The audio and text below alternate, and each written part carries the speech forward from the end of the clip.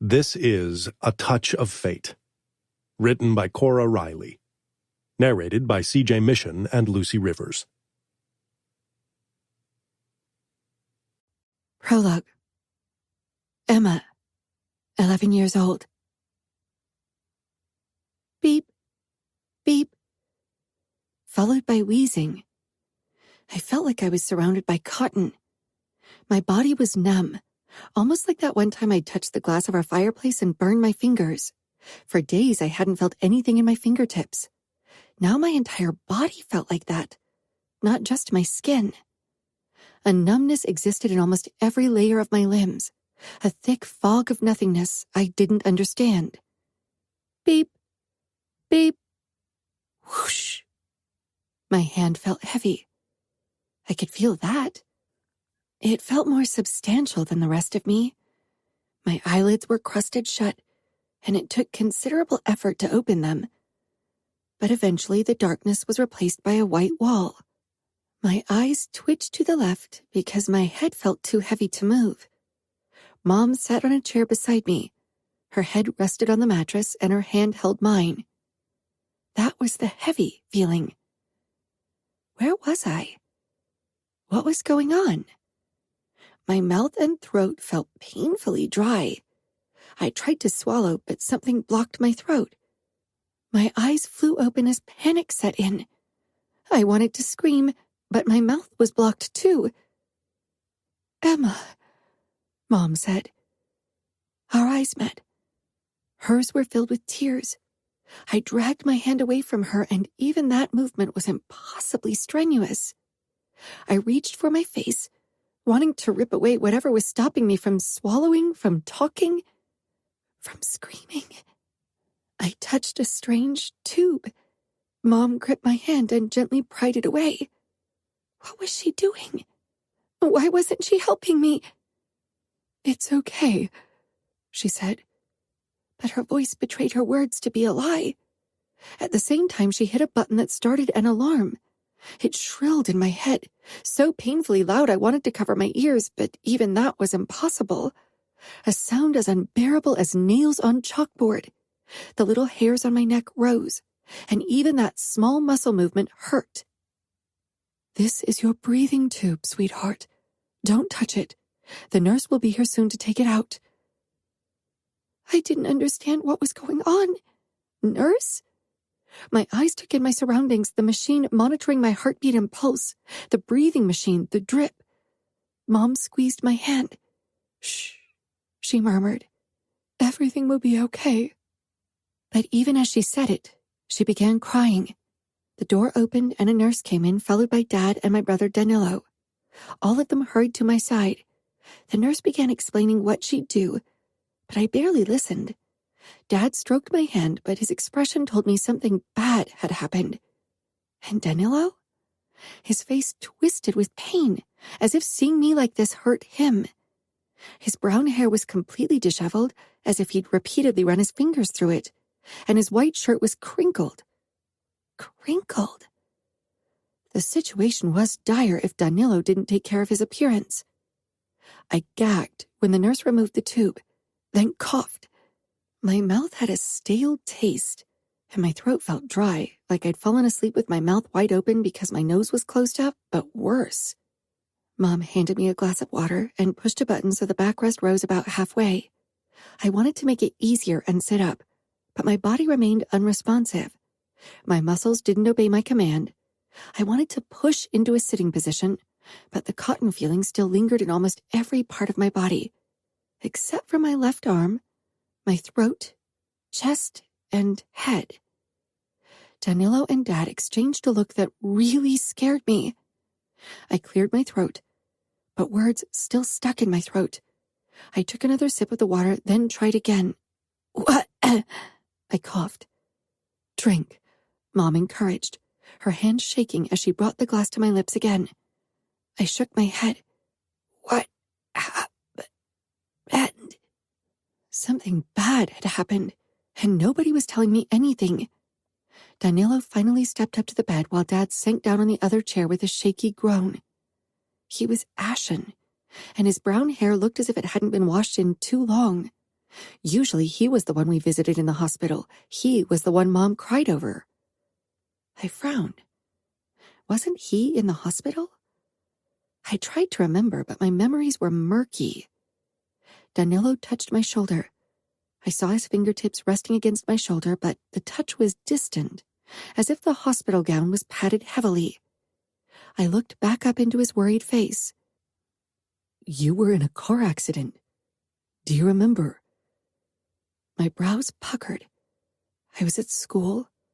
Then I went home. No. I went to my dance, my biggest role so far. The dance went great. My bodyguard had taken me home because Mom had been in the hospital with Dad for his cancer surgery, and Danilo had to leave my play early. I blinked at Danilo, confused. Then I glanced at Dad. Mom had gone over to the window and was looking out. You've been in a coma for a couple of weeks. I can't feel my body.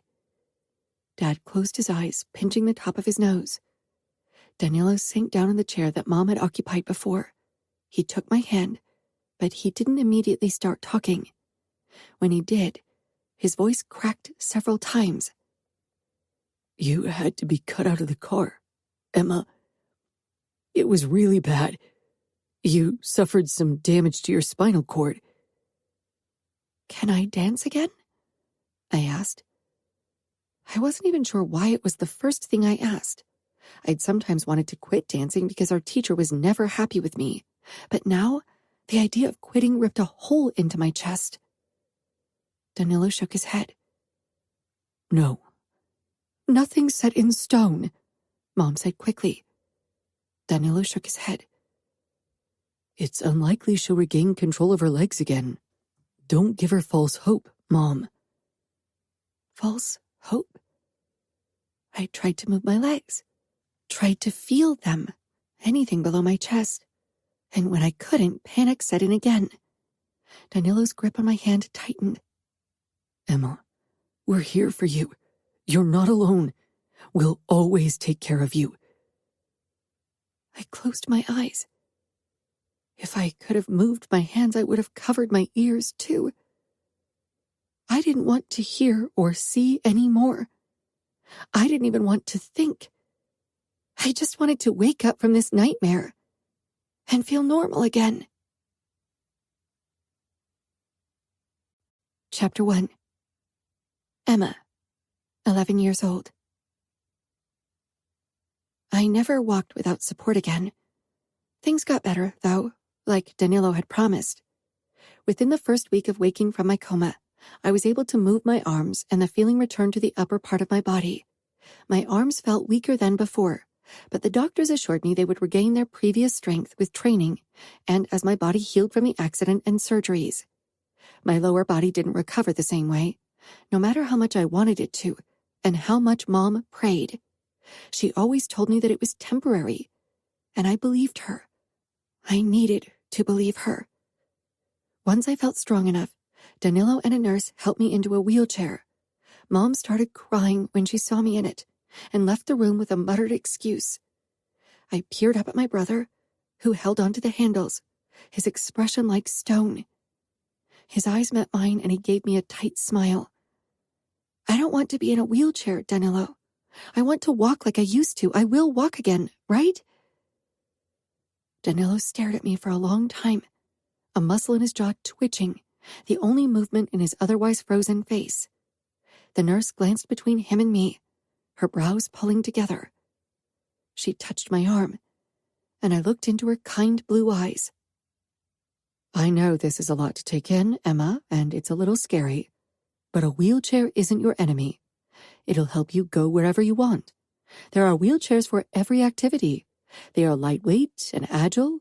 You can play sports with them and do a quick U-turn. You will be faster than your brother if you get the right wheelchair. And if you prefer more support, you can even get an electric wheelchair. Then you can steer it with a single finger. Isn't that cool? I knew she was trying to cheer me up, to make my situation seem less daunting, but I didn't want to know anything about wheelchairs.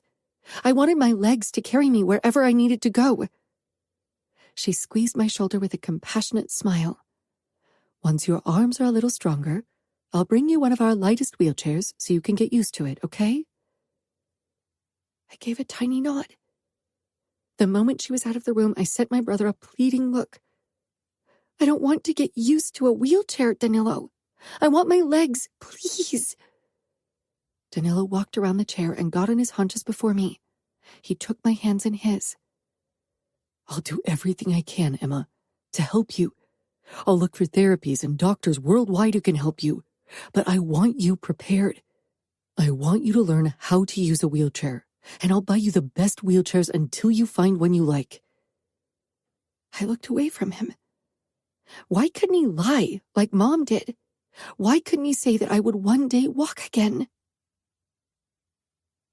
I had trouble moving the wheels. They seemed stuck. My fingers ached from trying to move them. This wheelchair wasn't easy to steer. It wasn't lightweight. It doesn't work! Tears of anger and frustration burned in my eyes after 10 minutes of trying to move the light wheelchair the nurse had brought me for practice. I think you accidentally engaged the brakes. She pulled a lever at the wheel, and I could move the wheelchair forward. But as I tried to move it past the bed, my wheel got stuck on one of the legs. I dropped my hands in my lap, pressing my lips together firmly. Danilo leaned against the windowsill and watched everything with a stoic expression. Mom couldn't bear seeing me in a wheelchair, so she had left for the canteen with her bodyguard. I need to go to the toilet, I said tonelessly. Would you like me or your brother to help you? Maybe it would be good if he learned how to assist you until you can do it without help. My eyes widened in horror, and Danilo straightened with a look of shock, torn out of the controlled calm he always displayed around me. He quickly masked it and nodded slowly. I shook my head. No, I don't want Danilo to help me. My voice broke. Maybe your mother. Danilo's mouth thinned. She won't be able to handle it, I said. Mom had to take care of Dad, which was already incredibly tough for her. The nurse seemed at a loss. Well, your family plans to take you home in a week, so we need to figure out how to help you. She looked at Danilo. Have you hired a private nurse for her? Danilo glowered. Our situation is special. We don't appreciate strangers in our home. Then you'll have to help her. Right now, she can't do it herself yet. Danilo walked toward me, but I shook my head. No! I didn't want my brother to help me undress so I could pee. I didn't want him to lift me on the toilet. I'd prefer to go back to having a catheter before I allowed him to help me. Danilo regarded me, but I could tell he wasn't sure what to do. My despair rose at seeing him helpless. My big, strong brother. I swallowed hard.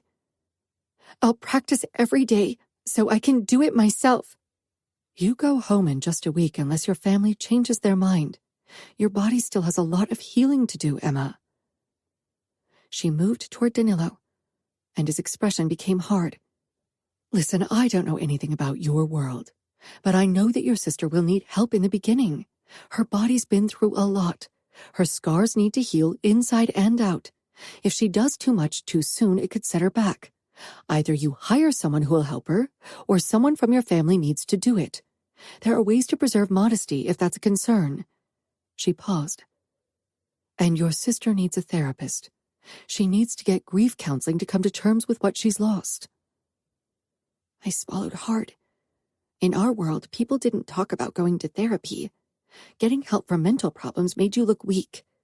But at the moment, I felt weak, body and mind. Coming to terms with what I'd lost. Could I? Because sometimes it felt as if I'd lost too much to bear. My family will handle it, Danilo clipped. I tried to move the wheelchair back and finally got it unstuck. My progress toward the bathroom was slow, and my arms and hands tired quickly. The parts of my body that I could feel ached despite the pain medication. Once inside the bathroom, I froze. I didn't have the strength to hoist myself out of the wheelchair and onto the toilet seat. I couldn't even undress the lower part of my body without help yet. I would have to lift my hips to remove the sweatpants and panties, and that simply wasn't an option. Yet. Danilo came in. I fought the urge to send him away, about lost my fight against the tears of frustration and shame. He stepped up to me and touched my shoulder. "What can I do?" His voice oozed utter control, but I could see the strain around his eyes. "If you grab me under the arms and lift me, I can try to push my pants down." The nurses had always done it, so I wasn't entirely sure if I could do it myself. "Then you'll have to put me down on the toilet." I closed my eyes, hating every moment of this. "Will I hurt her?" Danilo asked the nurse. "I'll take a look, but it's been 5 weeks since her surgeries, so everything should be fine as long as you move slowly and carefully." I opened my eyes to find Danilo looking at my face with a look of utter concern. He grabbed me under the armpits and lifted me a few inches from the wheelchair. It hurt, mostly in my hips and shoulders, but I stifled a noise. I reached down and tried to push my sweatpants down, but the waistband made it difficult, and I couldn't put enough strength behind the movement because of my awkward position and tired muscles. Eventually, the nurse had to help, and Danilo put me down on the toilet seat. They both left, but it took me several minutes before I could finally let loose. I didn't immediately call for Danilo when I was done. I felt angry at my body for failing me, angry with the man who caused the accident, angry with the doctors who couldn't help me. But overwhelmingly, I felt utterly heartbroken and sad. Nothing would ever be like I was used to. How could a therapist change any of it? Would they make me forget reality? "Emma," Danilo called. "Come in." My voice was small, and tears had started streaming down my cheeks. I didn't look up as Danilo came in. His shoes appeared in my line of vision. He gripped me and hoisted me up. I managed to pull up the sweatpants so they covered me. Danilo put me down in my wheelchair. I moved toward the wash basin and managed to turn the water on while Danilo watched me. I cleaned my hands, then leaned back in the chair. "Progress," the nurse said with a smile. I didn't return the smile. Eventually, she left. Danilo pushed me back into the bedroom, then crouched before me again. "Emma, you are strong. Soon you'll be able to do this alone. But as long as you can't, I don't mind helping you. Okay?" I looked into his eyes and gave a small nod. 4 weeks after I had woken up from my coma, I returned home against the recommendation of the doctors. They thought I should go to a rehabilitation clinic, but Danilo and Dad didn't think they could guarantee my protection there. So all of my therapy sessions would either take place at home or Danilo would take me there. When I finally came home, some feeling had returned to my legs. In the beginning, it was mainly as a tingling, similar to the sensation of feeling returning to your limbs after falling asleep, only that my legs didn't wake up, and the tingling felt more like a bothersome prickling. Despite the sleepless nights that this insistent prickling caused at first, it was better than the numbness of the first few days and weeks. Entirely numb areas remained like my toes, and my calves only signaled a sort of dull pressure when I put my weight on them, or something very heavy rested on them. Apart from that, they didn't register touch. My home didn't feel like a home anymore, because I couldn't even reach my bedroom on the upper floor without someone carrying me there. I couldn't use the toilet without help because there weren't handles yet. The sinks were too high for me sitting in the wheelchair. The list was long. Apparently, Mom didn't want the house to be made accessible because that would equal accepting that I would have to use a wheelchair forever. Dad was already too poorly to bother getting involved in the argument, but a week after my return, Danilo lost it. "As underboss of this city, my word is law, Mother, for you and everyone else. And I made the decision to turn this house into a place where Emma feels welcome. Tomorrow, craftsmen will arrive and start their work." Mom was stunned into silence, and I felt relieved. The past few days had been a string of things I couldn't do because I couldn't reach them with my wheelchair. It had made me feel left out and helpless, even more so than in the hospital. Once the elevator was installed and everything else was made accessible, I could move around the house without constant help. Everything still took a long time, and the shelves remained out of my reach, but I felt like I had regained a tiny bit of my freedom. Of course, Mom or Danilo was always home, but I felt a little more like my old self. Every day, someone came over to do physical therapy and massages with me, and eventually even a therapist visited to help me cope. Despite Daniela's aversion to strangers in the house, the outfit simply didn't have someone who specialized in helping someone with my type of spinal injury. They were the only people I saw, except for bodyguards, my family, and the doctors. Danilo wanted me out of the public eye until I felt stronger. Sometimes I wondered if my mental state was the only reason I spent my days at home. I didn't know how much of my condition was public knowledge. Many of my friends had written in the first few weeks after I woke up, but it soon became obvious that curiosity was the reason, not true concern or friendship. Eventually, when I didn't reveal more of my condition, most of them stopped writing. Only my closest friend, Georgia, remained from my group of friends in Indianapolis. She, however, treated me as if nothing had happened. When she visited me the first time, 2 weeks after my release from the hospital, Danilo hadn't allowed her to see me sooner. She walked straight past my concerned brother and hugged me tightly, as if nothing had changed. Her mane of curly red hair tickled my face. She pulled back and smiled at me, then looked at the electric wheelchair in one corner of the foyer. I almost never used it. "Can I try it? I want to know how it is for you." She grimaced, then tilted her head, her blue eyes flickering with worry. "Was that rude? My mother said I should be careful not to be rude, but we've been friends forever. I mean, you know how I am." I burst out laughing for the first time since my accident. "You are you, Georgia, and I don't want you to act any different." Georgia sank down on the electric wheelchair, her tongue wedged between her lips as she tried to figure out how it worked. I preferred the agility of my manual wheelchair. Danilo stood a few steps from us. He hovered a lot during the day, which meant he had to work at night. I wasn't sure when he ever got sleep. Georgia let out a little screech when the wheelchair suddenly surged forward, and she almost collided with my brother. He cocked an eyebrow at her. I laughed again. The sound felt foreign, and my ribs actually ached. "Whoa, this thing is fast." She turned the joystick, and the chair moved to the right, almost striking the staircase. She sent me a wide-eyed look. "Is this made for racing?" I bit my lip and shook my head. "It takes practice, but I prefer this chair." I patted my light, agile chair. She moved the wheelchair back to the corner, then she stood. I felt a pang and had to swallow hard. George's expression fell, her eyes softening. I guess my face showed how much the sight of her simply getting out of the wheelchair hurt me, because it would never be like that for me. My physical therapist had promised me we would work with leg braces as soon as my body allowed it, but he had also been very clear that with the damage my spinal cord had sustained, the chances of me walking without support ever again were almost nil. "I'm sorry." I shook my head. She had nothing to be sorry for. "You made me laugh for the first time in weeks."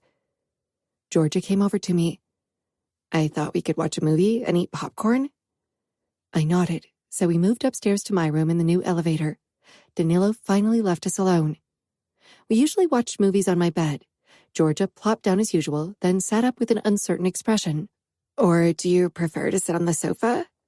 She motioned to the sofa off to the side. I hadn't used it since my accident. The TV could be turned either way. "No," I said, then wheeled closer to the bed. I arrested the brakes. I still had trouble getting from the wheelchair into bed, even if it was a new, lower model. Georgia watched me as I tried to hoist myself into bed. After 3 tries, I finally managed to land my butt in bed. I used my arms to scoop backward until my back hit the headboard. Then I leaned back and had to take a deep breath. My body ached, and I felt tired from this short movement. Georgia held the remote in her hand, but hadn't turned on the TV yet. "If you ever want to talk, I'm here." I nodded. I preferred talking to my therapist. It was easier to share my darkest fears with a near stranger than with the people I knew. "I want to watch a movie." 5 minutes later, our maid appeared with a big bowl of popcorn and glasses of Coke.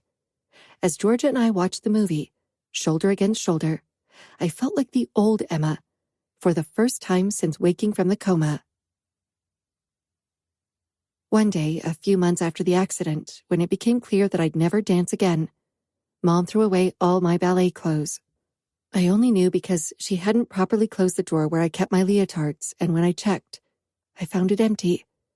I checked the other drawers with my ballet clothes, but they too were empty. Everything had disappeared without a word, without an explanation. But I knew it was Mom.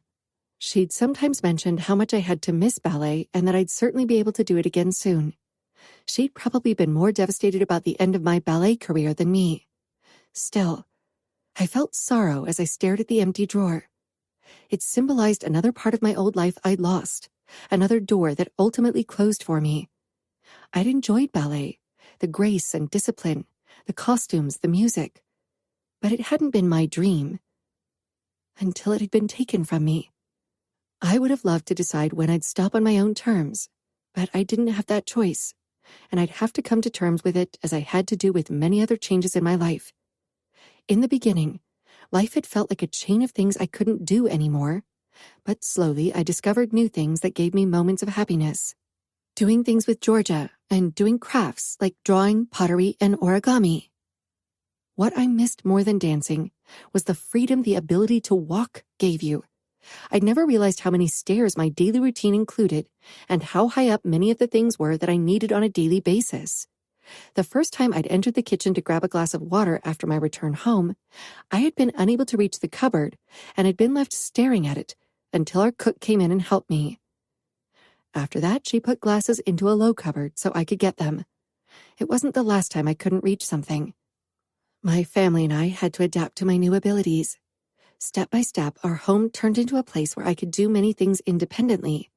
But I knew that if I ever attended social gatherings again, things would be a new challenge. About 2.5 months after my accident, I got the first taste of what life with a disability meant in our antiquated traditional world. And this event almost let other people's inability to cope with my disability become the way I also handled it. I had been engaged to the eldest son of the Cincinnati underboss since I was only 4 years old. Federico and I had only met a couple of times, and I had never given our bond more than a fleeting thought. Marriage was still a distant concept, and I really didn't care all that much about boys yet. When Federico's father came to visit without his son, I immediately had a bad feeling. Danilo had told me to stay upstairs, but I had been utterly sheltered since my accident, and I finally wanted to get a glimpse of the outside world, even if it was only through brief small talk with Federico's father. Danilo's eyes strayed to me as I emerged from the elevator when Federico's father entered. The concern in Danilo's eyes triggered my own anxiety. How would the man react to my disability? He barely glanced my way when he came in, his eyes passing me by without a single greeting. I need to talk to you and your father alone, Danilo, without your sister. My grip on the wheels tightened, probably thickening the newly formed calluses on my palms. I made myself smaller under his continued disregard of me. Danilo's lips thinned, and the hard look in his eyes indicated how fragile his controlled mask was. Go ahead. My father is at his desk. You know the way. I'll join you in a moment. Mom strolled out of the living room. Federico's father gave her a quick nod before he stalked down the corridor toward Dad's office. What's going on? Mom asked, pursing her lips. She'd put on a nice dress and put her brown hair in a sleek bun at the top of her head. I prepared afternoon tea for all of us. You should wait with Emma in the living room. I have a feeling that things won't be pleasant and there won't be an afternoon tea. I frowned at Danilo, but he only smiled tightly at me. Mom, however, had paled considerably at his statement. Mom and I moved into the living room and sat at the coffee table, which our maid had filled with cakes and cookies for our guest and us. I bit my lower lip, then glanced down at my calloused palm, tracing it with my fingers. I had never had calluses on my hands, only on my toes from going on point. The latter had faded, and new ones had formed. Since my accident, it often felt like my heart would need calluses too, to protect itself from what was to come. What do you think he wants? Mom's eyes rested on my palms. We need to make sure your hands don't look like this. It's not pretty. Maybe you need to use your electric wheelchair. I turned my hands over and cupped my thighs. It's too big, and I don't like the sound it makes. Raised voices silenced me. I tried to understand what was being said, but Dad, Danilo, and Federico's father seemed to all be screaming at the same time. One of our bodyguards entered with a curt nod and positioned himself beside the door. He had taken over after my old bodyguard had been removed. He'd caused the accident because he was drunk on the job. I didn't like thinking about him. Sometimes I hated him for what he'd done to me, and sometimes I felt almost guilty because he was dead now, and not from the accident. My brother had killed him as punishment. The shouting increased. Federico's father appeared in the foyer, but he never came into the living room. Instead, he hurried toward the front door with a bright red face, looking like he couldn't wait to get away. "Don't ever contact me for help again," Dad roared, then started coughing horribly. The front door fell shut, and for a few heartbeats, nobody said anything. Only Dad's desperate coughing and wheezing could be heard. Danilo appeared in the doorway, face red, hair tousled, and a thunderous look in his eyes. "What's wrong?" Mom asked fearfully. "They canceled the engagement," Dad sputtered as he appeared next to Danilo in the doorway, his face turning increasingly red too. Mom rose from the sofa, her hand covering her heart as if the words had broken it. "They can't." "They can," Danilo said quietly, his eyes on me, not our mother. "These are extraordinary circumstances, so no one will blame them, even if it's absolutely dishonorable." Mom covered her face and began to cry bitterly. Dad came in and wrapped an arm around her to console her, while I made myself smaller in my wheelchair, wishing I could disappear, like some people seemed to prefer. The engagement was canceled. Another part of my old life gone. What would happen now? Girls in our world needed to marry if they wanted to be accepted. I wanted to be part of our world and have a future in it like every other girl did. But would they allow me that? Danilo came in and touched my shoulder. "This isn't your fault," he murmured. I tilted my head, wondering why it was the first thing out of his mouth. He grimaced, looking exhausted. "You know what I mean." I swallowed and nodded, even though I wasn't sure. I was confused and scared and sad. I was too many things at once. I do. I understood the meaning behind Danilo's words, but maybe not in the way he wanted me to. I understood that people in our backward world thought something was wrong with me now. They valued certain beauty standards that I would never be able to fulfill. "We'll figure something out," Danilo promised, squeezing my hand. Mom sobbed in the background as Dad tried consoling her. My brother held power. I saw it in the way people looked at him.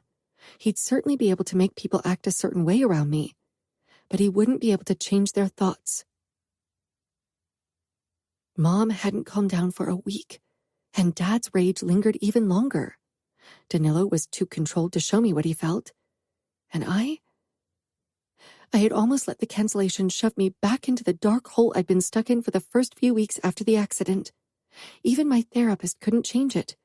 I'd felt worthless, out of place, lost. I'd thought the wheelchair really meant the end of all my hopes. I thought I would be shackled to it, seeing it as a burden when, in reality, it gave me freedom. I had focused all my energy on physical training again, up to the point of utter exhaustion. I had to up my painkillers to be able to work as hard as I needed to. I wanted to force my body to comply with my demands. After several months of intensive training, my legs could hold me up for a few seconds if I held on to something. Countless hours of rehabilitation had given me a tiny piece of my old freedom back. But over time, I also realized that no matter what I did or how hard I trained, I wouldn't walk without support like I used to. I would never comply with the beauty standards of our world again. The effects of the accident would always be visible in my gait, and I'd likely have to always use a wheelchair. I'd reached the end of what rehabilitation could do. My spinal cord wouldn't miraculously heal itself. Some damage would always remain. It was the harsh truth Mom had wanted to hide from me, the harsh reality that was no longer a dark prediction. Yet my daily life was harder to stomach for everyone around me, then for myself. Acceptance didn't come easily. It was more painful than the physical therapy, but its effects were far more rewarding. Chapter 2. Samuel, 20 years old. I'd known Danilo's face meant trouble the second I saw it.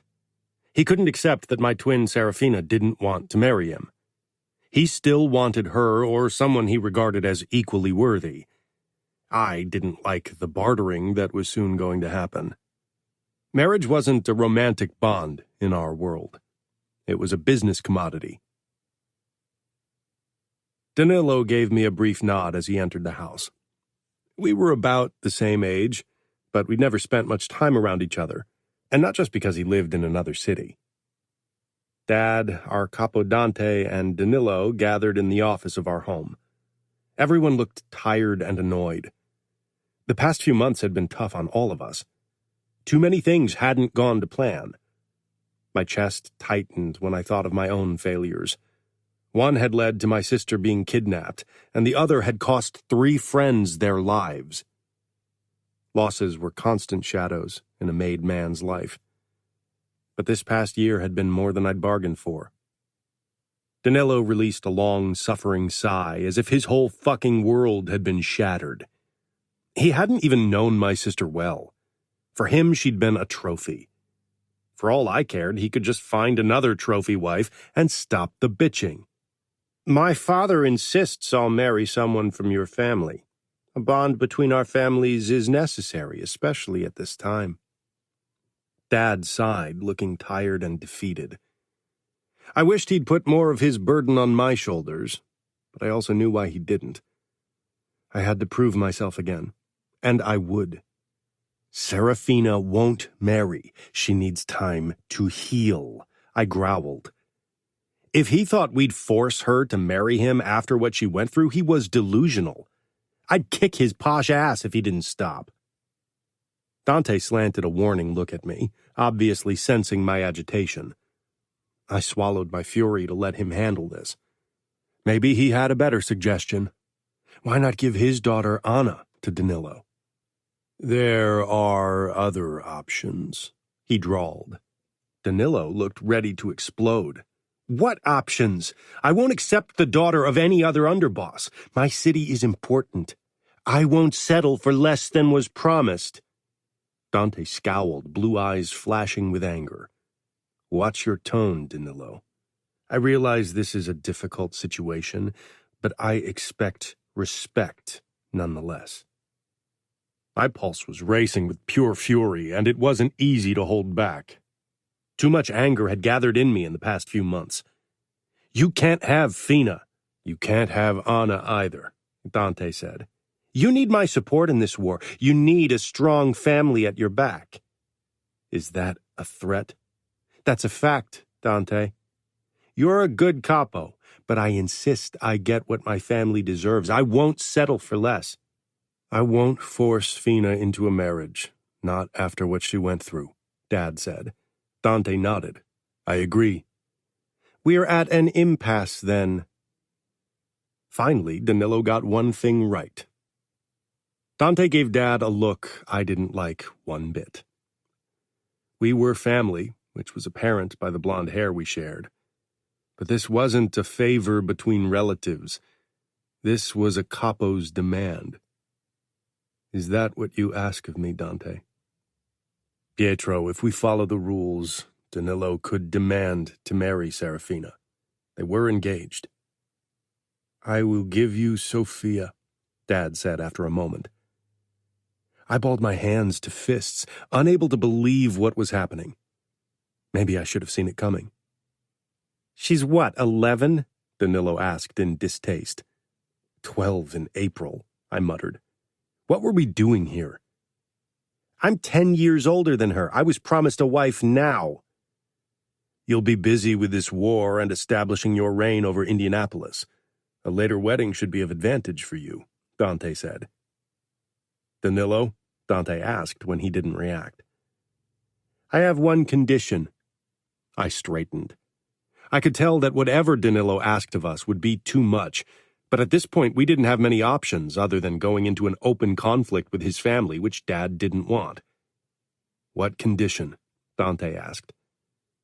Danilo looked at me, and I almost laughed. What did he want now? "He marries my sister Emma," Danilo said. Surprise washed over me, though I should have expected it. "She's in a wheelchair, yes, which is why nobody of worth wants her. My sister deserves only the best, and you are the heir to Minneapolis. If you all want this bond, Samuel is going to marry my sister, and then I'll marry Sophia."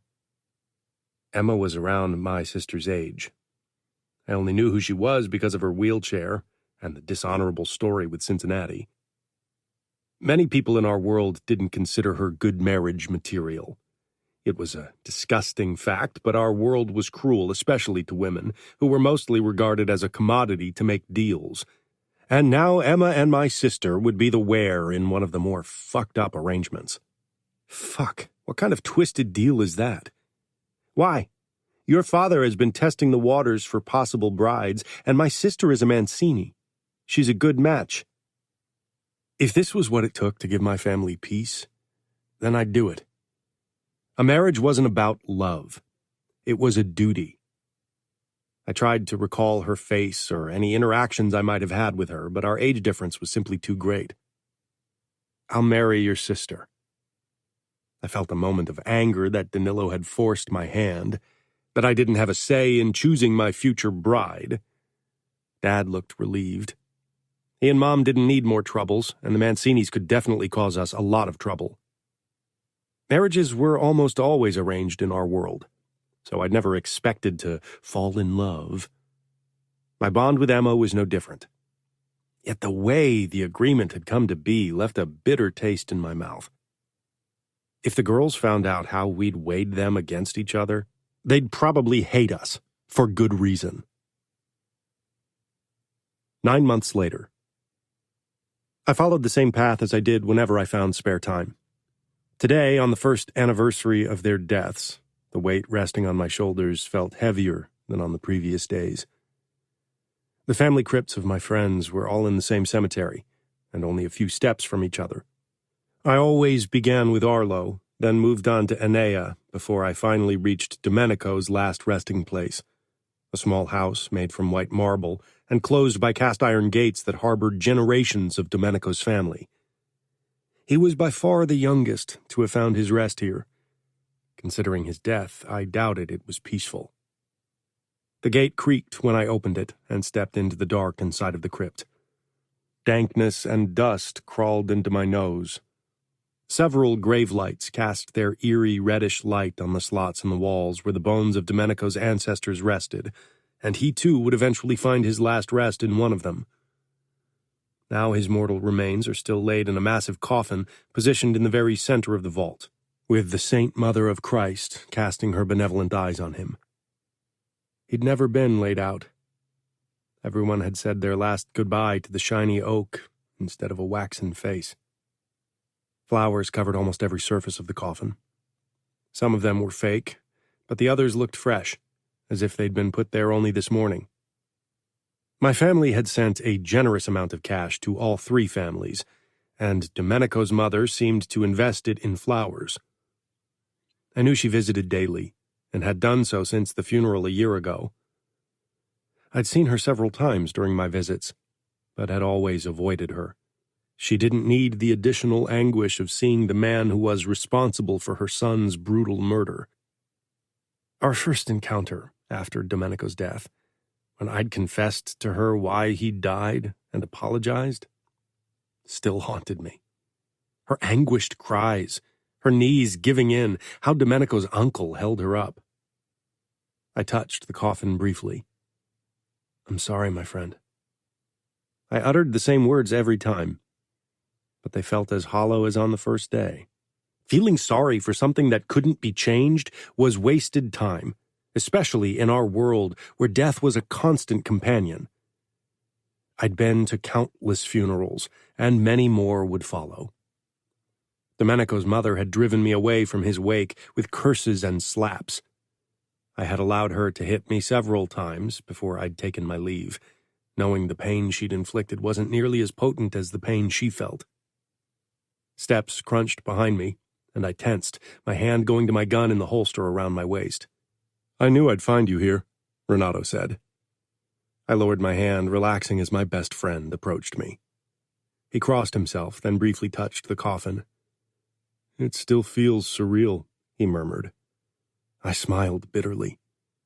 Surreal wasn't the word I would have used. Renato and I had often spent the weekends with Arlo, Anea, and Domenico. Now it was only the two of us. "Today is 1 year, right?"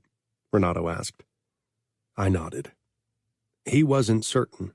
I hadn't been able to think about anything else these past few days, leading to the day when I had ripped 3 sons from their mothers. Renato let out a sigh. "You need to stop feeling guilty." "I am guilty." Renato gave me a frustrated look, his dark brown brows pinching together. "You didn't kill them." My lip curled, but my stomach became hollow like it always did when I remembered Anea's death.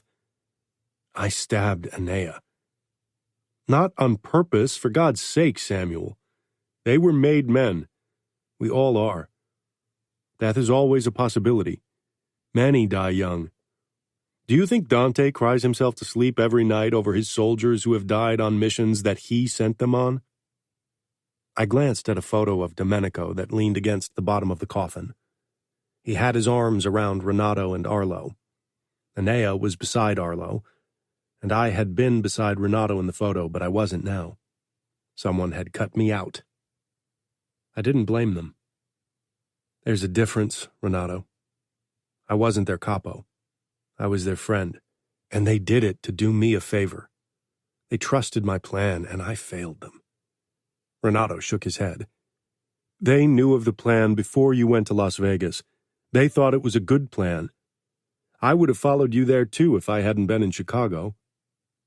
3 of my friends had followed me, no questions asked, to save my twin sister from the hands of our worst enemy. Renato wasn't dead like the others because he'd been on another mission in Chicago with his father, so he couldn't join me. "Come on, let's have a drink. You need one." 1 drink wouldn't be enough. I followed Renato out of the crypt and closed the gates. We went to our favorite bar and settled in one of their VIP rooms on the red satin armchairs with lion-clawed feet. I ordered a Negroni, my poison of choice, and took a big gulp. I let my head fall back against the headrest and briefly closed my eyes.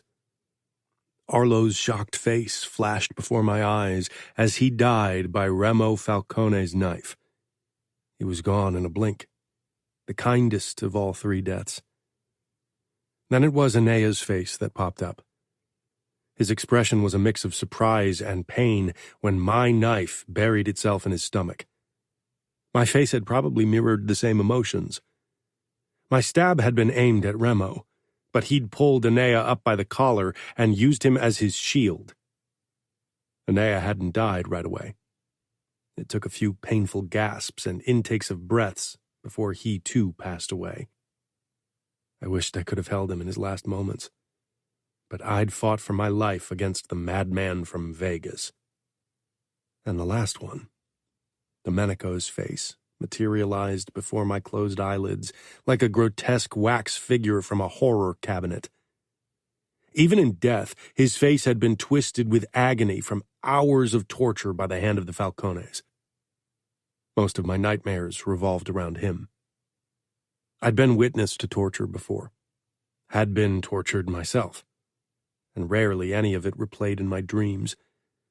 But seeing a friend being tortured to death because he wanted to help me? Fuck. That haunted me every night. And sometimes by day, too. I doubted that would get better, even as the years passed. My foolish plan had robbed my friends of the chance to ever marry, to grow old, to have a family. And had it brought me Serafina back? I hadn't saved her that day. And later, when she'd finally returned to us, I'd realized that truly saving her from Falcone's grip was impossible. "How's your sister?" Renato asked after a while. I opened my eyes. "Always tired. The twins sucked the life out of her." Renato shook his head. "Still can't believe she kept them." It was a topic we'd discussed plenty of times before. I nodded, but didn't say anything. I didn't want to think of Remo Falcone's offspring, not on a day when I mourned the friends he'd killed. It was difficult because they looked exactly like him, and nothing like Fina, who had blonde hair and blue eyes like me. "I'm going to marry Danilo Mancini's sister," I said casually. The agreement had happened 9 months ago, but I'd kept it to myself so far. Renato sat up straight in his chair, his brows shooting up. "Wheelchair girl?" I scowled. "Emma Mancini is her name, and I expect you to treat her with the necessary respect, considering she's my future wife." "Sure, but how did this happen?" Renato opened his arms, palms pointing my way, demanding an explanation. "It's a deal between Danilo and my family." "Don't tell me that happened back when Sophia was promised to him." I took another sip from my drink before I nodded. Renato leaned forward and shoved my knee hard, so I almost spilled my Negroni. "Why the fuck didn't you tell me before?" "Too much going on. It didn't seem important at the time." Renato scoffed. "Not important? You're talking about the woman you have to spend the rest of your life with." "It's still a while before I can marry her." I shrugged. Renato mimicked my shrug with a pissed expression. He shook his head and sank back against the headrest. "Really?" He shook his head again. "Fuck, that's hard." I raised an eyebrow. "Come on, you could have married anyone, and you get the girl who Cincinnati left at the altar." "They canceled the engagement, Renato. There's a difference." "They canceled the engagement because she's in a wheelchair, Samuel." "That was dishonorable and tasteless," I muttered. "I can't see why her being in a wheelchair gave them the right to cancel the engagement." "Yet most people got it, and would probably have done the same if their only son had been promised to the girl." "I won't leave her at the altar," I said matter-of-factly. I didn't know anything about Emma, except that Sophia liked her very much and that she was apparently very kind. "Sometimes you're too honorable for your own good." I emptied the rest of my drink. I wouldn't have chosen Emma for various reasons. Her wheelchair was one of them, but not in the way Renato probably suspected. A wife in a wheelchair was another level of responsibility I didn't want to have. Fuck, I'd gotten 3 good friends killed. Being responsible for anyone, especially someone as vulnerable as Emma, wasn't something I was really keen on. And there was the matter of needing to create an heir at some point. As the eldest son and future underboss, I was expected to produce offspring. If rumors could be believed, Emma wouldn't be able to give me any. But that was a worry for the future, and I never made a habit out of trusting rumors anyway. Renato nudged me again. "Don't get lost in your shitty thoughts again. Let's have a few more drinks and then go to a club to let off some steam." Getting shit-face sounded like a good plan. Chapter 3. Emma, 14 years old. "You look marvelous," Georgia crooned. I bit my lip, feeling really pretty in the dress I'd picked for her brother's wedding. It was one of the few social gatherings I'd attended since my accident. The last time had been Dad's funeral. The stares or obvious attempts not to stare at me had made me feel very anxious back then, and remembering that day caused a flood of anxiety inside me. The past. "I wouldn't want to be in Danilo's shoes," someone whispered. "A grieving mother, left by his future wife, and responsible for taking care of a disabled sister." My face heated. I wondered if people thought I was deaf. Since I was in a wheelchair, it happened often that they didn't lower their voices around me. They cast what they considered inconspicuous glances at me. I bottled my anger up, like I'd been taught to as a good girl. I wanted to scream and rage, and sometimes I wanted to hide and cry. Currently, I felt like doing the latter. I still couldn't believe that Dad was dead, and we'd buried him this morning.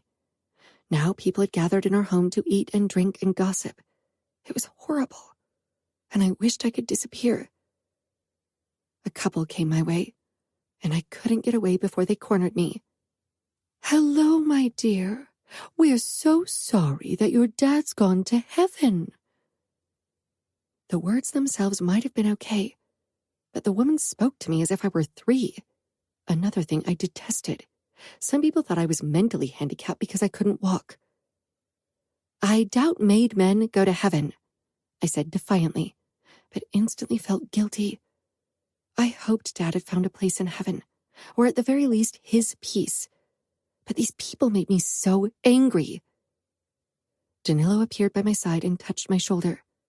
At once the couple talked to him and ignored me, and I was glad for that.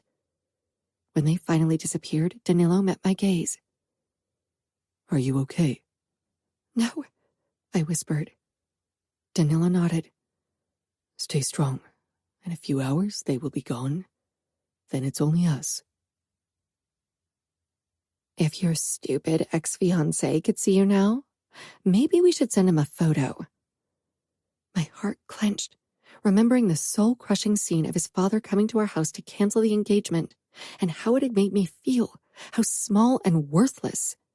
It had taken months to move on, but not because of my ex-fiancé. Losing him hadn't hurt. He had been a stranger after all. That day, I felt like I'd lost any chance at a happy future. Eventually, I found a routine in my home that made me forget about the restrictions I often encountered outside or at other people's houses. Whenever my family was invited to a dinner, Mom fretted over accessibility weeks before the actual event. Of course, she'd never inquire with the hosts if I could access everything. She didn't want to bring attention to my disability, as if someone could actually miss it. Sometimes I wondered if she was embarrassed of me. I didn't dare ask, and she never said it outright. I wished she would treat my disability and my wheelchair with more casualness. If she showed others that it wasn't something inconvenient or even embarrassing, perhaps people would treat me normally. Mom's inability to stand up for me made me equally angry and sad. If Georgia hadn't taken matters into her own hands, the hotel where her brother's wedding took place wouldn't even be aware of my disability. I knew it was hard for Mom. Our society made it hard for her. It was a world ruled by old-fashioned, powerful men who valued 3 things in women: beauty, childbearing qualities, and innocence. In their eyes, I couldn't fulfill the first condition. I liked my face and body. Both were pleasing to look at, but not flawless in how they were defined in our Mafia world. The moment I entered the wedding location that day, I was reminded of our world's bias. It was strange how an accident, how me being in a wheelchair, changed the way people perceived me, even people who'd met me before. Suddenly, most gazes passed me by, as if looking at me directly made them uncomfortable, and those who still dared to look at me always averted their eyes with an air of embarrassment and almost guilt as soon as I made eye contact, as if I'd caught them doing something indecent, as if they felt guilty for being able to walk when I couldn't. It made me resent our world and wonder if I could ever really belong in it. That they were looking wasn't indecent, but I could imagine that their thoughts made them feel guilty and unable to return my gaze. I wasn't stupid, and despite what some people might think, I wasn't deaf either. I heard them whisper loudly about what a shame it was that a beautiful girl like me was in a wheelchair. They made it sound as if me being in a wheelchair had stolen my beauty from me. Even at 14 years old, the enormity of their judgment already hit me hard. In a world where women were solely judged by their beauty and their childbearing qualities, I was regarded as less beautiful than a girl who could walk freely on her own legs. Less in so many more ways I didn't want to waste a moment thinking about. Most days, I managed not to think about the many hurdles I'd have to face in our world, but on days like today, it was hard. Over time, I'd forced myself to readjust my hopes and expectations. Would I ever walk freely again? No. Would I marry? Probably not. Today, as I watched the married couple do their first dance, sorrow and wistfulness hit me full force, and I allowed myself to feel both for the duration of the dance. I had erased hopes of my own wedding from my mind as much as it was possible. The moment the dance floor opened for everyone, Georgia was ushered toward her brother to dance with him. I watched her with a small smile, fighting the desire to move toward the dance floor and dance. Georgia and I had full-fledged dance-offs at home, but I had never danced in my wheelchair in public. Would you prefer to leave? Danilo murmured. I quickly shook my head. I wanted to be part of our world. I wouldn't hide. Georgia met my gaze across the room and motioned for me to come her way. My eyes widened. By now the music had switched to fast pop songs. When I didn't follow her invitation, she hurried toward me with a grin and held out her hand. Let's dance! I let her pull me along toward a corner of the dance floor. Then she released me and began to jump and twirl to the music. I could see people watch her with raised eyebrows over her display of careless joy. Georgia was curvy, too curvy by our beauty standards, but it didn't stop her from enjoying herself. Emboldened by her confidence, I moved my wheelchair to the music until everyone else faded into the background. I'd carve out my own bubble of happiness. Emma, 16 years old. Danilo was tense. Tenser than usual, that was. Since Dad's death, he'd constantly been on edge. I still remembered a more easygoing Danilo, but that had been way before Dad's death, before his fiancée had been kidnapped and then later run off with her kidnapper. We moved into an accessible executive suite in the best hotel in Minneapolis a day before my brother's engagement. The view over the Mississippi River and the city was spectacular. The hotel had 2 bigger suites, but they weren't accessible, so we chose this one, and it offered enough space for us. Danilo had to sleep on a sofa bed because the suite only had 1 bedroom. The carpet was very fluffy, which made moving along with my wheelchair a bit strenuous and gave my arms a good workout. Danilo's face was hard, almost foreboding. Not the face of someone excited about his engagement, his second engagement, this time to Sophia, his ex-fiancée's little sister. She was only a month older than me. I really liked Sophia. She was kind, and she still talked to me like she did before my accident. Are you excited? I asked him.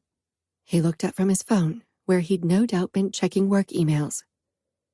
Excited? He asked. I rolled my eyes with a teasing smile.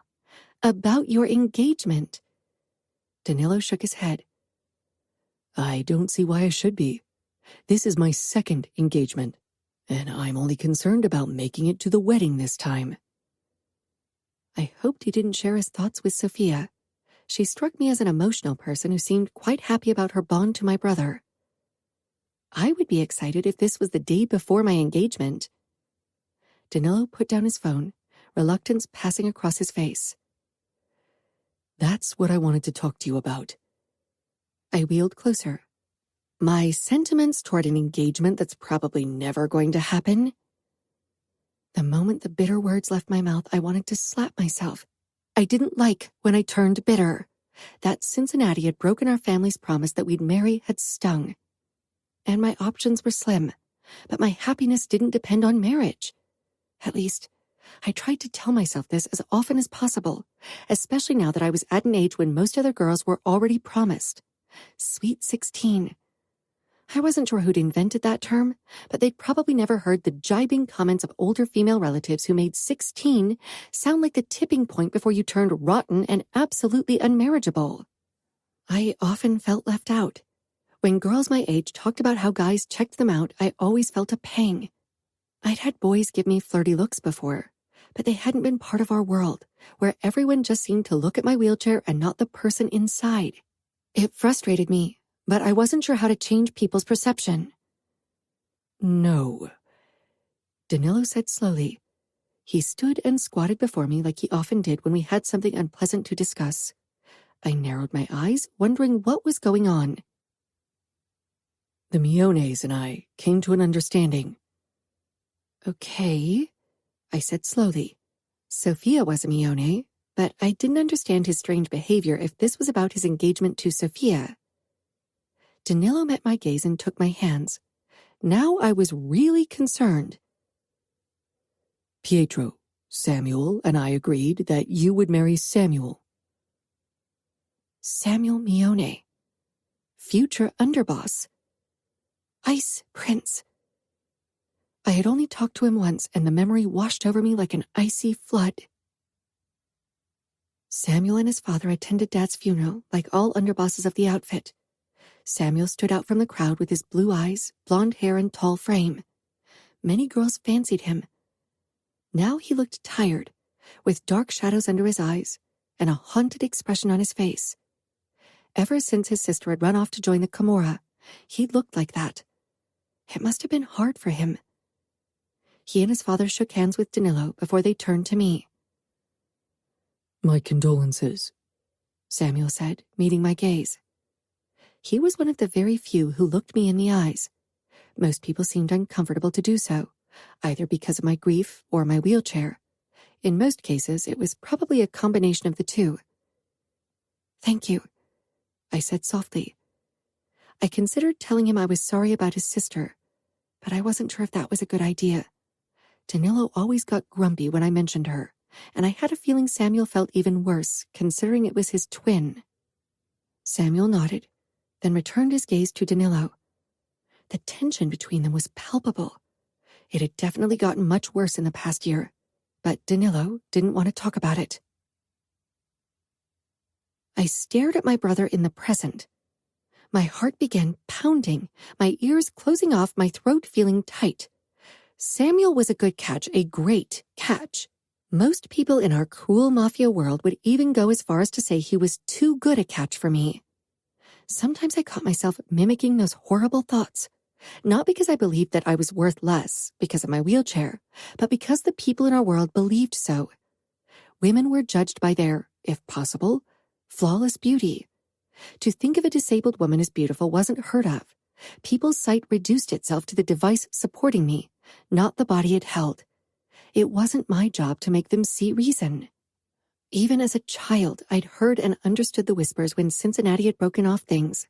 People had pitied me because I was disabled and doomed to be alone.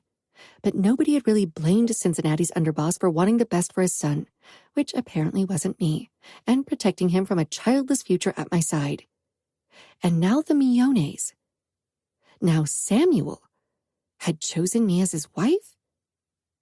Why? I cleared my throat. Why did he choose me? Danilo frowned. Aren't you happy? Was I happy? I didn't think so. First of all, I was overwhelmed and suspicious of the arrangement. Why?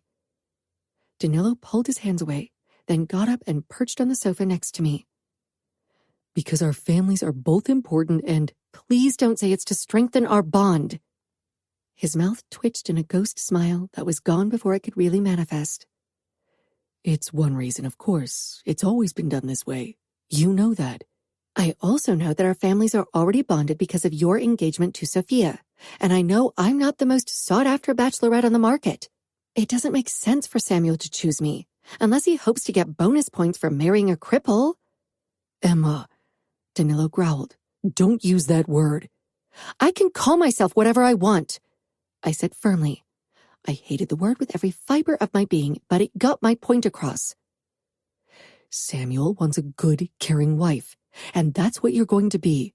He doesn't care if you're in a wheelchair. I wanted to believe that, but doing so would have been foolish, and I didn't like being a fool. Just be happy, all right? This is good for you. You have a bright future ahead of you with an important husband and a family of your own. Most of all, Danilo wouldn't have to worry about me as much as he would if I had stayed a spinster. Maybe he would even have felt obligated to let me live under the same roof with him and Sophia. It was better this way, definitely for Danilo. And for me, too. Annoyed, I wheeled back until I could turn around. I need some water. I'll get it myself, I said and moved toward the small kitchen area of the suite.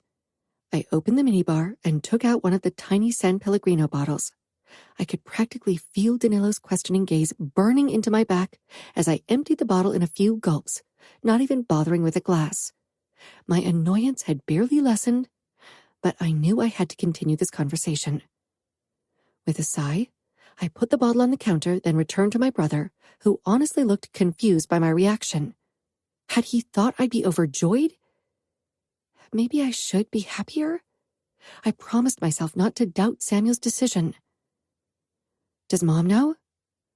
Of course, she's delighted. We both are, Emma. Of course she was. She'd been deeply worried that I'd end up alone. Spinsters were looked down upon in our world. When will it be announced? I asked. The news would spread like wildfire, and people would spread rumors just as quickly. This was a bond nobody had expected, and thus it would be dissected until it was a tattered, dirty thing. Tomorrow, after my official engagement to Sophia. My eyes grew wide in alarm. You're going to announce it at your engagement party? What does Sophia say to that? It's her day, after all. I didn't ask her. It seems like the best time. After all, we're here, and it doesn't make sense to travel all the way to Minneapolis just for an announcement. Samuel and I are both busy. Danilo, I said in exasperation. I couldn't believe he hadn't asked Sophia. I don't want to hurt Sophia's feelings. His puzzled expression made it clear that the thought hadn't even crossed his mind. It's just an announcement, and it's not like it's our wedding day. Don't overthink this, just be happy. In 2 years, you'll be Samuel's wife. I forced a smile. Thank you. I could tell that Danilo was disappointed by my lackluster reaction, but I couldn't think straight. I'm going to bed, so I'm well rested for my big day tomorrow. Danilo pressed a kiss to my cheek, like he always did, and I wheeled into my bedroom. After a deep breath, I moved into the bathroom to change into my nightgown.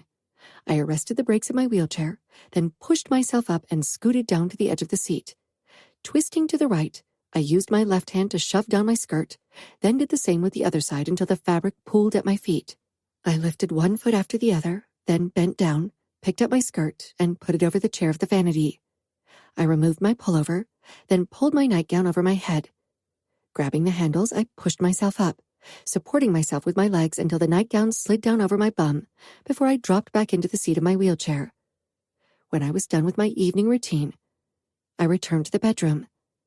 The mattress was softer than what I was used to from home, so my hand sank in when I tried to slide from my wheelchair into the bed, almost causing me to slip down. I caught myself and released a sigh.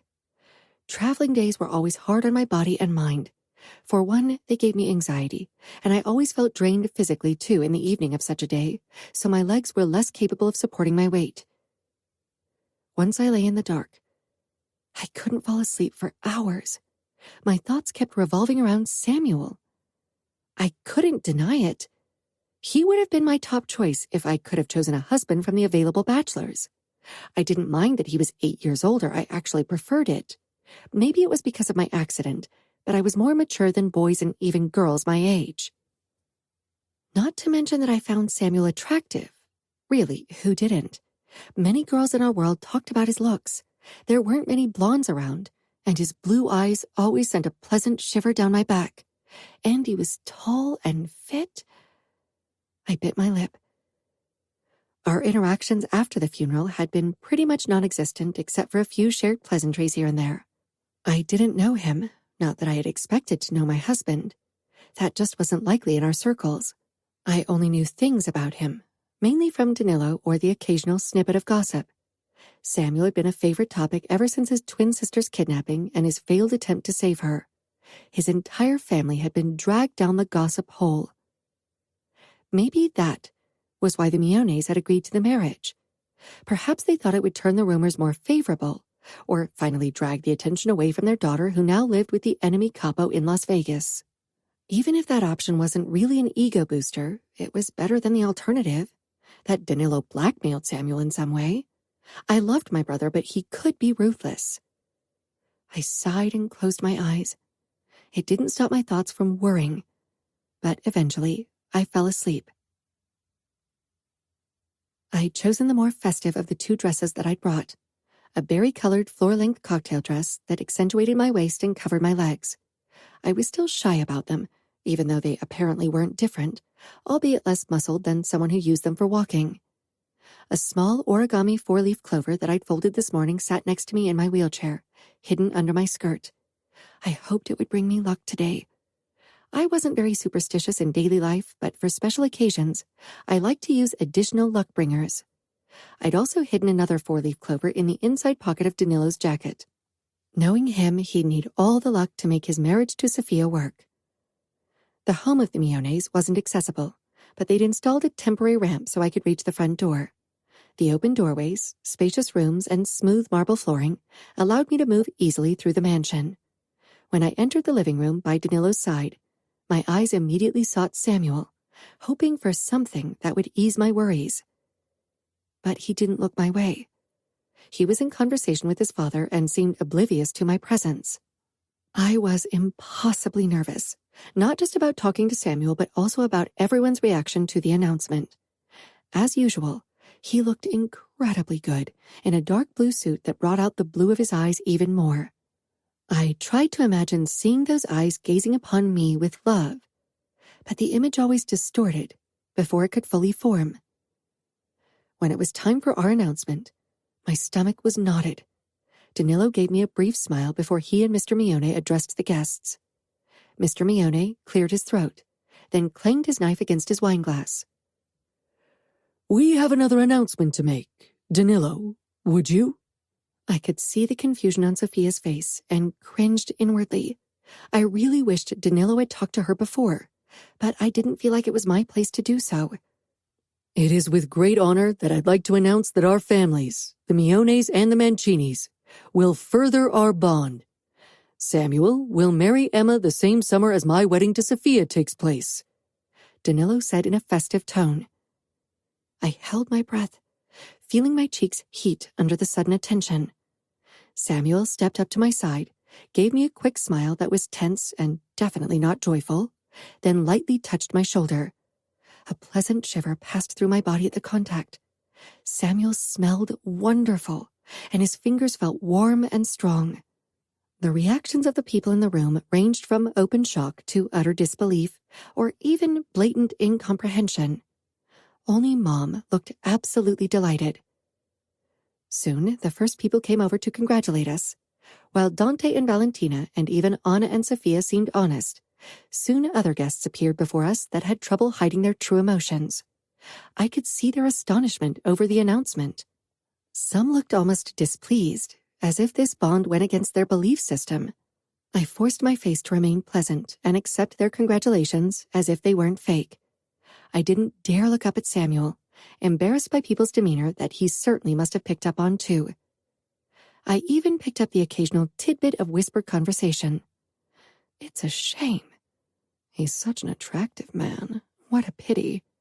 Maybe they'll pay a surrogate, or he gets a mistress pregnant. The last one made my eyes burn with unshed tears. I risked a glance up at Samuel. His hand still rested lightly on my shoulder, but he hadn't said anything. He narrowed his eyes at a couple who didn't hide their disapproval of the bond, causing them to lower their faces at his silent reprimand. It made me feel a bit better. He leveled his gaze on me. His expression was emotionless and completely controlled. Are you all right? He asked quietly. Of course, I said quickly. I didn't want him to think I was soft and breakable, even if I often felt that way in moments like this. He gave a terse nod, his eyes slanting to the next couple of congratulators. The Miones approached us when the attention shifted back to Sophia and Danilo. They smiled at me, but while Ines looked genuinely happy, Pietro seemed more restrained. Congratulations, Ines said, and bent down to kiss my cheek and hug me lightly. She was a woman who still turned many heads with her shiny blonde hair and elegant appearance. Thank you, Mrs. Mione, I said softly. Please, call me Inez. We'll be family in 2 years. I flushed and nodded. Pietro shook my hand. I hadn't really expected a hug from him. I knew him as a restrained man. Call me Pietro. Thank you, I said again. I wasn't sure what else to say. I still hadn't processed what had happened. Inez gave Samuel a warm smile, but I also caught a hint of worry in her eyes. Was it because of me? I hear you're part of an organization that raises money to help other people with disabilities, Inez asked. I was surprised she knew.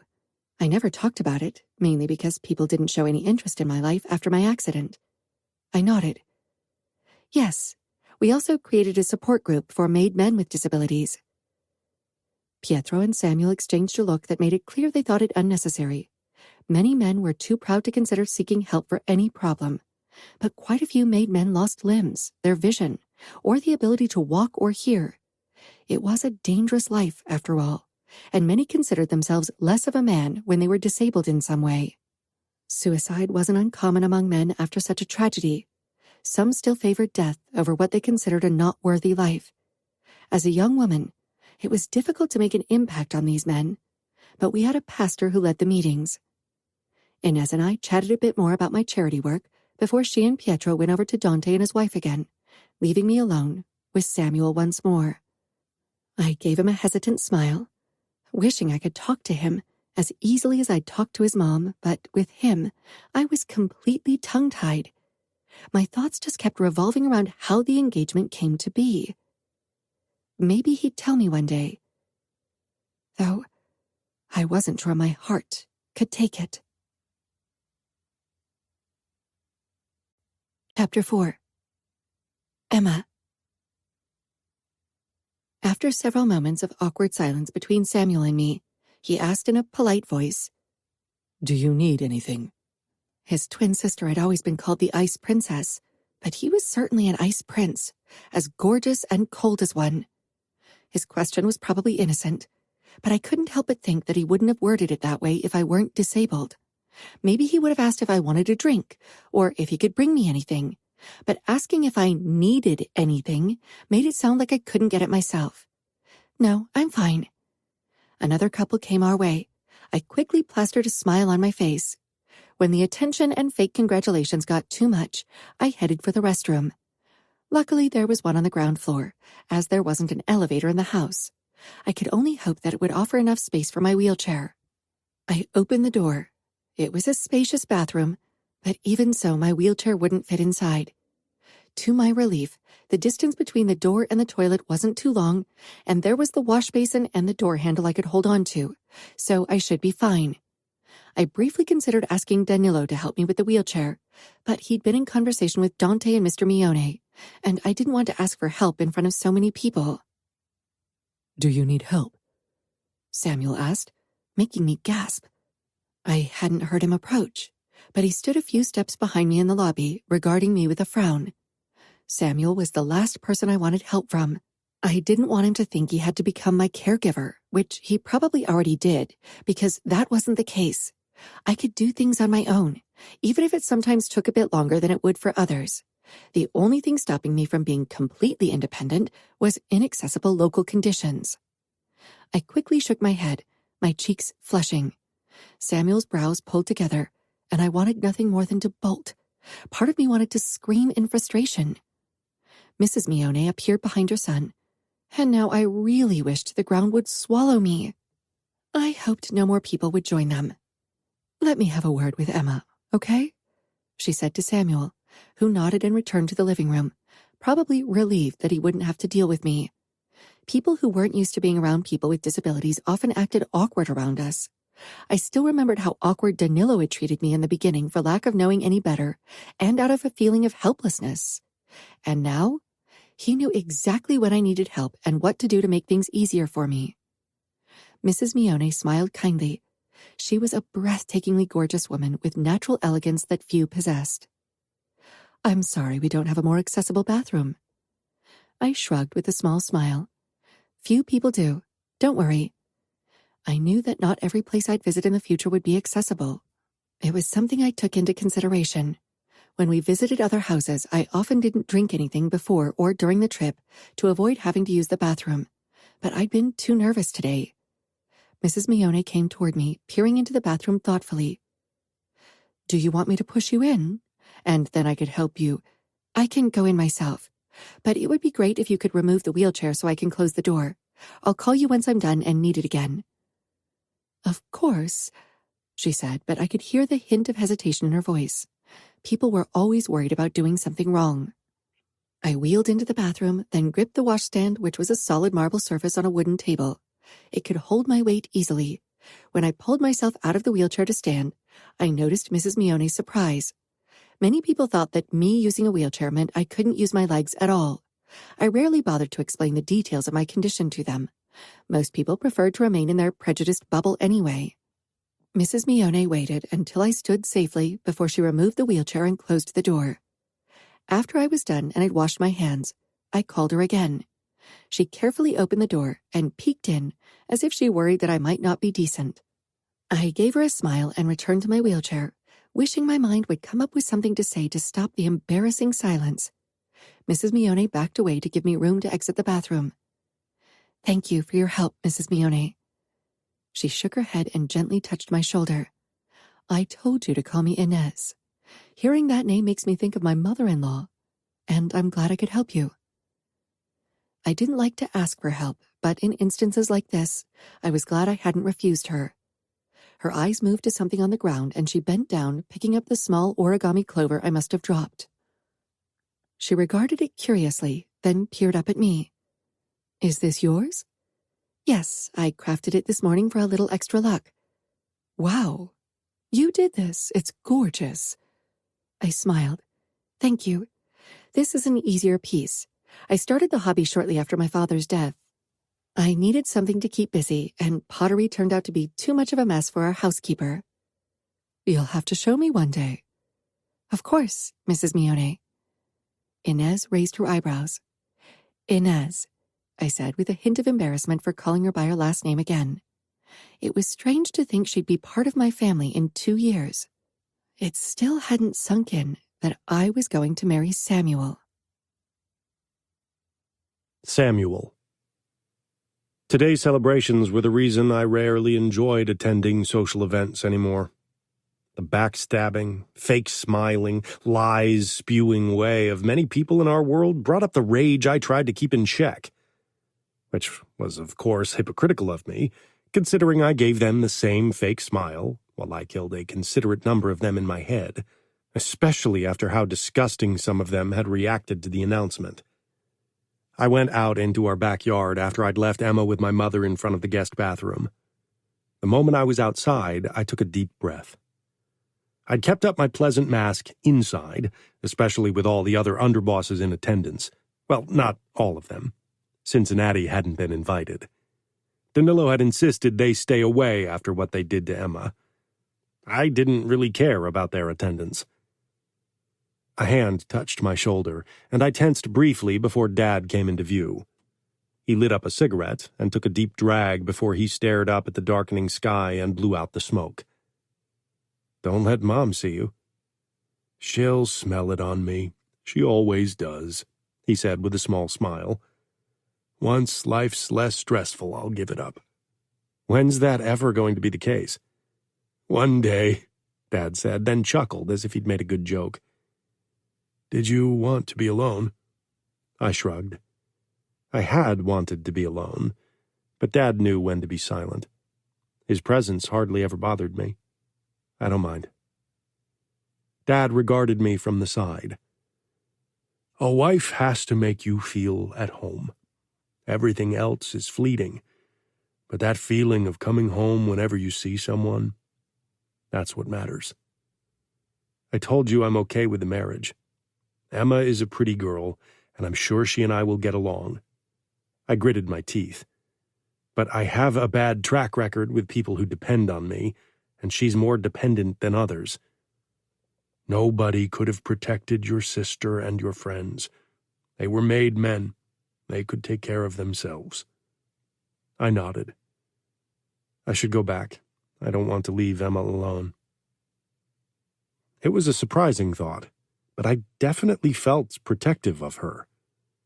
I turned and went back inside. Emma was talking to Anna and Sophia, so I decided to go to Renato instead, who was talking to the future underboss of Columbus, Cosmo. I nodded at them both. Renato clapped my shoulder. "This came as a surprise," Cosmo said. I could see the curiosity in his eyes. If he thought I'd give him any details about why the arrangement came to be, he hadn't paid much attention to my reputation. "I'd prefer to keep my cards close to my chest." Renato smirked. A noble thing. He kept on droning on and on, but I mostly ignored him. The verdict over our engagement was pretty clear. People didn't understand or even openly disapproved. I didn't care. But even now I could see how uncomfortable Emma felt. "She doesn't look like she feels as if she hit the jackpot with you," Renato murmured. Everyone thought Emma should be ecstatic about this bond, a bond that saved her in many people's eyes, but Renato was right. True delight definitely wasn't visible on her face. If this was because of people's tasteless whispers or because she didn't want to marry me, I couldn't tell. I was 8 years older than her. Maybe that was an issue. I strode over to her. "Do you have a moment?" "Of course," Emma said, her cheeks turning red as she followed me. I led her out onto the patio of our backyard. People would still be able to see us, but not hear us. Emma peered up at me with an uncertain smile. I sat on one of the chairs so we'd be at eye level. I didn't want to stare down at her the entire time. Her smile became a bit broader, but when I didn't smile in return, she sobered considerably. I glanced out over our vast backyard, wondering what I was doing. "Danilo told you yesterday?" She peered down at her elegant fingers. She still needed a ring. This announcement had come sooner than expected, and my mind had been far from thoughts about weddings or engagements these past few years. "He did last night." It must have come as a surprise. She smiled strangely down at her hand, as if trying to imagine herself with a ring, but couldn't. "It did. A day isn't much time to prepare for an engagement you didn't expect. You had more time, I suppose." She peered up then, and her brown eyes searched mine, as if she was testing the truth of her statement. I assumed Danilo hadn't revealed when we'd struck the deal, as it would raise too many questions. Obviously, she was wary of how the engagement had come to be, and she had every reason to be, but she would never find out the distasteful truth from me. For one, it would crush not just her, but also Sophia, and I didn't really see how the truth would help anyone in this case. Indeed, it didn't come as out of the blue for me as it did for you. Emma nodded, then she shrugged. "It'll have sunk in by our wedding. 2 years is a long time." "It is." "A lot can happen before then," she said in a strange tone. Her eyes became distant, as if she remembered something. I couldn't help but wonder if she was thinking about Cincinnati. Maybe she worried I'd change my mind and cancel our engagement, but I had no intention of doing that. From our short interactions, I could already tell that Emma was pleasant to be around and she was very pretty. That's true, but some things won't, as of today. She tilted her head curiously, but then glanced back out toward the backyard. "You don't look happy with the engagement." "And I should definitely be happy, considering everything." Her voice had taken on an almost petulant tone. I frowned, not sure why my words had affronted her. I pushed my hands into my pockets. It was strange, thinking that this girl, then woman, would be my wife, my responsibility for the rest of our lives. I'd grown up with a strong sense of protection toward my twin sister, but she was gone, part of which was my fault. I wasn't sure how I felt about being responsible for Emma. She'd already suffered a lot in her short life. Her tragic accident and her father's death. Being married to me wouldn't be the blessing and gift so many people believed it to be. People judged me by my looks and my standing. They saw the shiny outside, not the abyss beneath the misleading outer layer. "Are you?" I slanted her a questioning look. "Happy, I mean." Her voice had become painfully quiet. "Since when has happiness ever been a deciding factor when it comes to marriage in our world?" I asked. I didn't want to lie to her and pretend this engagement made me ecstatic. Emma flinched. I considered saying something else to soften my words, but nothing came to mind that wouldn't have sounded fake. It's for the good of our families. She gave a small nod. For the good of our families. Chapter 5. 1 year later. Emma, 17 years old. I hadn't really dared to dream about this day, but I could finally pick out my wedding dress today. Mom had already cried twice before we even set foot in the bridal store in the afternoon. Anna and Sophia joined us, as did Georgia. She was the only one from my old group of friends I still met with. Most of the others had become estranged in the months after the accident. I had known many of them from ballet, and since I didn't dance anymore, I didn't want to dwell on it. While I wasn't as close to Anna and Sophia as I was with Georgia, I was still happy for their presence. If I'd had to go alone with Mom, this day would have quickly become strenuous. When Mom and I entered the store, the sales associate gave me an encouraging smile, which had quite the opposite effect.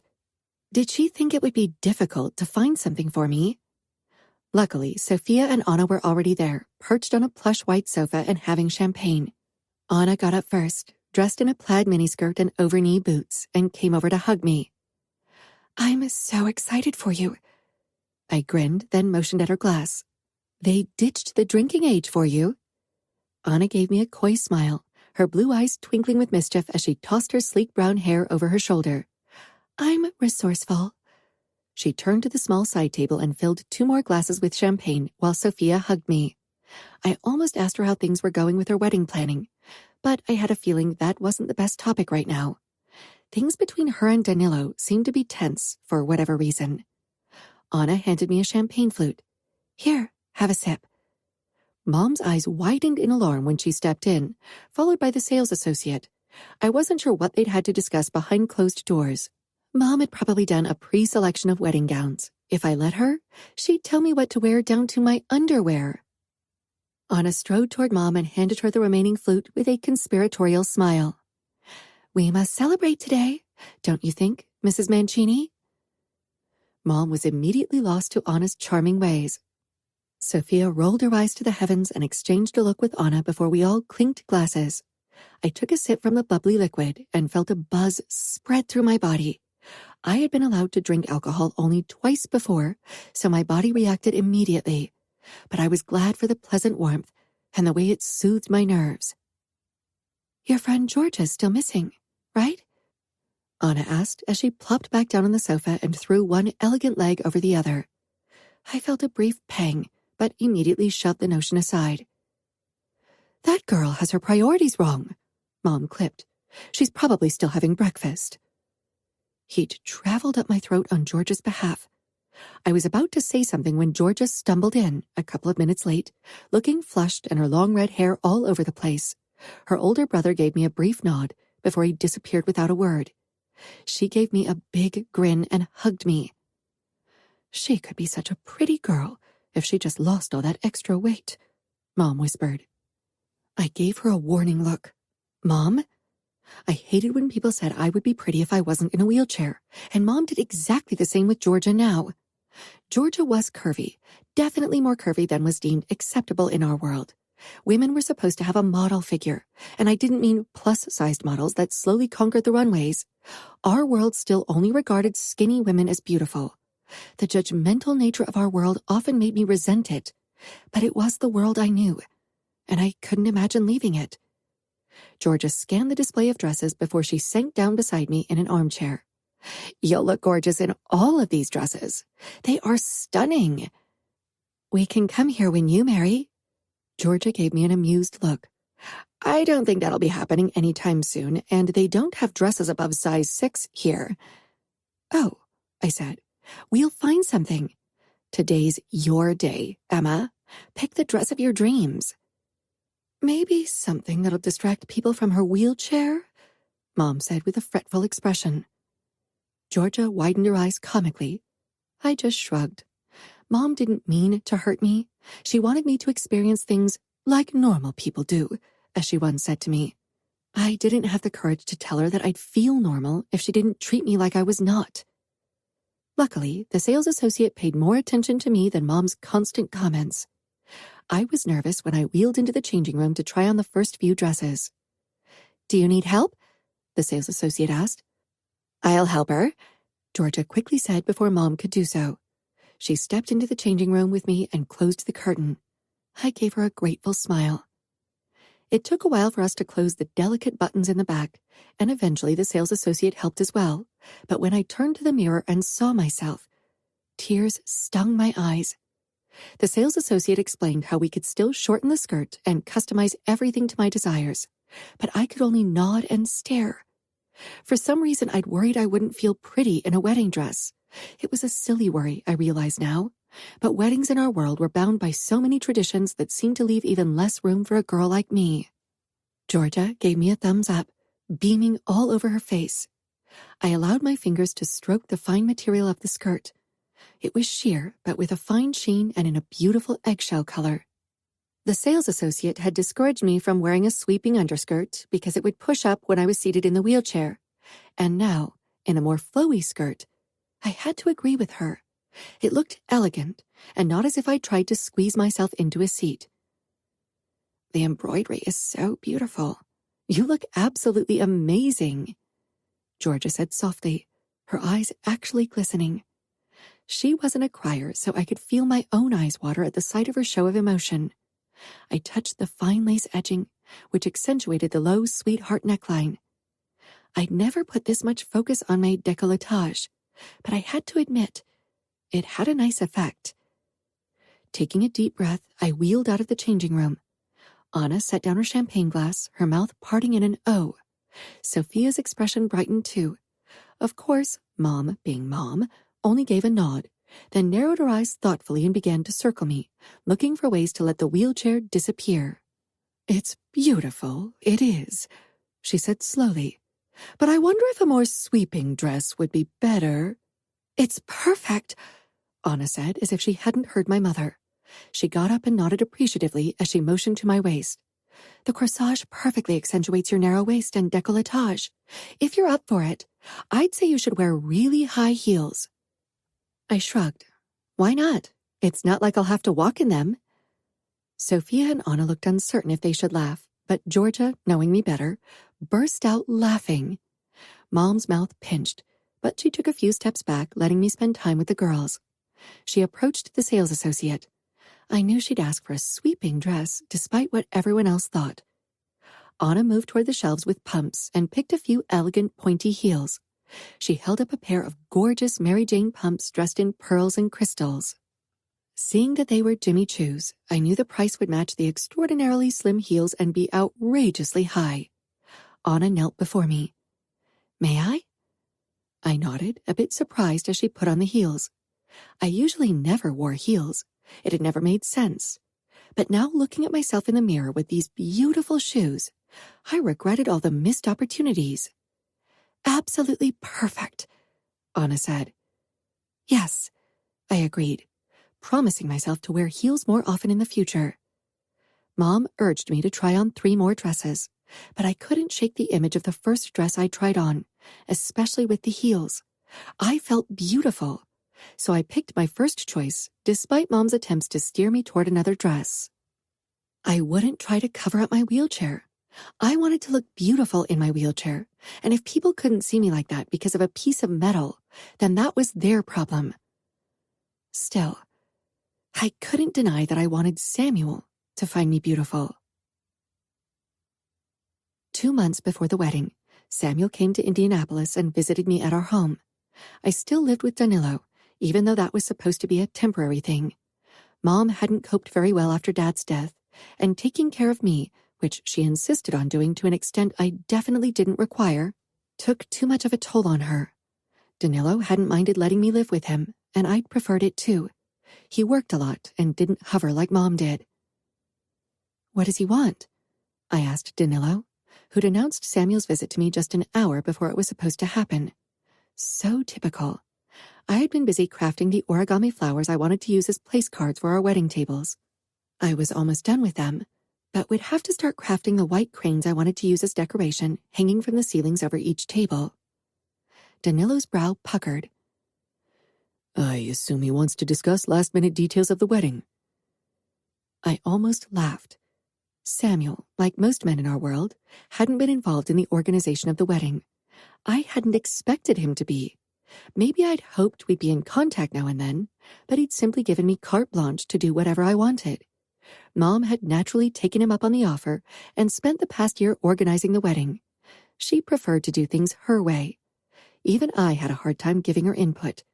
The number of arguments we'd had until I was allowed to create origami decorations for our wedding had been ridiculous. I moved into my room on the first floor and put on some makeup and brushed my hair. I was in a cozy but flattering cashmere dress and wool tights because the past few days had been cold. I grabbed my new pair of caramel-colored suede pumps from my wardrobe and put them on. After Anna's encouraging words about me wearing high heels, I'd finally found the courage to buy these on my last shopping trip with Georgia. I hadn't dared to wear them yet, though, stupidly worried people would react badly. I felt a sudden burst of nerves. I hadn't been overly nervous about the wedding yet, maybe because it had seemed so far away, and still like it might not happen at all. But now Samuel was here to discuss last-minute details. My stomach tightened. What if he wasn't here to discuss the wedding, but the cancellation of it? I suddenly felt sick. Samuel had known what he'd get when he agreed to marry me, but maybe, over time, he'd change his mind. Maybe now that only 2 months remained, he realized that he'd spend the rest of his life with a disabled woman. I hated that the thought even crossed my mind, but Samuel and I didn't know each other. Nothing bound us except for the promise between our families. I didn't know what he thought of me. I knew what most people in our world thought of our bond, though, and it wasn't very favorable. I went into this bond completely blind, and so did he. Maybe he, like so many people, thought the wheelchair defined me, and my every waking moment revolved around my disability. I took a deep breath. I was being overdramatic. Samuel wouldn't come to visit to tell me the wedding was canceled. He'd talked to my brother as the master of our family, and Danilo would have warned me and probably raged like a madman if that were the case. The bell rang. I'd spent too much time fretting over things that were unlikely to happen. Since my accident, I often felt anxious when I encountered a new situation. I shook my head. Everything would be all right. After a glance in the mirror to make sure I looked presentable, I left my room. When I wheeled into the foyer, Samuel and Danilo were shaking hands. Their expressions were tense, which would have renewed my worries if I didn't know that these two weren't friends, and thus all of their encounters lacked enthusiastic greetings. They'd argued often in the past, even if I wasn't aware of the details. Maybe it was bound to happen because each man was marrying the other's sister. Samuel glanced my way, and his smile became less tense, but it was still far from joyful or warm. He looked like the perfect ice prince in his beige coat, white dress shirt, and beige dress pants. I smiled, but it felt just as tense as the atmosphere in the lobby. "Good afternoon, Emma," Samuel said with a small nod. I had to give it to him. He didn't look at my wheelchair in that awkward way some people did, but neither did he ignore it completely as if it offended him. His gaze slid lower to my heels, and a hint of surprise crossed his face before he focused his attention back on my face. "Good afternoon," I said quietly, my cheeks hot. Suddenly I wished I hadn't worn the heels or, better yet, not bought them at all. "You came here to talk about the wedding?" Danilo inquired in a tone that bordered on rude. "I don't have much time. I'm returning to Minneapolis early in the morning." Samuel trailed off. "Let's go into the living room. We can discuss everything there," Danilo said. Danilo went ahead toward the living room, leaving Samuel and me behind. I wanted to say something clever, or at least mildly entertaining, but with Samuel's blue eyes trained on my face, I couldn't come up with anything. He motioned in the direction of the living room. "After you." "Thank you," I said and moved ahead. I could tell he was slowing his steps to stay behind me as his walk was usually more brisk, but I appreciated this small gesture. However, I wanted to see his expression, even if it was hard to read. At least it gave me a little something.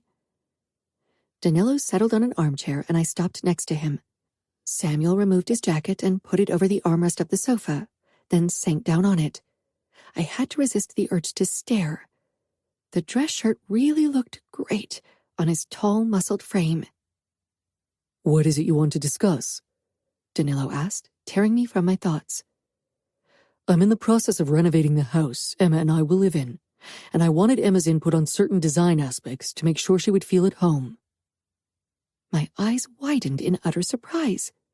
Of course I'd known we'd move in together, but until now it had been a distant concept. Now it suddenly became very real, and I had to admit I was incredibly touched that Samuel had thought about ways to make the house accessible for me. If it's a 2-story house, then you need to install an elevator so she can reach the upper floor. There's a lot to keep in mind, ramps into the backyard and out of the front door. I glanced between them, growing increasingly frustrated over their discussing things as if I weren't present. An elevator would be good, I said firmly, causing both men to look my way. Samuel's unwavering attention drove heat into my cheeks, but I returned his gaze. A floor-level shower, wider doors, a lower kitchen counter and sinks, handles beside the toilet. I trailed off. Then, because I didn't want him to think of all the difficulties my disability might cause him, I added, once the house is accessible, I can live a completely independent and normal life. Samuel nodded. It'll be done. Maybe you should ask for help from an architect who has experience with this, I suggested. Do you know someone? Samuel asked, surprising me. Not in Minneapolis, no, but I could ask around. I'll handle it, Samuel said firmly. Don't worry. Danilo's phone buzzed and he got up. Excuse me for a moment. His eyes cut to me, asking if it was okay. I'll be fine, I told him with my expression, and he left. The moment he was out of the room, I became acutely aware that now it was up to me to talk to Samuel. I gave him a nervous smile. I couldn't read his expression as he regarded me. Only 2 more months, I said for lack of anything else to say, and flushed. Our last conversation had felt strained, and Samuel's words back then had only confirmed my suspicion that he wasn't too happy about our bond. Not much time, he said neutrally, especially considering that Sophia and Danilo married 2 weeks before us. That's plenty of planning between our 2 families. Our moms handle it. They do, he said, then his eyes cut to my heels again. I've never seen you with heels before. My cheeks blasted with heat. I nervously tucked a strand behind my ear. Yeah, this is actually my first pair. I like how they look. Samuel looked back up to my face and smiled slightly. I do too. I blinked, not sure if he complimented me or if he simply meant he liked the heels but not how they looked on me. God, I was overthinking this again. I'm glad, I whispered. We looked at each other and Samuel's eyes seemed to trace my face. I wished I knew what he was thinking. Sophia has been practicing walking in heels for weeks now. She still complains they are torture devices. I shrugged. I won't have to worry about that. His expression became tight. One less worry, right? I gave him a grin to show him he didn't need to walk on eggshells around me. Indeed, he said, and for a moment, his lips pulled into a real smile. But then Danilo returned, so Samuel's expression returned to being tightly controlled. He glanced at his watch. I should go now. I'm sure you have plenty to do as well. He got up and grabbed his jacket from the armrest, but didn't put it back on. Instead, he threw it over his shoulder. Danilo and I brought him to the front door. Samuel gave my brother a nod, then turned to me. I'll see you at your brother's and Sophia's wedding. I smiled. See you then.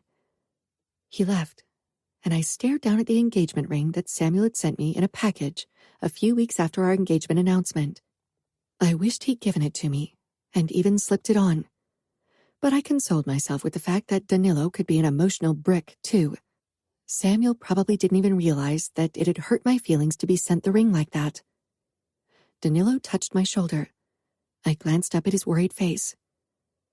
Samuel will be good to you. I'm not worried. At least not about Samuel treating me badly. What worried me was that he would be cold or emotionally detached, that he'd never want to be with me in a physical sense, that he'd cheat on me, that he'd see me as a burden and not his wife. I couldn't share any of those concerns with Danilo. he would only try to talk to Samuel and probably do more damage. I had to figure this out on my own. Chapter 6. Emma. I approached Danilo, who was immersed in his work as usual. I want to walk down the aisle. The idea had first crossed my mind shortly after Samuel's visit, and had festered ever since. Danilo looked up from the papers, confused at first and then concerned. Emma, he began, as if he was trying to explain to a little kid that her legs didn't work. I narrowed my eyes. I know my body and what it's capable of. I don't want to walk down the entire length, just the last few steps from the first row of pews to Samuel. I want to meet him at eye level. He would still be a head taller, but I had always imagined walking down the aisle, and while that wasn't possible, I wanted to do what my body was capable of. I'd spent endless hours in physical therapy, strapped into a harness that kept me upright as my feet barely dragged over the treadmill. I cried tears of frustration over my body's inability to heal completely, and tears of gratitude for how far it had come from my almost entirely immobile state after the car accident. But I knew, with absolute certainty, that my body wasn't capable of doing more than what it was capable of now. I'd made peace with it and didn't hope for a miracle to carry me down the aisle to Samuel. My iron will would do that, at least a few steps. I knew walking down the aisle all the way would be impossible, but I wanted to stand before the altar for a few seconds. This was my wedding, and I wanted to make this the day I imagined. Danilo looked doubtful. I did some research. While in our world, my marriage to Samuel was pretty much a novum, as most disabled women so far had remained spinsters, the outside world was more progressive, and I'd watched countless weddings with a disabled bride or groom to see options. It had given me renewed hope, not just for the festivities, but also for my marriage. I could wear leg braces, I said. You had them before and hated them. He was right. In the beginning, Mom had insisted I wear them. She found them less obvious than the wheelchair, but I'd never liked them. They'd been more hindrance than help, and I didn't mind sitting in my wheelchair most of the time, as it allowed me to reach most places in a quick way. I don't want to wear them daily. I'm just thinking about wearing them in church, so I can walk the few steps. It was only a small gesture, a tiny moment in time, but I hoped it would show Samuel that we could be partners at eye level. In our world, so many people had trouble seeing me as an independent, grown-up woman for the simple fact that I had a disability, and the little girl who dreamed of being a princess wanted to stand in her wedding dress for a moment. The dreamer and the realist in me wanted the same thing for once, which showed me how important it was for me. I was used to compromise, but I didn't want to compromise on this. Danilo got up and leaned against the edge of the desk to be closer to me. Emma, even with leg braces, you can hardly walk. You need something to hold on to. I could use a walker, or maybe even a cane. A walker could work, but even those few steps could be strenuous in a heavy dress, and it would take a long time. I swallowed. Danilo wasn't trying to hurt me or be unkind. He was simply analyzing the situation in his usual manner. I still have 6 weeks. I could train daily with an evening gown to simulate my wedding dress. Danilo sighed. We need to talk to Mom first. She's planned every second of that day in detail. Your plans will change the timing. I stifled a smile. Of course, Danilo wanted to be as accurate as possible. His expression remained stern and worried. Can you ask her to come over to dinner today? Danilo sighed but picked up his phone. I gave him a big smile. Don't get excited yet. You know Mom. Danilo was proven right when I told Mom about my plan. Her eyes widened as if I'd suggested walking naked into church.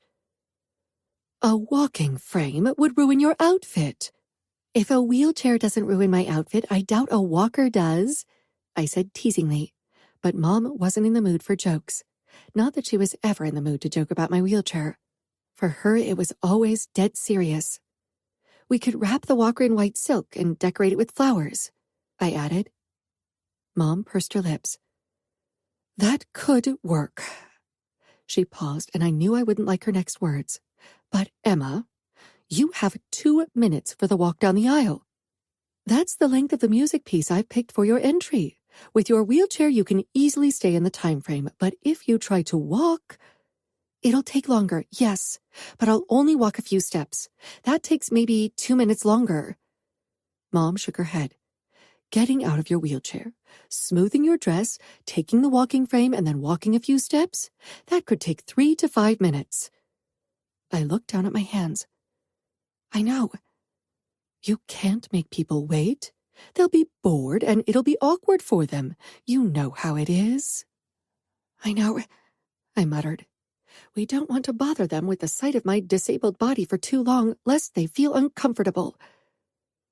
Mom glanced at Danilo, as if she hoped he'd come to her help, but he was watching me closely. My face probably gave away how close to tears I was. I had grown used to my wheelchair. I could do almost anything I wanted with it. But for my wedding day, I just wished I could walk down a small part of the aisle, even if it was at a snail's pace. Emma, Mom said softly, think about Samuel. I pressed my lips together. You're right. He's the groom. It matters what he thinks. But it should matter what the bride wants, too. My voice cracked at the end. I'll talk to Samuel, Danilo said. I shook my head.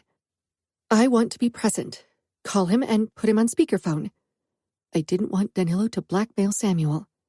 Danilo looked reluctant, but he dialed Samuel's number. Yes, Samuel asked in a clipped voice. Evening, Samuel.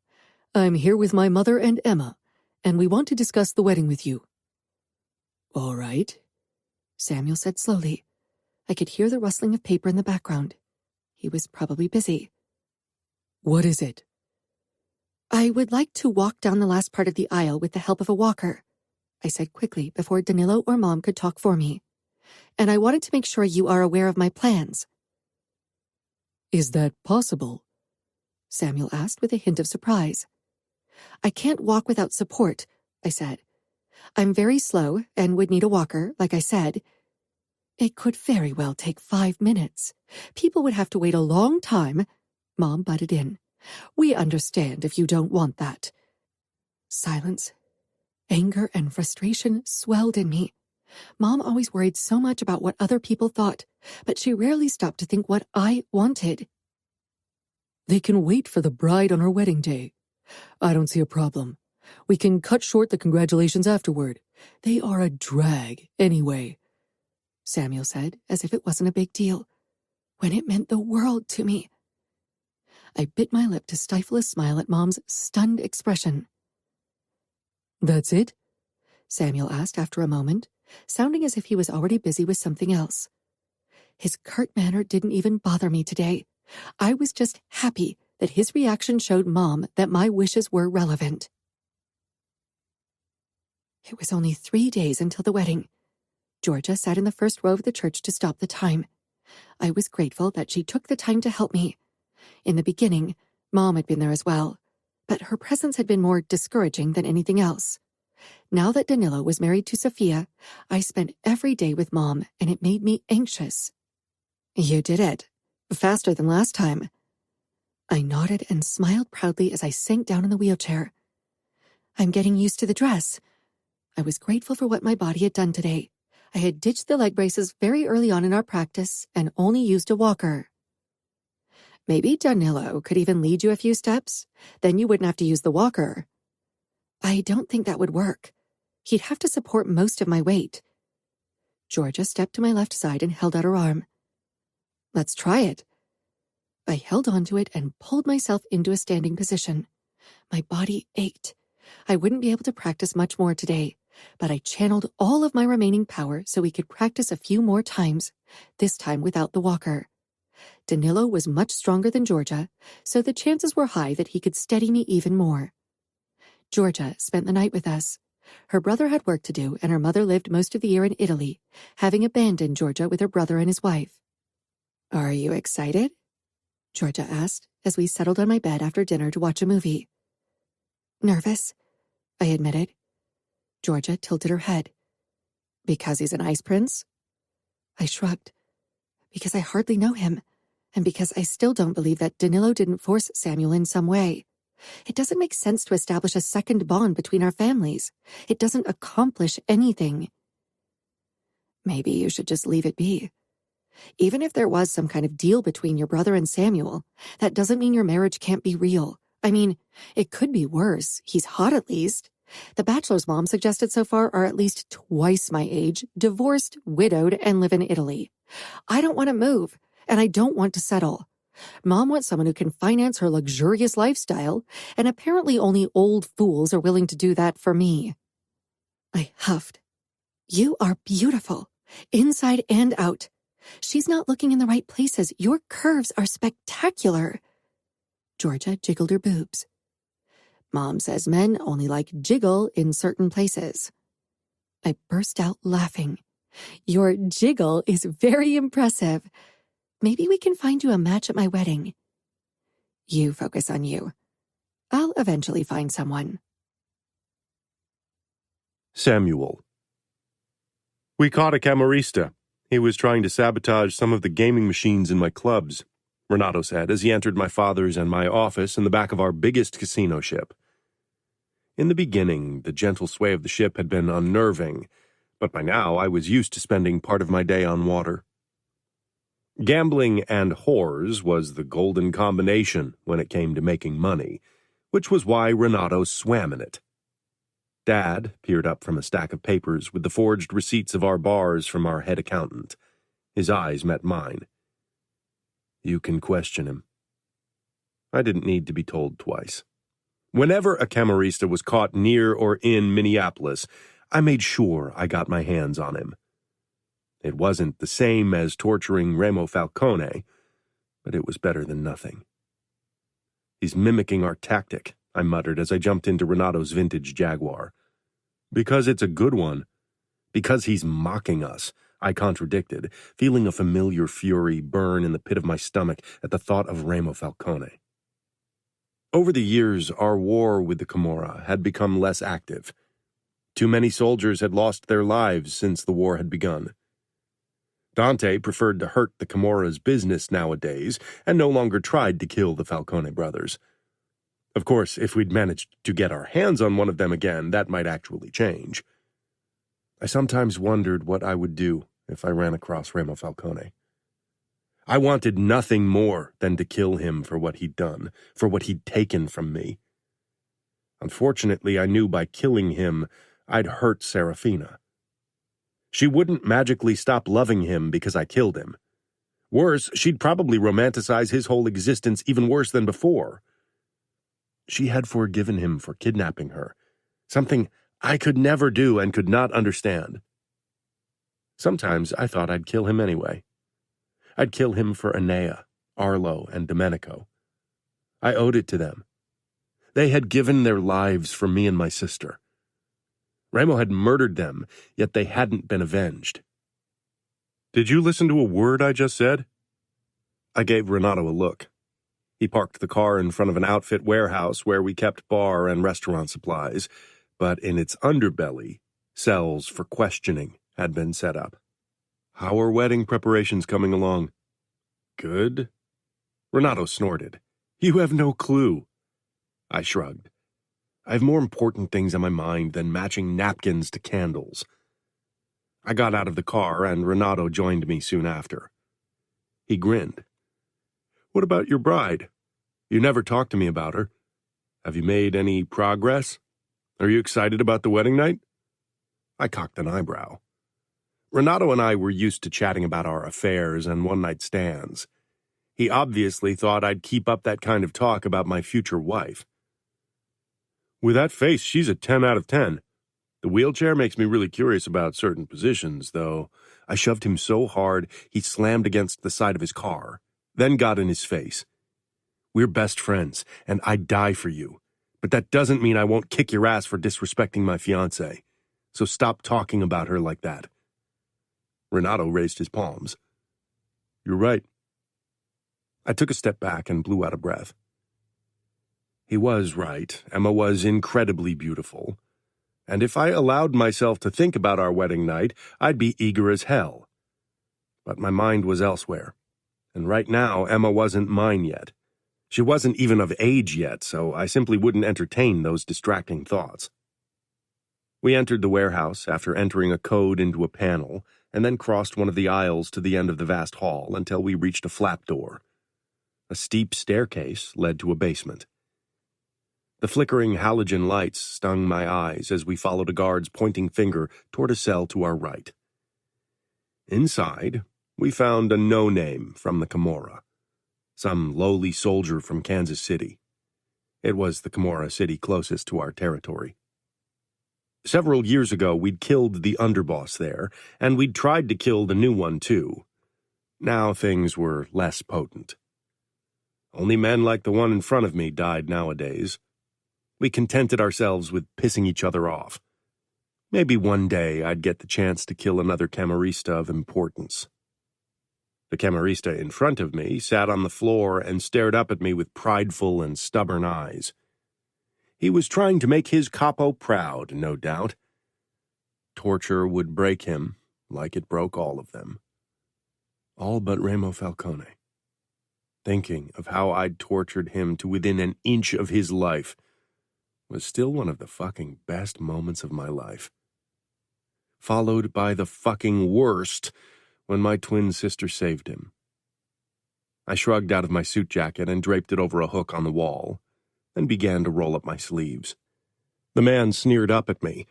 "I bet you can't sleep at night because you dream about how Remo sticks his cock into your sister's holes." I stalked toward him, grabbed him by the throat, and dragged him to his feet. Renato grabbed his arms and pulled them behind his back. "Your capo would cut off your tongue and stick it in your ass for speaking those words." The man swallowed, but he simply returned my gaze. "I'm not getting anywhere near your hairy asshole, don't worry. I'm not into that kind of stuff." "Unless it's a pretty lady," Renato said with a grin. "And cutting off your tongue will have to wait until later. First, we need to have a nice long chat. Don't you agree?" I pulled out my knife, cocked an eyebrow, then dug the tip into the skin beneath his eye, drawing blood. "I asked you a question, and from now on, I expect answers. Or you'll lose all those parts of your body you don't need for our conversation." Blood trickled down his cheek as my knife sank deeper into his skin. He gritted his teeth, wincing. "Fuck you," he ground out. I smirked. Not the answer I wanted. I cut off his earlobe. I needed to pace myself. Starting with his eyeballs posed the risk of too much blood loss. He let out a choked cry and struggled in Renato's hold. "I hope you'll be more talkative now." He didn't say anything. I tossed the earlobe to the ground and picked up my phone, calling one of the guards. "Bring the rats." The eyes of the Camarista filled with disgust and panic. The guard dropped off a transport box with 3 rats. I opened it, then tossed the earlobe to the ground. Immediately, a fight between the 3 rats broke out over the piece of meat.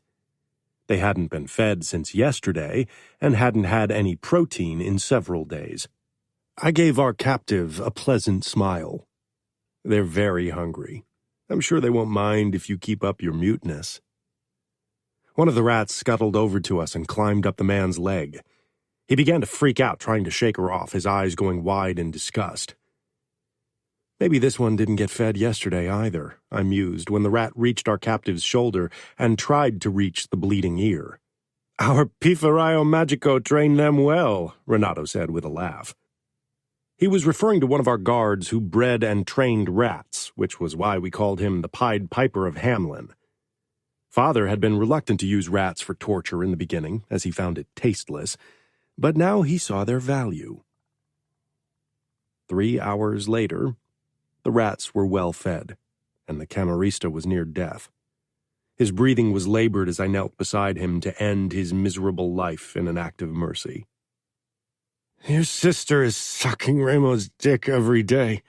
Maybe once he grows tired of her, he'll kidnap your wife. Teach her how to suck dick." My fingers around the knife tightened, my pulse racing in my veins. I shoved to my feet. "Let the rats have him. It'll take a few hours for him to bleed to death. They like their meat fresh. I walked out of the cell, followed by Renato, who locked the door. Want to grab a drink? I pulled a flask from my jacket and took a sip of vodka. I have a drink with me, but I'd be up for a few more. Chapter 7. Samuel. Emma looked breathtaking in her wedding dress. It accentuated her narrow waist and elegant bone structure, something I'd never paid attention to with a woman before. Her brown hair hung in shiny curls down her shoulders and was adorned with pearls. She held her head high as she moved down the aisle in her wheelchair by Danilo's side. The way she moved it along, she seemed to float toward me. Then, beside the first row of seats, she stopped and arrested the brakes. She exchanged a look with Danilo, who gave a curt nod, then held out his arm to her. She reached down to her heels and took them off. She put them down on the footboards, then put her bare feet down on the floor. She pushed herself into a standing position, and a hush fell over the church. Even though Emma had hinted to it in our last phone call, it still came as a surprise to see Emma rise to her feet. She held her head high, a smile on her face, but I caught the hint of strain in her eyes. This wasn't easy for her, but she took Danilo's arm, then slowly put a leg forward. It was the first time I saw her standing and in her dress. The effect was spectacular. I held out my arm for her to hold on to, and her fingers dug into my forearm. I covered her hand with mine to steady her and hold as much of her weight as possible. Luckily, she was a petite woman, so I had no trouble supporting her. She gave me a small, grateful smile. It was admirable how she fought for what she wanted. Together, we faced the priest. Her chest heaved from the obvious effort of standing. It drew my attention to the enticing neckline of her wedding dress. Until now, I hadn't paid much attention to Emma's body, but I allowed my gaze to discover her now. She was elegant, with high cheekbones and an almost fairy-like aura. Danilo and Renato positioned chairs behind us, and I helped Emma sit on one of them before I took my seat beside her. Emma kept her eyes on the priest throughout the ceremony, but I kept glancing her way. The priest seemed to talk forever, but eventually it was time for the vows. I held out my arm to her once more and helped her pull herself to her feet. Her fingers shook as we exchanged the rings, making me feel very protective of my young wife. You may kiss the bride. I put one hand on her waist, steadying her even more. I could tell that she was reaching the end of her strength. She tilted her head up with an uncertain smile. I leaned down and pressed my lips against hers. Her lips were pliable, and she yielded to my pressure. The delicate blush on her cheeks awakened a primal part in me that I had restrained so far. I need to sit down, Emma whispered apologetically. I helped her into the wheelchair that Danilo had pushed to the front. She arranged her dress, then peered up at me with a hesitant smile. The music that Emma's mother had picked for our walk out of church began. I held out my hand, and Emma put her hand in it, and I gave a nod, and she began moving. I matched my pace to hers. I could see that some people were still surprised that this wedding had happened. When we reached the outside, a gentle rain was falling. I quickly opened the umbrella that my father handed me and held it over Emma. We postponed the congratulations to later in the hotel, Dad announced. For all I cared, we could have canceled them altogether. This was usually the most insincere part of every wedding, except for the actual vows of love, perhaps. I held the door open to the limousine. Can you help me? It's harder to get into the car with this dress. My mother and I helped Emma into the back seat, and I joined her. Once the doors were closed and we were on our way, silence settled between us. I didn't mind silence, but I knew many people did. I glanced at Emma beside me. She was breathtaking. Her hair shone like silk, and her skin was immaculate. My gaze moved lower to the enticing neckline of her dress, the valley between her breasts. Then I looked back up. Emma regarded me with a shy smile. "We're married." She let out a nervous laugh. She reminded me of her much younger age at that moment. Only 18. Yet she had appeared more grown up in many of our previous encounters, so it had been easy to forget our age difference. Indeed. I cleared my throat. It was obvious Emma was overwhelmed, and we still had a long day ahead of us. You don't have to worry. Our mothers planned every moment of today. We just have to follow their cues.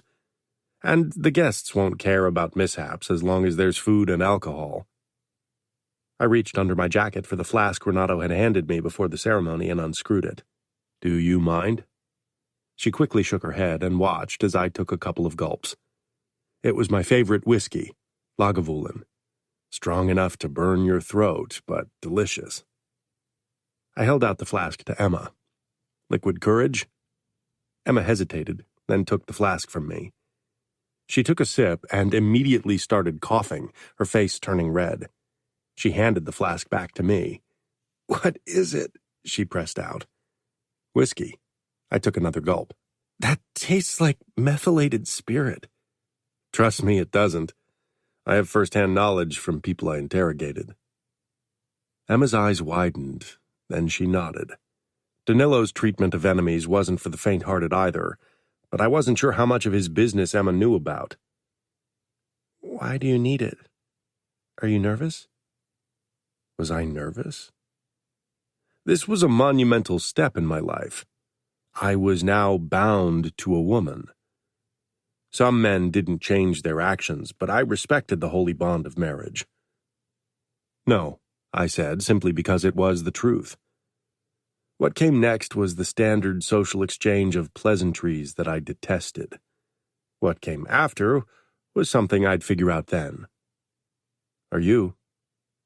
She bit her lip and cast her eyes down to the ring around her finger. "I have been nervous since I found out I was promised to you." I frowned.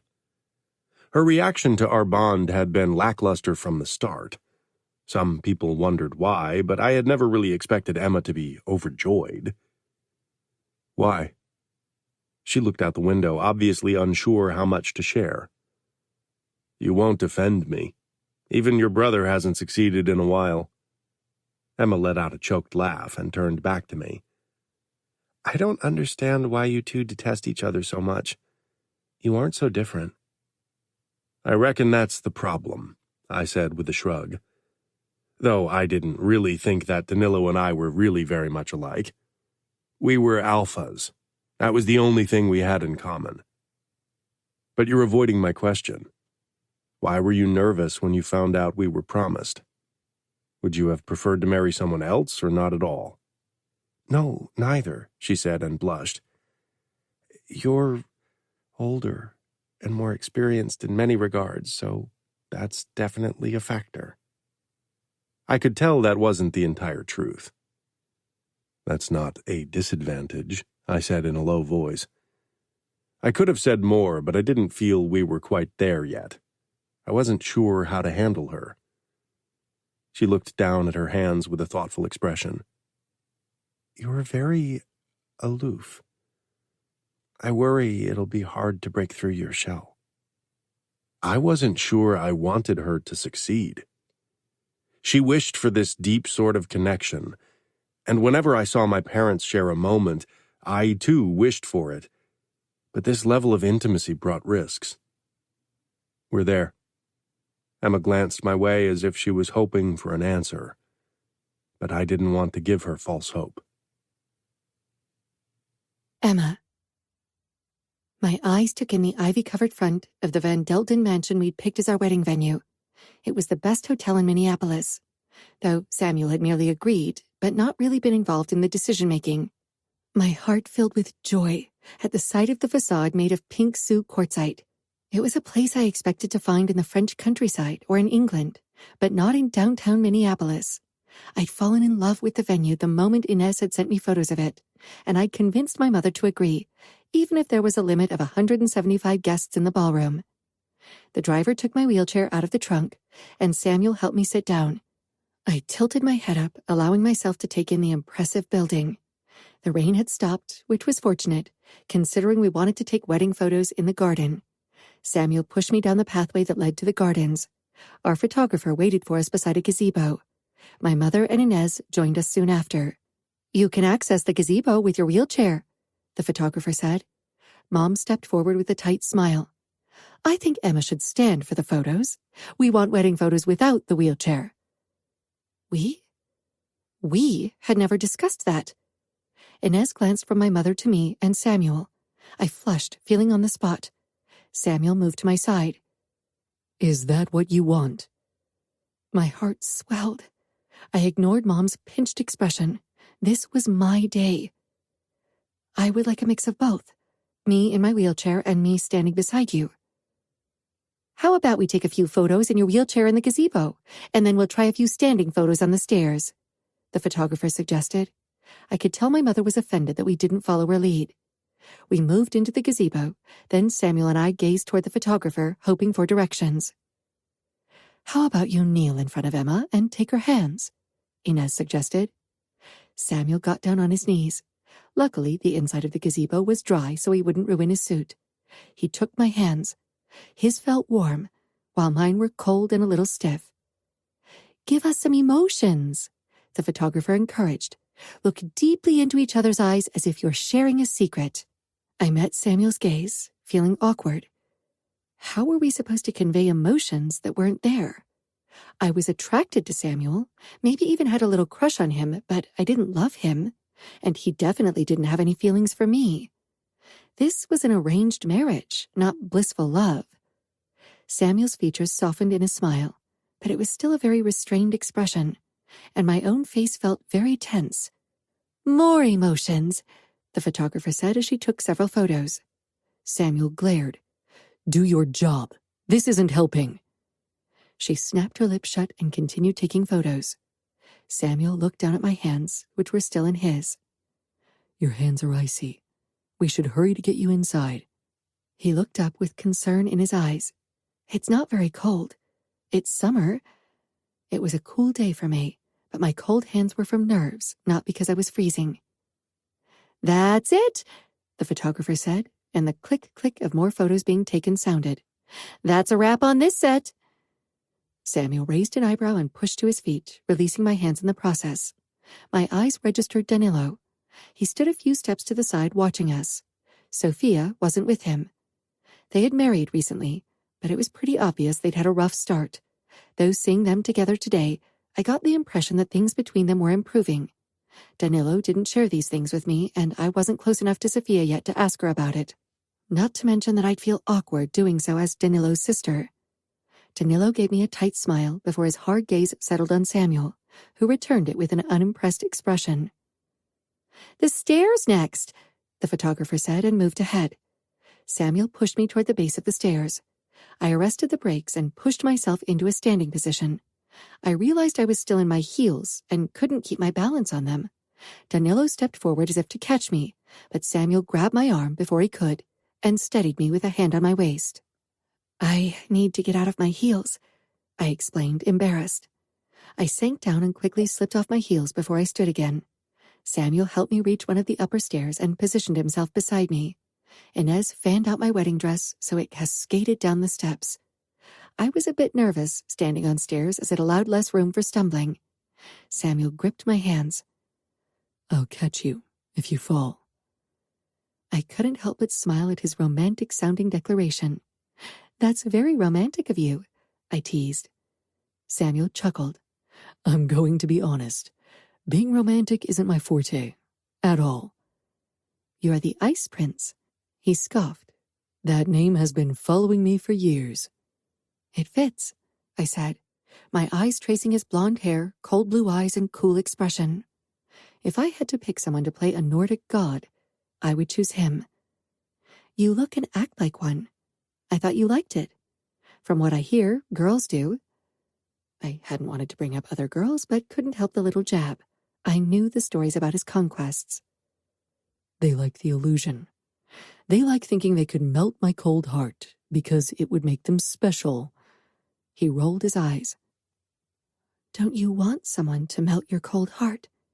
I asked in a mere whisper, not sure why I chose to pick this topic on our wedding day. It was bound to end in disaster. Samuel slanted a look at the photographer, who lowered her camera and motioned for us to move on to the fountain. No, I don't. Oh. We are running out of time. Mom pointed at the gold watch around her wrist. Samuel sighed and picked me up without warning. He carried me down the stairs and toward the fountain. Being pressed up to his body like that sent a nervous shiver down my back, and my cheeks flushed. Just like this. The photographer lifted her camera. Don't move. She took several photos of me in Samuel's arms. I think this is enough, Samuel said and put me down in my wheelchair. He didn't wait for the photographer to agree. Instead, he pushed me up the ramp that led into the ballroom of the hotel that we'd rented for the occasion. The guests had gathered at their respective tables and were busy chatting and drinking champagne or wine. Our photo session had taken a while. Immediately, everyone's eyes moved to us. I was used to being stared at and didn't even mind today. Most faces were friendly, and I simply ignored the occasional grudging expression.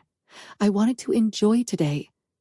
When Samuel and I arrived at our table, he noticed the origami cranes hanging from the ceiling right above the center of every round table.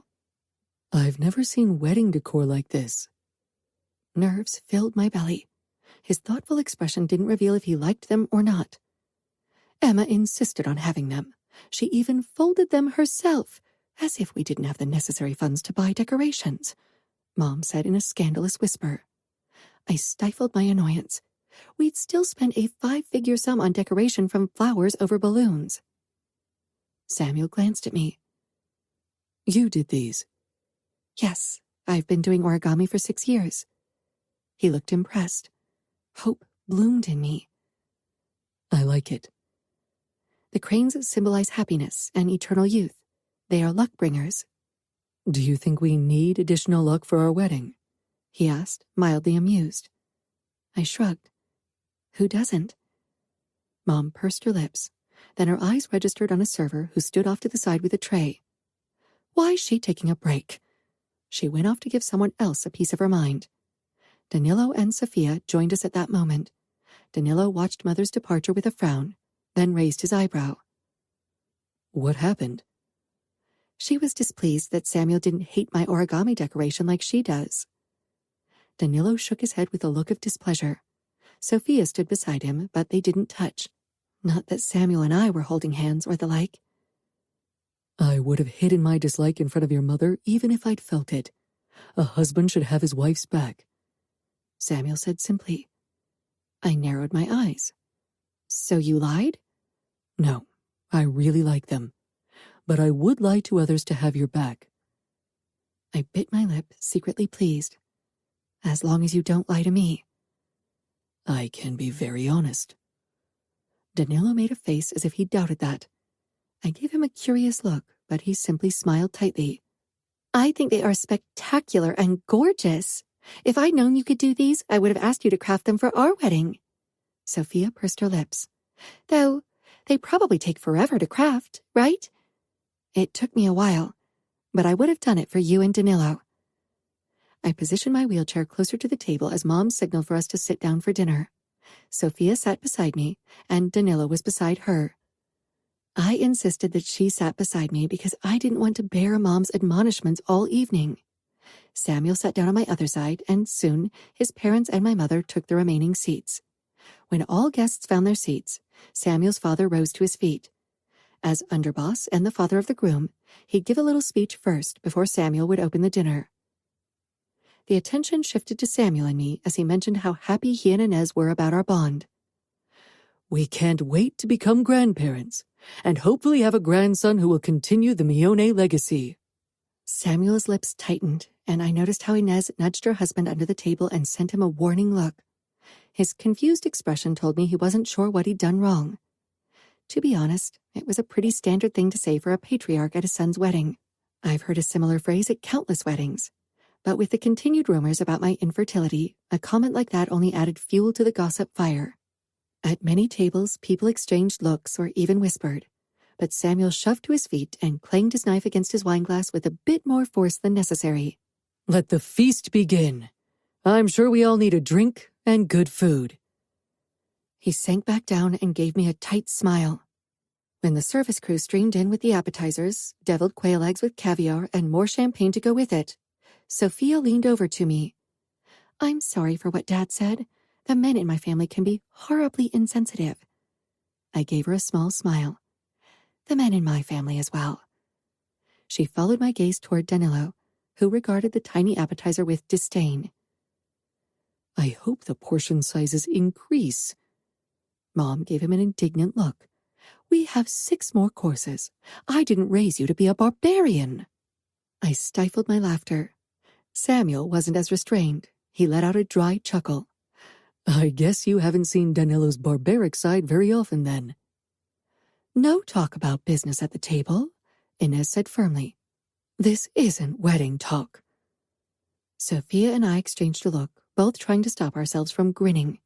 I had to admit I was sad that Sophia wouldn't be in Minneapolis. She and I would have bonded even more over time. I worried about making friends, especially as good and loyal as my bestie Georgia. I searched the ballroom until my eyes settled on her beside her brother. She met my gaze and raised her eyebrows comically as she took a delicate bite of the tiny egg. God, I'd miss her. Chapter 8. Emma. After dinner, the dance floor was prepared for the following festivities. My stomach tightened with nerves. This was actually the part of the wedding I was the most nervous about. Maybe not the most. That was the wedding night. But I worried about how Samuel and I would master our dance. Of course I could move to the music in my wheelchair. I had done so often with Georgia when we'd listened and partied to our favorite songs in our rooms. But I'd never danced with someone while in a wheelchair. Samuel and I had never practiced doing so, and I feared rolling over his feet while trying to dance with him. Mom looked ready to combust with nerves. She was probably even more worried than me about all the possible things that could go wrong. When everything was set up, Samuel leaned toward me. I'll carry you toward the dance floor, and if you think you can do it, I'll help you through the song. I swallowed and gave a nod. If you hold me up, I can do a song. All right, Samuel murmured and rose to his feet. Everyone's eyes settled on us, but I ignored them. I wanted this moment to be Samuel's and mine. I didn't want other people's judgment to ruin this for me. I motioned at my heels. I doubted I could stand a single moment on them. My balance was too impaired. Samuel understood and got down on one knee in front of me. Heat shot into my cheeks when he touched my ankle and carefully slid my heels off. I couldn't feel his touch, but I still felt a flood of tingles shoot through my body. Samuel straightened once more and picked me up as if it was the easiest thing in the world. I wrapped an arm around his shoulders and pressed my other hand against his chest, not because I needed to steady myself, but because it felt good to feel his steady heartbeat and strength. When we arrived on the dance floor, Samuel carefully put me on my feet, but he held most of my weight until I found my balance. Yet even then, he still firmly held on to my waist. ready? He asked in a low voice, his blue eyes locking on mine. A low murmur had picked up among the guests, but I still didn't look. I only had eyes for Samuel, my husband. It was still difficult to wrap my mind around the fact that I was a married woman now. Yes. My heartbeat was racing, and my mouth was becoming increasingly dry. Samuel gave a sign to the band, and they played the first notes of the slow waltz. I danced the waltz often before, but never like this, not once since my accident. Samuel began swaying lightly to the music, and I did the same. For a moment I was sure my legs would slip away, but Samuel tightened his hold around my waist. We swayed to the music for a long time, my hands resting on Samuel's strong shoulders. Samuel held my waist. From the outside, it probably looked as if he was simply touching me, but his hands were the reason I could stay upright for so long. My fingers clutched his shoulders, and his hands supported me. He carried most of my weight as we danced. I didn't mind that we couldn't do a waltz. This back and forth swaying was more than I dared to hope for, and it filled my heart with so much joy and gratefulness, I had trouble keeping the grin off my face despite the strain I felt in my legs. I peered up and gave Samuel another grateful smile. His expression, as usual, was emotionless, controlled, and on the verge of brooding. "Am I getting too heavy?" I asked with a hint of worry. I was much smaller than Samuel, and he looked and felt really strong, but I imagined it wasn't easy to dance with so much additional weight. He gave me a small smile. "I can handle it. Don't worry about me." My eyebrows rose, and my expression became teasing. "So you're saying I'm heavy?" I flushed, surprised by my own courage. "I didn't, and I won't. I learned a lesson or two about the traps men can walk into in a marriage by watching my parents. To some questions, there are only wrong answers." The song ended, and before I could say something, Danilo took over from Samuel. I had to admit I missed being in Samuel's arms, even if his touch was still foreign. After the dance with my brother, he brought me back to my wheelchair. I wished I could keep dancing. It always made me happy. Maybe one day I would dance as a hobby again. Samuel appeared at the table, dropping his sister Sophia off.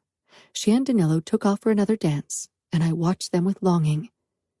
Samuel cleared his throat, drawing my gaze up to his face. He held out his hand.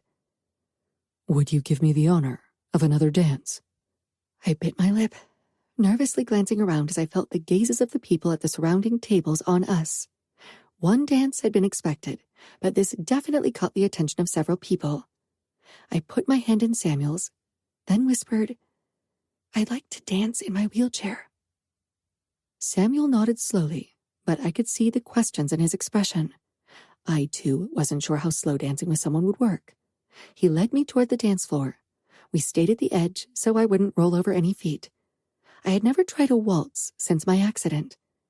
Samuel's cool and resolute expression gave me confidence, so I extended my arms so he could clasp my hands. "Let me know if I do it wrong." I gave him a nervous smile.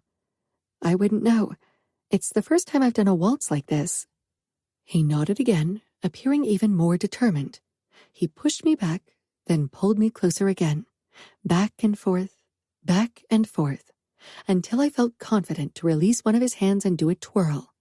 I giggled when I managed to avoid rolling over his feet. I had to pay for my overconfidence a moment later, or rather Samuel had to pay for it, as I rolled over his toes during another twirl. "I'm sorry," I exclaimed at the brief flash of discomfort on his face. "I'm used to living on the edge," he said in such a humorless tone that I couldn't stop a flood of giggles from bursting out. Samuel's mouth briefly twitched into a smile, and my worries over how this day would go evaporated. Our eyes met. "Thank you." Samuel. "What for?" I asked. Emma looked at me as if I'd given her a great gift. I hope she wasn't thanking me for marrying her, because she'd soon realize I wasn't the fucking catch everyone made me out to be. "For dancing with me like this," she said with a small laugh, as if it should have been obvious. Her eyes sparkled with happiness, and all I could think about was how she could still be such a positive person after all the shit that had been thrown at her. Hearing her carefree giggles had given me a burst of positivity I hadn't felt in forever. "You're my wife. You deserve as many wedding dances as you desire. For all the shit you'll have to put up with while being married to me." The song drew to an end, but I didn't stop moving back and forth with Emma, and when the next song began, she tried another twirl. When she didn't roll over my feet this time, she looked immensely pleased with herself. "How are your toes?" I gave her a small smile. "Don't worry about me, that was nothing. I can tolerate a lot of pain, and this is far less painful than the social chit-chat at these gatherings." Her eyebrows rose and her expression became teasing. "So, you prefer me rolling over your feet to talking to me?" She flushed. I'd always only seen Emma's quiet and shy side, so I too was surprised. Not unpleasantly, though. If she wasn't quite as breakable, that would make things easier for me. Today, her personality had shown through several times. I don't. Talking to you has been surprisingly pleasant so far. Do you say it because you learned that lesson from watching your parents' marriage, or because it's true? It's true, but said lessons definitely play a part, too. She giggled, then bit her lip, looking away. After a moment, she cast her gaze back up, watching me through her long lashes. I can't wait to see what lessons you learned. A dirty joke lay on the tip of my tongue, but I swallowed it at the last moment. For some reason, I was unsure how to handle Emma when it came to the bedroom. We'd never breached the subject of sex for multiple reasons. It had felt inappropriate for a long time due to her age. She was 8 years younger, damn it. Plus, we rarely talked alone. And for some reason, it felt as if I was taking advantage of her. Her disability made her seem so vulnerable that making advances on her felt like I was using her. Why are you frowning? She asked, worry filling her beautiful face. It's nothing, I clipped. Of course. She became tense, and I wanted to kick myself. I'd have to figure this shit out by tonight. Maybe it would be best if I just talked to her, even if it embarrassed her. I could hardly talk to Danilo about this, even though he was the one who knew her best. The thought of his enraged face if I did talk about the wedding night cheered me up considerably. Let's enjoy another dance, I suggested, and her hand relaxed in mine once again.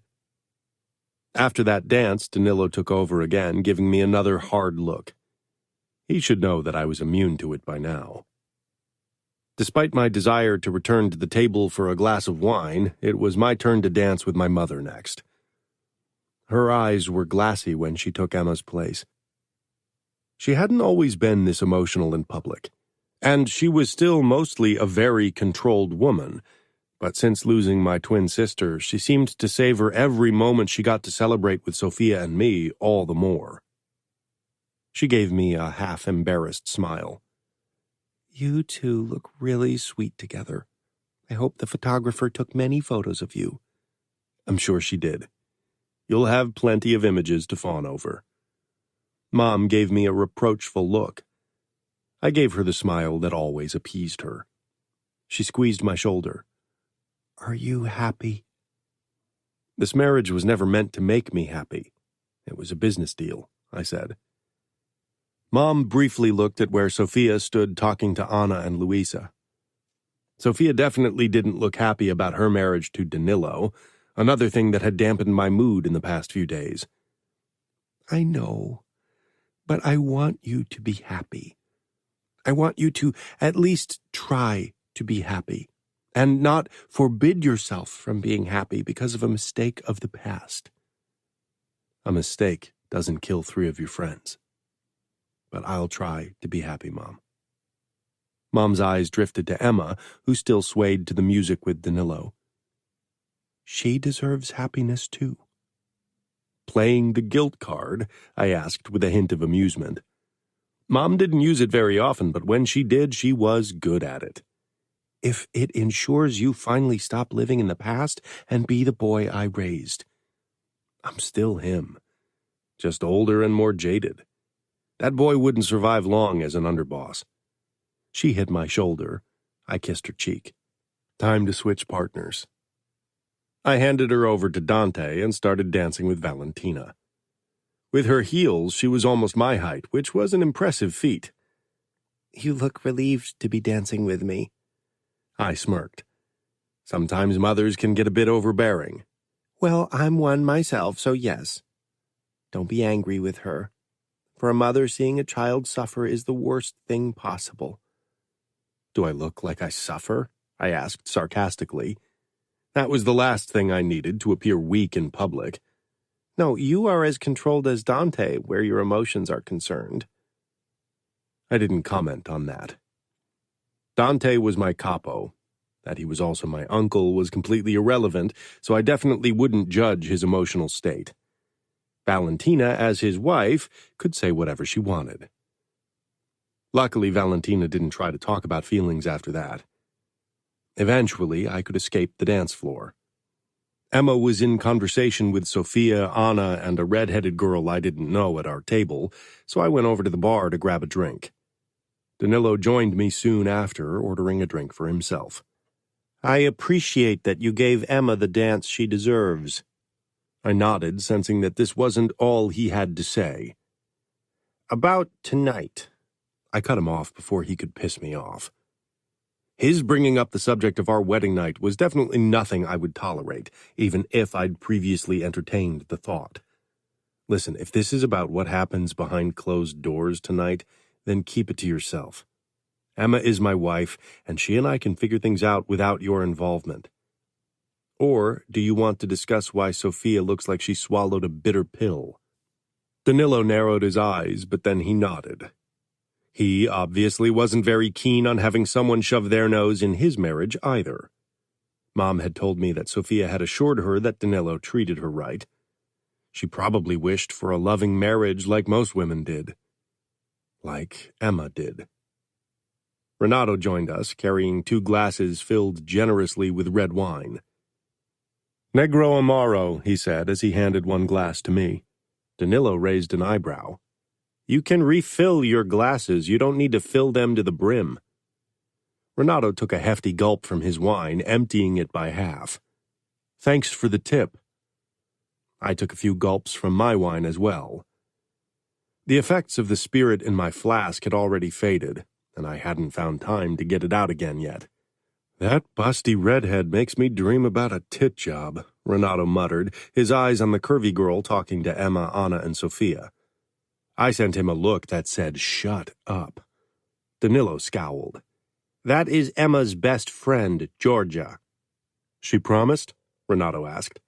"Not that I'm aware of," Danilo drawled. I emptied my glass. "I don't think telling her you want a tit fuck is going to make her swoon." "If you married her, Emma would have her best friend in Minneapolis." "That would be a good thing," Danilo said. I shook my head. Always the matchmaker. Danilo sent me a warning look. "This isn't something we should discuss here." He was worried Emma would find out about our deal. I, too, wasn't keen on having the info spread. "What isn't?" Emma asked suddenly. She was a couple of arms' lengths away from us, and Georgia was with her. Emma glanced curiously between Danilo and me. "Business," Danilo said with a tight smile. He went over to Emma and squeezed her shoulder before he took off toward my sister Sophia, who looked less than enthused about his approach. "I'd like to introduce my best friend, Georgia Farina." I dipped my head in greeting, trying not to stare at her low neckline. If Renato hadn't spewed nonsense with the tit fuck, that wouldn't have been a problem. "Nice to meet you. You're always welcome to visit Minneapolis. My family and I will make sure you're safe." Georgia smiled brightly, but the smile dulled when she noticed Renato's less-than-proper leer. He was practically glued to her chest. I nudged his side. "Please meet my friend Renato." He tore his gaze up to nod at Emma before he smiled his most charming smile at Georgia. I hoped he didn't think he could ruin my wedding by making advances on this girl. "Pleasure," he said in a way that made me want to kick his stupid ass. Georgia made a face as if she got a whiff of something nasty. Emma blinked, then gave me an uncertain look. Nice to meet you, Renato." She met Georgia's gaze, and something passed between them I had no clue about. "We should head back to Anna and Sophia," Emma said, and gave me a questioning look. "So much for making a good first impression," I muttered. Georgia liked what she saw. "I'm talking about Emma. You're my best friend. It would be nice if my wife didn't hate you." Renato scoffed. "She's your wife. She has to accept whoever you're friends with, Samuel. You make the rules." I need another drink. "That's what I'm talking about. Come on, I have a bottle of bourbon in my jacket." After a couple of shots of bourbon, I felt much more relaxed. I knew I couldn't get drunk at my wedding, but it took a lot of alcohol for me to show actual signs of intoxication. I was glad for my ability to hold my liquor when Dante, Valentina, and my parents joined me after Renato and I had almost emptied the bottle. Renato quickly excused himself, as he definitely showed signs of having drunk too much. "Where's your lovely wife?" Valentina asked with a smile. Dante had a hand on her lower back and regarded her with obvious appreciation. My father had an arm around Mom's waist. Both couples obviously loved each other, despite their arranged marriages. But I wasn't foolish enough to believe that happened with most marriages. They were lucky. Considering fate's way of screwing me over in the past, I doubted luck would be on my side in my marriage to Emma. I searched the room until I found Emma in conversation with Georgia near the bar. She was drinking a glass of white wine. "She's busy with her friend." "Maybe you should go over to her now," Mom suggested. "Ines," Dad said in a low voice, "I'm sure Emma and Samuel can handle their marriage." Dante exchanged a mildly amused look with me. I felt half tempted to ask him how he had built a solid marriage with Valentina, considering he was as emotionally withdrawn as me. "She's on her own now," Mom said. My gaze locked on Emma, who was moving toward the doors, and went out of the room unaccompanied. I considered following her, but I didn't want her to feel watched. She could handle herself. I didn't want her to think I considered her not capable. She's probably heading to the bathroom. I doubt she wants my company there. Mom sent me a reproachful look, but I was immune to it by now. When Emma hadn't returned 15 minutes later, I got a bad feeling. I kept glancing at the doors. "Why don't you go to your wife? Dante and I will chat some more with your parents," Valentina said with a knowing smile. Dante gave a curt nod. "Tonight is only about you and your wife." I gave them a tight smile and headed for the doors. I couldn't explain it, but I just felt particularly protective of Emma. Maybe it was because she seemed more vulnerable in her wheelchair. Any kind of weakness always drew in the worst characters of our world, and plenty of horrid people were at this gathering today.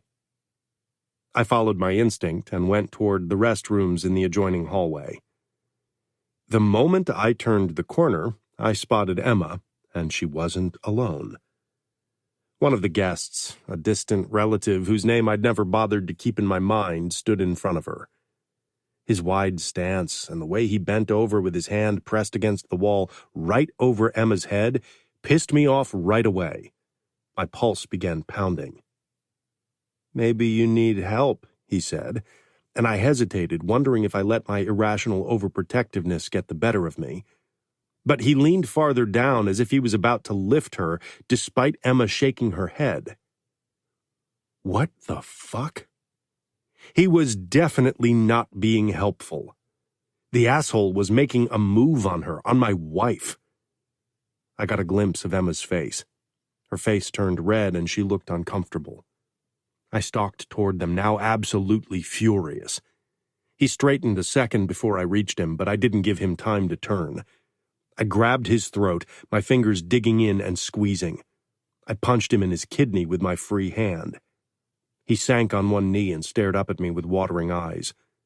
I didn't loosen my hold on his throat. "You owe my wife an apology." Emma's wide eyes darted from me to him. She held his gaze. I released him so he could speak. "I'm sorry," he got out, sounding only distantly honest, but Emma nodded and gave me an encouraging look. I met his gaze. "I think it's time for you to go home now. The party's over for you." He didn't need to be told twice. He hurried away, shaking his head as if he couldn't believe what had happened. I gritted my teeth against a new wave of anger and tried to stop myself from chasing him to kill him. If Emma hadn't been there and if this wasn't our wedding, I definitely wouldn't have reacted as restrained.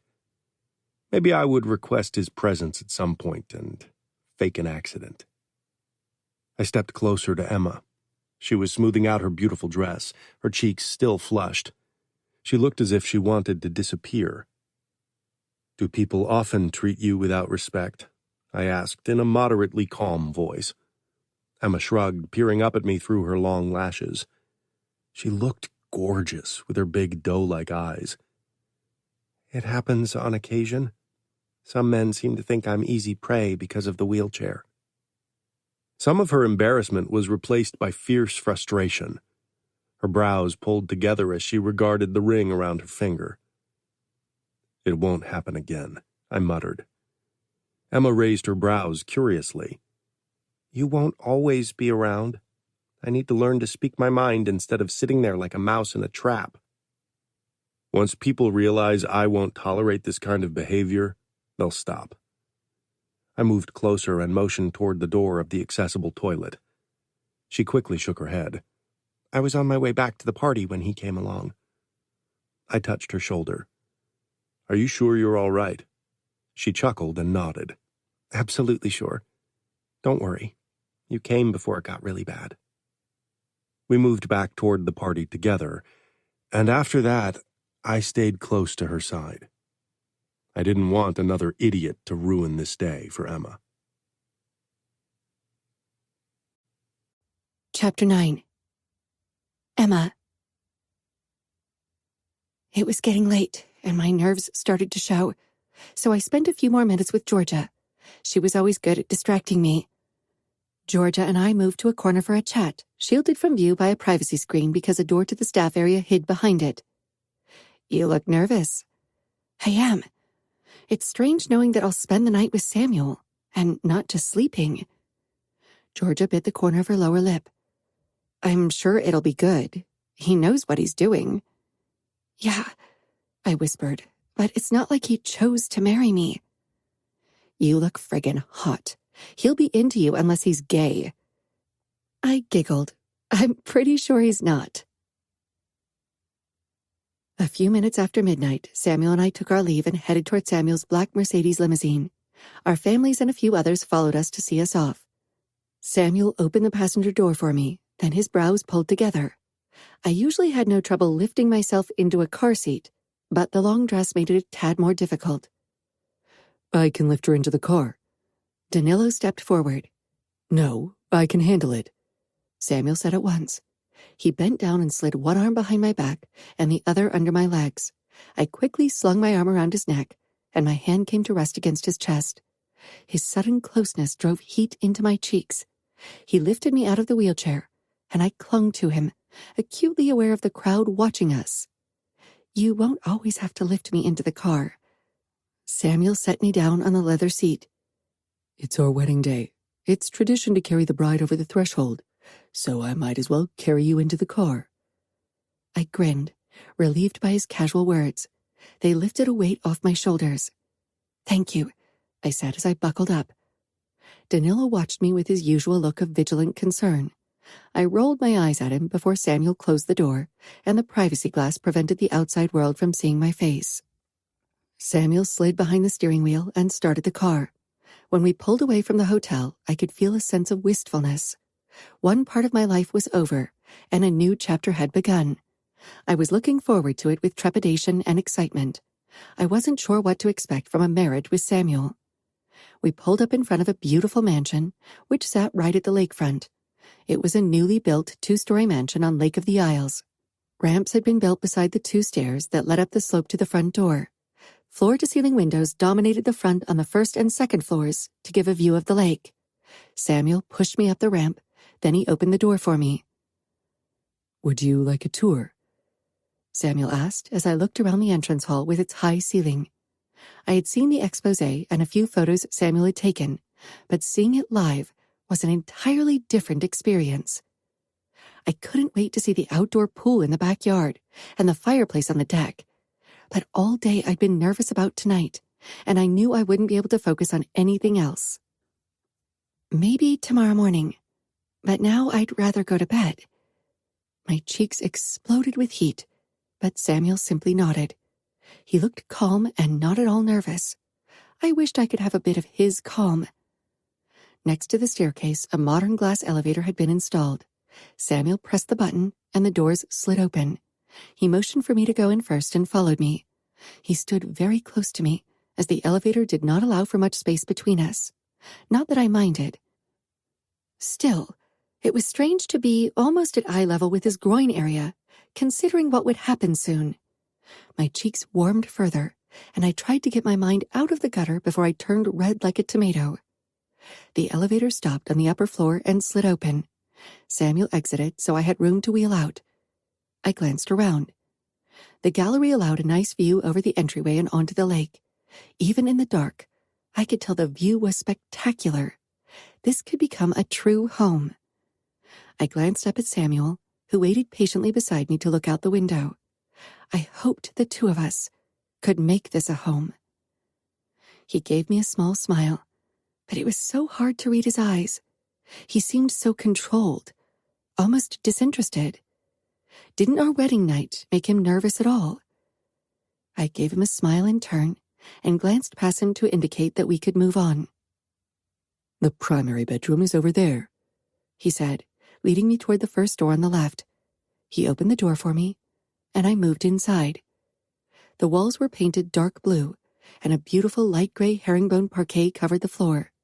A chandelier hung over the wide king-sized bed with its silver bedding. The soft light from the chandelier immediately relaxed me.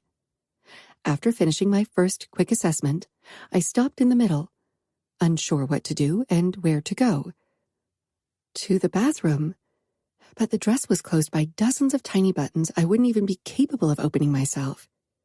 Samuel closed the door before he faced me. He looked magnificent in his dark blue tuxedo. He had blonde hair and stunning blue eyes, with wide shoulders and strong arms. I tore my gaze away and lowered it to my hands, which fumbled with my purse. Silence cloaked us like a heavy drape, settling itself like a suffocating weight on my heart until my throat tightened and embarrassment crowded my chest. I should let him off easily and tell him I was tired. I didn't want him to sleep with me because he felt obligated when he didn't desire me. Is it okay if I go to the bathroom to wash my face and freshen up? "Of course," Samuel said, and the tight note in his voice made me look up. His brows were drawn together as he regarded me, maybe wondering if he needed to help me. With that intense look, he seemed even less approachable, like there was no way I could ever crash through the walls he had built as a high-ranking made man. The thought that he might worry about having to assist me to go to the toilet drove shame into my cheeks. I rolled my wheelchair into the bathroom, but didn't close the door and continued until I was in front of the sink. The bathroom was incredibly spacious, so I had more than enough room to move around. The shower was accessible with a wide door that allowed easy access and handles so I could pull myself up, and one of the counters was lower, so I could easily see my reflection even when seated in my wheelchair. Samuel followed me and leaned against the doorframe. His scrutiny made me nervous, but at the same time, I wanted to show him that I wasn't as helpless as he worried. I arrested the brakes of my wheelchair, then slid my legs to the floor and carefully pushed myself to my feet. Samuel rocked forward as if he thought I would fall, but I gripped the edge of the counter to steady myself and straightened. His eyes trailed along my body, and I realized he was checking me out in my wedding dress. I couldn't read his expression, but I hoped he liked what he saw. I loved the dress, loved how I looked in it. I went through my evening routine, cleaning my face and brushing my teeth, while Samuel stood in the doorway. I wished he'd at least say something. When I was done, I paused and peered toward my husband in the mirror. Our gazes locked, and the intensity in his halted my breath. I swallowed, not sure what to do. At that moment, it seemed impossible that only 8 years separated us. 8 years, and a lifetime of experiences. Undressing would be next, but I'd need his help with the dress, and considering this was our wedding night, he should be eager to get me out of my clothes and into the bed. Samuel briefly looked away, and when he met my gaze again, his expression was stone. I swallowed my disappointment and my pride. I need help with the buttons. "Of course." Samuel walked over to me, and my fingers on the counter tightened. My legs were growing tired from standing, my muscles not strong enough to carry my weight this long after a day like this. "Do you need to sit down?" Samuel asked as he towered over me. He was much broader and taller than me, and my insides liquefied at his strength. Yes, I said quietly, but then you won't be able to reach the buttons. Samuel considered me for a few seconds. If you lie down on your stomach on the bed, I can unbutton your dress. My stomach fluttered. That sounds like a good plan. A small, tense smile graced Samuel's face, and he surprised me when he lifted me and carried me over to the bed. I wasn't sure where to put my hands, suddenly overwhelmed with the situation, so I cradled them against my stomach. When we reached the bed, he paused, and I looked up. My belly twisted at the look on his face. I wasn't sure what it meant, but my pulse sped up nevertheless. He tore his gaze away and put me down. As I lay before him in my dress and he stood over me, my nerves bustled in my body. I rolled over, presenting my back to him, and he perched on the edge of the bed. His fingers brushed the skin between my shoulder blades when he reached for the top buttons of the dress, and I stifled a soft sigh as I rested my head on my forearms. Samuel worked on my buttons in silence, and every so often, his fingers brushed my skin as he loosened the buttons. I could feel his accidental touches in the deepest pit of my belly, wakening something I had never felt before. When he reached the last third, I stilled. Those buttons were positioned right over my ass, and my heart sped up when I realized that Samuel would soon see me like no one had ever seen me, half naked, with only tiny lace panties. He kept opening my dress, but his fingers lingered often now, soft against my skin. Done, he said with a slightly rougher quality to his voice that I couldn't place. I lifted my head a few inches and peered over my shoulder at him. Thank you. Samuel dragged his eyes up from where his hands still rested on my backside, half on the fabric of my dress, half against my skin. He gave a tense nod. For a moment, neither of us said anything, and my confusion rose, because his expression was one I'd never seen on his or any man's face before. Why don't you turn on your back? Then I can help you out of your dress. My breath stilled in my throat. I could have pulled the dress down myself at this point, but I nodded and rolled over on my back. Samuel's eyes slid along my body before he stood and bent over me, grabbing the straps of my dress. My breathing quickened with nerves. Samuel gazed in my eyes, noticing, of course, and he didn't look away when he slid the straps down my arms.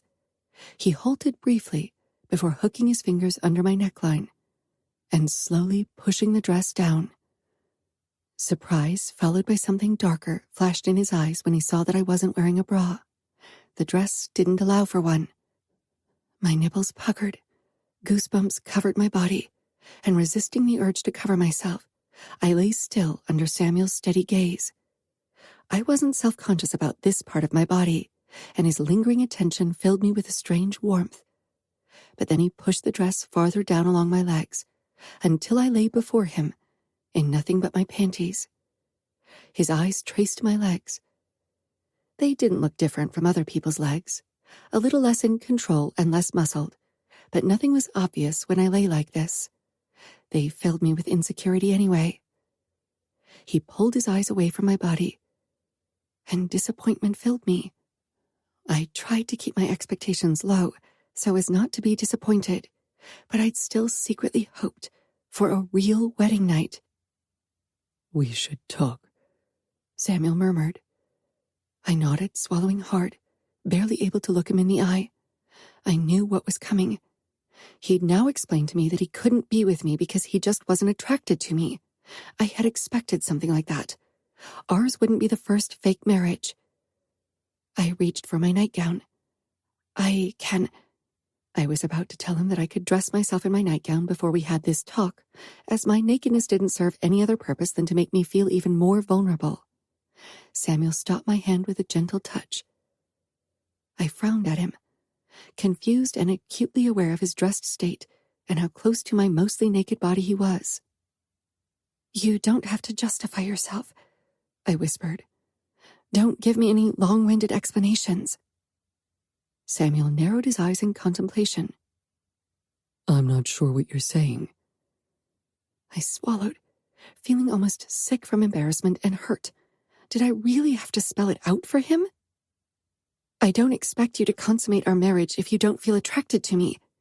I realize men can't just fake being attracted to someone. I crossed my arms over my breasts, wishing I could walk and make a quick escape.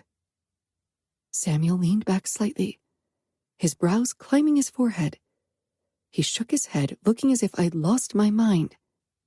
You think this talk is about me not wanting to have sex with you? I blinked. His half-amused, half-aghast tone threw me completely off. Trust me, that's not the case, and I won't have to fake being attracted to you. Okay, I said hesitantly. Then what did you want to talk about? He ran a hand through his hair, his eyes trailing over my panties, my exposed stomach, and my hands still clutching my breasts. I wanted to make sure I'm not taking advantage of you. Now it was my turn to be completely taken aback until it dawned on me what he meant. Because I'm in a wheelchair, you worry wanting to sleep with me is taking advantage of me? Not exactly. I don't want to hurt you. You are more vulnerable than other women, so it crossed my mind that I might have to be more careful because of your injuries. I bit my lip. Maybe the mostly faded scars on my back, hips, and legs had caused him to worry, and I found it incredibly touching that he was trying to make sure that I would be okay. You don't have to treat me differently. I'm not breakable, and my injuries were treated properly, so they don't cause me much trouble anymore. I'm not any different from other women. The wheelchair doesn't mean I feel differently, or that I don't feel desire.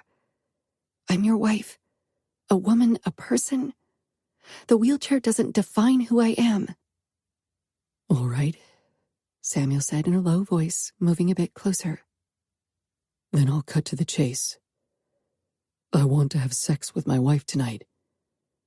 What about you? Boom. I stared at him. I knew he meant me, but it took a few heartbeats to sink in. My throat became inexplicably dry. I'd fantasized about it, but I hadn't really thought it would happen.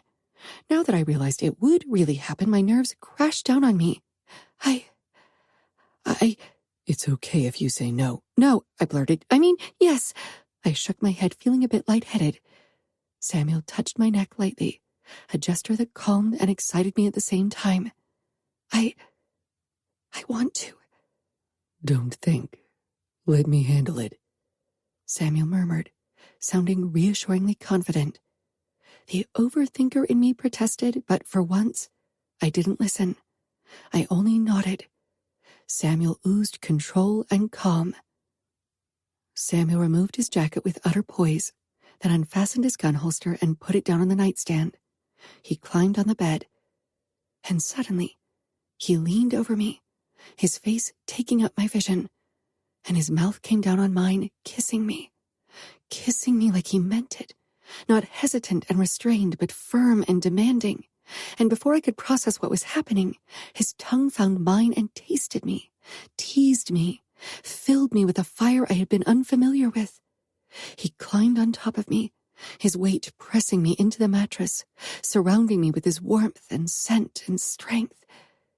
Flames of need licked at my belly, making me ache in a way I'd never experienced. When he finally pulled back, his breathing harsh, his eyes dark and full of desire, I felt like he'd breathed life into me. He looked at me like I was the most desirable woman on this planet. His hand brushed my shoulder before moving to my ribcage and my hands, which were still pressed against my breasts. He looked me in the eyes as he pulled one hand, then the other away, laying me bare. I swallowed, my breath shaky. You can say no anytime, he rasped. I didn't say anything. I didn't think I could get a word out of my tight throat. I was so nervous and excited like never before. His gaze slid lower, down to my puckered nipples, and then his thumb stroked the underside of my breast. The touch was light and gentle as his fingers traced the curve of my breasts almost reverently. He lifted his head, and his blue eyes searched mine. Did he think I'd stop him? Even if I was nervous, even if I wasn't sure I was ready for what he wanted, I was too high on the look of hunger on his face to leave it unfulfilled. I stared back at him, my tongue too heavy to speak the actual words, to tell him I wanted this. I wanted him. But he must have seen it in my face, probably from years of experience with countless women. His palm covered my breast, and his mouth claimed mine once more. His fingers teased my nipple, rubbing it between them, sending a delicious tingling through my core, which intensified with every swirl of Samuel's tongue in my mouth. I lay motionless, not because my body forced me, but because Samuel rendered me as such. He didn't leave me time for doubt or fear as he pulled away from my mouth and latched onto my nipple. I let out a surprised gasp at the feel of his hot, wet tongue pressing against my nipple, circling it, of his teeth grazing my sensitive skin. My fingers found the back of his head, holding on to him almost desperately as I gasped and trembled, completely overwhelmed. The feel of his crisp suit against my bare arms and belly was strangely erotic.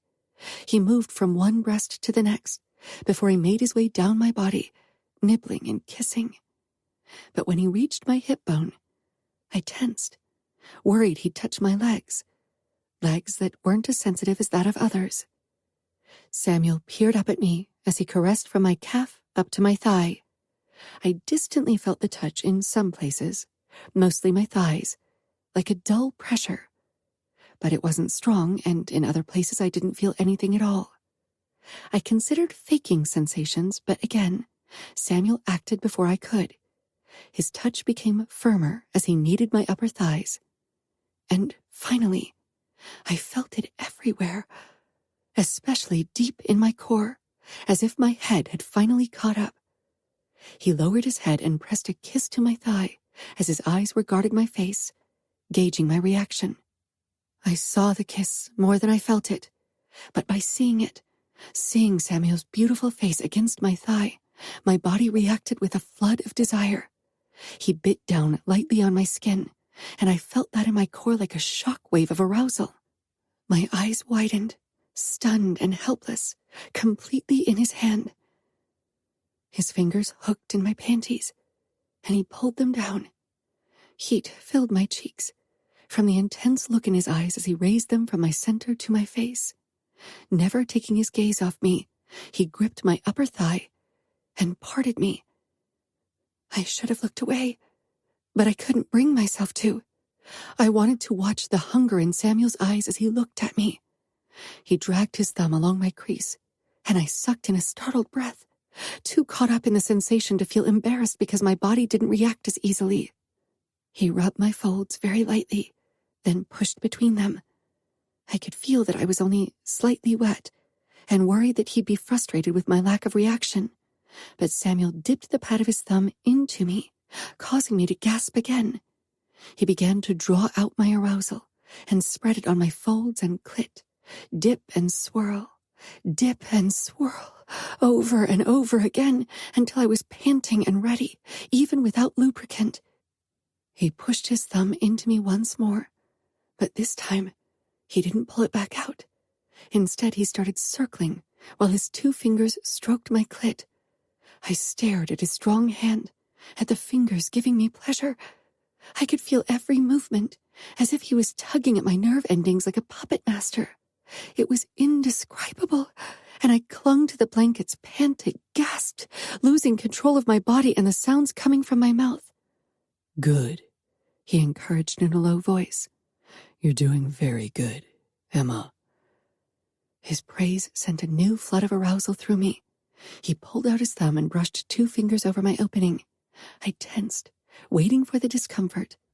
But Samuel held my gaze as he began rubbing my clit with his thumb, making me pant once more before he began to ease his fingers into me. My brows snatched together at the stretching sensation. It wasn't painful, but definitely uncomfortable. "You can say stop any time. Remember," he reminded me again. "I know," I pressed out, slightly annoyed because I didn't want him to treat me like a porcelain doll. You're only 18, Emma. You're very inexperienced, so I treat you how a good husband should treat his young virgin bride. But trust me, no part of me wants to stop. His words made me flush, but then he pushed his fingers deeper into me and pressed harder against my clit, and any sane thought left my mind. Silence settled over us, except for my pants and moans and Samuel's deep breathing. I could feel my control slipping more and more as my pleasure mounted. I bit my lip, and then tension shot through my belly as waves of pleasure radiated from my center all through my body. Samuel looked up, his intense gaze focusing on my face. In the throes of my orgasm, I was unable to look away, to do anything but allow my body to run the show and ride the waves of pleasure. Samuel watched me the entire time, only briefly averting his gaze to watch his fingers on me, in me. He still moved them, but slower, his thumb only slightly circling my sensitive clit. I was lost in the sensations, amazed at my body, at his ability to allow me this. His fingers kept up their teasing, allowing me to relish the pleasurable aftermath of my release. Then he pushed off me, straightening to his full impressive height, and started undressing.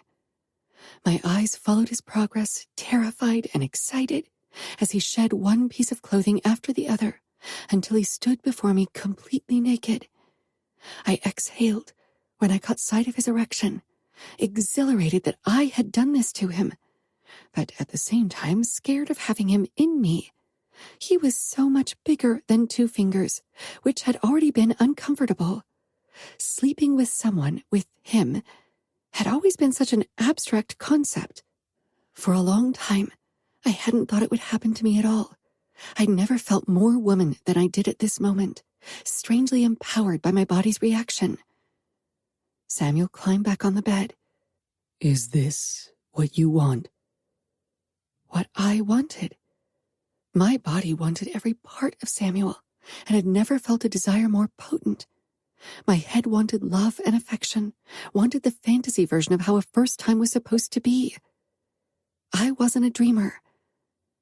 Yes, I breathed out, half tempted to ask him the same question.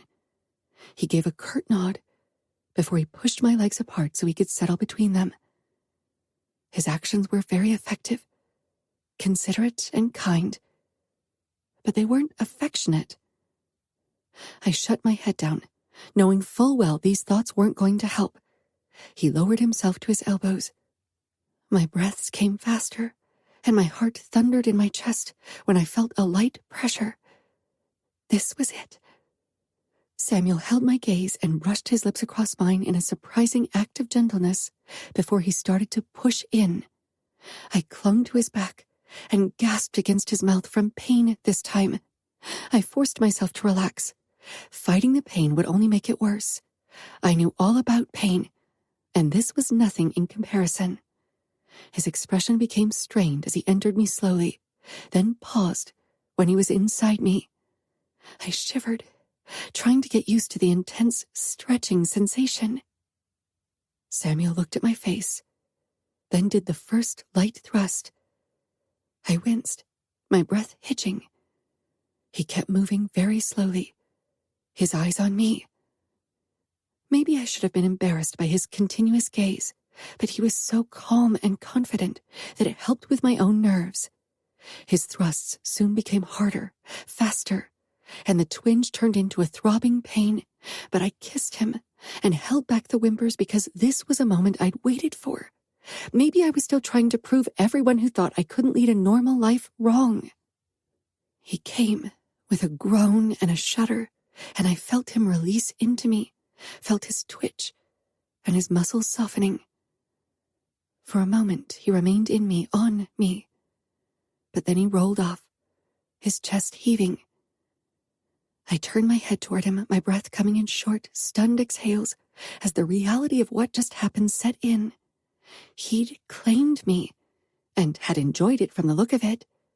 I could have laughed and cried from joy, despite the throbbing between my thighs. I wanted to scream at the people who thought this marriage would never come to be. Samuel closed his eyes with a sigh, and I allowed myself to trace his body with my eyes.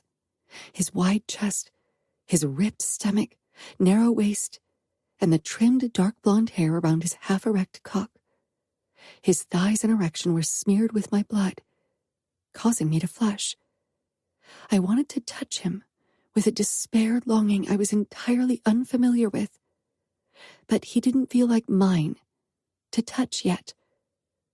I was his, by law, by tradition, and because he claimed me as such. But he didn't feel like mine.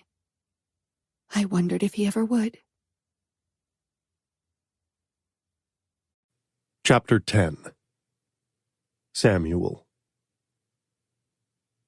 Pleasure hummed dully in my body. When I'd caught my breath, I sat up. I needed to clean up. The proof of Emma's innocence stained my legs and the sheets. I could feel her eyes on me. When I met her gaze, she flushed and smiled shyly. "Are you okay?" I asked, my voice still rough with lust. Emma hadn't been very vocal about her pain, but looking at my cock and her thighs, I couldn't imagine she hadn't been in pain. Maybe I should have been more careful, but a primal part had taken control, spurred on by the knowledge that I was the first to claim her. She gave a small nod. She was a beautiful girl, a beautiful woman, now my wife. I wished fate hadn't shackled her to me. So much darkness lay in her past, and I carried too much darkness for it not to stain her future. She reminded me of a deer in the headlights as she lay beside me, still gloriously naked, her skin flushed from what we'd done. She was gorgeous, and my desire had run the show the moment I'd seen her half-naked body. "Do you need anything?" She sat up with a wince, her eyes taking in her smeared thighs. "I need to wash myself." "I'm going to take a shower. I can take you with me." Surprise crossed her face. She gave a small nod and smiled gratefully. Then her expression changed. "I can shower by myself." "I know, but we might as well do it together." I stood and picked her up. To my surprise, my body was already asking for more. But I ignored its call and carried Emma into the bathroom and stepped into the shower with her. I tried to turn on the water, but needed my hands to hold her up. "Let me," she said, and turned the shower on. The first spray of water was ice cold, as it always took a few seconds before it warmed up. I had spent only a couple of nights in the place to look for possible improvements before we moved in together, but that was one thing I'd learned quickly. Emma sucked in a sharp breath, her fingers clamping around my bicep as her wide eyes met mine. I chuckled at her shock. She relaxed when the water finally turned warm and pursed her lips. "You could have warned me," she said with a small, coy smile. "Who would have thought that a bit of cold water would make you scream louder than sex with me?" Her lips fell open. I hadn't intended to show my true personality to Emma so shortly after our wedding, but keeping up a front in private was hard work, and I was exhausted from all the fake pleasantries of the day. I could tell that she misunderstood my comment from the shock and worry in her eyes. I smirked and bent closer. "I didn't mean from pain, Emma. I'm not into that. Nothing is better than a scream in pleasure." "Oh." Her cheeks became an even darker shade of red.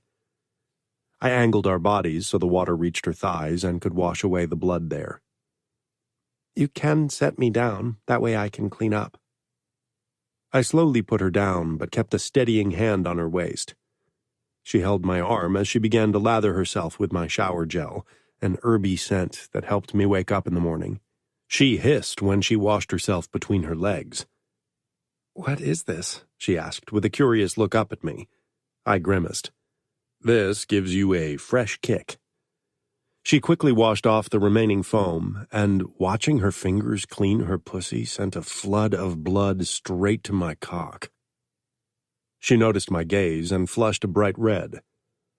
I looked away and washed my face, forcing my thoughts away from Emma's naked body. Tomorrow, our families would have lunch together, and afterward, there'd hopefully be some time to discuss new ways to destroy the Falcones' empire. Too much time had already been wasted on wedding planning, ours and Danilo's to my sister.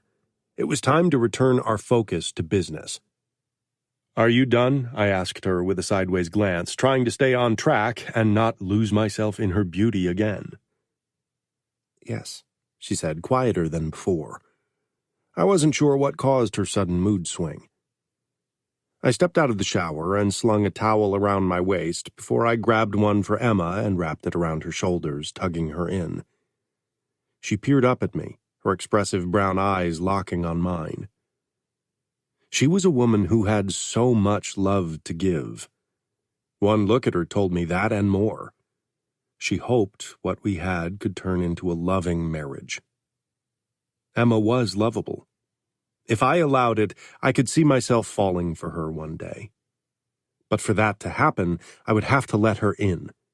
I would have to let her see the darkness of the past, the darkness I still carried with me. Could she bear the heavy guilt I carried? Most days it was too heavy even for my shoulders. I released her shoulders, my expression closing off. "We should sleep now." She gave me a tight smile. "I need to get ready. Give me a moment." I left the bathroom. I put on pajama bottoms, then waited for Emma to emerge. I wasn't sure if she'd need my help, if she even wanted it. Emma was used to handling things alone. The door opened, and Emma appeared holding the doorframe to steady herself. She wore a gold silk nightgown and had her long hair braided so it fell over her shoulder. "Can you bring me my wheelchair?" I pushed it over to her. "I could carry you again." "I don't want to impose on your kindness." Emma was definitely colder than before. Maybe she realized that a bond built on mutual respect was better than hoping for love. "I'm your husband. It's my job to be kind to you." Her face became even more closed off. I realized my choice of words had been less than clever. I rolled the wheelchair over to her. She lowered herself into her wheelchair and moved it toward the bed. Then she engaged the brake and stood. She climbed into bed. I joined her. She turned to me with a stubborn gleam in her eyes. "I'm not a job. I have worked too hard for my independence to be an obligation to anyone." I frowned. "I never called you an obligation," and I realized my choice of words was inapt. I was referencing our wedding vows. "It's my duty as your husband to treat you well and take care of you." "As is my duty. This isn't a one-way street." "I know. But I have a feeling you're better at being kind and taking care of people than I am. I'm better at ruining lives." She pursed her lips, questions filling her eyes. Thankfully, she didn't voice them. "We both can do our best. This is only the beginning of our marriage. We'll have a lot of time to figure this out together." Emma. I woke to the sound of gentle breathing. At once, the memories of last night filtered through my sleepy brain, and I had to stifle a smile. When I opened my eyes, the room was still mostly dark because the curtains were drawn. I blinked and turned my head toward the sound of breathing. Samuel lay with his muscled back turned to me.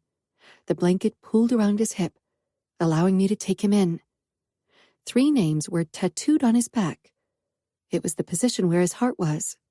For a moment I worried they were names of women he'd perhaps dated over the years, though it seemed strange to keep a list of previous lovers. Not to mention that I knew from the gossip mill that Samuel had been with more than 3 women, but none of them for long enough to warrant a permanent place for their name on his skin. When I scanned the names, relief settled in me. Enea, Domenico, and Arlo must have been friends who died over the years. As a made man, death was always a close companion. Several scars covered his back, reminding me that he, too, had gotten close to death before. I knew he'd been captured by the Kimura when he'd tried to save his twin. He stirred suddenly and turned around. I tried to pretend I had been waking up too and not staring at him. His blonde hair was tousled from sleep. He looked cute and not as distant as usual. I resisted the urge to touch him, even though I really wanted to. "Morning," I said with a hesitant smile. What was I supposed to talk about? Was Samuel a morning person? Or did he prefer silence because he was a grump? Do you need help? Samuel asked, his voice still rough from sleep. He motioned to my wheelchair beside the bed. I gave him a tight smile. "No, thank you. I'm fine." He thought I required constant support. I didn't want to blame him for his misconception. Many people who'd never lived with a disabled person felt they needed constant help. Some people actually did, but I could get through my daily routine with minimal support. The only thing I usually needed help with were things on the upper shelves. He sat up. "The names on your back, are they of dead friends?" Samuel's face hardened, a shadow of the past flitting through his eyes. "Of friends who died because of me." My lips parted in surprise. I could tell it was a topic Samuel didn't want to talk about. I nodded and stopped myself from asking more questions. Maybe I'd ask Danilo about them. He definitely knew the details about Samuel's past, especially his rescue mission. But Danilo, too, didn't like talking about it, as it marked the year in which he'd lost his fiancée to Remo Falcone. Maybe one day, Samuel would feel comfortable enough with me to share the full story. "I'll freshen up and get dressed. Will we have breakfast together?" "Sure, I took the day off." I got into my wheelchair, acutely aware that Samuel watched my every move. The tension in his upper body and the keen attentiveness in his expression made it clear he was ready to leap out of bed and assist me should I require his help. It was kind of sweet, but also frustrating. I didn't want to become someone he had to care for, at least not beyond what a husband did for his wife. I smoothed out my nightgown and resolutely gripped the wheels before I moved toward the bathroom. The door was closed, and I had to angle my wheelchair to the side to push it open. Samuel climbed to his feet, obviously thinking he needed to open the door for me. I sent him another smile before I disappeared inside the bathroom. The moment I stopped in front of the sink, Samuel appeared in the doorway. I had to stifle my laughter, though I also felt a little like screaming. Clearing my throat, I gathered my courage and said, "You don't have to hover, you know? I'm an adult. The wheelchair doesn't mean I can't handle things on my own. You can treat me like you would any other woman." I cringed at my last words. Samuel frowned. "You are my wife, and I want to take care of you." "That's really nice, and I appreciate it, but unless I ask for help, I can do it on my own." Samuel nodded. Still, I wasn't sure if it had really gotten through to him. Maybe he'd actually need to see me handle things to believe I could. Mobsters could be stubborn and overprotective. I had to admit a part of me was pleased that Samuel took our marriage serious enough to want to make good on his promise. But I also knew I'd get frustrated very quickly if he treated me like a child. I wanted to be a partner on equal footing, which was hard enough in our traditional world. "Do you want to be alone, or can I brush my teeth?" "You can stay." He came in and stopped in front of the other sink. I still wasn't sure if he didn't use the toothbrushing as an excuse to keep an eye on me. Maybe I would have been annoyed if that didn't give me the chance to admire his breathtaking body. Yesterday, I'd been too overwhelmed by the situation to pay much attention, but now I could really savor every inch of Samuel. He was only in low-hanging silk pajama bottoms, and I kept checking out his six-pack and the sexy V. I was still slightly sore from yesterday, but seeing Samuel, I wouldn't have said no to a repeat performance. Our eyes met, and my cheeks heated at being caught ogling him. I couldn't help but wonder if there would be an encore. Maybe Samuel had only done his duty last night and wouldn't try to sleep with me again. Perhaps he'd pick a mistress to fulfill his bodily needs. Maybe he already had one. I wasn't naive. It wasn't uncommon for men in our world to have a mistress, especially if they were as good-looking and powerful as Samuel. I'd felt sexy last night. Samuel had made me feel that way with his touch. But did that mean he would be faithful? It would crush me if he were one of those men who cheated because they had plenty of opportunity. I hated this train of thought and didn't even want to consider it. I wheeled out of the bathroom and grabbed a cute blush sundress for the day, plus pointy flat pumps. I was already dressed when Samuel came out. I took the elevator to the ground floor, while Samuel headed down the stairs. The breakfast table had already been set for the two of us, and pastries, fruit, and yogurt parfaits had been set up in the center. The moment Samuel and I had taken our places across from each other at one end of the table, who I assumed was the cook, came in. She was a tall and curvy woman in her late 30s or early 40s, with kind eyes and curly brown hair in a ponytail. "Good morning. What would you like for breakfast?" She spoke with a heavy Italian accent, so she probably hadn't been in the States very long. I glanced at the pastries and parfait. "We have a good selection," I said in Italian because I missed speaking it. Samuel, too, seemed unsure what she meant, and he, too, switched to Italian. "This is Atsura. She comes highly recommended from my parents' cook. What is for breakfast?" I loved hearing Samuel talk in Italian. We'd mostly talked in English so far, but I decided I found his voice even sexier in Italian. "I can prepare whatever you like. If you prefer American style, I can make egg dishes, waffles, pancakes." I grabbed a maritozzo, a traditional Italian sweet bun filled with cream. I personally prefer a cornetto, brioche, or maritozzo for breakfast, and of course a cappuccino. Atsura gave an approving nod. I hesitated. I didn't want to be nosy, but I was really curious.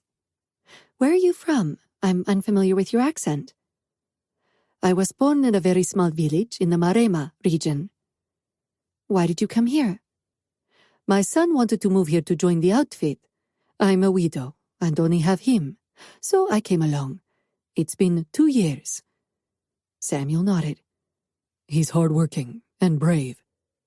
Atsura gave a proud smile. "I'll leave you alone now. If you need anything, ring the bell." She turned and moved out, giving us privacy. I knew she meant well. After all, this was the morning after our wedding night, but speaking with her was so much easier than talking to Samuel.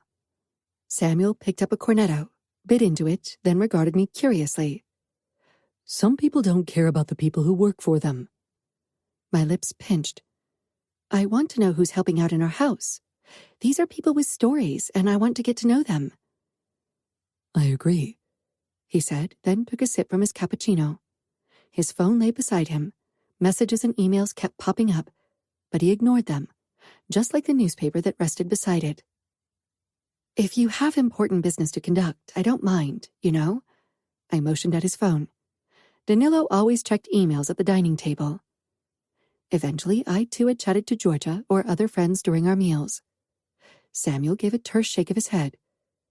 "It's rude. At home we try to focus on the people at the table with us. I work all day. During meals, I'm off." "Oh, that's nice." I liked the idea of actually being 100% present during a meal, to focus on eye contact and conversation, even if it would be awkward in the beginning because Samuel and I were near strangers. "But how do you not miss anything urgent?" Samuel smirked. "Is that how Danilo justified being on the phone all the damn time?" I furrowed my brows. "Yes."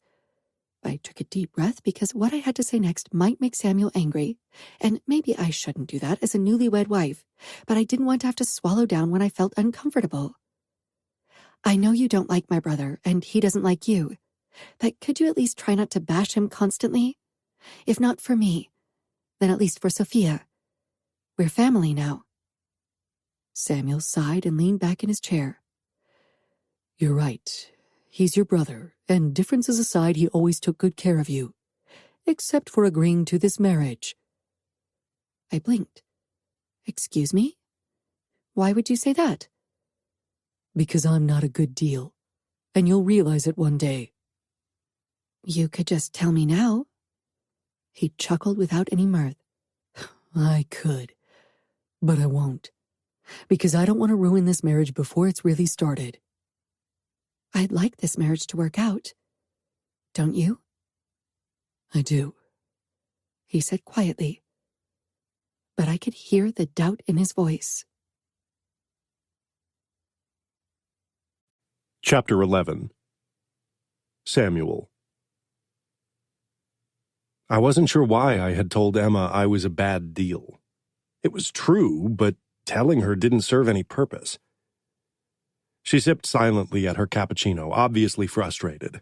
She had every right to be. I wasn't in the mood to discuss this topic more, so I decided to distract her. How would you like a tour of the house and garden now? She glanced up and gave me a small smile. I'd love that. I rose to my feet and waited for her to wheel back from the table. Would you like me to push you?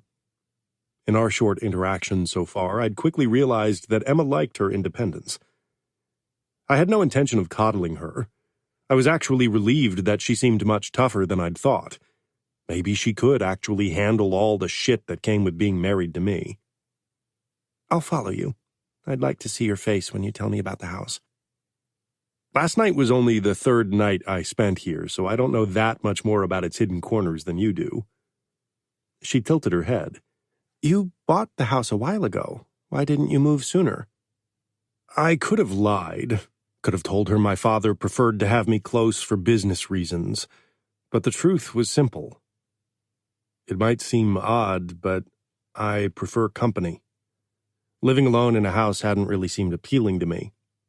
I had all the freedom I wanted at my parents' house, so I stayed. Emma nodded. That makes sense. You have a hard job, so having family at home afterward is important. I nodded. After tough days, I'd often have a drink with Dad in the office. You can rely on me, Samuel. I won't ever break your trust. She flushed.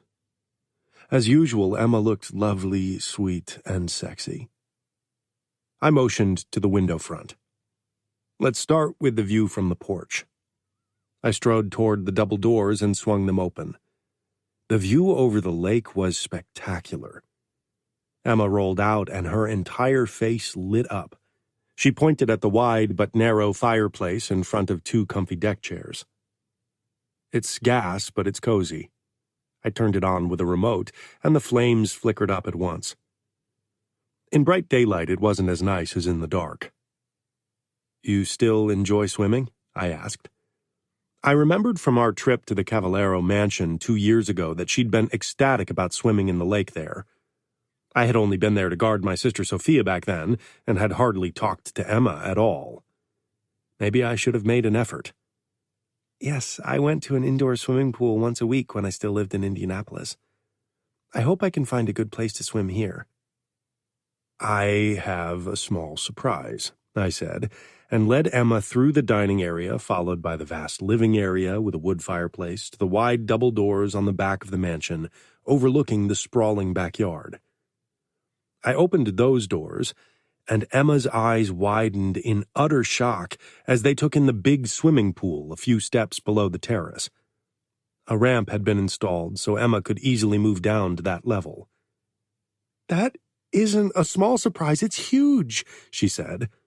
She reached for my hand and squeezed, her eyes emotional. For being such a bad deal, you're doing lots of thoughtful things. It's misleading. I cleared my throat. It's nothing. She shook her head and released me, then moved down the ramp to take a closer look at the pool. I wish I could take a dip right away. It's still 2 hours before our families arrive. Plenty of time.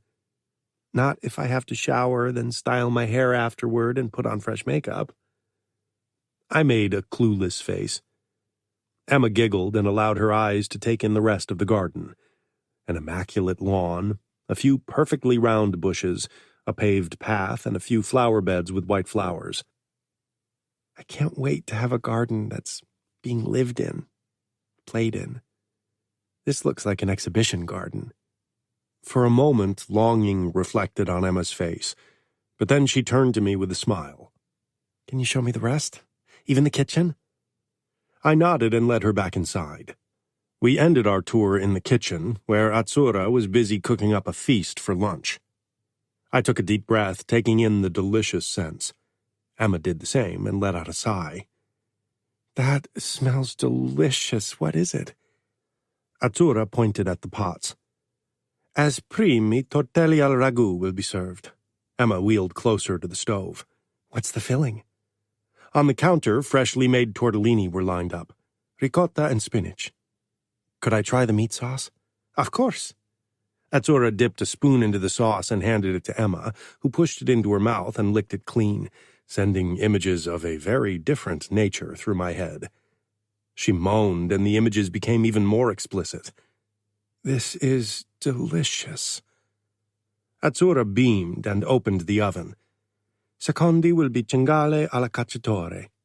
My father loves wild boar stew, I said. I do too, Emma said delightedly. What about you, Mr. Mione? Samuel, I corrected, as I'd done a few times before. I love it too, but not with the same childhood fervor as my father. Emma wheeled past Atsura toward a chocolate cake. Torta al cioccolato. Her excited expression made me laugh. I assume you like chocolate?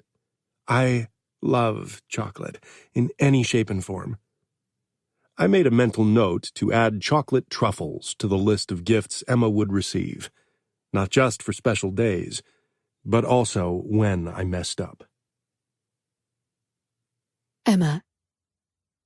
The lunch with our families was relaxed. Even Danilo and Samuel managed civilized conversation throughout the entire meal.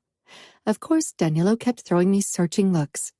The moment we were alone, he would definitely inquire if Samuel was treating me right. I hadn't eaten as much of the first 2 courses as I could have because I wanted to have some room for the dessert. When Atsura served the cake, I could barely restrain myself. Luckily, she had more manners than me and served our guests first. Samuel sent me a knowing look, and I flushed. The cake was as delicious as I'd expected. Atsura had sprinkled pine nuts on top, and if I wasn't mistaken, she'd even added some ground pine nut to the dough. I closed my eyes to really savor the richness of the chocolate. When I opened my eyes, Samuel watched me with an intense look that made me blush hard. After lunch, Inez, Sophia, and I moved onto the porch. I turned on the gas fireplace.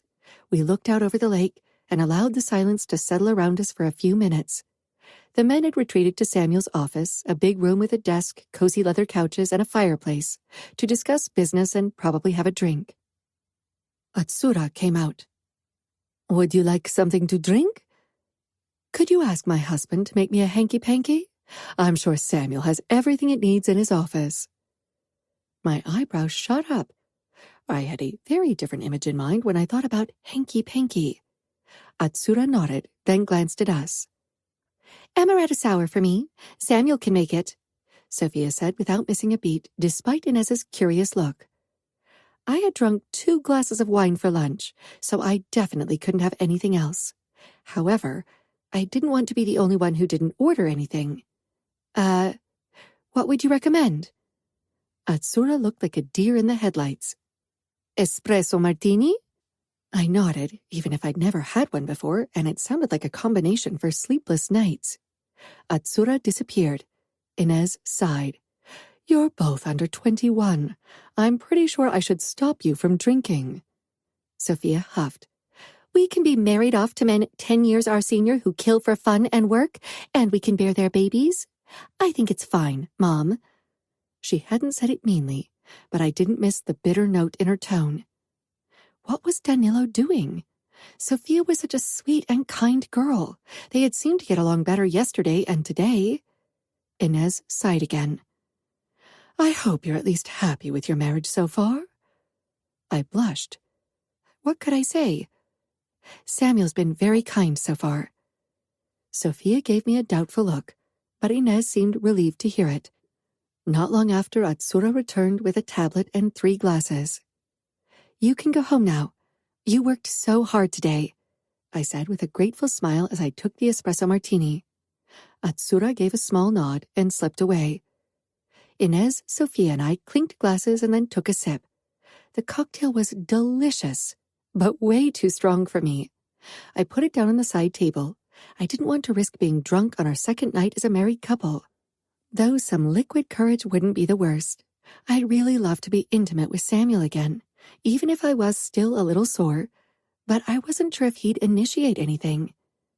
Danilo appeared in the doorway. Sophia looked up at him with a pinched expression.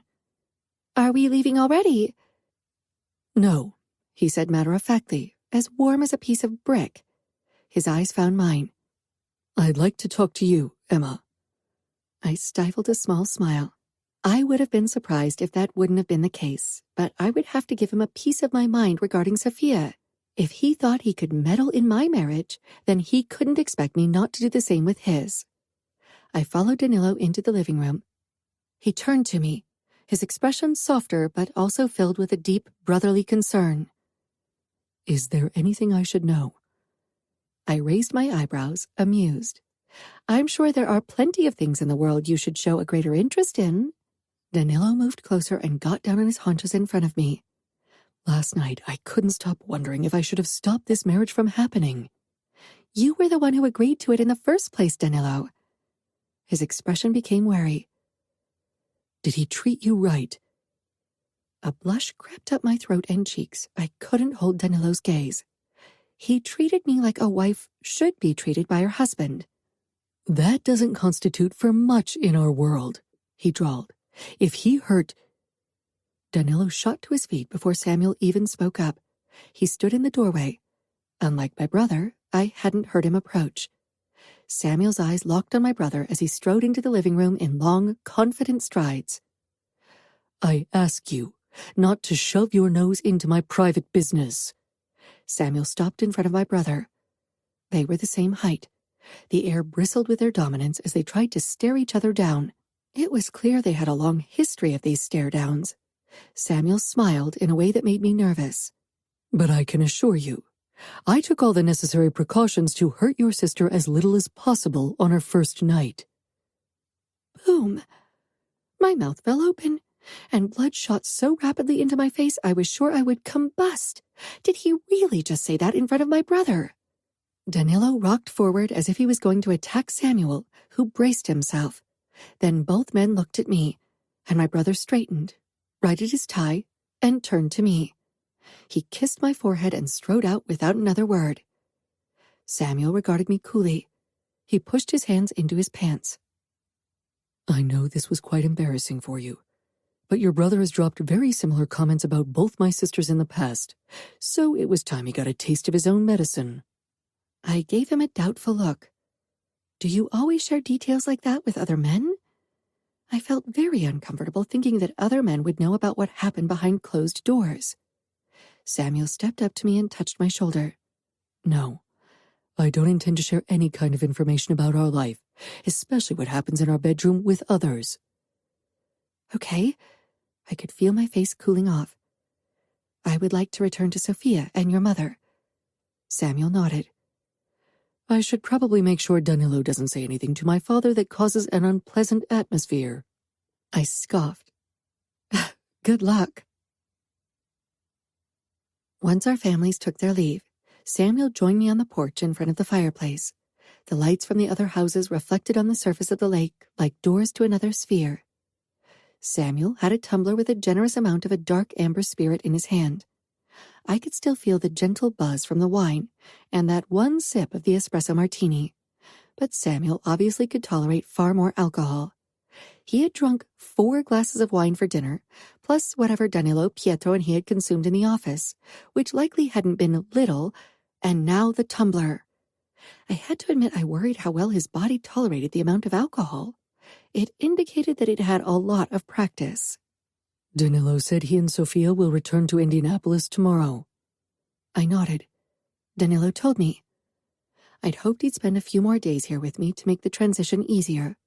Georgia had already returned to Indianapolis early in the morning because her brother needed to get back, and now my brother, the last link to my old life, will follow tomorrow. Samuel regarded me with a thoughtful expression over his glass. Will you be okay? Yes, I said firmly, I would be. I just need to adjust to my new life. Whatever you need, tell me. I'll have a bodyguard in the house whenever I'm not present. I'll introduce you tomorrow morning before I leave for work. So soon? I didn't voice my thoughts. Maybe I shouldn't have been surprised. This wasn't a dramatic love story where the protagonist couldn't bear the idea of being separated. I hope he won't hover. I don't like to be watched, I said. He's very good at what he does. He'll spend most of the time in the staff room beside the kitchen, unless you require his assistance. Samuel glanced at his watch, an elegant dark blue Patek Philippe Aquanaut.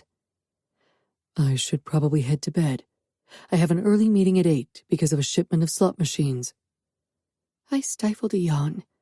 It was already 11, and I was usually an early riser, which meant I went to bed around 10 at the latest. I'll come with you. Samuel downed his drink and pushed to his feet. He motioned for me to go first, so I moved toward the doors, which he then held open for me. Thank you. Samuel was being very considerate and polite, and that was nice in a way, but at the same time it emphasized that we were still strangers. This didn't feel like a married couple going to bed together. None of the lightheartedness, banter, and intimacy a normal marriage entailed. When we arrived in the bedroom, my eyes involuntarily moved to the bed and what had happened last night. I'd felt empowered and womanly. It had been a far better first time than I'd ever dared hope for, and now I wished for more. Samuel cleared his throat, his gaze intent as it settled on me. Go ahead. Get ready first. I moved into the bathroom and changed into another off-white silk nightgown with lace trimming, then returned to the bedroom. Samuel checked his phone in the middle of the room, his brows furrowed.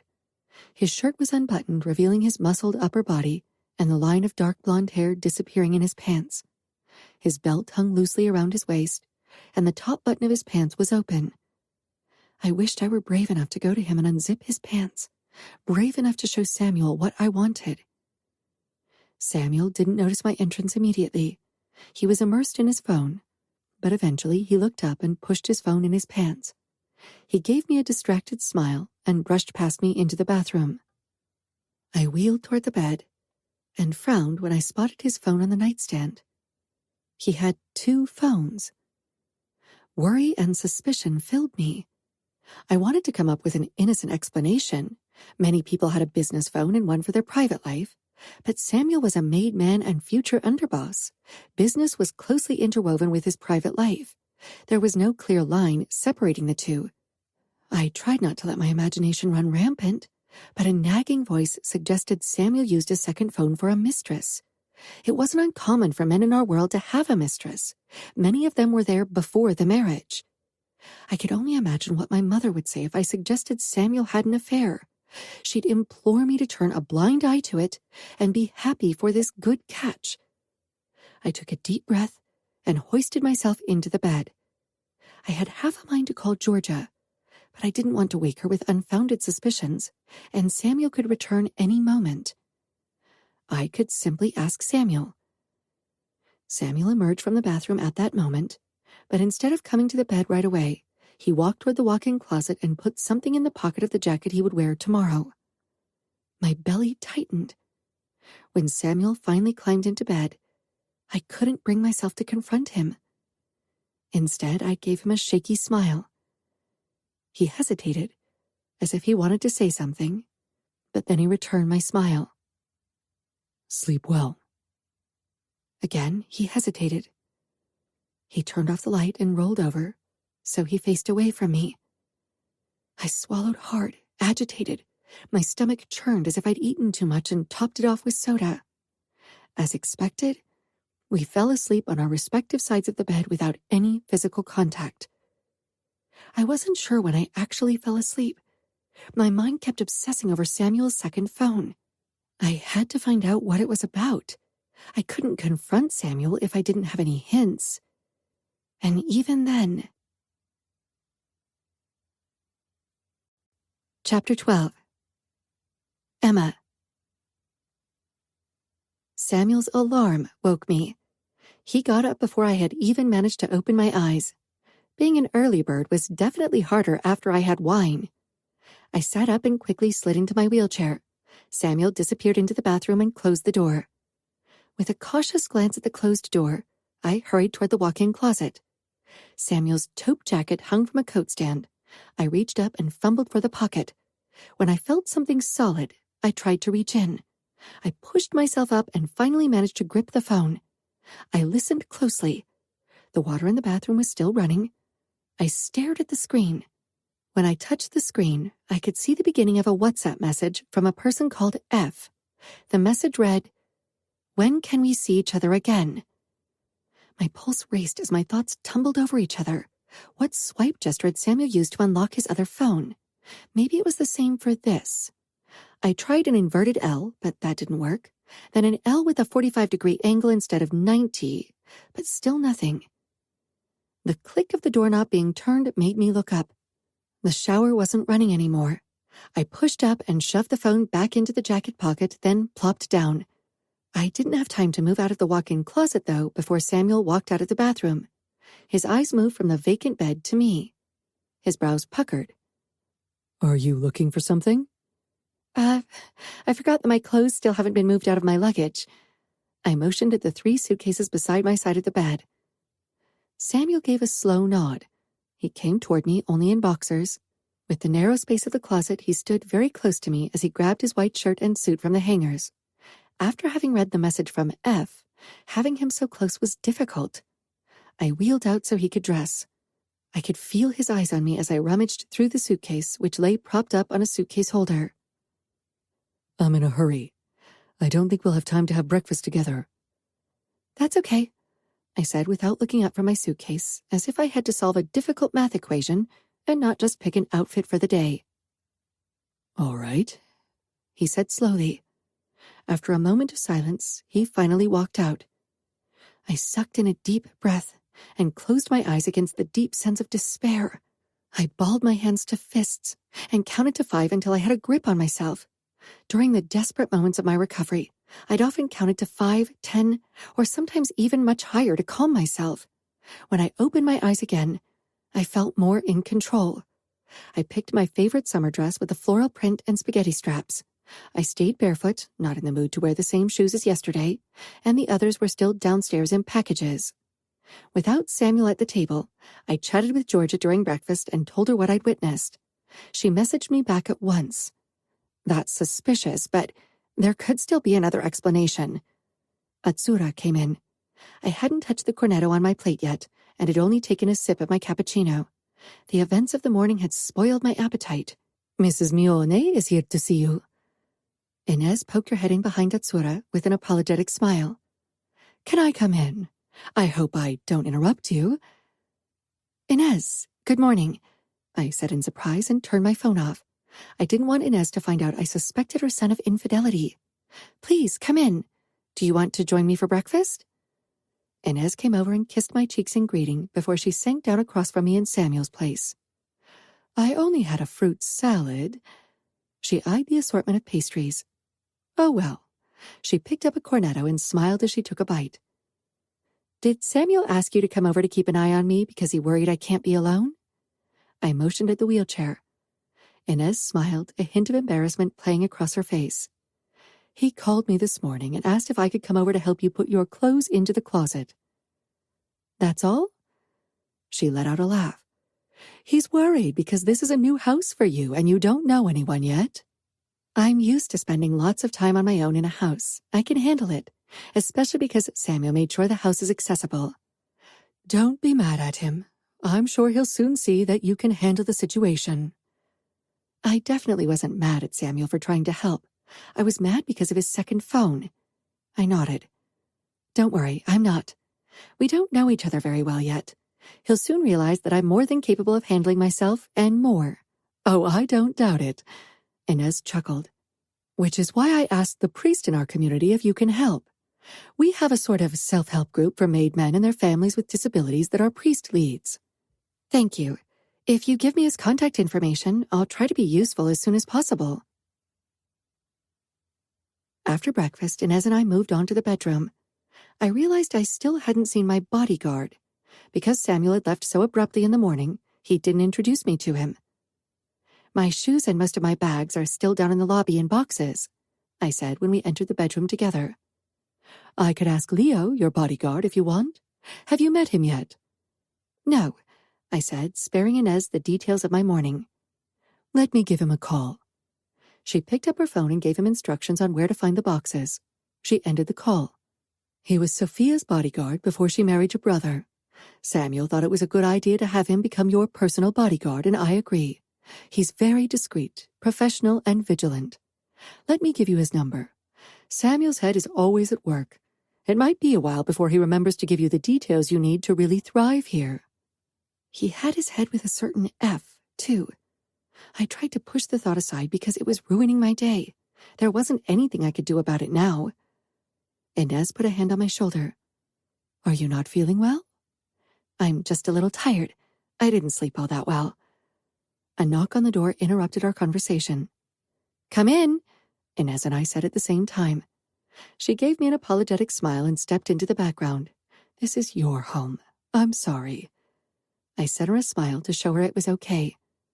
A tall, very bulky man with a neck like a bull came in carrying 2 boxes. Where should I put them? In front of the walk-in closet, please, I said, motioning in that direction. He put them down where I pointed, then turned to me. He wasn't as young as I'd suspected. Maybe in his late 40s, but he was definitely a sight that would scare away many people. He had a buzz cut, and his t-shirt strained over his muscles. Tattoos of a woman and 5 children graced his right arm. I had to admit I never understood why someone got a detailed portrait of their loved ones tattooed into their skin. They rarely resembled the real person. They creeped me out like Madame Tussauds wax figures. He gave me a broad smile. Nice to meet you, Mrs. Mione. He glanced at Inez. And to see you again, Mrs. Mione. I laughed. How about you call me Emma? It's less confusing. And I told you before that I'm Inez. He shrugged. How are your children? Inez asked. The boy's going to give me a heart attack. I should have been happy with my 4 girls and not tried for a 5th. I burst out laughing. I could tell he loved his son very much and wasn't serious. How old is he? 7. He made a suffering face. My wife wants another one, but I told her only if she wants to kill me. I'm too old. You're not old. You're my age, Inez said. I can't argue with that. I grinned, relieved that I had such a nice bodyguard. It could get really awkward if someone sour or moody guarded you all day. Do you need help with unpacking? He asked with a nod toward the boxes. No, thank you. I preferred to sort my clothes into the wardrobe without a male presence. He tipped an invisible hat and moved outside. You know where to find me. I turned to Inez once he was gone. He's really nice. He was Sophia's favorite. She had another bodyguard who shared the job with Leo, but he's a bit broodier, to say it nicely. Inez motioned at the boxes. Should we get started? I nodded. I really wanted all of my clothes in reach. We began with the shoes, then quickly moved on to my suitcases. When I removed a few dresses that I had packed for nostalgic reasons, even if I hadn't worn them in more than a year, a few photos fell out. Photos of myself before the accident. Photos of me dancing on stage. Photos of me doing a grand jeté, my favorite ballet jump. I swallowed hard. I had forgotten I'd hidden them beneath my clothes. In the past, I'd often taken them out and looked at them, feeling wistful. And a part of me still did. It was something that would probably never change. But another part longed to dance again. I had always suppressed any thought of dancing, but since my wedding, a new desire to dance had formed, and I was determined to finally give in to it. Inez cleared her throat, a look of uncertainty on her face. Are you okay? I smiled. I am, yes. I held up the photos. I forgot about these. Inez scanned the photos and touched my arm. I can tell you did ballet from the way you hold yourself and move your fingers and arms. You exude elegance. Oh, wow, thank you. Did you do ballet? For a while as a girl, before my father decided I shouldn't wear leotards. I nodded. I put the photos into one of the drawers. I loved seeing you and Samuel dance. Maybe you could take lessons if you miss dancing. I do. I guess I'll have to think about it. I decided to change the topic as dancing felt personal in a way I couldn't explain. Are people still talking about the marriage? About me? I didn't even want to imagine the vicious turn the gossip would take if people found out about a mistress. I hated being pitied. I needed to figure out a way to handle the situation in a way that saved me from heartache and pathetic glances. Some do, Inez said hesitantly, then gave me a reassuring smile. Don't mind them. You're now Samuel's wife, and that's all that matters. I'm very happy about it." I tilted my head, trying to gauge if Inez really meant it. She was a kind woman, but she was also raised in the Mafia, and tolerating people who weren't perfect by our society standards wasn't our world's forte. "That's very sweet of you to say." Inez put down a scarf she was about to put on a higher shelf for my winter wardrobe. "I'm being serious, Emma. I'm going to be very open. I was concerned in the beginning. Samuel's had a few tough years with his sister being kidnapped and some of his friends dying, and just the overall conflict with the Camorra. I wanted a strong but caring woman at his side. People needed to stop thinking my wheelchair made me weak in any way. If anything, my struggles have made me stronger. I was fairly sure I could handle almost anything." I opened my mouth to tell her that my wheelchair didn't mean I wasn't strong and caring, but she raised a palm to stop me and continued. "I don't know you very well, but what I've seen so far convinced me that you can be that woman for Samuel. I'll do my best to be a good wife, if he lets me." Inez smiled bitterly. "He can be stubborn and withdrawn. He, like his father, prefer to swallow their problems until they just burst out of them. I hope he'll be a good husband. I know he has it in him, but sometimes he's his own worst enemy." I was surprised by Inez's openness, but at the same time relieved that she didn't see Samuel as some sort of saint. Inez opened the last suitcase and a heap of lingerie fell out. They were mostly new. I had bought them with Samuel in mind, though I really enjoyed wearing sexy underwear for my own well-being too. "No reason to be embarrassed," Inez said and picked up my underwear, then put it in the drawer I had picked for it. We finished unpacking in the early afternoon and had coffee together. "Would you mind if I take a dip in your pool? We don't have one, and it's been too long since I've swum." "Of course I don't mind. You can have one of my bikinis." I was glad that Inez wanted to spend a bit more time with me. Maybe she could sense that I longed for company today. I really liked her, which was a relief. While Inez swam a few rows in the pool, I researched things to do in Minneapolis, apart from the charity work I wanted to begin as soon as possible. I stumbled upon an inclusive dance studio that had several dance courses for people with disabilities, or, as they put it, differently abled. I loved the term. Everything from breakdance over jazz dance, standard dances to ballet. I felt a deep ache inside me, not necessarily for ballet, but for dancing, for moving my body in rhythm with music. It was a public studio, so I wasn't sure how happy Samuel would be if I went there. I wasn't sure I even wanted to tell him about it. Maybe I could just ask Leo to take me there and pretend he was my husband, though Samuel probably wouldn't be impressed by such a move. I'd simply discuss my plans with him tonight after asking him about F. My belly constricted with nerves just thinking about that confrontation. When Inez returned to the porch after taking a shower, once again perfectly dressed in a skirt and short-sleeved blouse, she sank down beside me. "It's getting late. I should leave so you can have a nice evening with Samuel." I wasn't so sure about the nice part, but I definitely needed to be alone with Samuel. My phone beeped with a text from Samuel telling me that he'd be late, and I should eat without him. "Samuel's working late." Her face pinched in disapproval. "Would you like me to stay?" "Are you sure? What about your husband?" "I'll send him a message. He had a business lunch anyway. I'm sure he won't mind." Eating with Inez was nice, but my mind kept drifting to Samuel and what he was doing.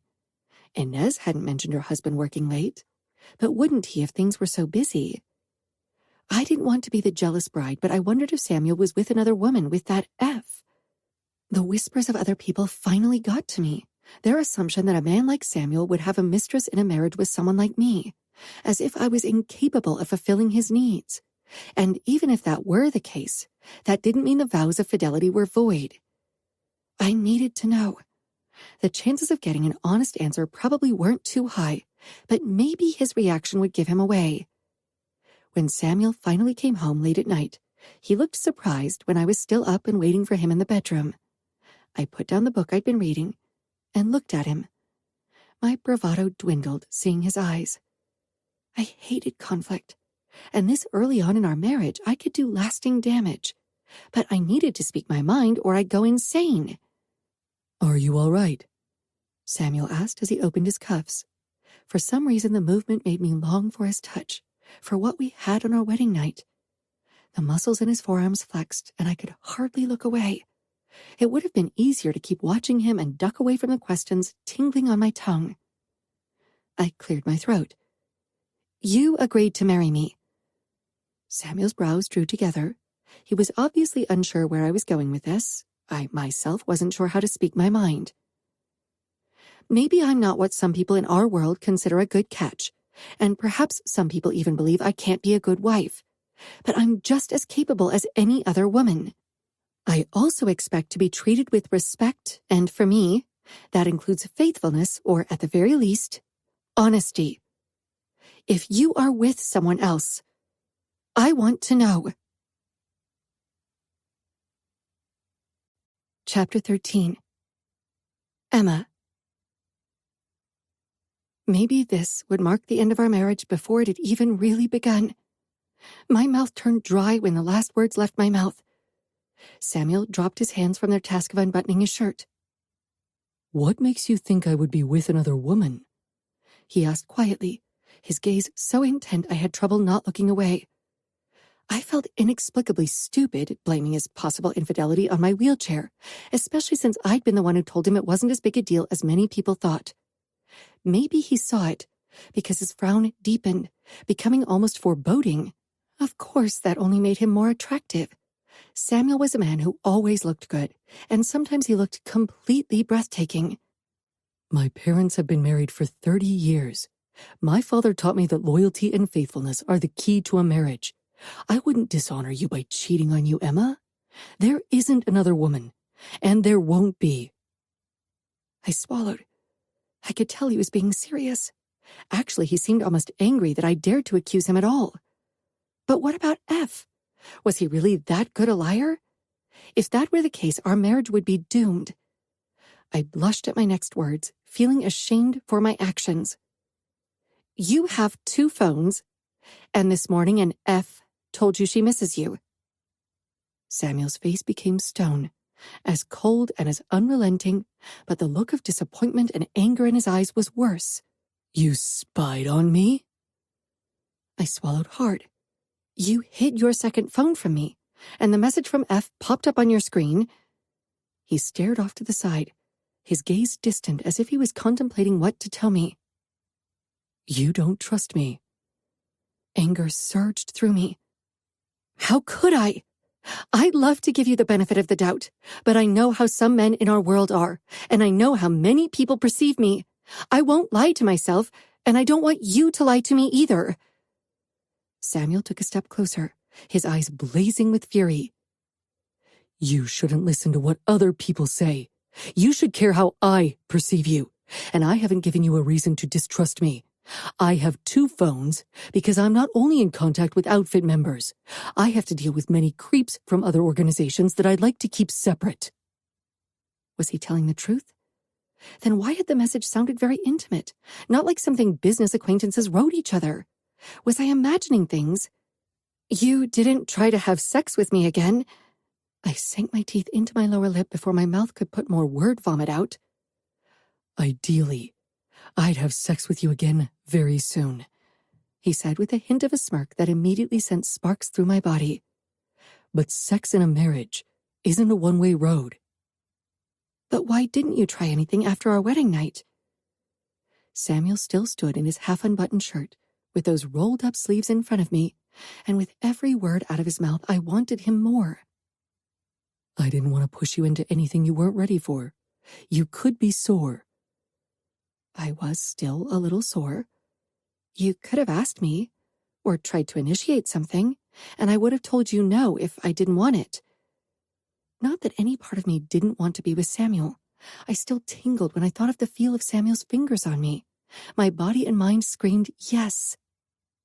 You could have initiated things, Samuel suggested, as if it were the easiest thing in the world, and to him, it probably was. I didn't often think about our age gap, but the 8.5 years he had on me meant he'd had sex for a long time. Most guys in our world began at 14 or 15, so he'd been sexually active for 12 years. A new wave of nerves filled me. My cheeks burned fiercely. I fumbled with the covers. If I had more experience, maybe I would have. That was a lie. My fear of being rejected by him would have been too great. Our bond was still too fresh for me to be anywhere near being confident enough for a move like that. But you have at least 12 years of experience on me. You have probably slept with more women than I have shoes in my wardrobe. Samuel cocked an eyebrow. Damn him for looking like a woman's dream. His gaze flitted to the rows of shoes lined up on the open shelves in the walk-in wardrobe, and his answering smirk made anger and desire battle in my insides. I tried to remember how many shoes were on display. Since Anna had told me I looked good in heels, I'd gone on a few unhealthy shopping sprees. You need to buy more shoes, he said with a chuckle. I stared at him indignantly, but at the same time the banter did strange things to my belly. Don't tempt me. So what about the matter at hand? Why didn't you approach me? Like you said, you are the innocent part in our bond, and some might say I was being considerate by not demanding anything from you. There's a difference between demanding and initiating, I said firmly. I don't know you very well. I wasn't sure if you would have had the backbone to say no. For some reason, his voice had become lower over the course of our conversation. Oh, I said. I hadn't seen it from his angle yet. That makes sense, but I would prefer it if you'd take the initiative for now. Samuel stepped closer to the bed. The top buttons of his shirt were open and gave me a very distracting view of his chest. I don't have a problem with that, as long as you want to have sex with me. I want to, I whispered, despite the heat crawling up my throat. Samuel loosened his tie, never taking his eyes off me. Good, he murmured.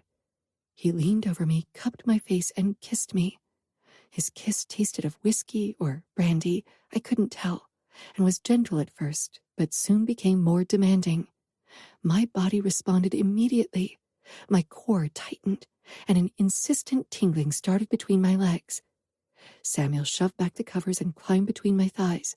His erection pressed against my core when he stretched out on top of me. His kiss, just like the first time, set my body aflame, and the feel of his weight between my legs. I couldn't get enough of it, especially the pressure of his length exactly where I needed it. Samuel rocked against me lightly while he kissed me, and the friction was almost enough to make me come. I hadn't even realized how much our conversation had already turned me on. I hesitantly slid one hand into his hair and put the other on his back. Samuel let up kissing me. I'm yours. You can touch me however you want. I let out a choked breath. Mine. It still seemed impossible. Samuel kissed my throat, one of his hands slipping under my nightgown up my side until he cupped my breast. When my nipple puckered against his palm, he rocked his erection against my core again, and I moaned against his mouth. I wanted more. So much more. I'd have never thought that a simple touch could ignite me with so much desire. Samuel. When I heard Emma's soft moan, my cock jerked inside my pants, making me aware that I still had too many clothes on. But this was about Emma, about showing her how good I could make her feel if only she let me. She writhed on the mattress as I teased her nipples. She wanted more. Her body sent a clear message. I slid a hand down the tantalizing curves of her body, then inside her panties until my fingers found her clit. She was so wet. My fingertips slipped over her button, tearing another moan from her lips. She squeezed her eyes shut as if she was trying to keep herself in check. I pressed my lips against her ear. Don't hold back. In our bedroom, there's no need for shame or restraint. I want all of you. She met my gaze, surprise and wonder in her eyes. Her skin was flushed, and her lips parted as I began to rub small circles on her nub. I kissed her, needing to taste her plump lips. "You're close," I rasped between kisses as her breathing became more labored. She didn't react, only clung to my shoulder, focusing on my chest. "I would ask you if you like it, but this..." I slid one finger over her opening, which was slick with arousal. She blushed, and a small, strange sound escaped her lips. She bit her lip, the desire in her eyes flickering up. "What do you want?" I rasped. Her gaze flitted to my finger once more. "Inside you?" I was going to lose my mind any second. My cock was ready to bust out of my pants. She gave a small nod, uncertainty and embarrassment crowding her face, as if it were a bad thing to want my finger inside her when it turned me on. I brushed my lips over her throat and moved them down until I cupped her nipple. My fingers found her entrance once more, and I slowly eased a finger inside. She was still tight and tensed briefly, so I stilled and looked up at her face. "Still sore?" I rumbled. The knowledge of why she was sore made me even hungrier for more. Maybe we really were nothing more than instinct-driven beasts. "A bit, but I don't want you to stop," she admitted with a small smile. "Oh, I have no intention to stop. Not until you come all over my fingers and cock." Her eyes widened slightly, then fluttered shut. She moaned when I pushed my finger deeper into her pussy and began to curl it slightly while my thumb brushed her clit. I regarded her attentively while my finger pumped in and out, trying to gauge when she'd be ready for another finger in my cock. I could tell that the deeper, slower sensation of my finger stroking along her sensitive opening really turned her on.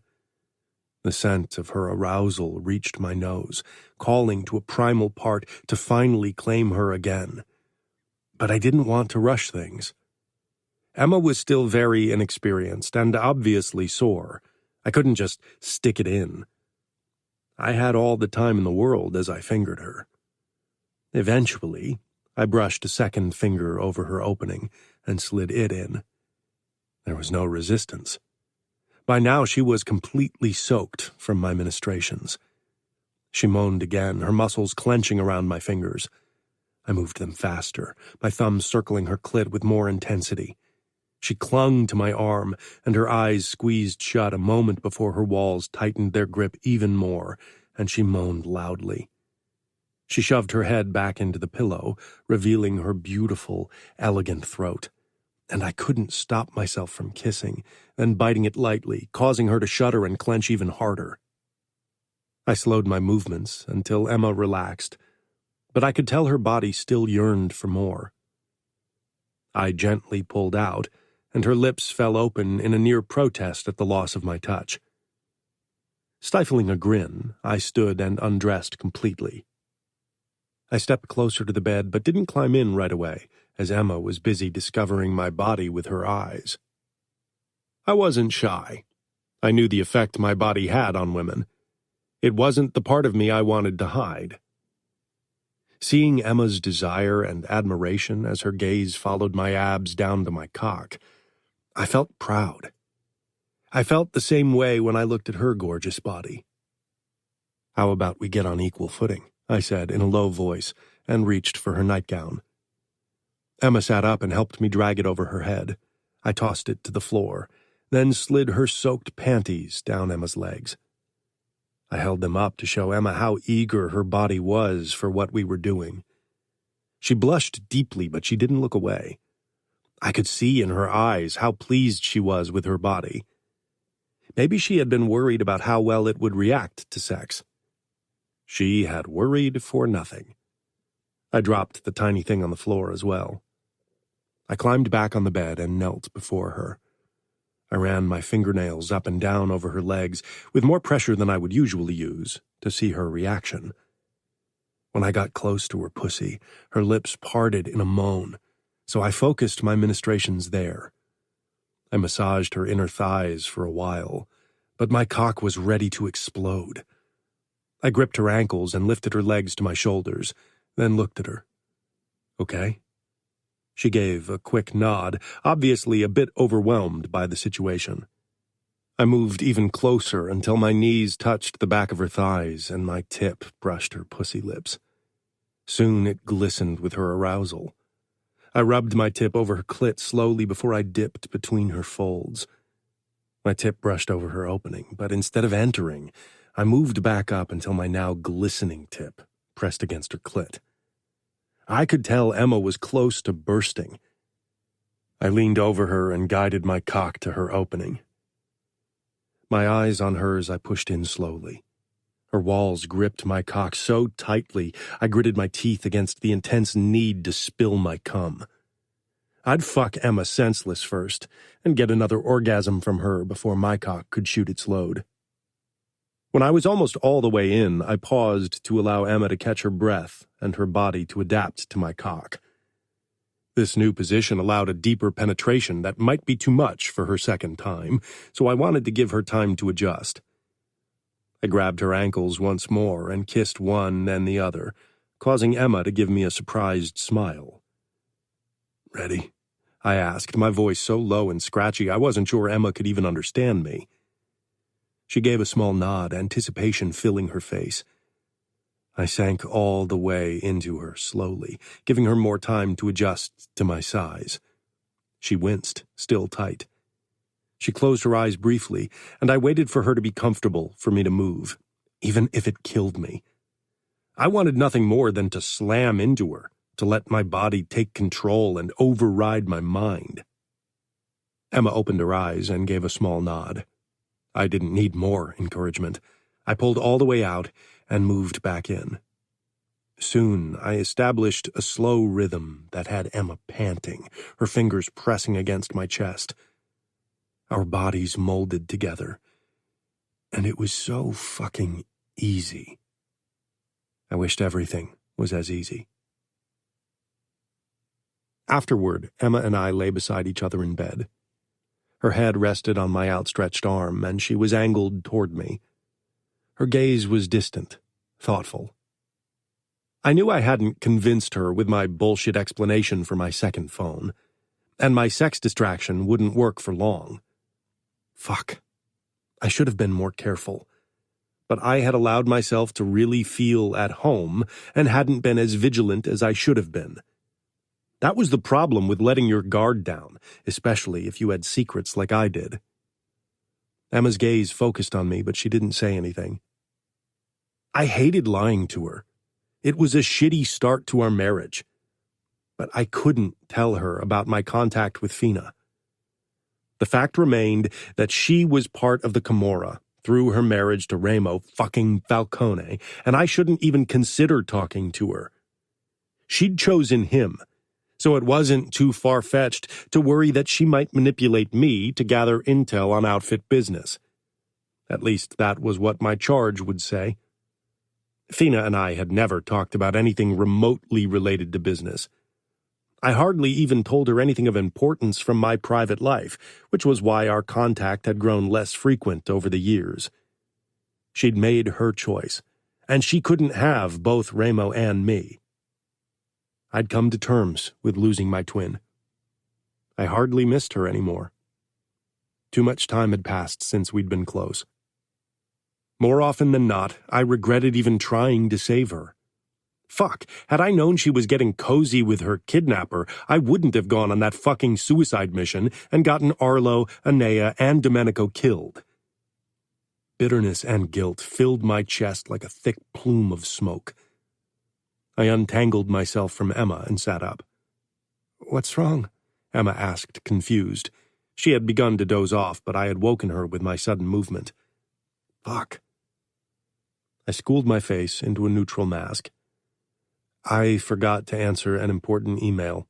I have the details on my desk. I'll just head down there and get this done. You should try to sleep." Emma nodded slowly, but I could tell she was hesitant to believe me. I covered her with the blanket and gave her a small smile, then pushed to my feet and put on pajama bottoms. After checking that her wheelchair was in her reach, I left the room, closing the door after me. The moment I was outside in the corridor, anger and regret over my decisions from the past resurfaced.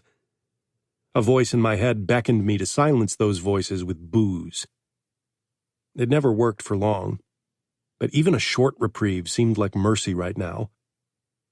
I hurried down the staircase and into my office, where I grabbed a new bottle of gin from the shelf and sank down on the sofa in front of the cold fireplace. I unscrewed the bottle, then took a long swig, leaned back and closed my eyes.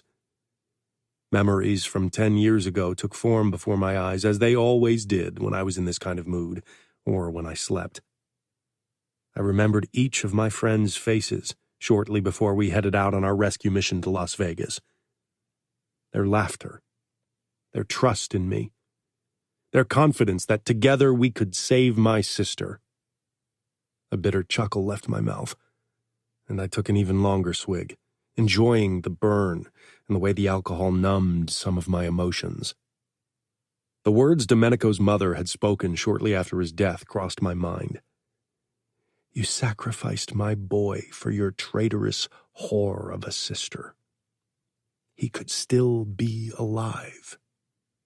And the man who murdered him, he gets to enjoy himself and your sister. He gets to taunt us with his existence, and you do nothing." She was right. I had done nothing to avenge my friends after my sister ran off with Ramo. Domenico's mother didn't even know that I'd secretly gone to Serafina's wedding to Ramo. Only Dad and Dante knew. What they didn't know was that I was still in contact with Fina. Though sometimes I wondered if Dad suspected it. He didn't mention it, though. I should have killed Ramo that day, and tried to kill as many of his brothers as possible before they executed me. But I hadn't even tried. Not from fear of dying. No, I had seen how much Fina loved that psycho, and I hadn't been able to hurt her. I took another swig. So many years had passed since then, and my view of that day had changed drastically over time. I should have killed Ramo. It probably wouldn't have freed Fina of his hold, but it would have lifted some of the guilt from my shoulders, and made this world a safer place. Maybe I would one day get the chance again, though I doubted it. Dante hadn't sent me on a mission into Camorra territory ever since, not even close, and I doubted he would anytime soon. Maybe he knew that I might hesitate before killing Ramo. I took another swig. Now my continued contact with Fina threatened my marriage to Emma, when it already posed a risk to my life. Fuck. Maybe I needed to finally cut all ties. Finally make the move I had been too weak to do for myself. I wanted this marriage to work out for Emma's sake. I couldn't change my mistakes from the past, but I could try not to ruin more lives with future mistakes. I took an even bigger swig, then another, until my body was too numb to feel. Chapter 14. Emma. When I woke in the middle of the night, Samuel wasn't in bed with me. I sat up and turned on the light. Blinking against the sudden brightness, I put on my nightgown, which lay beside me, and scooted to the edge, then slid into my wheelchair. What if he lied? What if he was with F right this very moment? I shook my head and moved toward the elevator in the hallway, then let it take me downstairs. It was dark except for a sliver of light coming from Samuel's office at the end of the hallway, branching off the entryway. I followed the light. The door was ajar, but it was silent behind it. Swallowing, I nudged the door with my hand, and it swung inward. I wheeled inside, then stopped when I spotted Samuel on the couch, his head tilted to the side, his expression softer than usual in sleep. It couldn't be comfortable for him to sleep like this. I moved closer and noticed the almost empty bottle of gin beside Samuel on the sofa. How much had he drunk? I got even closer, and the intense smell of alcohol hit me. Considering how deeply Samuel slept despite being a made man and trained to be vigilant, I feared he'd drunk most of the liquor tonight.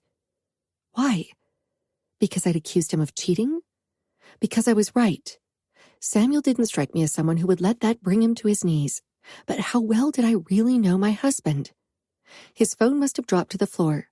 It lay beside his naked foot on the hardwood floor. It was his second phone. supposedly his phone for unsavory characters. Keeping my eyes on Samuel, I bent forward, trying not to make a sound, and reached for the phone. Should I really spy on him again after his reaction yesterday? With my fingertips against the phone, I hesitated. Samuel wanted me to trust him, but his actions made it difficult. Why did he go down here to get drunk? A battle raged inside me. I hated being like this, so distrusting. I wanted to believe Samuel, but his secrecy and all the words that our society had put in my head were messing with me. I hated it. My fingers curled around the phone when Samuel stirred. I jerked up, dropping the phone. Samuel leaped up, pulling his knife, his eyes harsh until they settled on me. I was frozen in shock. Slowly, he sank back down and lowered his gun. Fuck, Emma. I could have hurt you. Why did you sneak up on me? He put the gun back down where it had rested beside him on the sofa. I didn't have to be sneaky. You were completely out of it. My eyes darted to the bottle of gin on the sofa. Samuel's expression hardened. I sometimes have trouble sleeping, so I take sleeping pills. My eyebrows rose. Maybe he had taken sleeping pills too, but the alcohol alone would probably have knocked him out too.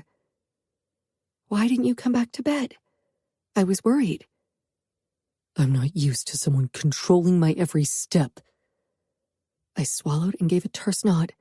With a strained smile, I gripped my wheels and reversed. You're right. I have no right to impose on you. Anger and disappointment battled inside me. I had on occasion found Danilo asleep at his desk as well. Never drunk, though, and he'd always appreciated it when I'd woken him so he could actually find a restful sleep in his bed. Samuel released a low breath, raking his fingers through his hair. That came out harsher than intended. He stood, then looked around until his eyes settled on his phone on the floor. He picked it up, then leveled his eyes on me with a hint of suspicion. I held his gaze, not giving away anything. I'm coming to bed now. If that's what you want, I said, still with that same tight smile, and left the room. Samuel appeared beside me as I waited for the elevator door to slide open. His fingers cupped my shoulder lightly as we entered together. I tilted my head up. He looked exhausted, and still not 100% himself. He was surprisingly steady on his feet, though. Maybe he hadn't drunk as much as I thought. His eyes met mine. I told you, I'm not the catch everyone makes me out to be. I pursed my lips. This could easily be rectified. Just don't get angry when I'm worried about you. And tell me the truth about F. You have no reason to worry, Emma. I've been a made man for many years. The shit I've done and seen has hardened me. I nodded, but I wasn't convinced. Made men thought they were immune to feelings, but I knew how good their masks were. Samuel went to the bathroom while I stretched out in our bed. I could hear water running, followed by the electric toothbrush. When Samuel emerged, his hair was wet at the front, and he looked alert. He slipped under the covers. The scent of alcohol was almost entirely gone and replaced by the eucalyptus note of his toothpaste. He put his head down on the cushion, staring up at the ceiling. He didn't look tired at all. It was 4 a.m, and I doubted his sleep had been sound before now, but I didn't think he'd go back to sleep. You look wide awake. He chuckled. I am. His eyes searched my face. You should try to sleep. I'll stay here until you have fallen asleep if you want. I closed my eyes, but could tell that I was too agitated to sleep now. I sighed and opened my eyes again, finding Samuel's gaze on me. Can't sleep. I shook my head. I'm an early riser. Not this early, but 5 o'clock in the summer, so it's too late for my body to fall asleep again. But we went to bed late. Samuel reminded me, and my face heated, thinking of our encounter yesterday. Samuel's gaze traced my heated cheeks, his lips twitching. We could both get up. I'd love to swim a few lengths in the pool. Samuel sat up with a nod and raised his arms in a slow stretch over his head. My eyes trailed over his strong arms and muscled chest, feeling a familiar warmth settle in the depth of my core. I looked away and cleared my throat. I think I'll join you, Samuel said. It'll banish the last of my tiredness. Samuel went ahead after changing into his swim trunks. I had to find my bikini first, but then followed him downstairs. The air outside was still cool as the sun hadn't risen yet. Samuel had turned on the pool lights, letting the water appear a fluorescent turquoise. The pool is heated, Samuel assured me as he came to my side. That's good, I said with a laugh, rubbing my arms. Would you like me to help you into the pool? Samuel asked. My first impulse was to say no. I could get into the water alone. But then I noticed his gaze on my chest, checking me out in the triangle bikini, and changed my mind. Yes, I'd appreciate it. Samuel slid his hands under my legs and behind my back and lifted me easily. I gave him a small smile. He walked over to the part of the pool where stairs descended into the water. He carried me until I was engulfed by the warm water. It wasn't body temperature or close, but it wasn't too cold either.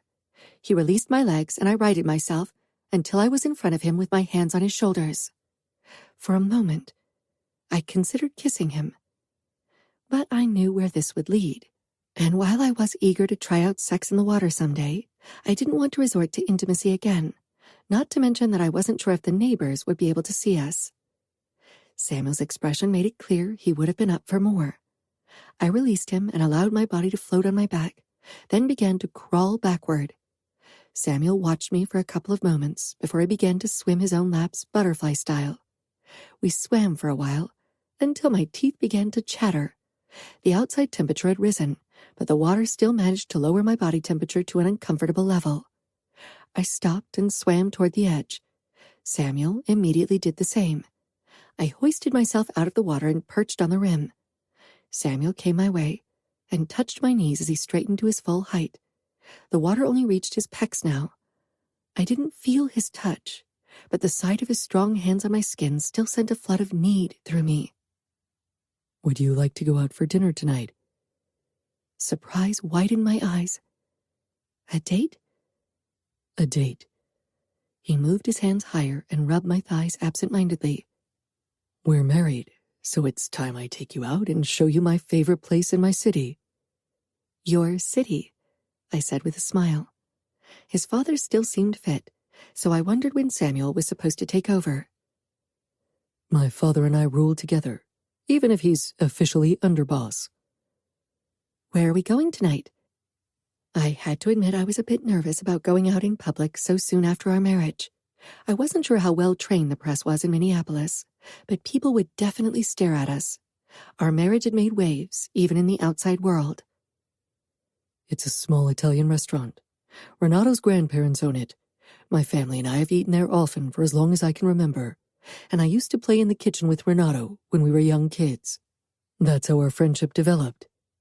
He's quite a character. Samuel chuckled. He's loyal and trustworthy. I am too, you know. Samuel sighed.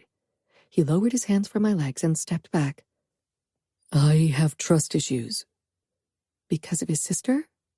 I had only heard the rumors of how she'd saved Remo Falcone from the outfit, but only Danilo, Samuel, his dad, and Dante knew the full truth. It's okay. A hint of guilt filled me when I remembered how I'd wanted to check his phone again tonight. Would you like me to carry you out?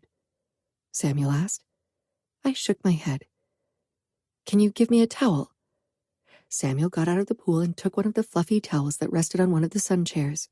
He draped it over my shoulders, then he picked me up and put me down in the sun chair. I peered up at him, and he surprised me with a heated kiss. He pulled back after a moment with a tight smile. I shouldn't start something I can't finish. He looked at his watch, then sighed. I blew out a little breath, trying to gather my wits about me. I glanced up at the surrounding houses. The pool was mostly hidden from view by hedgerows, but I still worried about people catching a glimpse. Samuel positioned himself in front of me. Nobody can see anything now. I opened my bikini top and tugged it away, then dropped it beside me on the lounge chair. Samuel's eyes practically devoured me as my nipples hardened even more in the light wind. I leaned back and tugged my bottoms down so I could really dry myself. Fuck, Emma. I really wish I had more time. His voice sent a shiver down my back. He shoved down his swim trunks, revealing his erection. I was at eye level with it, and I could have leaned forward and taken him in my mouth. My face heated. Where had that thought come from? Samuel grabbed the towel and wrapped it around his waist. I cleared my throat and wrapped my own towel tighter around my body. It was funny that I had thought the physical aspect would be a problem in our marriage. That obviously wasn't going to be the case. Building trust and an emotional base would be much harder. Samuel.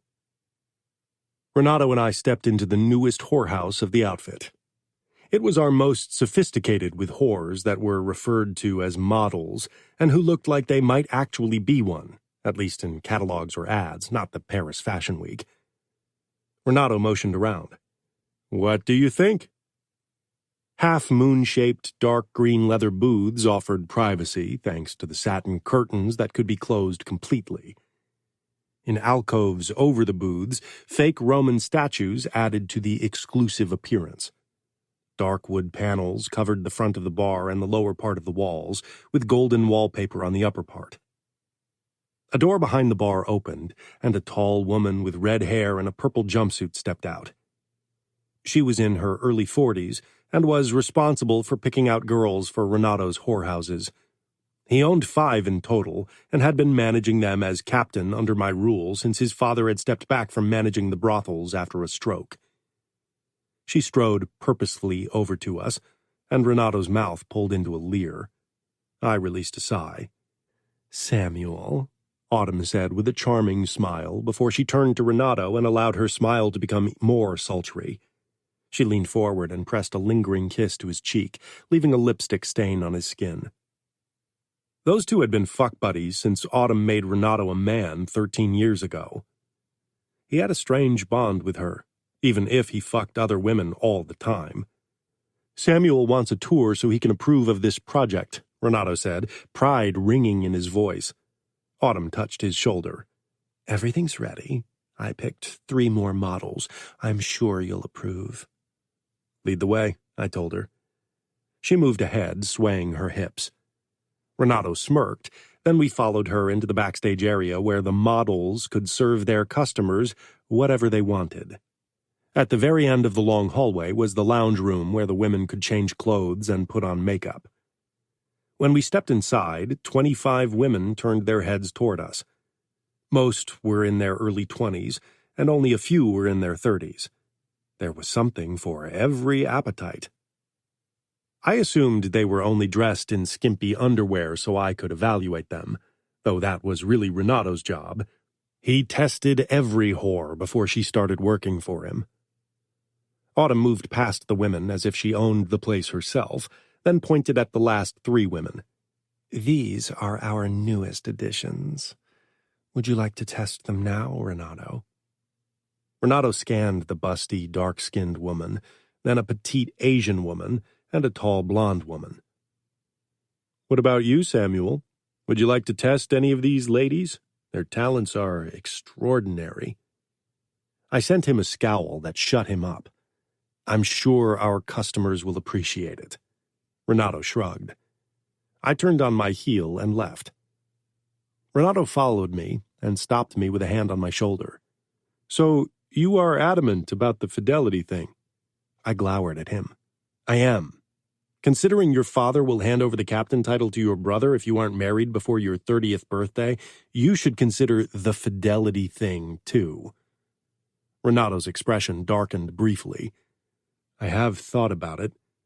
I cocked an eyebrow. Renato has been fucking so many whores and other women over the years, he was notorious even in our circles. I certainly hadn't lived like a monk, but I'd never reached the level of man-whorehood that Renato had. It had caused him trouble finding a wife. "My father won't budge. He insists I marry someone from a conservative family." "I thought none of them wanted to give you their daughters." Renato shrugged. "Not from Minneapolis, and not from Chicago. But I might have found someone." "Who?" "Apparently, George's family is very pious and strictly Catholic, as conservative as they come." "No, Renato, what are you up to now?" Let's just say I made a deal with Georgia Farina, and she's willing to become my wife. Now I just need you to put in a good word for me with her brother and mother." I closed my eyes. She's Emma's best friend. That's good for Emma, right? I don't know, not if Georgia cries her eyes out over your man-whore ways every day. It's a marriage of convenience. Georgia knows what the deal entails. All right. But if I find out you lied to the girl and pretended to be in love, I'll kick your stupid ass. Deal. Renato clapped my shoulder. I released another sigh. Autumn appeared in the doorway. "Are you going to test them out now?" "Of course, you know me. I take my job very seriously." He sent me a grin. "You sure you don't want a good cocksuck?" I definitely wanted my cock sucked, but not by one of these women. Since Emma had been at eye level with my erection today, I could think of nothing but her beautiful lips around my dick. I'm taking Emma to dinner at La Cantina tonight. Renato searched my eyes. "Good for you. Have the gnocchi for me. I haven't been there in a week. We need to have lunch there again." I nodded, then turned on my heel and headed to the bar where the barkeeper was testing different cocktails. "Negroni," I said. He frowned, but his expression smoothed the moment he recognized my face. He gave a quick nod and began to mix the drink, then pushed it over to me. I took a sip, then nodded appreciatively. It was good. I emptied it, then had another before I pulled my car keys from my pocket and got up. "I could call you a taxi." I sent the man a look that made him pale. "I advise you to keep your nose out of your customers' business, but especially out of mine. I make the rules in this city." I strode away, pissed off. Chapter 15. Samuel. My mood had marginally improved when I entered our mansion. The moment I spotted Emma coming out of the elevator, my anger evaporated. She wore a copper silk dress with thin spaghetti straps and a plunging neckline. A high slit revealed her slender leg and black pumps. I shut the door and blew out a breath. Wow. Emma blushed and gave me a happy smile. "I wasn't sure what kind of place this was. Cantina sounded more rustic, and they don't have a website, but I read a few reviews that it's become the Italian restaurant of the city, so I wanted to be safe. Better overdressed than underdressed, right?" Nerves shone on her face. I nodded and stalked toward her. "You look beautiful." "I was worried you had changed your mind." I glanced at my watch. I was 15 minutes late. I should have called. I'm not used to someone waiting for me. My mother had stopped when I'd grown increasingly annoyed over the years. "You're here, and I'm excited." She paused. "And nervous." I took her hand. "Why?" "I know people will talk." "They always do. But they better get used to us making public appearances because I intend to show you off more often." Emma's smile widened. "Come on." During the ride to La Cantina, Renato tried to call me twice. When he tried a third time as I parked the car, I turned off the sound and shoved my phone into the inside pocket of my jacket. "Why do you ignore him? Don't you think it could be important?" I glanced at Emma. He probably only wants to know if I put in a good word for him with George's brother yet. Emma's mouth fell open. "He wants to marry her? Georgia didn't even like him." I chuckled. "Well, that may be, but apparently they struck a deal." Emma shook her head. "Why?" "I don't know why Georgia wants to marry Renato, but he needs a bride from a conservative family by the time he turns 30, or he'll lose his position as captain." "That's horrible." "Arranged marriages are like business deals." My engagement to Emma had been. A quid pro quo that Emma wouldn't be fond of if she found out. Emma bit her lip and nodded slowly. "Will you put in a good word for him?" "I will." "Will he be good to her?" I looked out of the windshield. Renato is my friend. He's not violent toward women, but he won't be faithful. I spared her the details of his whore-testing ways. Emma looked down at her lap. I'll have to warn Georgia. I nodded. You should. But it seems they both need that marriage. I motioned toward the restaurant. We should go in. I just opened the door for Emma when a car pulled up with spinning tires. I pulled my gun, but relaxed when I recognized Renato's car. He got out of the car. Emma was already inside, glancing over her shoulder at me in confusion as Renato's grandfather greeted her warmly. I sent Renato a questioning look. Why don't you answer your fucking phone? He shouted as he rushed toward me. I cocked an eyebrow. I wanted to warn you. Let me go. I won't be in the same place with him. I stiffened. Fuck, Renato murmured, his eyes locking on mine. My stomach constricted, guilt burning brightly as I schooled my face into a hard mask. And I really hope you find happiness somewhere else, because that man won't ever be happy if there's a God, Domenico's mother told Emma. You should be ashamed that you parade around like this when my son is dead. I moved inside. I stepped between Mrs. Accetta and Emma. I could bear her anger, but I didn't want Emma to be on the receiving end of it. She had done nothing to deserve this. Domenico's younger brother, who was also a made man, grabbed his mother's arm. Mom, it's enough. This isn't the place. It's been years, Renato muttered. I lost my son. He was tortured to death because of him, because of his whore of a sister, and here he stands with his wife. My Domenico won't ever marry. He won't have children. Her haunted eyes met mine, and I knew what would come before she even said anything. That's why you married her, because he won't allow you to have kids either. Leave, I ordered, my voice cold as ice. Renato and Domenico's brother led Mrs. Accetta out of the restaurant. Domenico's brother stopped in front of me. He had Domenico's light brown eyes I saw twisted in agony in many of my nightmares. I apologize for my mother, Samuel. I gave a terse nod and he left. Emma's face was ashen as she looked up to me. I could feel the eyes of every guest in the restaurant on us. Most of them were from our world, and knew, or thought they knew, what had happened. For them it was old news. Made men died all the time, but they were eager to see how I'd react, how Emma would react. I sent them the coldest look I was capable of, and many averted their eyes. Then my gaze settled on Emma. She swallowed hard. I touched her shoulder. Come, our table is over there. Surprise filled her eyes, but she nodded and moved toward the table with a view of another one of the city's lakes. It was the best table in the restaurant and had been decorated with a vase with roses and candles.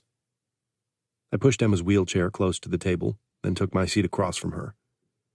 A hush had fallen over the restaurant, but I knew people were whispering about what happened and throwing us discreet looks.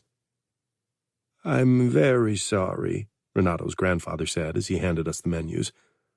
I tried to warn you through Renato. Don't worry, I can handle it, I said firmly. I wouldn't show how much the encounter had shaken me. Fuck. I doubted it would ever not kill me inside to see Domenico's mother and her heart break. But today she attacked Emma as well, and I couldn't allow that. He nodded, gave Emma another warm smile, then left. I looked down at the menu, even if I knew it by heart, but lifted my gaze when I felt Emma's eyes on me. We could leave if you want, you know. I kept my face neutral. No, it would look like weakness. But we can only have 2 courses if you prefer to leave quickly. Emma slowly shook her head. It's okay. I can handle it. I'm used to people's attention and their judgment. Not quite this aggressive, but still. She shouldn't have attacked you. It's my fault her son's dead. You are innocent. You didn't even have a choice to marry me. Emma moved her hand across the table, then froze, uncertainty filling her eyes. Public displays of affection weren't something I or anyone from my family were known for, but I put my hand on hers and left it there.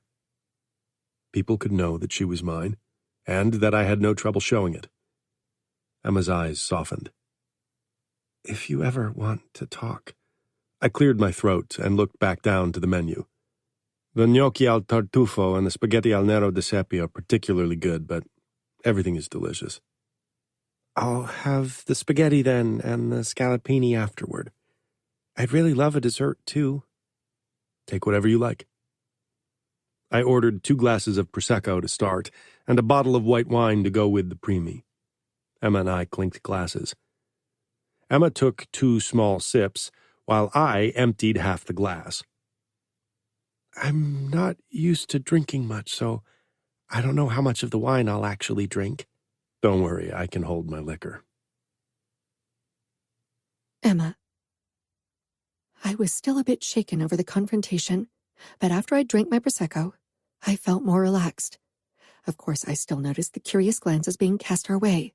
I had been prepared for those, but I hadn't expected an incident from Samuel's past to be the reason for it. I had been a child when Samuel had tried to save his sister. Domenico must have been with him, and had lost his life cruelly. If he'd died because of torture at the hands of the Falcones, it must have been horrible. Had Samuel witnessed his death?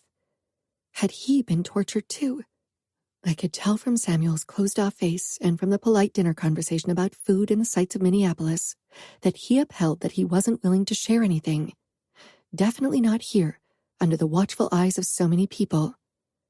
When we headed back to Samuel's car after dinner, I felt unease at the idea of Samuel driving us home. He'd drunk a lot, but I couldn't drive myself. "We could ask Leo to pick us up," I said carefully. Samuel shook his head. "I didn't drink that much. I don't feel intoxicated." He opened the passenger door for me. For him, the topic was obviously over. I knew made men drank and drove, but since my accident, I definitely was very aware when someone did it. I didn't remember anything from the accident, or maybe my reaction would have been even stronger. Still, my heart rate picked up as I slid into the car and waited for Samuel to put my wheelchair in the trunk before he sank down beside me. My pulse didn't stop racing during the ride home, but I kept my silence, not wanting to get into a fight with Samuel this early in our marriage. I could tell this was a topic that would make him angry if I confronted him more insistently. Nothing happened, but I was still relieved when we arrived at our mansion. "I told you I'm not drunk," Samuel said with a hint of annoyance before he got out of the car. He must have sensed my tension throughout the ride. When he opened my door for me, I quickly gripped the handle of my wheelchair before Samuel could lift me and hoisted myself into it. I was too agitated. We walked up the ramp side by side, and I was trying to choose my words carefully, which proved very difficult. "I'm not sure it's a good thing that you're not drunk, considering how much you drank." A glass of Prosecco, a bottle of white wine, a glass of red, and a digestif. His walk became stiffer, and his face closed off as he opened the front door for me. "You are my wife, not my mother." His hard eyes met mine. "My word is law in our marriage, and you won't tell me what to do. You won't doubt my decisions, especially not in front of others. Understood?" I flinched as if he'd slapped me. Of course I knew he held the reins in our marriage by tradition, but for him to voice it like that? "Understood." Before we left for the restaurant, I'd been eager to return home and be intimate with Samuel. Now, not so much. The events of the evening had been unsettling in so many ways, and his words now simply were my tipping point. Nevertheless, I forced my voice into calm so as not to cause a fight so early in our marriage. "Would you mind if I tried to call Georgia? I want to hear her take on the marriage to Renato." Samuel removed his jacket and hung it up in the cloakroom. Then he turned to me in his form-fitting white shirt and gun holster. "Go ahead. I'll have to call Renato anyway." With a tight smile, I moved toward the living room while Samuel disappeared in the direction of his office. I closed my eyes briefly. Maybe I shouldn't take Samuel's harsh words to heart. The incident in the restaurant had definitely shaken him, even if he refused to admit it. I didn't want to nag, but Samuel didn't talk to me, so I wasn't sure what exactly was going on. I had seen the brief flash of pain in his eyes when Domenico's mother had attacked him. If he still carried so much guilt over his friend after all these years, he must have gone through a lot. I positioned my wheelchair in front of the panoramic window and glanced out at the lake as I called Georgia. It was already past 10, but unlike me, she was a night owl and spent at least an hour every night reading in bed. "Emma, I tried to call you today, but you didn't pick up." Samuel and I had dinner at an Italian place, so I had my phone on mute. "Date night? So things are going well?" I pursed my lips. Were they going well? "It's going better than anticipated, at least physically." I blushed at the mention of our sex life. Georgia giggled. "You probably won't share any details." "I won't, and it's not why I'm calling. Did you really agree to marry Renato, the guy who ogled your breasts like a Neanderthal during my wedding?" Georgia sighed. "I did." "Why?" "Because my mother found a man for me in Italy who's 22 years older than me and makes a toad look like a model." "Oh no, really?" "She wants me to marry as soon as possible. It's not like I'm the best catch considering my family isn't high-ranking and we're not swimming in money." "But him? He's only 9 years older than me, good-looking if you ignore his intolerable character, and he needs to marry soon." "He's also a man whore and won't be faithful according to Samuel." "I don't care. I need to get out of marrying that old fool in Italy, and I'd be living close to you again." "That's true. So you want Samuel to convince your brother?" "My brother isn't the problem. My mother is." "Samuel can be convincing." "Then let him work his charm." We talked for another hour before I finally ended the call. I went upstairs. As expected, Samuel wasn't there. I changed into my nightgown, then climbed into bed and read a romance book that Georgia had recommended. The heat level soon made me feel quite hot, and I put the book down. Should I go downstairs and check on Samuel?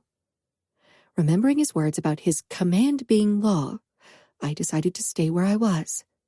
I had a feeling if I pushed too hard right now, he would close himself off even more. If that was even possible. Chapter 16. Emma. I woke to an empty bed the next day. It was 7, later than my usual wake-up time, and the explanation why Samuel wasn't still in bed, but one look at his side made me doubt he had slept here at all. Maybe he had fallen asleep in his office again. Sighing, I got ready for the day.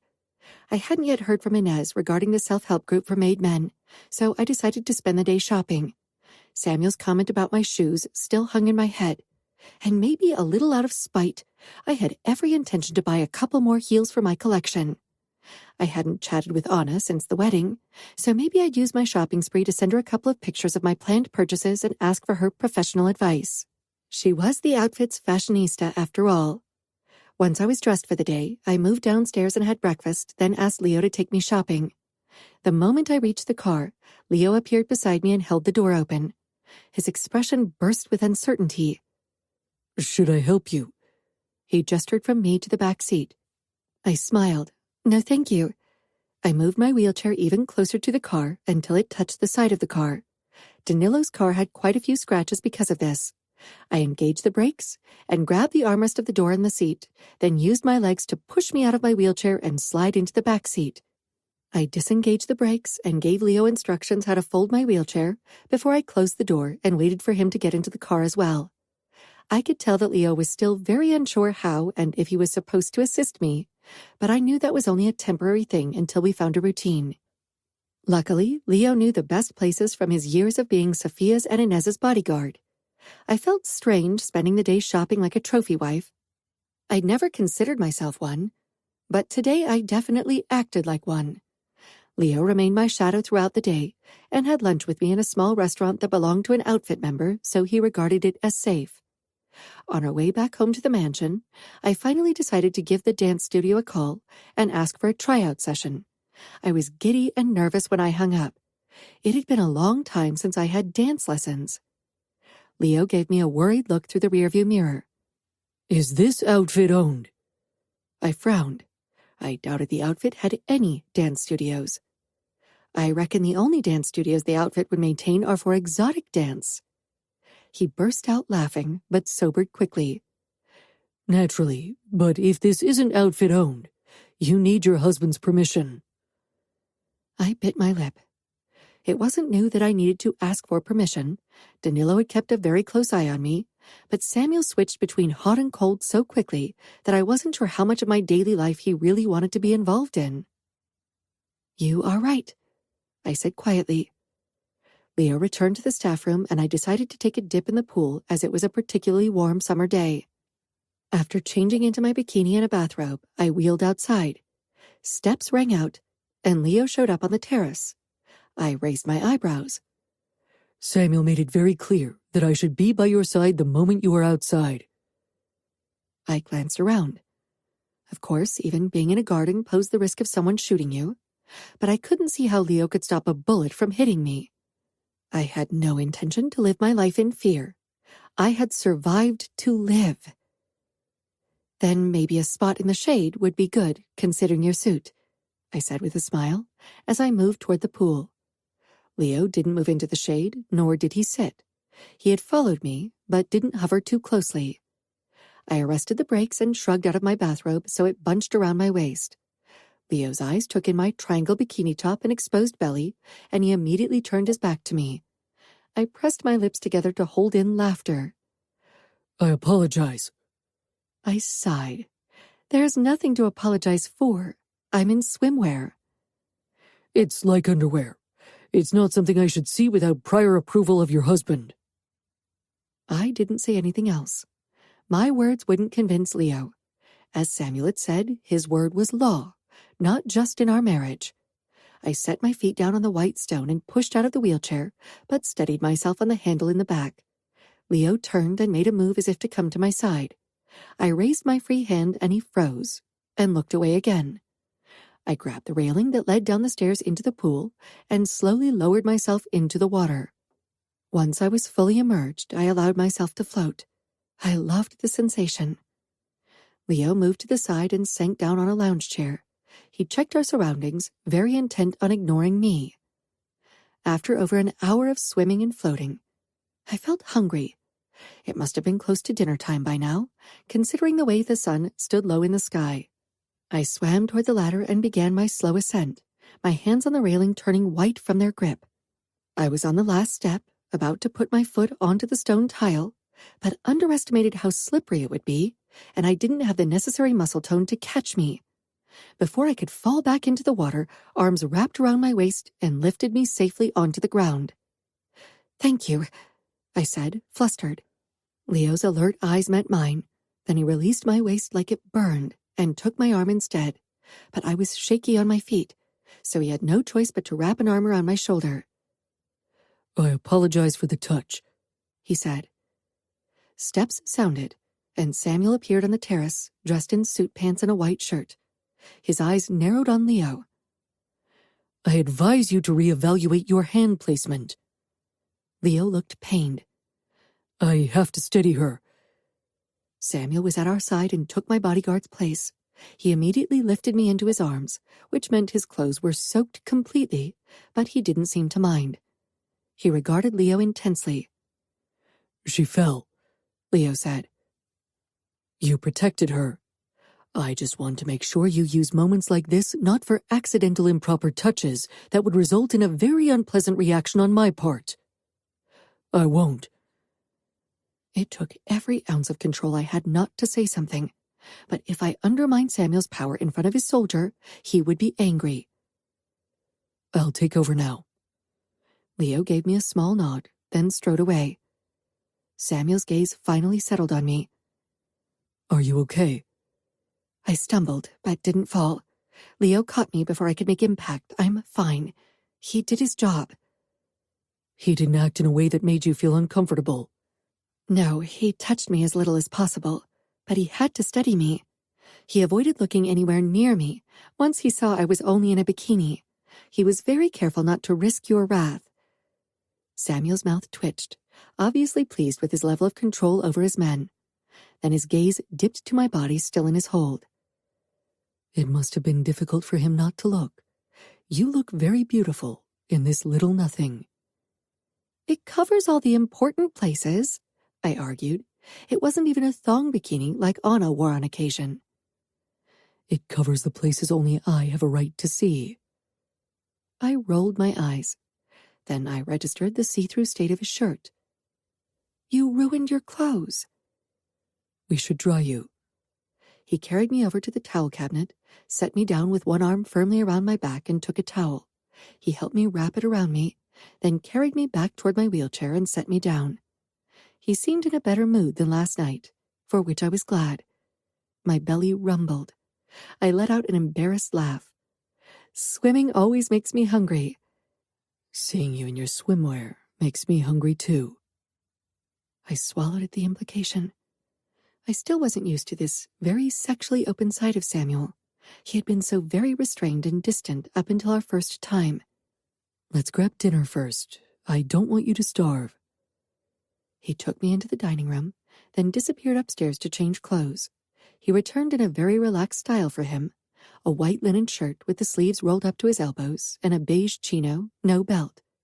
He sank down across from me. We always sat at the very end of the table, so we were close while being able to look at each other's face.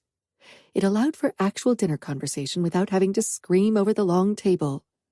Our cook served food the moment we had taken our seats. Tonight it was racks of lamb with a salad of wild herbs and roasted carrots, the perfect food for a warm day. She left a bottle of red wine on the table for us. Samuel took the bottle and lifted it. Would you like a glass? I quickly shook my head. I couldn't drink every day. Samuel poured himself a generous glass. We ate in silence for a while, mainly because I was so hungry and needed to sate my first hunger, not to mention that the lamb melted on your tongue. Eventually, Samuel leaned back in his chair, took a gulp from his wine as he regarded me. Leo mentioned you made an appointment at a dance studio. Anger burst through me. So he wasn't only listening to my calls, he also reported to Samuel before I could tell him? His duty is to me, Emma. There's no reason to be angry with him. I put down my cutlery. So you suggest I should be angry with you for spying on me? Remembering how I checked his phone, warmth crept into my cheeks, but I held my head high, too stubborn to back down. Samuel's cool blue eyes held mine without a flicker of remorse in them. His gaze was unrelenting and dominant. It was a struggle to hold it. Eventually, I dropped my gaze under the pretense of grabbing my glass to drink. I doubted I fooled Samuel. When I looked up, his expression was pleased. Why do you want to go to that dance studio? To dance? I would like to dance again. It's as simple as that. Samuel tilted his head, obviously curious. It's a studio that specializes in integrative dance. It is not outfit-owned, nor do they pay us for protection. I huffed. It's a dance studio. I doubt there are many under your protection. None, unless you count pole dancing. I shook my head in exasperation. Leo can accompany me there like he does everywhere else. Will you dance with male partners? That depends. Maybe. But of course I can't do the same moves as someone without a wheelchair would, so not everything is possible. Samuel gave a shake of his head. I don't like the idea of you being surrounded by people who aren't part of our world. They don't share our values, nor do they know the consequences of breaking them. Leo will be there, and even most outsiders will be very aware of who you are. I'm a businessman with a net worth of many millions. Yeah, nobody believes that. Samuel shrugged. I don't want you to do any sports or anything really outside of our world. But, Emma, I made my decision and you will obey. Tears of anger sprang into my eyes. I had been looking forward to this, and he was taking it from me because he wanted to stay in utter control. I pushed back from the table. I'm not hungry anymore. If you excuse me. I left before I could say something. I didn't care if I shouldn't act like this so shortly into our marriage. He made me utterly furious. There were enough restrictions in my life as a disabled woman in our world. Why did he have to put more on me? I got ready for bed, even though it wasn't that late yet, but I simply had enough of the day. I perched on the edge when Samuel entered. His gaze settled on me. He looked angry. He stalked toward me and towered over me. I jutted my chin out and stared at him. He bent down, cupped my head, his lips crashing down on mine as he pressed me back into the mattress with his body. I was utterly stunned by his actions, but kissed him back as his tongue plunged into my mouth. He pulled back slightly, his blonde brows in a deep frown. I don't think I like your temper. He kissed me again before I had a chance to say anything in return. His kiss robbed me of my ability to think, but I was still hurt and angry. I didn't want him to think I would just tolerate it all. His hand slid down my waist and under my nightgown. I brought my palms against his shoulders and pressed as hard as I could and tore my lips from his. No, stop. I don't want this. His fingers had reached my panties by now. His hungry gaze hit me. Your body speaks a different language. I glared. I guess then it's for you to decide whether my spoken no is worth honoring, or if your will rules in every regard in our marriage. Samuel glowered at me. He pulled his hand away from my panties and shoved to his feet. His erection tinted his pants. My body still longed for his touch, but I wanted to send a message even if I deprived myself too. Your no always trumps everything. He turned on his heel and stalked out of the bedroom, closing the door with more force than necessary. I closed my eyes, trying to calm my racing heart. My panties clung to me with arousal. After I had discarded them, I returned to bed again. I had little hope for sleep, though. Samuel didn't come to bed that night, nor the following 3 nights. Our conversations during dinner were polite but distant. I ached for him, and more closeness again. He had dark shadows under his eyes, obviously not getting much sleep in his office, and I also feared he drank more than he should. I wasn't sure how to address his drinking habits without another major fight. I waited for him in bed the 5th night in a row, finally deciding I had to be the one who made the first move. Samuel was obviously too stubborn and proud, and maybe he was just content living in solitude. But I could not.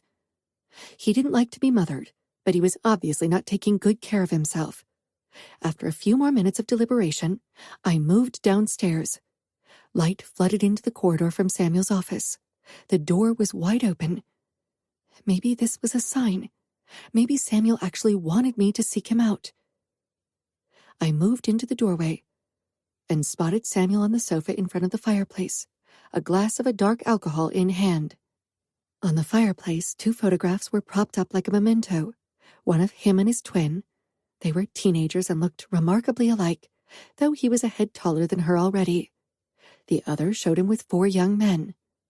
I only recognized Renato, but I had a feeling I knew who the 4 others were. The flames played on his face and accentuated the darkness that had obviously taken hold of him. I hated to see him brooding in front of the fireplace, sinking deeper and deeper into the past and the mistakes he blamed himself for. Would he allow me to help him? I wanted to console him. I didn't have much hope that he would open up to me today. That would take time, but maybe he'd allow me to make him feel better.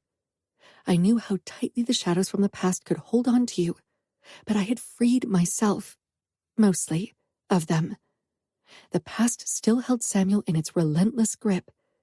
I had to show him that I was his future, and we could shape it in a way that overpowered any darkness that the past held. Chapter 17. Samuel. I heard the soft squeal of the wheelchair tires before Emma appeared in the doorway, shrouded in shadows. She was already in her nightgown. Her slim calves and elegant bare feet poked out despite the chill in the house. She worried her lower lip as she watched me silently for a minute. She wheeled over to me. I wished she would stop trying to drag me out from behind the walls I'd built. But I could see she wanted to try. She didn't need my worries on top of her own. I glanced away. You should go to bed. It's late. I had avoided her in the past few days. part of it to make it easier on me resisting her. My body called for her closeness. The other was my stubborn streak. I regretted my decision to forbid Emma from taking dance lessons, but admitting to it wasn't easy. "Won't you join me?" she asked in her clear, gentle voice. "I missed you these past few nights." It was a very vulnerable admittance, and one that surprised me. After she'd pushed me away, I had thought she would prefer a little distance too. I knew she was eager for my touch, had been that day too, but my father had been very clear in regard to certain lines even men with our power shouldn't cross. "I can't sleep. I'll return to work once I'm done with my drink." Or rather, my drinks. On nights like this one, scotch was never enough. While Dante steered the outfit toward more political involvement in Chicago, the overall mood in my city was to stick to our traditions even more than ever. The traditionalists were growing stronger again, asking to make bloody statements that would put the Bratva and our other enemies in place. Father and I needed to decide whether that's what we would do in Minneapolis, and possibly risk the death of more soldiers for a limited time. I knew the pressure on Danilo and Cincinnati was even higher considering their territories bordering Familia territories. Nights like this had become the standard. Would a harder line condemn more young men to their death? My gaze found the photo of Domenico, Arlo, and Enea. Emma followed my gaze. "I want to help you, Samuel." I didn't react. "I'm a good listener." "I don't want to talk," I clipped. Emma stopped right beside me. "Please let me help you, Samuel." My fingers around the glass tightened. "You can't help me, so stop trying." My words were harsher than intended. Emma didn't seem bothered by it. She simply nodded, but she still didn't leave. "Then let me take care of you." I wasn't sure what she meant until she arrested the brakes of her wheelchair and set down her bare feet to the ground. Gripping my knees for support, she pushed forward, then slid to her knees before me. I sat up abruptly and grasped her frail wrists in one of mine to stop her hands from reaching for my zipper. "What are you doing?" I rasped.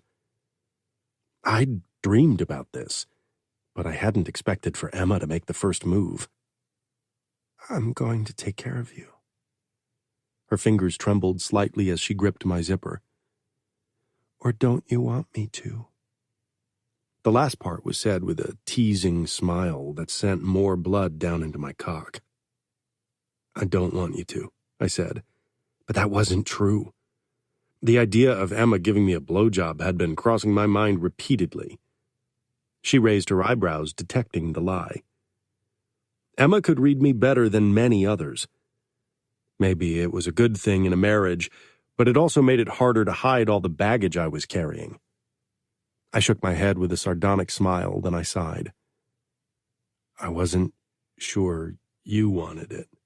Are you sure?" She narrowed her eyes, and I could tell how angry my words made her, which surprised me. I thought she might be grateful for my consideration. I knew some women didn't like giving head, and Emma was still very inexperienced. "Why wouldn't I be?" "I just want to treat my wife right." "If I want to go down on you and offer to do it, you can be certain that I'm sure." I settled back against the armchair. Her nimble fingers did quick work of my fly, pulling it down, and then she freed my cock, which was already half erect, just seeing her kneeling before me. She curled her fingers around the base, squeezing hard so my cock twitched and filled with even more blood. She leaned forward, her lips parting, and then she took my tip into her mouth. I groaned at the feel of her heat enveloping me. She took her time sucking and licking my tip, her eyes closed. She was testing it out, and she was doing a good job. Her hot mouth and teasing tongue relaxed my tense muscles and banished some of the darkness that cloaked my thoughts. I began bucking my hips lightly, and she got my clue and took more of me into her mouth. One of her hands began massaging my balls while she sucked me deeper and deeper into her mouth. I moaned and leaned back against the backrest. Despite the tiredness that beckoned me to close my eyes, I kept watching Emma. Sometimes she opened her eyes to follow her tongue tracing along my shaft. I could tell she enjoyed this, and fuck, that was an additional turn-on. "Suck harder," I growled when I felt myself getting closer to release, and Emma didn't hesitate. Soon my hands gripped the armrest tightly, and my hips thrust up in rhythm with her sucking. "I'm coming," I warned seconds before my balls tightened. Emma's hold around my shaft tightened, and she took me deeply into her mouth. And then my orgasm slammed into me. My head fell back and my eyes fell shut as I pumped upward, my balls twitching as I released into Emma's mouth. I basked in the sensations, the feel of Emma's silky tongue and lips, her heat, and fierce pounding of my heart that reminded me I was still very much alive. My cock stopped twitching, but Emma kept sucking me. Fuck, this felt good. Slowly, she released me. When I opened my eyes, Emma still clutched my now softening cock, and she licked her lips, and her eyes darted up to meet mine. Lust and embarrassment mingled in her brown eyes, a potent mix that set my blood on fire. Some of my cum had dribbled down her chin and slid down between the valley of her pretty tits. I wanted to give back. I wanted to taste her. I wasn't usually someone who gave oral, not with the whores or my one-night stands. A long time ago with my affairs, I had given on occasion, but now with Emma, I was desperate to eat her out, to taste her pussy, to claim her with my tongue and mouth like my cock and fingers had done. Emma searched my eyes. "Was that okay for you?" I let out a hoarse laugh and leaned forward, gripping her chin and pressing a kiss to her swollen lips. "It was more than okay, Emma. It was exactly what I needed. But now it's my turn to give you what you need." She flushed, need flashing in her eyes. Yes, she wanted my mouth on her pussy as much as I'd needed to come in her mouth. I stood, allowing my pants to slide down. Emma looked at my half-erect cock and bit her lip, then darted her gaze up to me. I couldn't wait to be buried between her legs. Emma. Samuel picked me up and hoisted me into his armchair. I was completely surprised by his actions. His gaze holding mine, he slipped his hands below my nightgown and gripped the waistband of my panties. Slowly, he dragged them down. I stifled a gasp when the fabric came loose from where it stuck to my heated flesh. My cheeks flushed when Samuel retrieved my drenched panties. His eyes took in their state and filled with a feral lust that increased the pounding between my legs. "I'm glad you enjoyed sucking me off." I had, but hearing him say it still drove heat into my cheeks. Enjoying sex, especially oral, wasn't something that was part of our world's programming of women. I admitted, wanting to be honest. And I want to do it again. A smirk ghosted over his face. "You will, Emma." His low growl made me ache for his touch in a torturous way. As if he could sense my rising need, he pushed my legs apart and draped them over the armrests. He gripped the hem of my nightgown and exposed my dripping center. A new wave of embarrassment washed down on me, but I didn't lower my gaze. I'd come to hate people averting their eyes, and I didn't want to do it with my husband. Samuel didn't give me much time to be embarrassed. Without another word, he leaned forward, bowed his head over my heated flesh, and dragged his tongue from my opening up to my clit. My hips twitched and my hands shot out to grip the armrest. Samuel gripped my outer thighs hard and pulled my ass closer to the edge before he pressed his mouth to my pussy and dipped his tongue into me. "Samuel," I exclaimed. I was still a bit hesitant because of my state of arousal, wondering how it tasted for Samuel. He briefly let up, his eyes arresting mine. "Trust me, Emma. I like everything about this. Your delicious taste." He dragged his tongue ever so slowly over my opening. The sounds coming from your mouth. Seeing proof of how much you got off on sucking my cock and tasting how much you enjoy me eating you out. And now relax and let me lick that pussy like it deserves to be licked. I want you to come on my tongue. I was completely stunned by his words. So far, Samuel had been controlled and the silent brooding type, even in bed. This new side of him was what I liked very much. Very, very much. Samuel lowered his head and his tongue dipped between my folds again, sliding back and forth, tracing my sensitive skin. I relaxed against the backrest and watched Samuel take care of me, like I had taken care of him. Watching his mouth pressed against my pussy, his tongue nudging my button, his pleased grin. My arousal spiked quickly. After a moment of hesitation, I pushed my fingers into his hair. His eyes briefly flitted up, meeting mine as the tip of his tongue circled my clit. He hummed and smirked as he teased me. The sight was too much, and my body began spasming even as I fought against it, not wanting the pleasure to end so soon. Samuel's smirk broadened. He cupped my clit with his tongue and upper lip, sending me over the edge. My butt arched off the seat, propelling my pussy harder against Samuel's mouth, who took up the invitation and sucked harder. I cried out, my careful touch of his hair becoming a desperate tug that Samuel rewarded with another suck of my clit. I rested my head back against the headrest. Samuel raised his eyebrow. Why do you look disappointed? I laughed, half embarrassed. Not because of you. That was amazing. I flushed even more. I just didn't want it to be over so soon. Samuel stroked 2 fingers along my slit, gathering my juices. Who said this was over? He pushed into me slowly, making my lips fall open as my walls clenched around his fingers. He curled them deep inside me, making me arch up a little as my body became alive again. It's not? I asked with a teasing smile, my voice shaky. No, Samuel said simply, in a voice so deep and dark, it seemed to come straight out of my most lustful fantasies. He pumped his fingers slowly. They glistened with my lust. His eyes on me, he leaned forward and dragged his tongue along my folds, joining his fingers in their magical work. The deep thrusts of his fingers and the gentle caress of his tongue sent flashes of lust through me. He was staying away from my clit. I knew I'd come apart the second he touched it. Maybe he did too, because he kept pleasuring my opening with his fingers and tongue, while his eyes pinned me with their intensity. When his tongue finally brushed over my throbbing clit, I exploded once more. My release dripped down my ass cheeks, and Samuel chased it with his tongue, which made me shudder even harder. Bed? He asked. I merely nodded.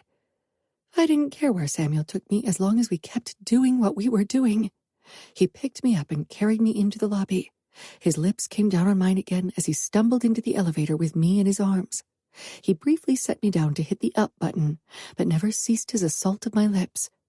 Suddenly, Samuel hoisted me up, hooking my legs around his hips and kissed me even harder. Fuck, I can't wait. My back pressed against the elevator wall. Samuel impaled me on his cock. I gasped from the shock of the invasion, from the fullness of having him so deeply buried inside me. My weight bearing down seemed to drive him even deeper into me, making me feel utterly full. His tongue dominated mine as his hips pistoled upward for another hard thrust. I clung to his shoulders, the back of my head bumping against the hard surface. The elevator arrived on the upper floor, but we didn't step outside. Every hard thrust made me feel alive and filled my body with a rush of pleasure that made me feel lightheaded. Samuel cupped the back of my head, deepening our kiss even more, and at the same time protecting me from hitting the wall again, even if I'd hardly minded. He drew away briefly. Too hard. I buried my nails even deeper into his shoulders. If I could, I would have even pressed my heels into his firm ass cheeks to keep him in place. No, don't stop. Oh, I won't stop fucking you, Emma. But is it too hard? He accentuated the last word with another even harder thrust that made his pelvis slap deliciously against my clit. No, I need to come. You will. We seemed to become one, our bodies entwined as Samuel slammed into me with fierce passion. I pressed my face into his throat, still drained by my second orgasm, but eager for another one. Samuel's thrust became so hard, my pussy throbbed from the vicious invasion, but I was so close. Samuel pressed his lips against my ear as he shoved his cock even deeper into me, making me see stars. I still taste your sweet pussy in my mouth. I want to lick you every day now, Emma. Hearing Samuel's sexy drawl, my release washed over me. My pussy walls clamped down on Samuel's cock, and after a few more hard thrusts, he came deep inside me. He straightened with me, still pressed against him, and strode out of the elevator. After we took a shower together, Samuel and I found ourselves in bed.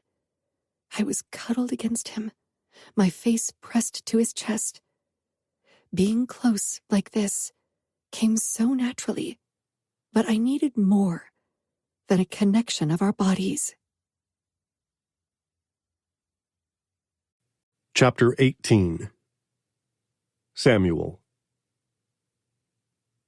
My heart hammered in my chest as I tried to catch my breath. Sex with Emma would become better every time we did it, I could already tell. She was eager to learn, and I was very eager to teach her. With her little surprise seduction, she'd pulled me out of a dark moment. I would probably have been drunk by now if Emma hadn't showed up and sucked me off. Emma stroked my chest, making me relax into the mattress. She cast her eyes up, and I could tell that she wanted to talk. Did something happen to make you want to look at those photos?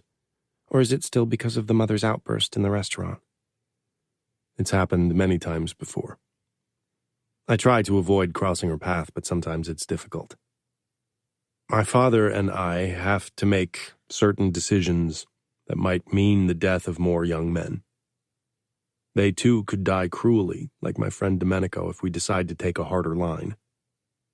Guilt squeezed my stomach as it always did when I talked about Domenico, his family, or any of my dead friends. Emma tilted her head in consideration. Why do you feel guilty for your friend's death? I wasn't sure how much of the story she knew. I hadn't talked to many people about what had happened. To Renato, because I needed to Dante, because I had to Dad, because I wanted to. But the full enormity of that day, especially Domenico's death, was locked in the deepest corners of my heart. Isn't it obvious? Maybe, but I want to hear it from you. My best friends died because of me. I led them into their death. My plan was shitty. I should have known that I couldn't attack the Falcone mansion and get out alive. Not with only a handful of people. I would have needed an army, and even then, many people would have died. But I only had one thought: to save my sister. Nothing else mattered. I accepted the risk to my friends' lives. You wanted to save your twin, that's understandable. And you asked your friends for help, which is understandable as well. Don't you think they would have insisted on joining you even if you hadn't asked them?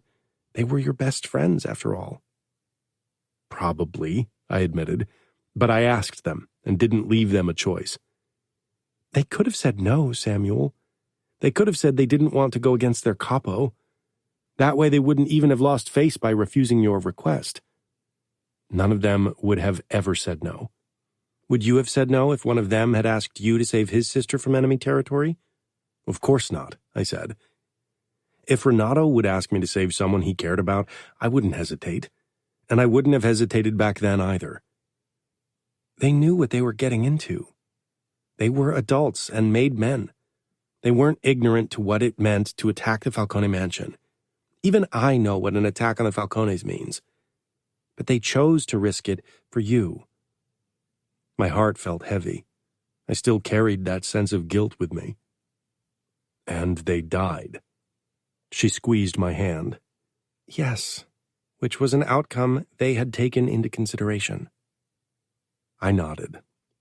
I stroked Emma's hair away from her back and traced a few scars on her back.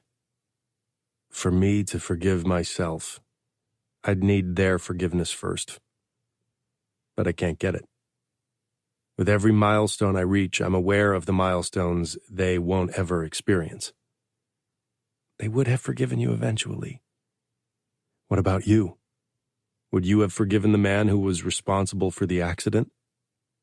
Emma's brows puckered, but eventually she nodded. I have forgiven him. I couldn't understand how she could be so forgiving. Maybe it came with being a made man, but forgiveness didn't cross my mind when I heard Emma's story. Because he paid the ultimate price? Even if my family hadn't killed him, I would have eventually forgiven him. What he did was wrong, but he didn't mean to hurt me. Nothing of what happened was his intention. It happened. I didn't want his death, but nobody asked me. He was already dead when I woke from my coma. Danilo killed him before I could forgive him. I doubted that was all that Danilo did, just kill him. Knowing him, he'd probably made him suffer before. I would have done the same if someone had hurt Sophia or Fina like that. Fuck. I wanted nothing more than to hurt Ramo like that, and then kill him. You lost a lot because he drank and drove, I said merely. Remembering how I'd drank and drove today, and how I'd even done the same with Emma in a car with me, I wondered how Emma had felt. While I hadn't felt intoxicated, I knew that accidents were more likely to happen. I lost something, yes. But my life isn't less because of it. It's different. And I would have wanted him to get punished, but I would have forgiven him if he'd asked for forgiveness. She paused. But this is still different from your case. I didn't have a choice. I didn't even know he was drunk. But your friends went into the mission knowing the risks. I knew Emma was right. Sometimes I got close to making peace with myself. Emma pushed herself up and kissed me lightly. You should forgive yourself. I'll consider it, I said ironically. Maybe we can go to their graves together? If you share the burden of your guilt and grief, maybe it'll be easier to let go. My first instinct was to say no. I preferred to be alone at their graves. Renato was the only person I could tolerate there on occasion. But I actually liked the idea of having Emma's calming presence with me one day. Maybe not yet. We still weren't there yet. But she was definitely a person who I could imagine allowing this. I'll consider it. Emma snuggled closer to me, and I could sense her contentment. She wanted to help me to defeat my demons, and she was happy that I finally allowed her to try. Emma. I fell asleep in Samuel's arms and didn't wake until morning. When I did, Samuel was still in bed with me. I smiled and rolled closer to him. I was fairly sure Samuel would have spent the night in his office getting drunk if I hadn't taken the initiative. It had taken all my courage, but I was pleased with the outcome. Not only had the sex been absolutely amazing, but Samuel had finally opened up to me as well. 15 minutes later, Samuel was under the shower and I checked my messages. Inez had written late last night, letting me know that the priest had invited me to visit the community center where the meetings were held today. I was excited about the prospect of finally helping made men who struggled with their disabilities. It was rare for men like that to accept help at all. I got out of bed, and after a moment of hesitation, I slipped into the bathroom. Samuel had left the door ajar, so I assumed he didn't mind me being in the bathroom while he showered. My eyes were drawn to the shower, where Samuel washed off the shower gel from his body.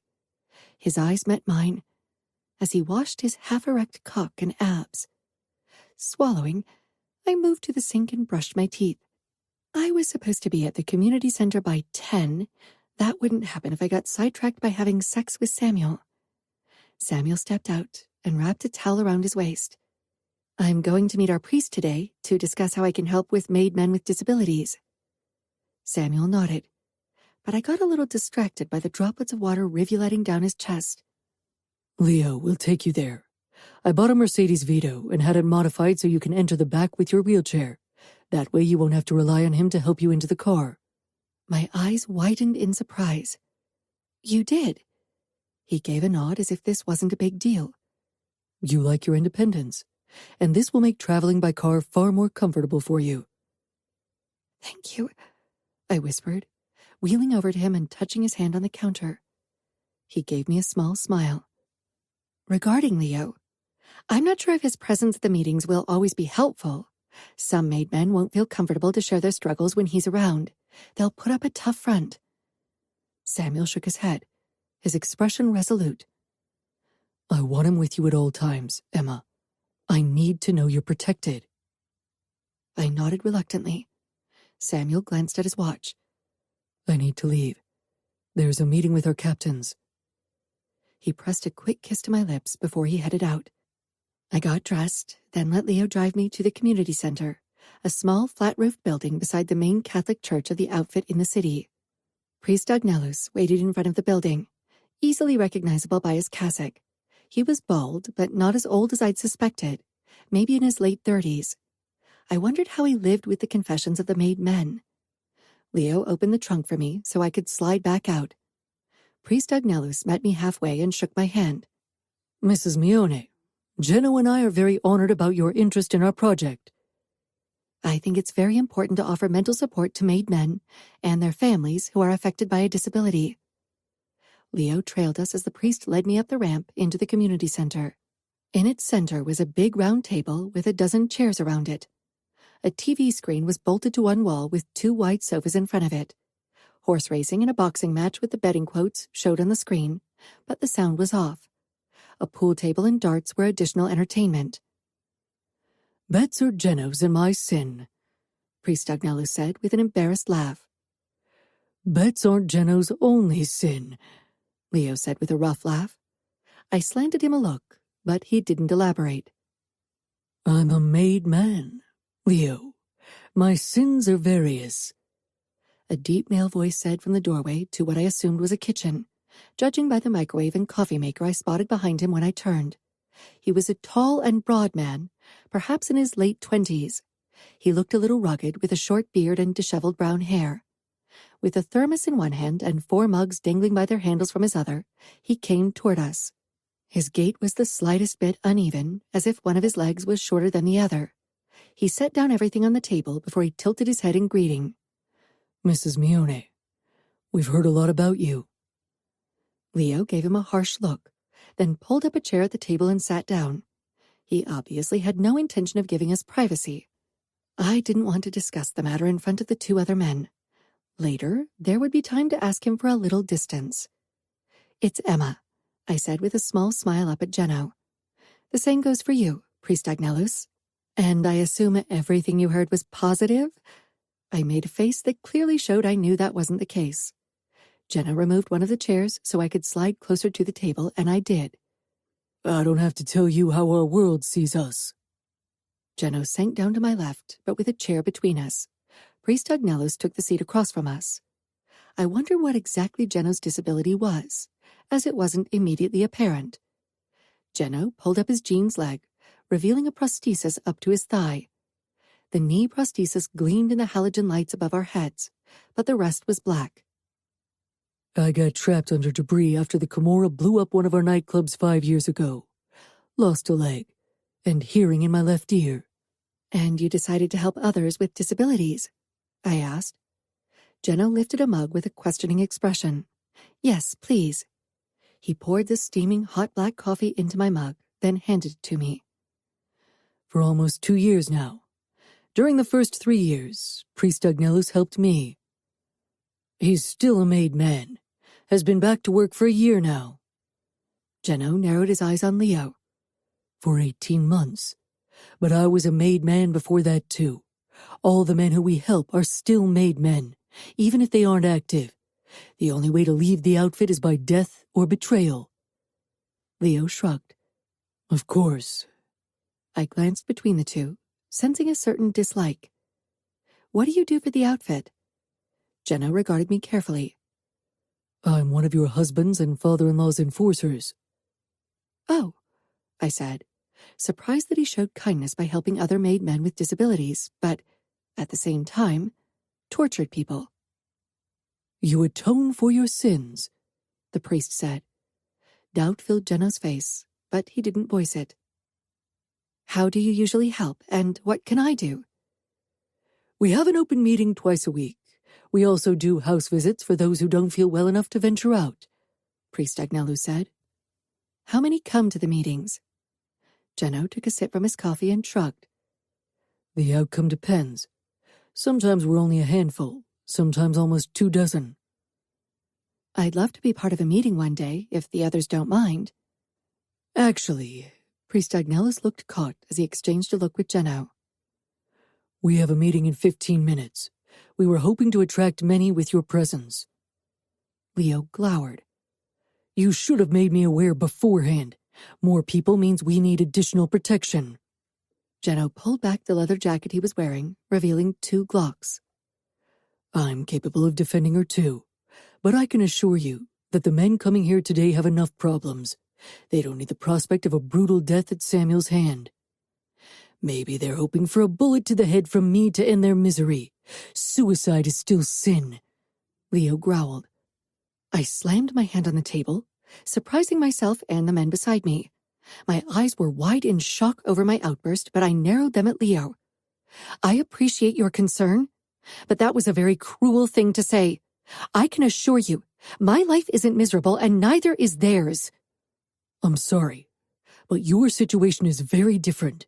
Many made men don't see themselves as men once they aren't active," Leo said, tilting his head in apology.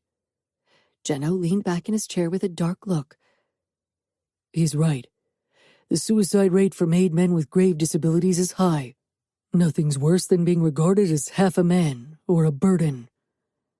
I pressed my lips together, trying to argue, but I knew he was only stating facts. "I hope I can change how some men see themselves." "I do too," Geno said honestly. He nodded toward the front door. "Here comes one of them." Leo got up, causing Geno to let out an amused snort. A tall teenage boy entered the center with a muscled man in his 40s. They looked like father and son. My first instinct was to look at the older man, but his demeanor was too confident, as if he thought this was a waste of time. My gaze settled on the tall, dark, blonde boy. The father nudged the boy's shoulder hard, so he looked up at him. Then he spoke very slowly and clearly. "I won't have time to pick you up. Take a taxi." The boy gave a terse nod, then his eyes darted to us. "Fiorentino, 15, born deaf. His father is captain." I had gathered that the boy was hard of hearing, but I wondered why the father didn't sign with him. Both strode toward me after the father gave a nod toward Leo. "Mrs. Mione," the father said with a small bow of his head. "It's a pleasure to meet you." He nodded toward his son. "This is my son, Fiorentino. He can't hear." I smiled at both of them, then began to sign at the boy. His eyes keenly followed my hands. He definitely knew how to read sign language, but he didn't reply, only glanced at his father. "I don't like it when he signs. It makes him look like an imbecile." "That's a very rude name to call your son. It's just a form of communication." He gave me a tight smile that made it clear he didn't agree. "You can't sign?" I inquired after a moment of strange silence. "No," he clipped. He glanced at his watch. "I need to leave." He leveled his gaze on his son. "Act as if you were a made man. Don't embarrass me." The boy nodded again. He didn't relax until his father was outside. "You aren't a made man yet," I signed and said for Geno's and the priest's benefit. The boy looked at Geno, who nodded. "My father doesn't want me to become a made man, because I'm not of value to the cause." I frowned. "That's horrible." "Fiorentino has 5 younger sisters, and his mother is pregnant with the 6th. Geno said. "To produce an heir that can become captain?" Fiorentino nodded. His expression shut off. He regarded me with the hope that I could help him. But what could I possibly do? By now, more men were filling in, all of them older than Fiorentino, some old enough to be my grandfather. I greeted them all, and eventually, they settled on the chairs around the table or took a seat in front of the TV. 5 men were wheelchair users, others had lost their sight, their arms or hands, foot or leg, and one had obviously suffered a serious injury to his head, judging by the scar that ran across his skull. I talked to a few who seemed open to a conversation, and eventually stopped by Fiorentino's side, who was talking to Geno. They weren't signing, and I noticed that the boy had put in hearing aids. When I stopped beside them, they fell silent.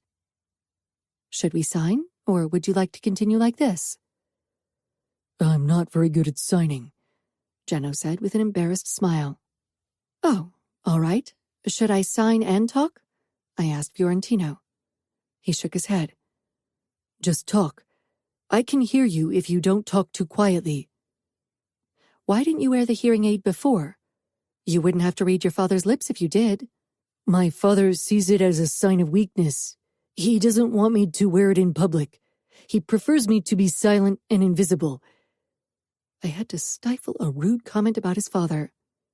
Because your speech is slightly impaired. Fiorentino gave a tense nod. He should be proud of you, I said finally. Fiorentino wants to become a made man, Geno said. Have you talked to my husband or father-in-law? Fiorentino shook his head. My father would see it as a betrayal. He doesn't want me to become a made man because I can't do anything. I scanned the boy. He was tall, and he looked fit. I taught him how to fight. I still do. His father is okay with that so he can protect himself. I could talk to my husband. Is there anything you're particularly good at? I'm good with computers, hacking, coding, security systems. That sounds promising, I said, then fixed him with a stern look. Are you sure you want to become a made man? Right now, you're free. Fiorentino's expression turned fierce. I want to be part of the outfit. Nothing else. I'll put in a good word for you. Chapter 19. Samuel.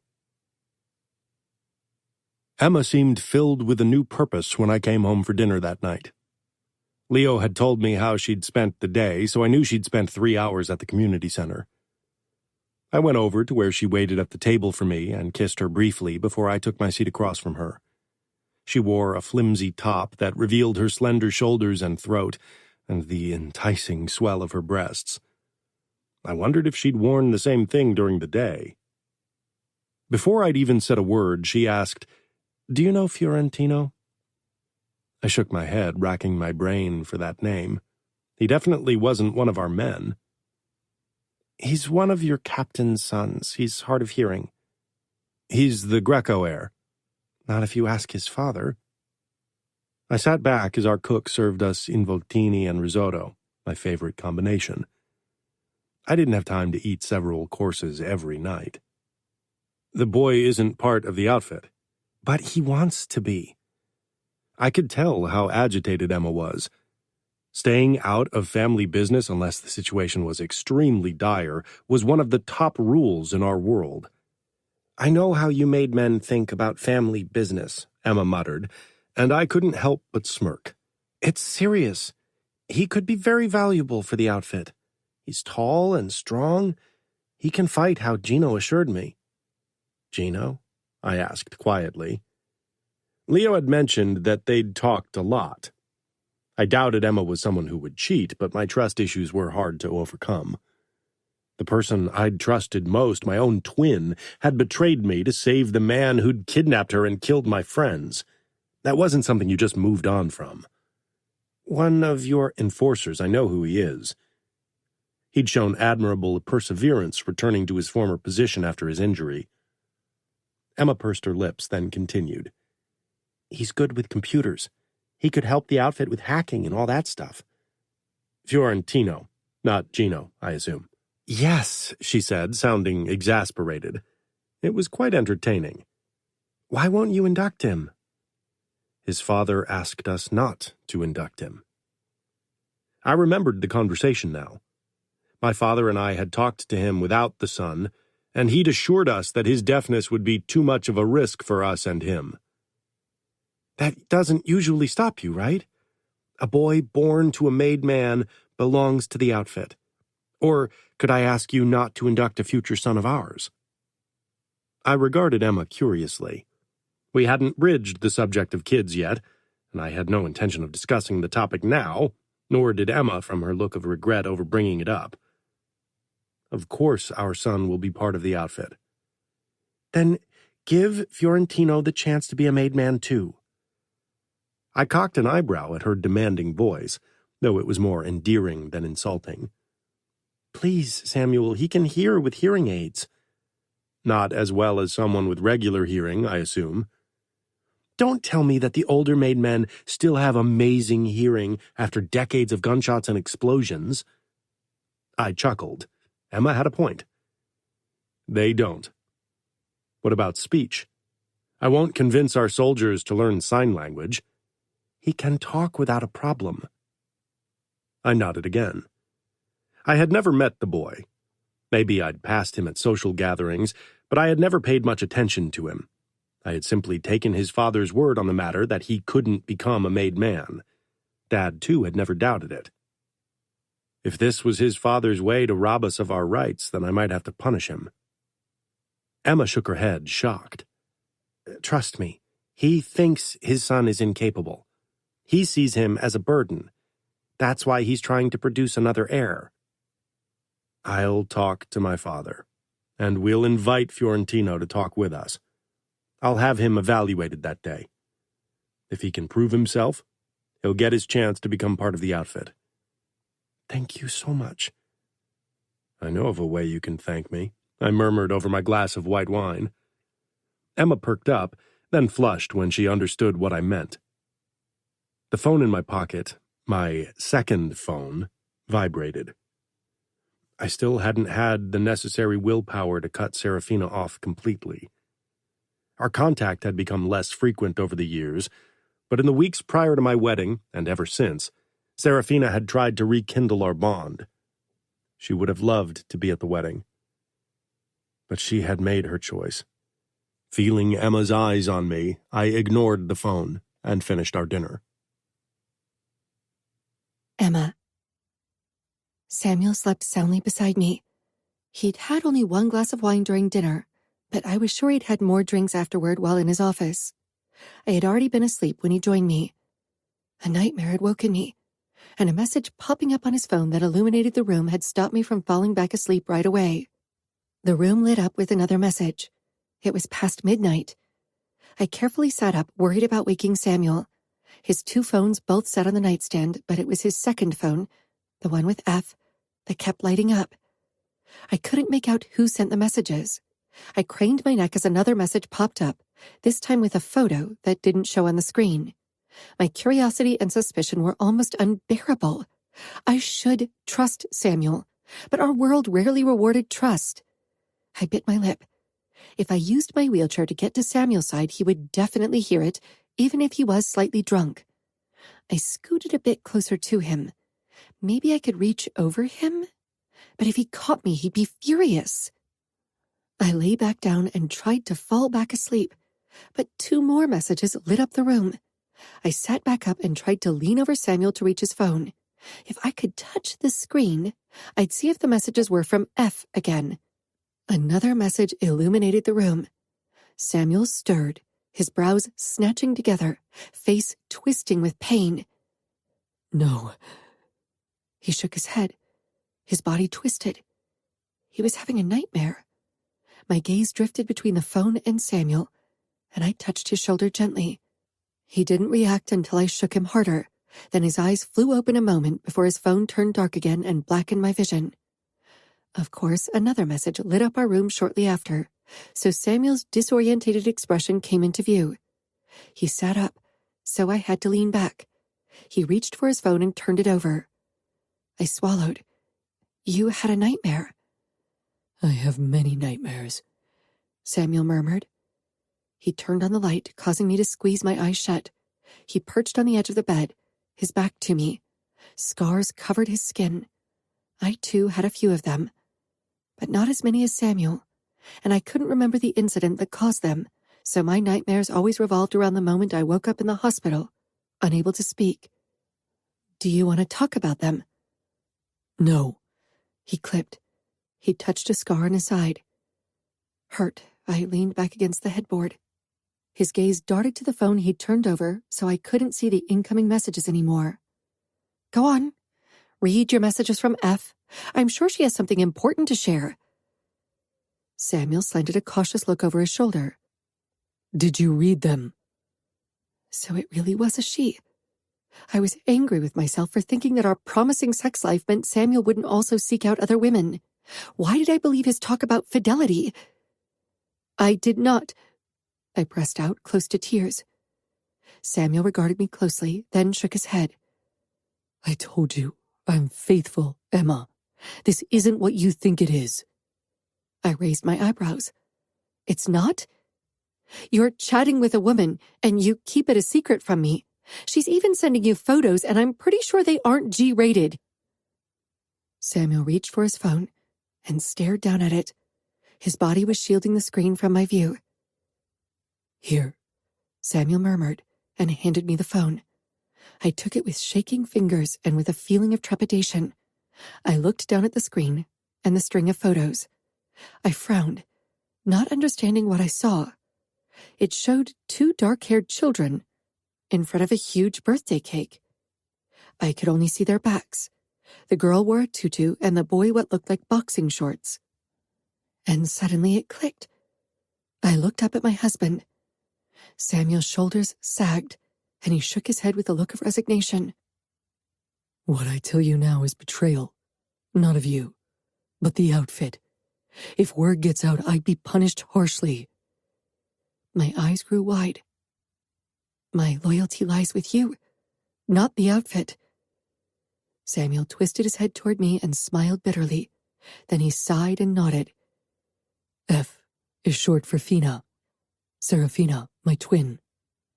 Oh, I breathed, my suspicions being confirmed. The children in the photo must be the twins, Remo Falcone's twins. Now I knew why he thought it was betrayal. Why had I never thought about F being his sister? I hadn't known he called her Fina, but I could have made the connection if not for being so insecure because of gossip. It had seemed more logical for him to betray me than the outfit. I was relieved, but at the same time worried for him. Our capo, Dante, was his uncle, but betrayal was difficult to tolerate. I thought you ended all contact when she went back to Remo Falcone.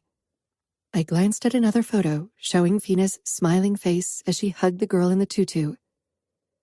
I should have, he murmured, pain and regret in his voice. But she's my twin. I couldn't even begin to understand what it meant to be connected to someone from the womb, so I didn't judge him. The twins had their 6th birthday a couple of weeks ago. Then there was our wedding. My sister tried to establish closer contact again, probably feeling nostalgic. You miss her, I said softly, touching his back. I miss the sister I had before Remo twisted her into someone else. She isn't that person anymore, and I'm not the same person I was before she was kidnapped. Again, he touched the scar on his side. Does it hurt? He dropped his hand. No. I got it when Serafina was kidnapped. The memories of what followed hurt more. It was the most personal thing Samuel had ever shared with me, and it made me feel even worse for accusing him of cheating. I'm sorry for accusing you of cheating. I just thought... I trailed off, not sure how to say it. You just thought? He asked, his gaze boring into my eyes. You are a man who had many lovers before our marriage. I did, Samuel admitted, turning around to me. And I have no need for further conquests. What you said sounds like something your mother put in your head. She probably did, I muttered. I sighed, then narrowed my eyes. So you say because you had so many girls before marriage, you can be faithful now. By that logic, I'd have to go look for a lover considering my lack of experience. Samuel climbed back on the bed and cupped my face with a dominant smile. This world doesn't give girls the same freedoms as we get, and while this is certainly not a fair concept, I like that you are mine alone, and will always only be mine. He kissed me. Soon his kiss became more demanding, and we ended up having sex again. Afterward, I was snuggled up to him with my cheek pressed to his strong chest. Samuel had no trouble allowing this kind of closeness. His fingers were even stroking my arm gently, making me feel cared for and very drowsy. I thought about your wish to dance. I held my breath. I think it's a good idea. As long as Leo's observations don't give me reason to change my mind, I'll allow you to take dance lessons. I pushed up and kissed his lips with a big smile. Thank you. His eyes scanned my beaming face, and he brushed a strand away from my face. I kissed him lightly, then put my head back down and cuddled even closer to him. He wrapped an arm around me. I feel safe in your arms, I admitted in a small voice. Samuel released a deep breath. I'll do everything in my power to keep you safe. Chapter 20. Emma. The following day, I helped with another meeting at the community center. The dance studio couldn't offer me a tryout session so quickly after I'd canceled my last, so I had to wait 2 more days. During the meeting, I found out Samuel had indeed spoken with Fiorentino's father and made it clear they wanted his son to prove his worth. Fiorentino beamed as he told me, Tomorrow, Samuel and his father will oversee the first training of new initiates. What happens there? I asked curiously. Fiorentino seemed unsure what to share, and maybe he didn't know everything considering he wasn't yet inducted. There is fight training, knife fights, shootings, some questioning. I frowned. Questioning? Some light torture. Nothing an initiate that's been brought up in our world can't withstand. Fiorentino nodded. Was he prepared considering his father had never meant for him to become a made man? Geno sank down beside me on a chair, propping his elbows up on his legs. His father had to harden him. Even if he didn't become a made man, he needs to be able to keep the secrets he witnesses to protect his family. Will you be doing the questioning? He nodded. But not alone. Pietro and Samuel will definitely be involved. I swallowed, thinking of my husband and father-in-law torturing teenage boys. It's hard to imagine, I admitted.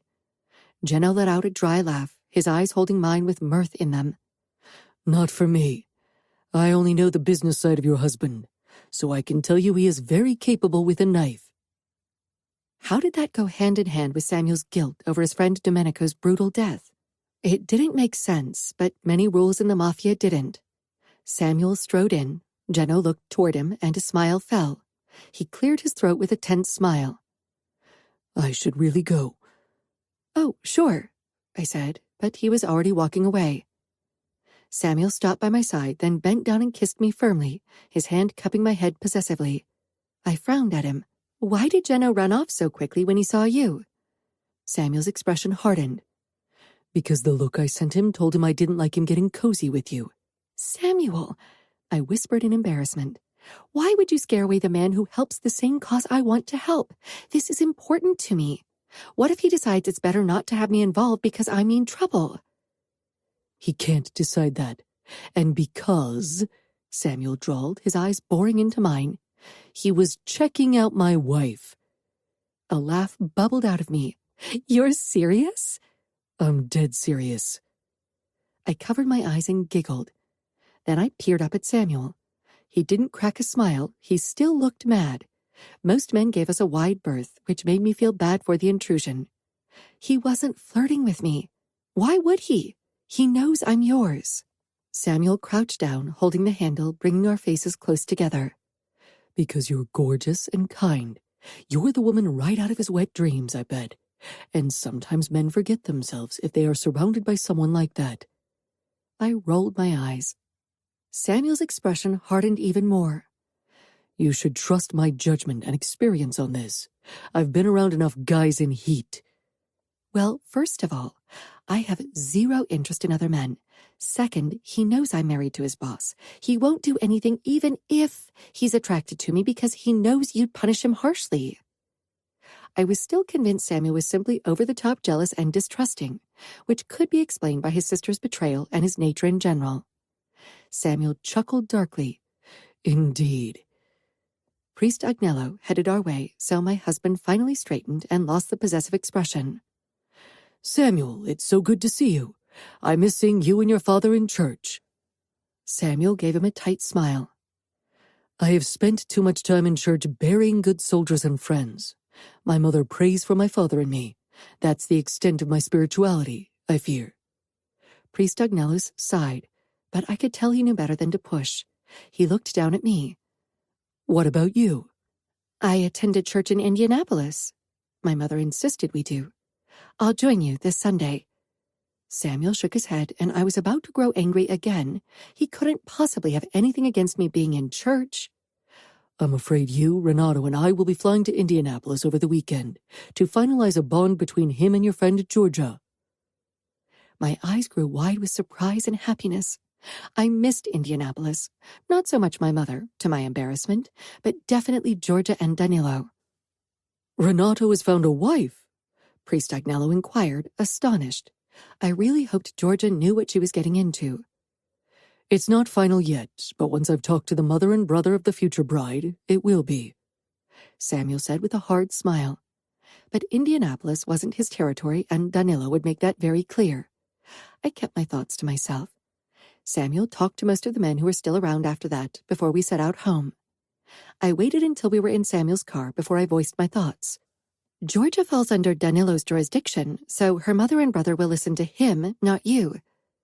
Samuel's mouth tightened. That is true. But Danilo should have an interest in sending your best friend to Minneapolis. He had a point. Danilo wouldn't care if Renato was good husband material for Georgia. When are we leaving? Friday afternoon. I was relieved. That meant I could go to dance classes on Thursday. Geno told me that tomorrow you're testing the initiates before they're allowed to take the vow. Samuel's brows snatched together, but his vigilant eyes stayed on the street. He should be careful what he says. I'm your wife, so I'm allowed to know these things, right? Samuel parked the car in our garage, then turned to me. If I keep information from you, it's not because I think you're not trustworthy. It's because I know you wouldn't be able to protect a secret under duress. I pursed my lips. I know pain. Samuel looked at the scar peeking out on my neck. It was one of many, though most of them had faded to fine white lines. Mom had insisted I have the best laser therapy to reduce them. Samuel reached out for it and lightly traced it. That's true. You have more experience with pain than most girls in our world. But submitting to torture is different. There's a psychological aspect to it that's almost as bad as the pain itself. The knowledge of being completely and utterly at someone's mercy. I shuddered. Samuel nodded and left the car, then opened my door and lifted me out of the seat. When we were at dinner that night, I finally bridged the subject of tomorrow again. Can I watch the initiation process tomorrow? I was really curious. I couldn't deny it. Samuel gave a tight smile. This is part of outfit business. Only made men and future initiates are allowed to be part of it. I understand. Samuel put down his wine glass. Something on his face shifted to a heated look that tightened my belly with desire. Since seeing Geno smile at you inappropriately, I have been thinking about nothing but staking my claim on you again. I blinked, then quickly glanced around to make sure our cook wasn't around to clear up the dishes. I would have died of mortification. Samuel chuckled and shoved to his feet, then came around the table toward me. I dabbed my mouth with a napkin, then leaned back in the chair with a teasing smile. And how are you going to do that? Samuel picked me up and kissed me fiercely. Samuel. Emma was still asleep when I got up. For a moment I looked down at her sleeping form. Her brown curls were all over the place, and her hand rested on my pillow, our wedding ring prominent on her slender finger. Being married to Emma was easier than I thought. She definitely had a stubborn streak, but she wasn't someone who played games or who tried to rile me up on purpose. She had her own interests and didn't just wait all day for me to come home. I turned and got dressed in my usual gray suit and white dress shirt. I'd change into gym clothes at the training center. I picked up Father at home. He, too, was dressed in a suit, but a dark one. "Are you going to get your hands dirty today, or are you too old for that?" I taunted him. He sent me a dark look. Dad was 57, but he didn't look it. He worked out with me 5 times a week and had lost the hint of a belly I'd teased him with for months. "Considering you are going to become underboss soon and will be the one these new soldiers will answer to, you should be the one to question and test them. But I certainly won't stand back and watch." "Do you really think you can retire soon?" Dad looked at me with searching eyes. "If you don't think you're ready yet." "I am," I said firmly. "My demons would still haunt me in 5, 10, or 20 years. Or does Dante disagree? You have been very efficient and proven your worth over the past few years. He won't hold on to an incident from the past." It wasn't an incident. It was a betrayal of the outfit that cost 3 of Dante's soldiers their lives. Dad nodded. "Dante has his own skeletons in the closet." Dad had said it before, but never explained it. Feeling my curious gaze on him, he leaned back with a deep sigh. "I might not always be there. As long as Dante is your capo, you should have something in your hand." I parked in front of the square building that held our training center, then waited for Dad to continue. I was surprised by his words. Dante and Dad liked each other, and we had a good family bond. But, of course, in our world, that didn't mean you didn't have to take certain precautions. Rocco Scuderi Sr., the traitorous bastard, had a brother, Jacopo. I had never heard of him. He had died long before I was initiated, I assumed. Dante killed him, even though he was set to become his consigliere. My eyebrows shot up. Why? Did he try to betray the outfit? Oh, no. He was loyal to the bone, and as sadistic as they come. I gave my father a look. We, too, held a certain sadistic streak, or we couldn't do what our work required. Dad shook his head. "You don't understand. He was sadistic to women, too, and your mother was promised to him." "Oh," I said, suddenly understanding. "And Dante saved her from that fate." "He did. And he convinced his old man to give your mother to me." "But that means Dante's betrayal saved Mom and helped you, too." "It did. I'll forever be grateful for what he did. But you are my child, and I'll always make sure you are protected. So I think it might be wise for you to learn more about Dante's past." "Thanks, Dad. But I have no intention of bringing myself into another situation that requires blackmailing Dante." I wasn't even sure if that was still something I could blackmail him with. Dante's power was solidified, and the Scuderis didn't hold any power at the moment. We got out of the car and entered the vast building through the steel door. Inside, the hall was split into different areas, one for martial arts and box fights, one for knife technique, and one for shooting, but that one was separated by noise barriers. Then there was an area off to the side where recruits would be submitted to light torture to test their endurance. This was where a recruit failed on occasion.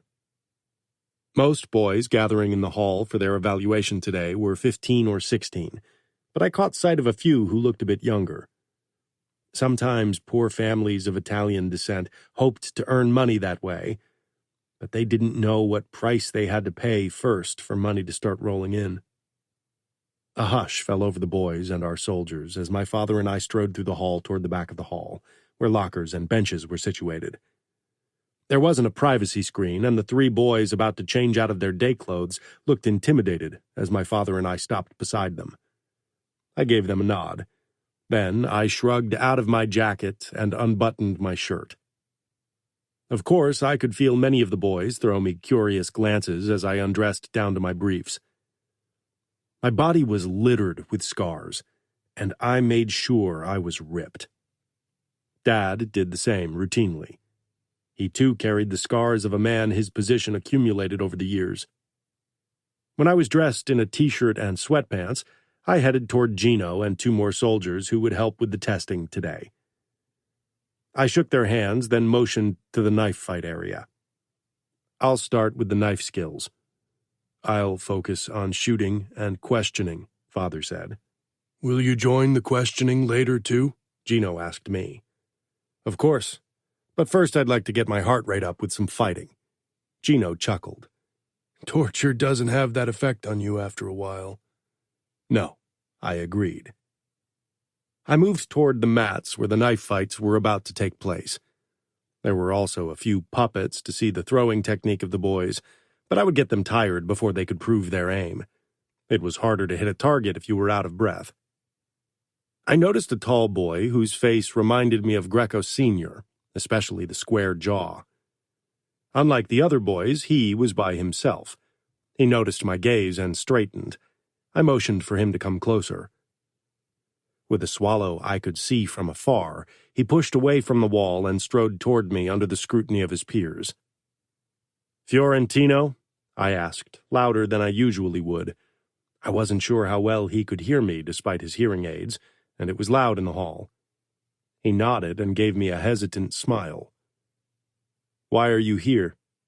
To become a part of the outfit, he said without missing a beat, straightening even more. His speech was slightly off, but I had no trouble understanding him. I'll test your fight skills first. He reached for his hearing aid. What are you doing? He flushed. I want to take it off for the fight. I shook my head. If this was a real fight, you'd need your hearing as an additional help against the enemy. But it could fall off during fighting. Of course. But until then, let's use it to your advantage. The moment I began sparring with Fiorentino, it became apparent how determined and well-trained he was. There was definitely still room for improvement, but he was better than many of the other boys here today. I gave him a pleased nod as I pulled him to his feet after I'd thrown him to the ground. Good work. Now show me your knife skills. His hands shook as he took the knife from me, but after a few deep breaths, they steadied, and he hit the target with his first throw. When I was done with him, I motioned for the next recruit to step forward. Fiorentino moved on to the shooting area. After an hour of testing fight skills, I moved on to the questioning. It was a crucial skill to protect secrets. It was the turn of one of the boys who had shown lacking fight and knife skills. Despite this, he acted with utter confidence, even arrogance. He was the son of a captain, and probably considered himself above failure.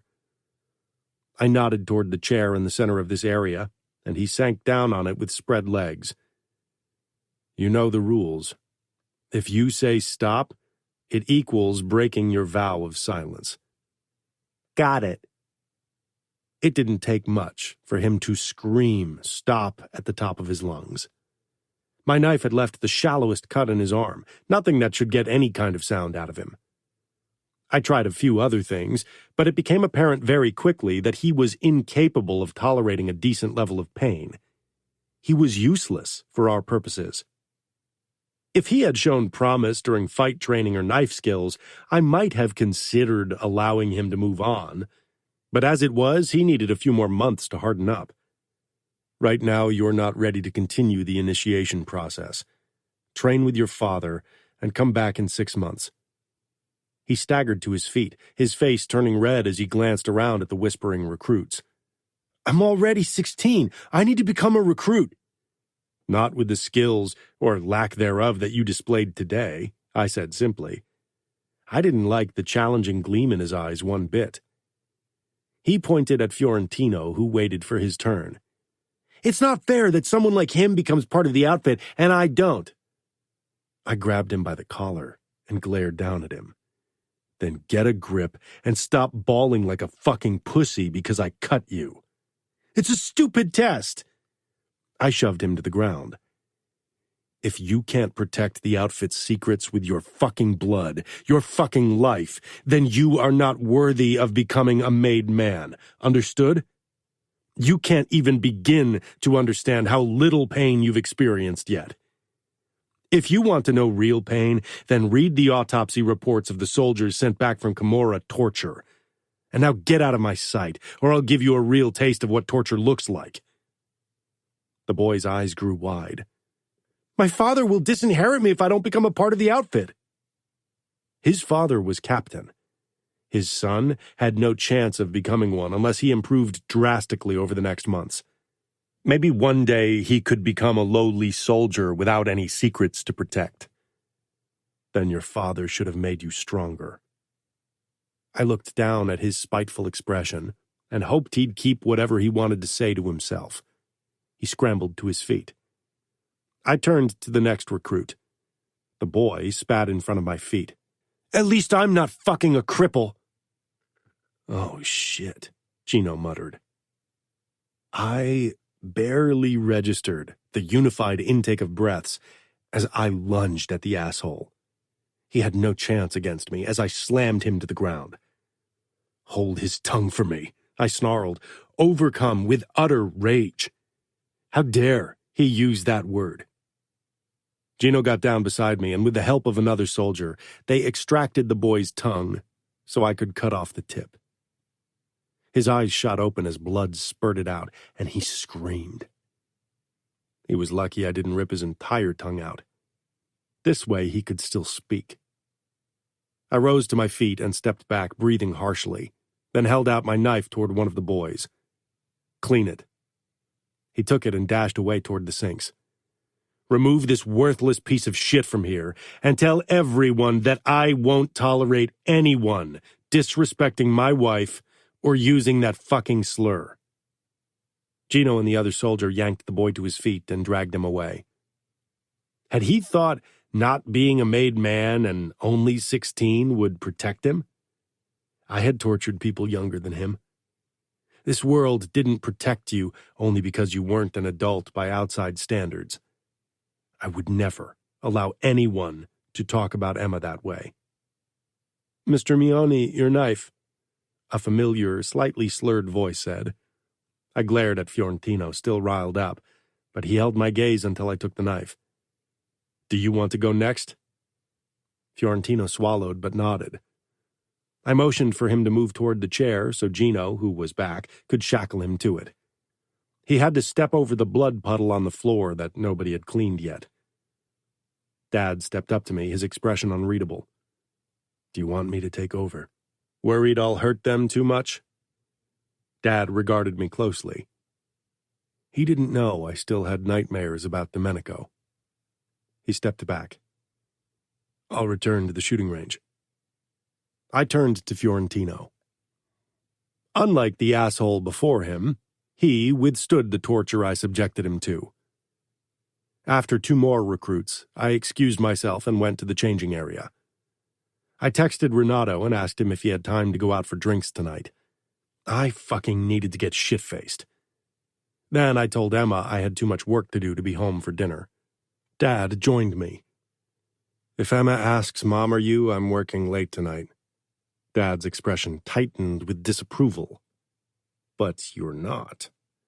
I'm heading out with Renato. I need to take my mind off things." "In one of Renato's establishments?" "I'm faithful to Emma, Dad. No need for that disappointed voice. I'm not a boy." "Are things going well?" Dad asked quietly. I looked around with a frown. "They are." Dad nodded, then returned to the recruits. I took a small flask from my gym bag, briefly hesitated when I remembered Emma's concern regarding my drinking habits, then took a few gulps from the vodka before I screwed the top back on and returned to the knife fight area. 2 recruits broke down under torture today, especially the first younger one. What a day. I knew my night would be filled with familiar horrors if I didn't manage to drink myself into a stupor. Chapter 21. Emma. Something crashed downstairs, ripping me from sleep. I sat up and turned on the lights. Another crash sounded. Samuel wasn't home yet. What was going on? Fear filled me. I knew I was never alone. If Samuel wasn't home, there was at least one bodyguard on the premises, but I still wished he were here. An even louder crash, followed by a curse. It wasn't Samuel's voice that had cursed. Anxiety filled my belly. A code was required to enter our home, so it had to be someone Samuel trusted who had entered. He'd never give the code to someone he didn't trust, even if he was drunk. Plus, a guard team surveyed the entrance area and backyard. I hoisted myself in my wheelchair and moved to the elevator. When I arrived down in the foyer, I found Renato supporting Samuel, who seemed incapable of standing on his legs. His gaze was unfocused. They must have stumbled against the big decorative vases beside the entrance door, broken both, plus whipped the glass decoration from Murano off the sideboard. The mirror above it had a crack in it too. As I wheeled closer, a cloud of alcohol hit me. What happened? Renato shrugged, his gaze sliding over me. I realized I was only in my nightgown and crossed my arms over my chest. He finally looked away and focused on my face. Nothing. He had a bit too much to drink. Nothing out of the ordinary. I gave him a disbelieving look, motioning at how Samuel hung in his grasp. This isn't normal. This isn't just a bit too much to drink. He's completely out of it. Renato took a step toward the staircase, obviously struggling with Samuel's weight. We had some fun. He can usually handle his liquor better. Because he had lots of practice. I pressed my lips together, trying to bottle up my anger. As a friend, you shouldn't let this happen. Renato scoffed, his eyes hard and mocking as they settled on me. He's an adult, a grown man. I won't tell him what to do, and neither should you. My mouth opened. Let's agree to disagree. Surprise crossed his face, then he shook his head. Luckily for us, he kept whatever crossed his mind to himself. Help me take Samuel upstairs, I said simply, and wheeled back into the elevator. Renato followed me without a word, still supporting Samuel, who seemed to have passed out completely by now. I'll go up first. All three of us won't fit inside. Once I was upstairs, I waited for the elevator to come up again. I didn't think you'd be like this, Renato said as he staggered out of the elevator. Like what? I asked as I led him to our bedroom and watched as he dropped Samuel unceremoniously onto the bed. Samuel didn't stir, and I was beginning to worry. He straightened and watched as I moved toward the bed. So opinionated and outspoken. I felt Samuel's throat for a pulse and relaxed when I found it. Because I'm a woman? Or a woman in a wheelchair? Renato gave me a caught smile, obviously realizing he'd overstepped his boundaries. Usually I wasn't this easily affronted. I'd heard too much to take other people's opinions of me to heart, but my worry for Samuel was making me a tad touchy. I'm worried about Samuel, I said simply. I didn't want to get into an argument with one of Samuel's best friends, maybe his only friend, as I'd never seen him with anyone else. Renato waved me off. He'll be fine. Just pop a couple of painkillers into his mouth and give him a strong coffee in the morning. Can you help me get him out of his clothes? Just let him sleep in them. That's what I do. I gritted my teeth, growing annoyed at how blasé he was. Was it a man thing? A made man thing? Or was I really overreacting? I didn't think so. All right. Thank you for getting him home. I'll handle it from here. I pulled Samuel's shoes off. Are you sure you don't need help? I've undressed him before, don't worry, I said, not even blushing. I was so frustrated with the situation. I felt helpless in a way I'd never experienced, not even when my body failed me after the accident, and I didn't know how to come to terms with it. Renato nodded, then he turned around and I heard him walk down the stairs. I took a deep breath. After his shoes were off, I got rid of his socks, then leaned over him to unbuckle his belt. Getting him out of his pants was far more difficult than anticipated. Samuel was tall and much heavier than me. I hoisted myself onto the bed, hoping for a better angle. After plenty of tugging, his pants still hung around his hips. I blew out my breath and decided to deal with his shirt for now. But without his help, I couldn't pull it off either. Tears of anger and frustration gathered in my eyes. I went to the bathroom in my wheelchair, pulled scissors from a drawer under the sink, and returned to Samuel. I began cutting away his shirt and the tank he wore beneath, then proceeded to destroy his pants in the same way.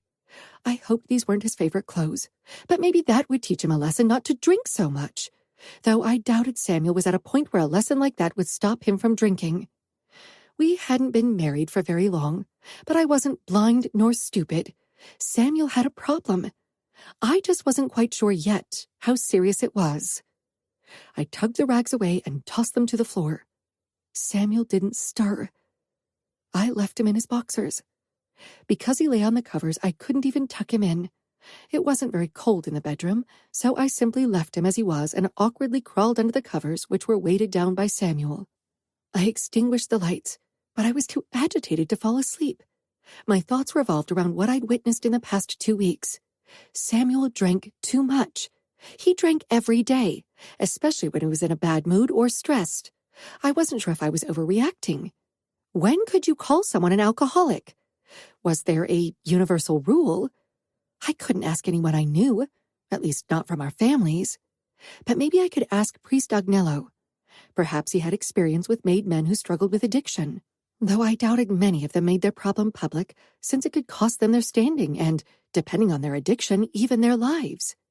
I had to make sure Priest Agnello didn't think Samuel was the reason for my interest. Considering Samuel's controlled and poised outward appearance, I doubted many people would suspect him. Still, I couldn't risk anything. Too much was at stake. Or was I overreacting? I had only gotten a small glimpse into Samuel's life. Maybe the past 2 weeks had been an exemption. Perhaps he didn't usually drink as much. Stress could do a lot to people. His life had changed drastically with our marriage as well. Samuel snored, which only added to my anger. I had half a mind to sleep in one of the guest bedrooms, but I worried he'd stop breathing. What if he was close to alcohol poisoning? I covered my ears with another pillow and tried to fall asleep. The mattress shifted and Samuel groaned. Then something heavy landed on the floor. I sat up and turned on the lights. Squinting against the sudden brightness, I realized Samuel was no longer in bed beside me. I scooted over to the other side and looked down. Samuel lay on his side on the floor, still asleep. There was no way I could get him back into bed. And what for? He'd probably roll out of bed again and possibly hit his head on the nightstand. He could sleep on the floor tonight. I turned off the lights, but then worried that Samuel would throw up and I wouldn't notice until it was too late. I didn't want him to choke on his own vomit. With a sigh, I turned the lights on and lowered myself to the floor beside Samuel. I leaned against the bed with a cushion at my back and covered myself with the covers, then extinguished the lights. With my hand on Samuel's shoulder, I closed my eyes, hoping to catch at least a few hours of sleep. My dance session would be a mess otherwise. Samuel. I woke up on the floor. Even before I opened my eyes, I knew that was where I was. My stiff neck and back definitely spoke a clear language, but the worst pain was in my head. I couldn't remember the last time I'd felt this shitty after a night of drinking. I peeled my eyes open and stared at Emma. She sat on the floor beside me, propped up against the bed, her head tilted awkwardly to the side. One of her hands rested on my arm. I turned around on my back, and her hand slid to my chest. Fuck. What had happened? Renato must have brought me home last night. The idiot should have taken me to his place instead. Emma didn't need to see me like this. I sat up, despite the lightning strike of agony that hit my brain. I touched my temple and blew out a breath. After another moment to gather myself, I pushed to my feet. That was when I realized that my shirt hung in tatters from my body, and my pants looked as if an angry kitten had ripped into them. I found the scissors on the nightstand. I shook my head in amusement, then regretted it. Emma must have cut me out of my clothes. The thought sobered me immediately. Fuck. I hadn't noticed someone cutting clothes off my body with scissors. If someone had used the moment to attack. Damn it. I bent down, despite the way my vision swam, and lifted Emma into my arms. She stirred as I gently laid her down in bed, and her eyes fluttered open. Shh, it's just me. Sleep. But her eyes opened all the way, and the look in them was like a douse of cold water. I moved to kiss her, but her hand came up and covered my mouth. You smell like a liquor store. I straightened. I'll take a shower and brush my teeth. Emma tried to sit up in bed, then winced. Ouch. Sleeping on the floor is a bad idea. Everything hurts. Why did you? She gave me a look as if that should be obvious. I was worried you'd throw up and choke on your vomit. I wanted to keep an eye on you. I was fine. You were not. You didn't notice anything. You and Renato broke all of our vases and decorations downstairs. You can buy new stuff. You didn't even pick the decorations, so this is your chance to get something that fits your taste. Emma gave me an indignant look. Samuel, this is serious. I narrowed my eyes. Don't make a big deal of it. I'm a grown man, and sometimes men get drunk, especially after a shitty day. I turned around and headed into the bathroom. I wasn't in the mood for a discussion like that, especially not as long as my head felt like it was about to explode, though I'd probably never want to have this discussion. I shoved down my briefs and what remained of my shirt, then stepped into the shower and turned it warmer than I usually showered, because the prospect of cold water hitting my head wasn't enticing at all. I leaned against the tiles and closed my eyes. After a couple of minutes, I could hear Emma enter the bathroom, then the sound of water in the sink, followed by the electric toothbrush and the occasional squeal of her wheels. I slowly opened my eyes and turned the water to as cold as I could bear, all the while watching Emma. She was focused on brushing her teeth, but I could tell she wasn't happy with the situation. I stepped out of the shower, rubbed my hair dry, then wrapped a towel around my waist before I joined Emma at the sink. She looked up at me, her eyes briefly lingering on the bruises on my upper body. A few of the recruits had managed to land hits, but nothing major. Why was yesterday shitty? She whispered. Her brown eyes searched mine with concern and tenderness. I sighed. I wasn't sure how much I wanted to share with Emma. Finally, I said, 2 recruits had trouble with the questioning. For one of them, it was his second attempt to become an initiate, and he failed again because of his inability to withstand pain. Emma grimaced. How old was he? I'm sure he'll grow used to pain over time. 16. Old enough to bear the pain I caused. Trust me, he's too weak. And that made you mad? No, what made me mad was his reaction to me telling him he wouldn't become an initiate. I had to make a bloody statement. Her eyes grew wide. You killed him? No, though it would have been a suitable reaction. I cut off the tip of his tongue. Emma paled. But he's only 16. I have to lead my men and these recruits. If someone disrespects me, they'll be met with my wrath. Now he knows, and so does everyone else. Sometimes they all need reminding. She didn't need to know how the asshole had disrespected her. Emma swallowed thickly. I could see her mind working, wondering why that had made me get drunk. Stop worrying, I told her, squeezing her shoulder.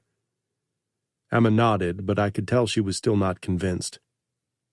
She needed to learn when to give up. On my way to a casino, Dante's number flashed on my screen. I gritted my teeth. I didn't think it was a coincidence that he called a day after I'd punished the boy. Had his father complained? I answered the call. Dante, what do I owe your call? Good morning, Samuel. I just wanted to inquire about the state of things in Minneapolis. Let me guess, you got a call from an angry captain yesterday because I punished his useless son? Dante chuckled. No, not quite. His mother called Valentina crying. I rolled my eyes. So he ran to his mommy so she could protect him?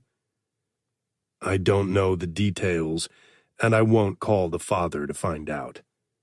I assume you had a reason to punish an initiate like that. He won't become an initiate. He failed under torture twice, and he insulted me and my wife. He's lucky I didn't cut off more than the tip of his tongue. Indeed, Dante said.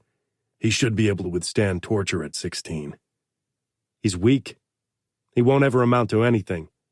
I could withstand more torture at 12 than that pussy. Again, a dry chuckle. You are one of my best men, like your father. I waited for him to say more as I parked in front of the casino.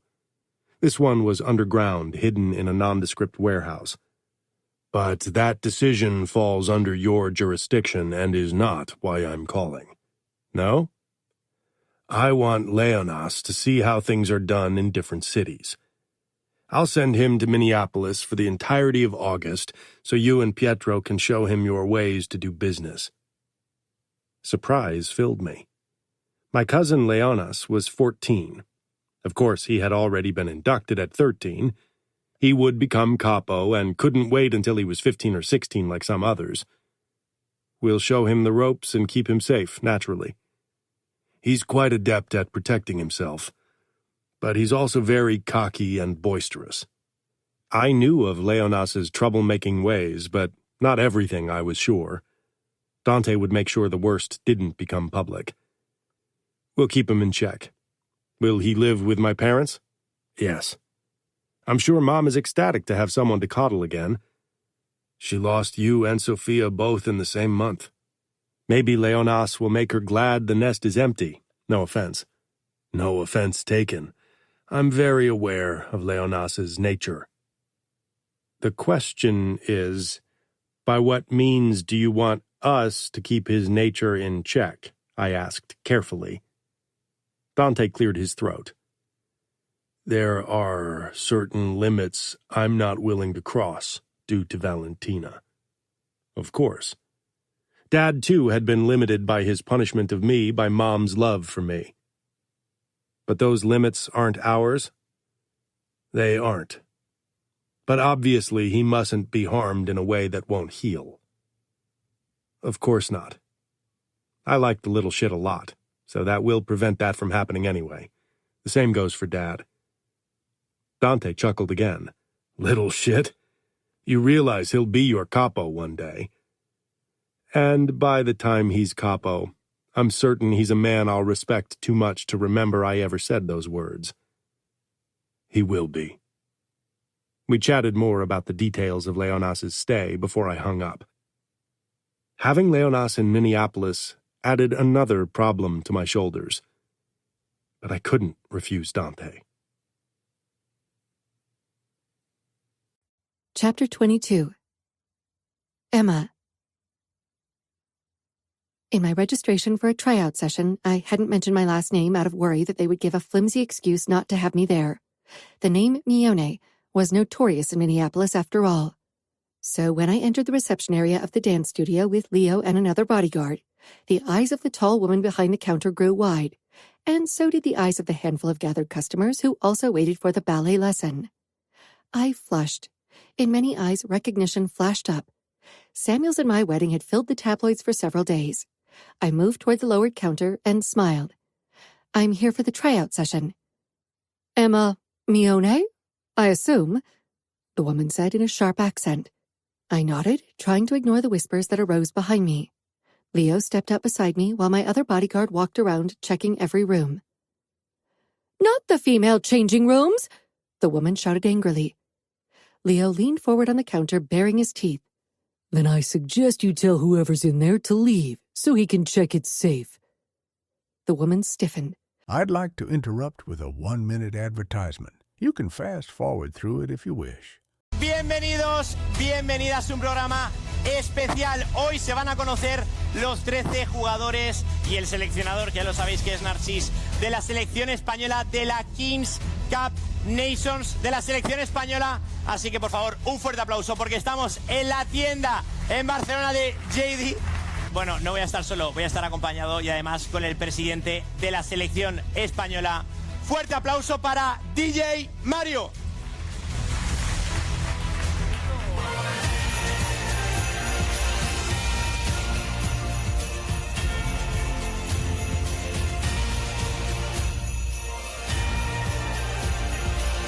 A ver. ¿Cuánta gente? ¿Qué tal, Mario? Bueno. ¿Más tío regalos para mí? Ah, no es para ti. No me jodas. ¿Dónde los dejamos? Pues debajo del árbol. Es para luego, sí. Venga, debajo del árbol, luego bajo el árbol. Vamos a verlo ahí. Pensaba que eran para mí, macho. No, luego los vemos. ¿Estás tú como presidente de... But she did as he said. I could feel more heat travel up into my face. Maybe that was why it was better not to do courses in the outside world. I looked around uncomfortably. A young man gave me a smile. His gait was a little off, as if his knees were stiff. I'm Albert. Natalia is a great teacher. I smiled in turn. Leo pointed at the ring on my finger. You know what that means in our world. Albert looked confused. Don't we live in the same world? Leo and the other man laughed darkly. No, not even close. Albert flushed. I'm into men, not women. So you should have pointed at your ring, not hers. I bit my lip. Albert was treading perilous waters. Leo shook his head and exchanged a look with the other bodyguard. I was flustered when I was finally allowed to enter the changing rooms to put on my leotard and skirt. When I caught my reflection in the mirror, emotions bubbled up. I hadn't felt the heavy dose of nostalgia in a long time. I squared my shoulders and headed back outside. Leo was right in front of the door, while my other bodyguard stood beside the front door. The other customers had left for the classroom, and I followed the sound of their voices into the bright room.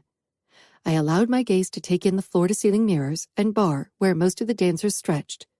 The last time I'd been in a room like this had been before my accident, but I felt a strange sense of belonging and homecoming I hadn't expected, as if this was the final missing puzzle piece. Natalia came my way with a very small, tense smile. You mentioned in your email that you have years of ballet practice. A long time ago. She nodded. How about you stretch too, so you are warmed up for class? We'll see how much of your past lessons you remember. Muscle memory is a wonderful thing. I gave her a smile, then said in a very low voice, I'm sorry for the inconvenience with my bodyguards. Her gaze flitted to Leo, who leaned beside the door and regarded everything with utter boredom. Maybe your bodyguards will eventually realize we don't pose a danger. My bodyguards weren't the people I had to convince. Samuel would be an incredibly hard nut to crack, I feared. 15 minutes into the dance training, I was already out of breath, and muscles I hadn't used in a while ached from sudden use.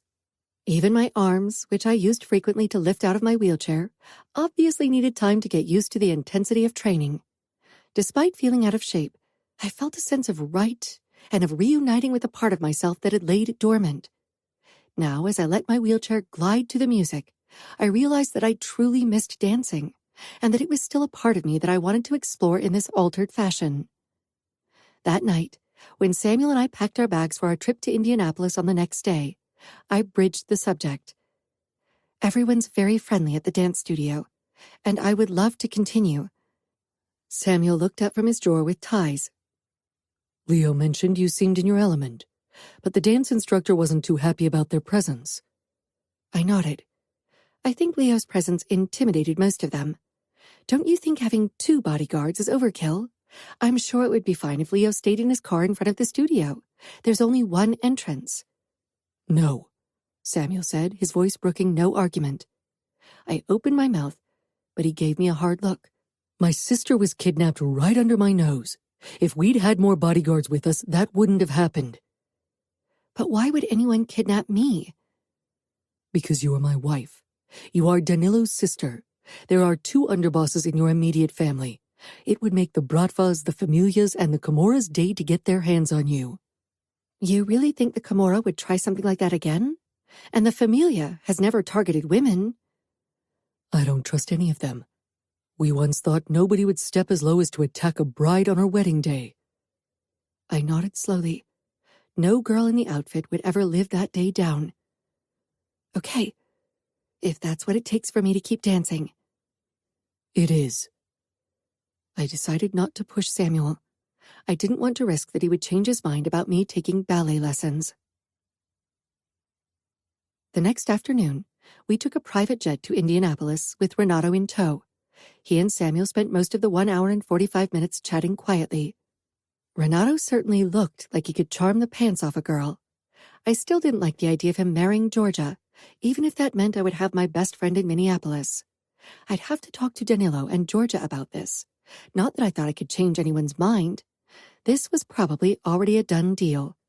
I closed the rom-com I had been reading when we landed in Indianapolis, then peered out of the window at the familiar sight.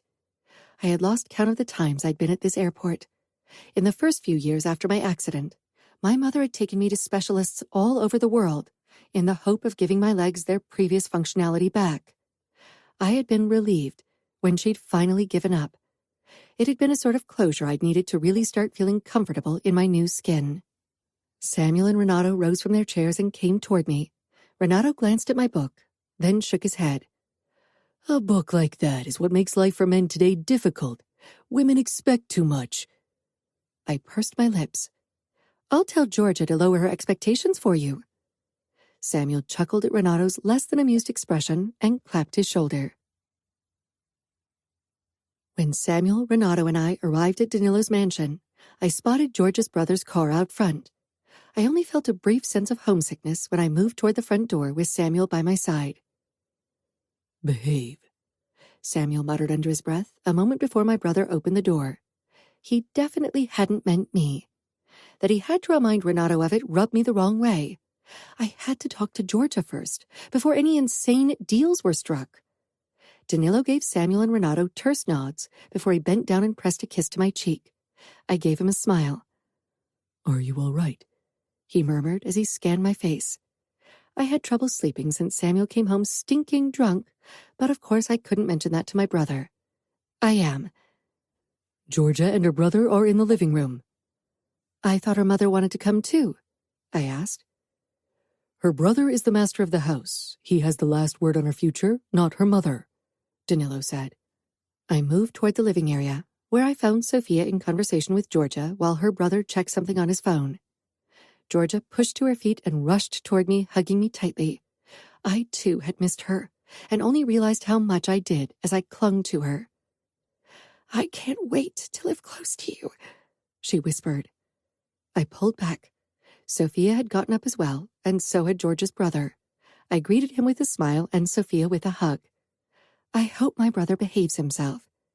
Her eyes twinkled with amusement. It's a work in progress. I laughed. What about Samuel? I shrugged. Definitely work in progress. The men entered at that moment, and Georgia's brother immediately went to them.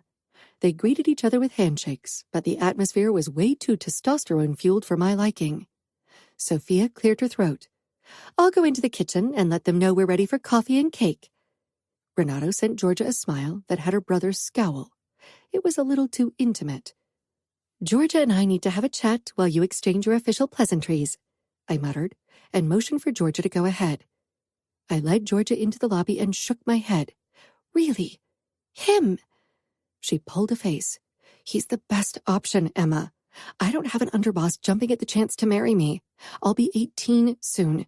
My mother is losing her patience with me, and so is my brother. They are ready to marry me off to that old bastard in Italy. He looks like a toad and is way too old. Just the thought of having to touch him. Georgia looked like she was about to be sick. Then she blew out a breath. Even if Renato is intolerable, as far as I can tell from our short encounters, he's at least quite good-looking, so I won't be repulsed if we have to consummate the marriage at some point. I nodded because I totally understood. You don't mind that it's a deal because you both are desperate? Georgia shook her head. Most arranged marriages are deals, right? I shrugged. But some deals were more tasteless than others. I still wondered why Samuel had agreed to marry me.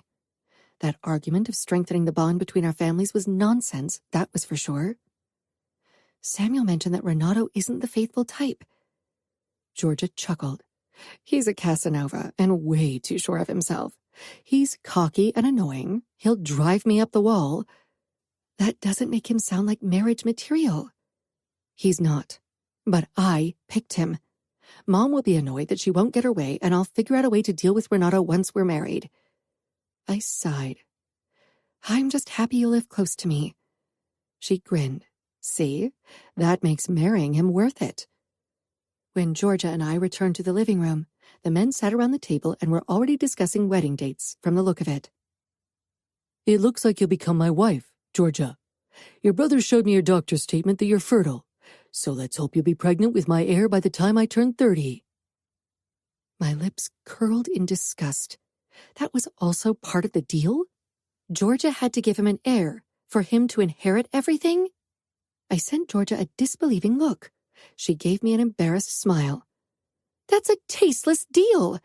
It burst out of me. You're behaving like a pig. Renato scowled. I can't see how my deal with Georgia is any less tasteless than the deal between your brother and your husband that forced Samuel to marry you. My heart did a thud as I blinked at Renato. Sophia sent Danilo a look that made it clear she knew about the deal, and Samuel looked ready to murder his friend. Apparently everyone knew, except for me. It reminded me of how my mother had lied to me after my accident under the pretense of trying to protect me, when it had been just as much about protecting herself from the truth. This, too, felt like everyone had kept the details of the arrangement from me to avoid an unpleasant confrontation.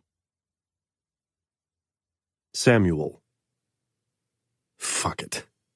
I scowled at Renato, who grimaced and gave me an apologetic look. Too late. Emma paled, looking like she was about to cry. Emma, Danilo and I said at the same time, but I stepped forward. Emma was my wife. It was more important that I cleared things up between us. Let's have a word, I told Emma and put a hand on her shoulder. She shied back from my touch, and I dropped my arm to my side. You can talk in my office, Danilo said quietly, and I'll have a chat with Renato. For all I cared, he could rip Renato a new one, even if Renato wasn't his soldier. Emma and I headed toward the office in utter silence. It was the first time I was allowed to be without Danilo in his office. I closed the door, then immediately turned to Emma, who looked like she was teetering on the edge of a breakdown. Renato is an idiot. He shouldn't have said anything. Emma fixed me with a hard look. Did he lie? You know that arranged marriages are always deals. She shook her head. You owe me the truth. What did Danilo do to make you marry me? I gritted my teeth. It was a long time ago. I'm glad I married you. What did he do? I had feared the truth would come out eventually. My sister Serafina refused to marry him after she was kidnapped. But he had a right to her hand. We wanted him to accept Sophia instead, so Serafina could heal from her ordeal. He said he would only agree to marry Sophia if I married you.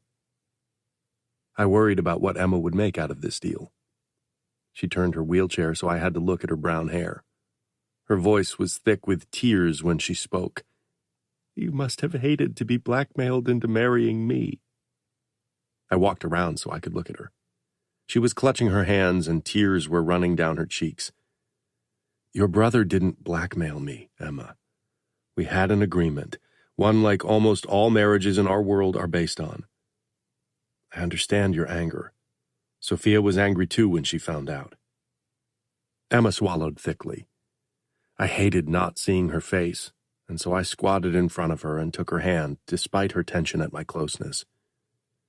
I hated seeing her so broken up. You were too young for me, and Sophia was too young for Danilo. That's why neither of us wanted to marry you girls. Emma looked me straight in the eye. Danilo is attracted to Sophia. I frowned. He definitely wasn't back then, or I would have put his dick into a vice. I moved closer. And you know I'm attracted to you, or do I need to show you more often? I allowed my expression to become hungry, but Emma didn't crack a smile. I realized I needed to give Emma more than just a sexual innuendo. And in the few weeks since our marriage, I had already seen that she was a good match for me beyond the bedroom as well, even if her worry meant I had to be more careful about my drinking habits. I cleared my throat. I've never regretted marrying you, and I know I won't. I'm fucking glad your brother asked me to marry you. You are the woman I needed in my life. Your resilience and your ability to let the past rest and just enjoy the present is something I aspire to succeed at as well. Surprise crossed Emma's face at my words. I straightened, feeling as if I'd bared my soul with that simple admittance. Emotional declarations always made me want to wash my mouth out with soap, but I could tell it had the desired effect. She let out a small sigh. I'm not perfect. I, too, get caught up in events from the past sometimes, or want to give up on certain things if I'm frustrated. But I agree, I think we're a good match. I nodded. We are. And we'll be even better together once we know more of the other. It takes time. She tilted her head. Sometimes I'm not sure you really want me to know more about you. You have very high walls. It's hard to break through them. She had a point. I wanted a wife whom I could trust. But at the same time, I knew I'd have to bare my soul to her on many levels to reach the kind of trust my parents had. It was an uncomfortable thought for me. I know. I'm working on it. And please promise me you won't hide anything from me to protect me. I can handle things, and I want to handle them. I know you can. That night, I showed Emma just how happy I was about our bond, with my fingers, tongue, and cock, despite her worry about Danilo being under the same roof. For all I cared, he could hear me giving his sister several orgasms. Thankfully, I didn't hear anything of the sort from Sophia's and his bedroom. When Emma had fallen asleep, I went downstairs. Light spilled out from Danilo's office.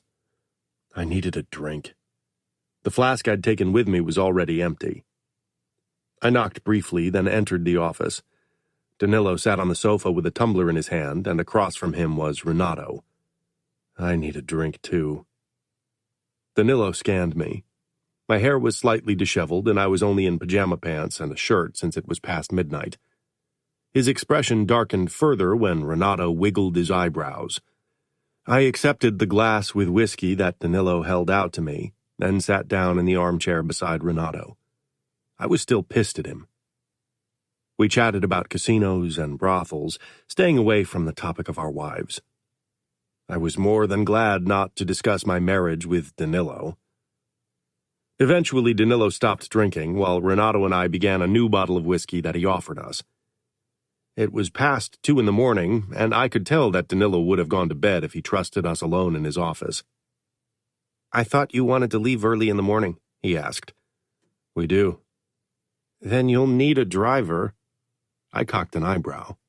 I can drive. I doubt you'll be sober enough by morning. I narrowed my eyes on him.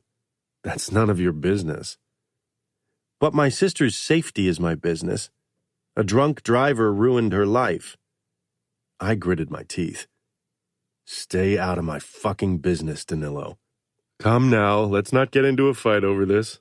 I can assure you Samuel can hold his liquor better than anyone else I know. I sent Renato a dark look. Did he really think that was a compliment? I didn't finish the drink in my glass.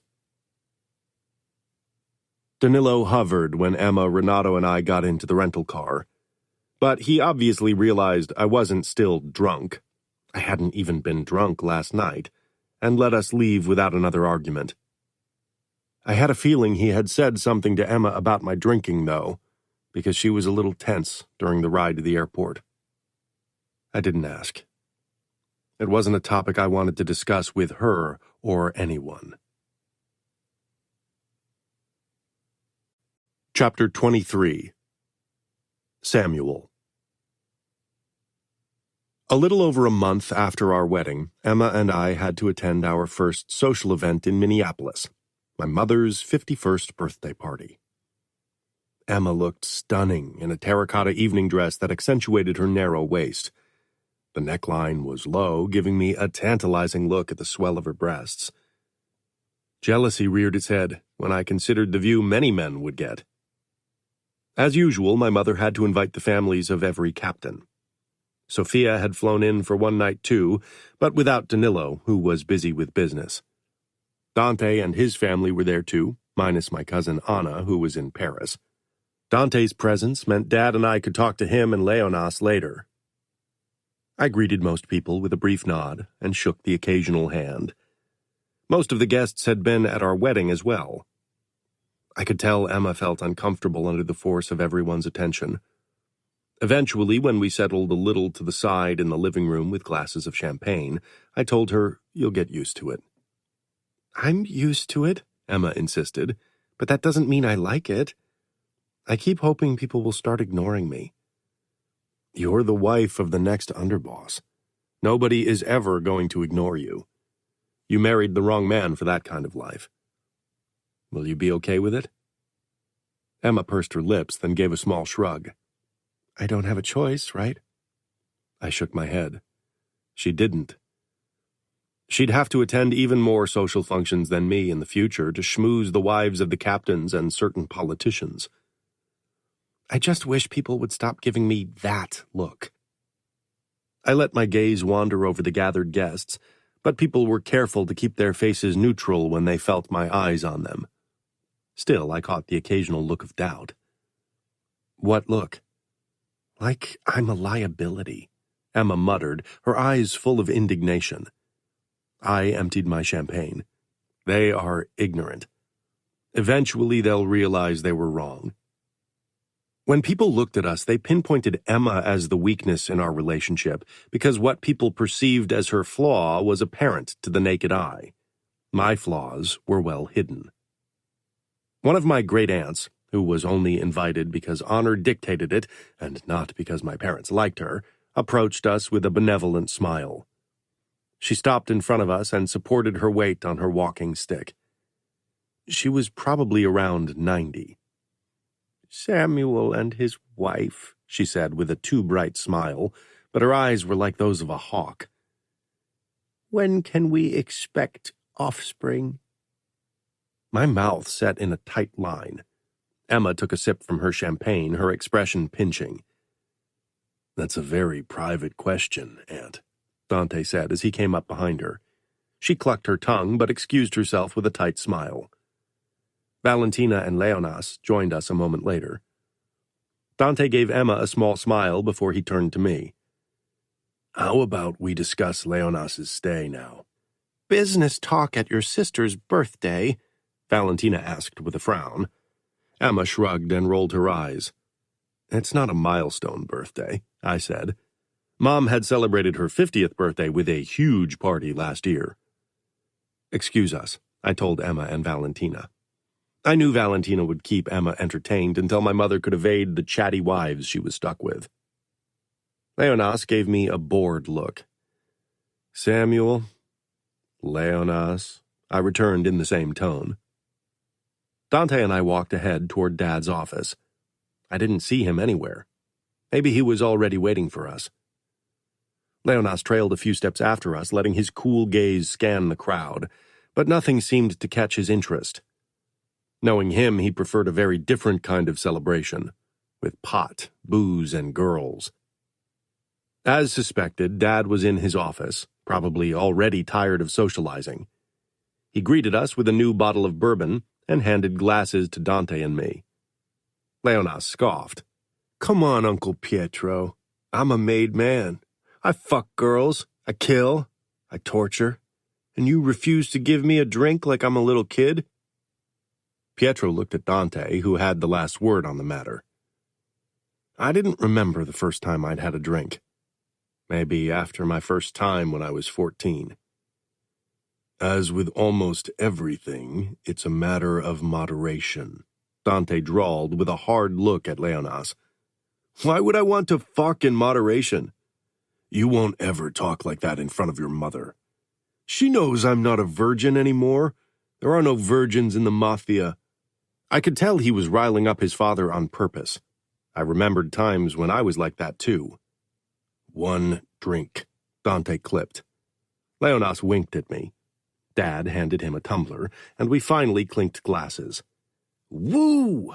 Leonas exclaimed, letting out a hiss after downing the drink in one gulp. I could tell he would be a handful to keep in check. His teenage antics would undoubtedly drive me up the wall on more than one occasion. He and I stayed in the office when Dad and Dante left a little later. Leonas lifted his glass. I rolled my eyes and poured him a small sip. "When you take over from your father, will you change how things are handled?" he asked, suddenly dead serious and not sounding like a teenager at all. I cocked an eyebrow. "In what regard?" "The outfit has shown a lot of restraint over the years when we should have sought revenge, when we should have sent a bloody message." I didn't say anything. Some things aren't for me to decide, even once I'm underboss. That's the job of a capo. When I'm capo, our enemies will regret they ever underestimated us. I didn't think they underestimated us. They knew Dante had a more controlled approach to many things. Leonas's green eyes met mine. "I definitely won't stop you from getting revenge on the crazy fuckers in Las Vegas." My smile became hard. "We killed one of their underbosses." Leonas shook his head. "That's not enough. Don't tell me it's enough for what Ramo Falcone and his brothers did." It wasn't. But unless we did what he had done, I didn't see how it could ever be enough. "You were young. Until you're capo, your perspective will change." Leonas smirked. I wasn't looking forward to August. Another wedding to attend with Renato and Georgia's last-minute nuptials, becoming Leonas's babysitter, and worst of all, the anniversary of Arlo's, Enea's, and Domenico's death. Emma must have felt my darkening mood because she often regarded me in worry. I knew she wanted to help, but I didn't see how she could. I was taking over more and more tasks from my father every day to make the switch to me becoming underboss go as smoothly as possible. But that also meant the focus shifted more and more toward me, and as a result, also on Emma.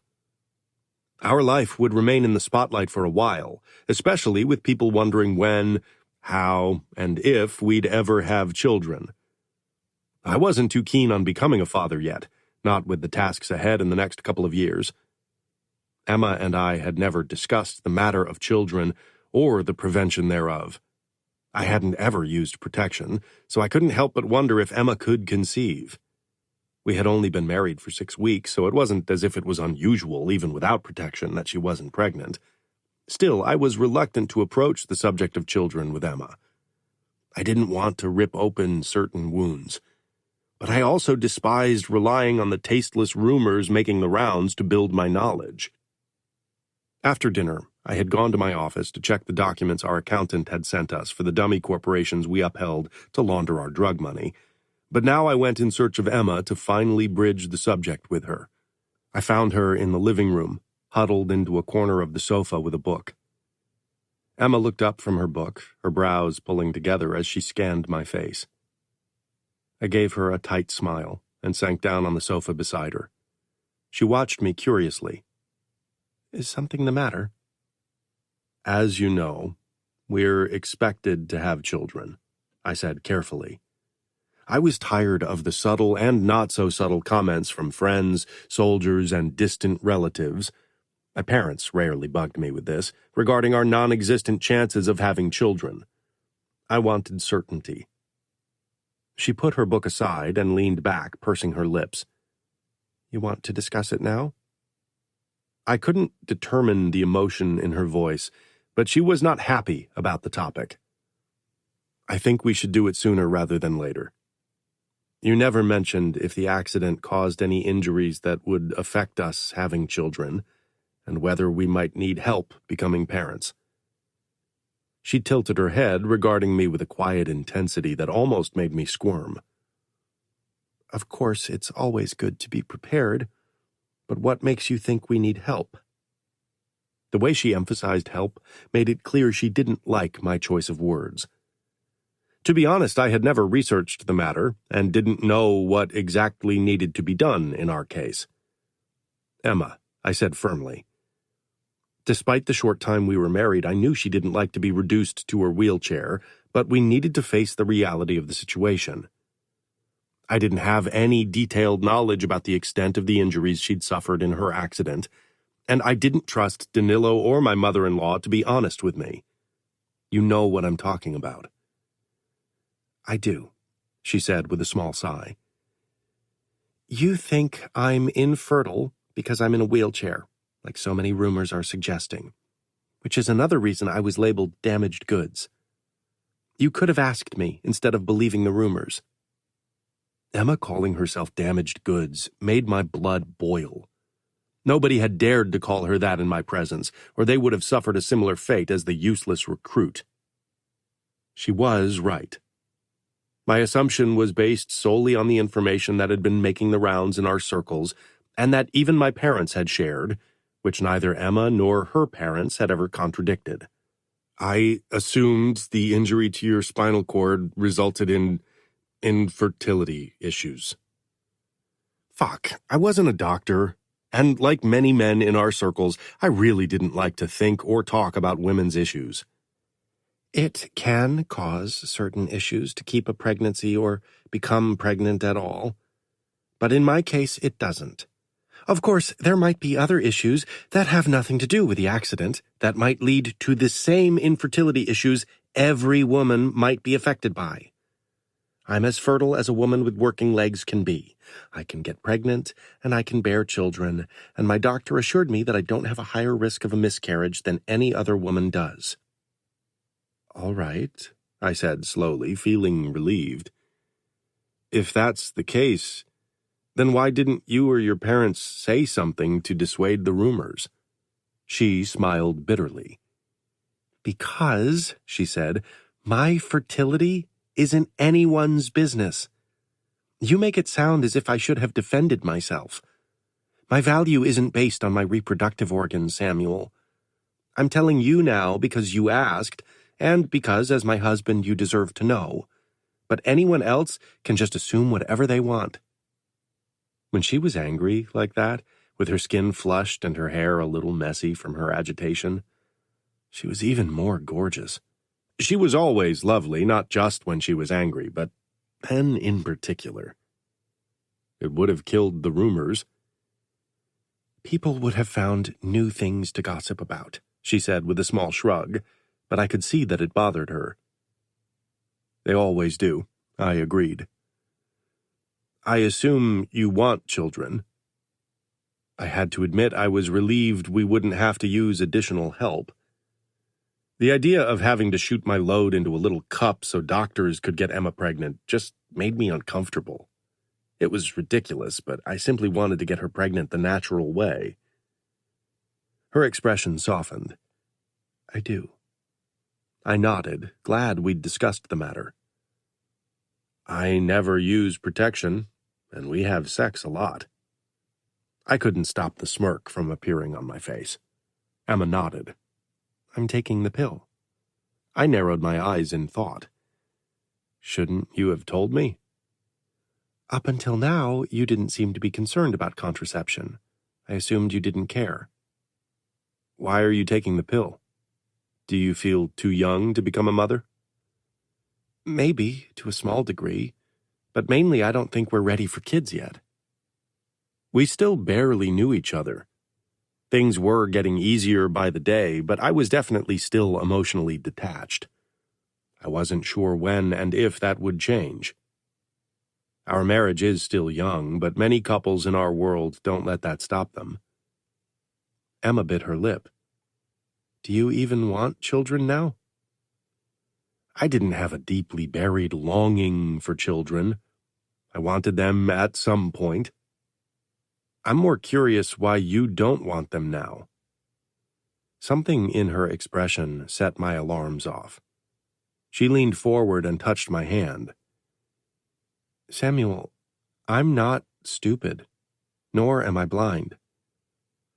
Before we should consider having children, I think you need to work on your problem. I narrowed my eyes and pulled my hand away. What problem? She sighed. You're drinking. Emma. Samuel jerked to his feet, his expression turning ice cold. Samuel wasn't a man who raged or shouted, and while it was something I appreciated, his quiet anger and broodiness could be difficult as well. You don't know what you're talking about, he clipped. Most made men have a drink after a shitty day. If you saw what we do, you'd have a drink too. Trust me. I'd expected this reaction and also his explanation. You drink more than one glass or two, and when you work from home, you drink throughout the day. Have you ever seen me drunk, Emma? He growled. Except for that one time I went out with Renato. One fucking time. You're right. That was the only time I saw you drunk, I said softly. And that's what really worries me, considering how many bottles of whiskey are in our trash every week. 2 weeks ago, I noticed it, and then checked continuously. Maybe the history of my accident made me sensitive to alcohol problems, but everyone would have been shocked by how many empty bottles were in the trash. And those were only the drinks Samuel had at home, not when he was in outfit establishments. You are my wife, Emma, not my nanny. Not even my mother shoved her nose into my business like that. I'm a grown man, and don't need someone to tell me how much I can drink.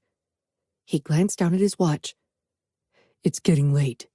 I still have work to do, and maybe I'll have another drink while I do. He held my gaze with a look of challenge and fury. I didn't say anything, feeling my throat tighten at his harsh words. He turned on his heel and left me sitting there. I resisted the urge to follow him. I hated unfinished arguments, and this felt very much like an unfinished argument.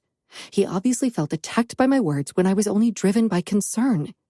Maybe I should have approached the matter differently, but I didn't know how. I didn't have experience with addiction. Not that I was sure that Samuel had already crossed the line to being an addict, but he was definitely teetering on the edge. His alcohol consumption was far from moderate. That much was clear. I wished I could talk about this with someone, but I absolutely trusted only a few people, Danilo and Georgia, but the former disliked Samuel, and the latter was busy with her last-minute wedding. I couldn't talk to Danilo because he would only confront Samuel in an attempt to protect me, which would only anger Samuel more, not to mention that he'd see it as a breach of trust. Maybe I could talk to Mom. She wasn't always easy, but maybe this was something she could help me with. She had led a happy marriage with Dad, after all. But she'd only just found new happiness since Dad had died, and I didn't want to worry her unnecessarily. She'd spent too many years fretting over Dad's and my health. I was on my own in this. I had to follow my gut instinct and try to keep talking to Samuel and show him my support. Samuel didn't come to bed until the early morning hours. I had just turned off the lights because I was too agitated to sleep and had finished my book when I heard him coming up the stairs. The door opened and light spilled in, illuminating my tall, broad husband. He'd already gotten rid of his tie, and his shirt was half unbuttoned. As usual, the sight of Samuel's toned body tightened my belly in the most torturous way. I had never felt desire this acute. Something in Samuel's expression told me he'd drunk again, maybe even more so than usual, maybe to prove a point, to prove that he was in control of his choices of himself. "You're late," I said into the silence. Samuel came into the dark room, but left the lights in the hallway on. He unbuttoned his shirt and discarded it on the floor. Then he stalked toward the bed. I wondered if he wanted to continue our argument. His pissed expression suggested it, but instead he bent over me, cupped the back of my head, and slammed his mouth down on mine. I gasped against his lips, and his tongue slipped in. As expected, he tasted like the expensive whiskeys lining the shelves in his office. The taste was pleasant, a little smoky and sweet, but I still hated that he'd drunk to prove a point. His tongue teased mine, and soon sparks seemed to fill my body, and heat gathered between my legs. He dragged his lips away and tugged on my nightgown before he sucked my breast into his mouth. I gasped at the unexpected sensation. His motions were less inhibited, almost wild, as he licked and sucked at my breast, his teeth grazing my nipples several times. "Samuel," I got out in a shaky whisper. "Are you—" "I don't want to talk," he rasped. "I want to eat you and then fuck you." Maybe I should have stopped him. Solving our problems with sex seemed like a recipe for disaster, but I yearned for him. He slid down my body, shoved my panties down and my legs apart, and then he sucked my clit hard. I cried out, completely overwhelmed by the intensity of the sensation.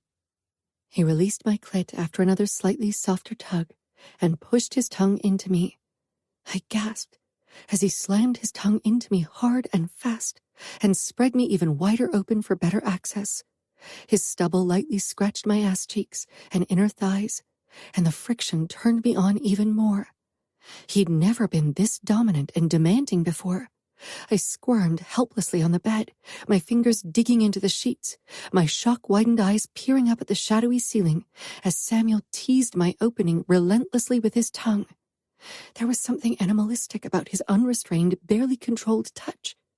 I risked a glance down, but could only see his blonde head and hear him.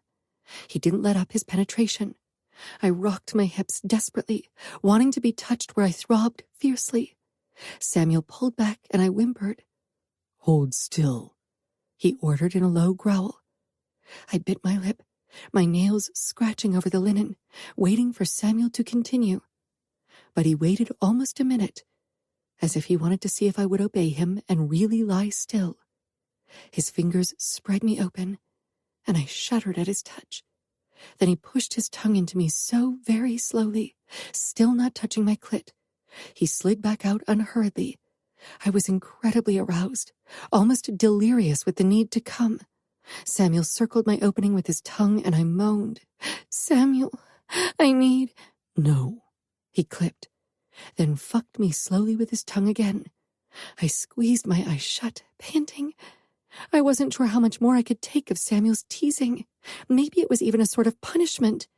Samuel's tongue brushed up and down, sometimes so lightly the touch seemed almost non-existent, sometimes demanding and hard, but it never grazed my clit where I needed his touch the most.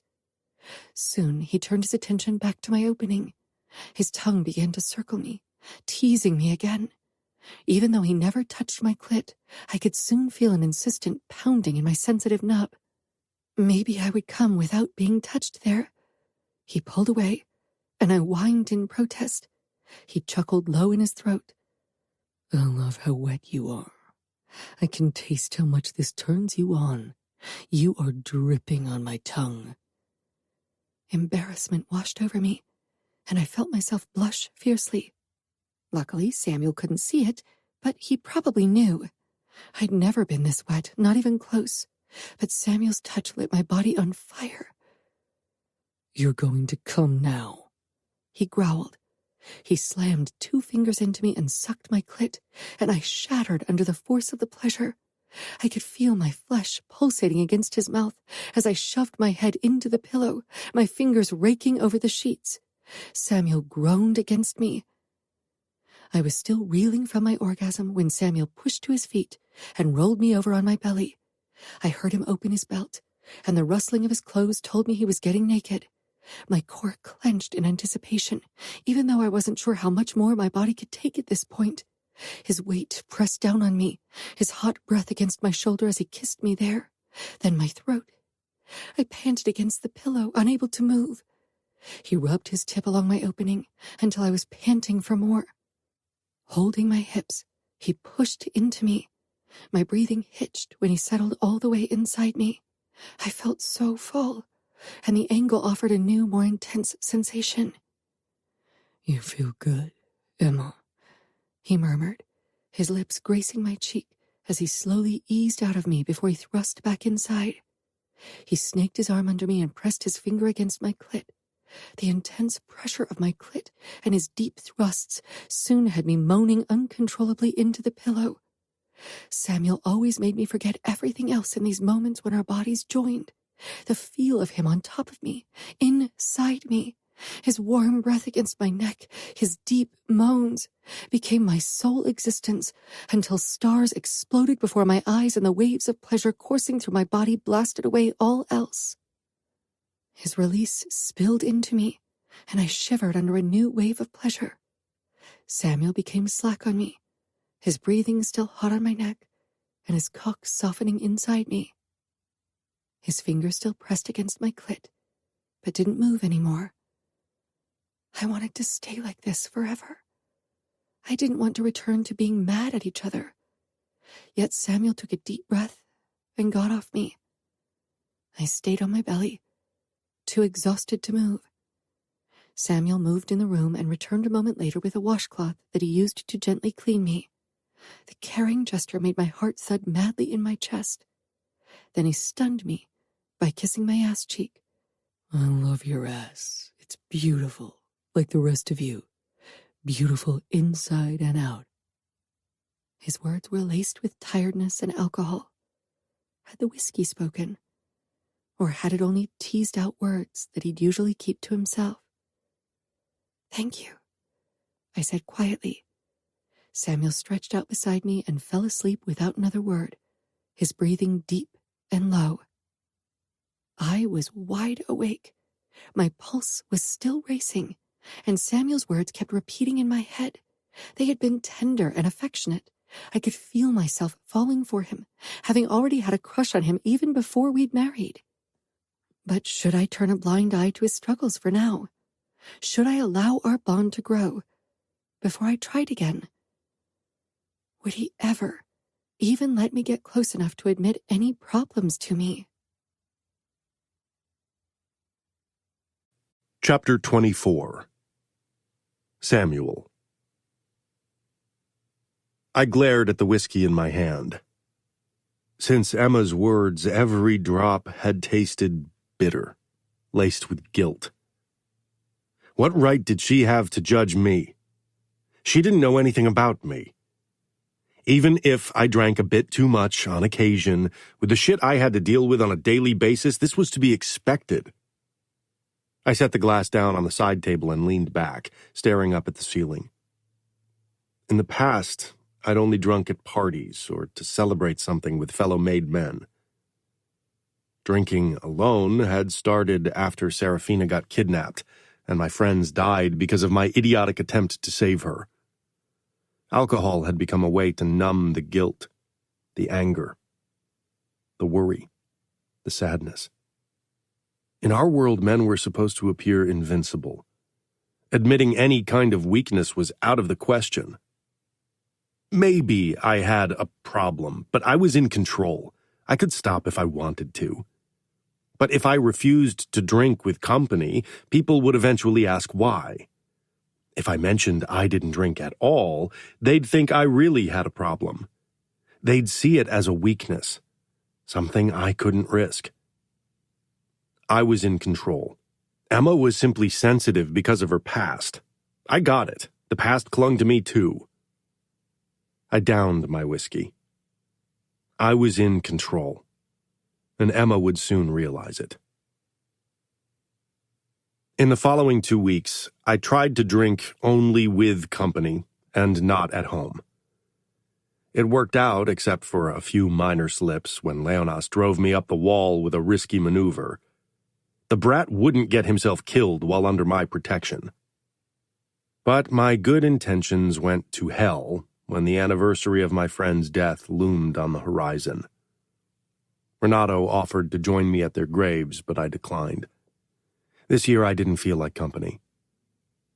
Of course, Emma knew something was up and came into my office the night before the anniversary of the attack on the Falcone mansion and the brutal deaths of my friends.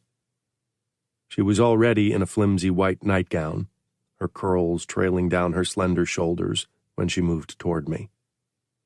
I sat in my desk chair, a half-empty new bottle of bourbon on the desk and a half-full glass in my hand. I met her gaze over the rim as I downed the rest of the liquor. Emma's eyes were concerned, not accusing. I would have preferred her anger. "Tomorrow is the day you lost your friends, right?" Her voice was gentle and careful, as if she worried I'd break down at the mere mention of it.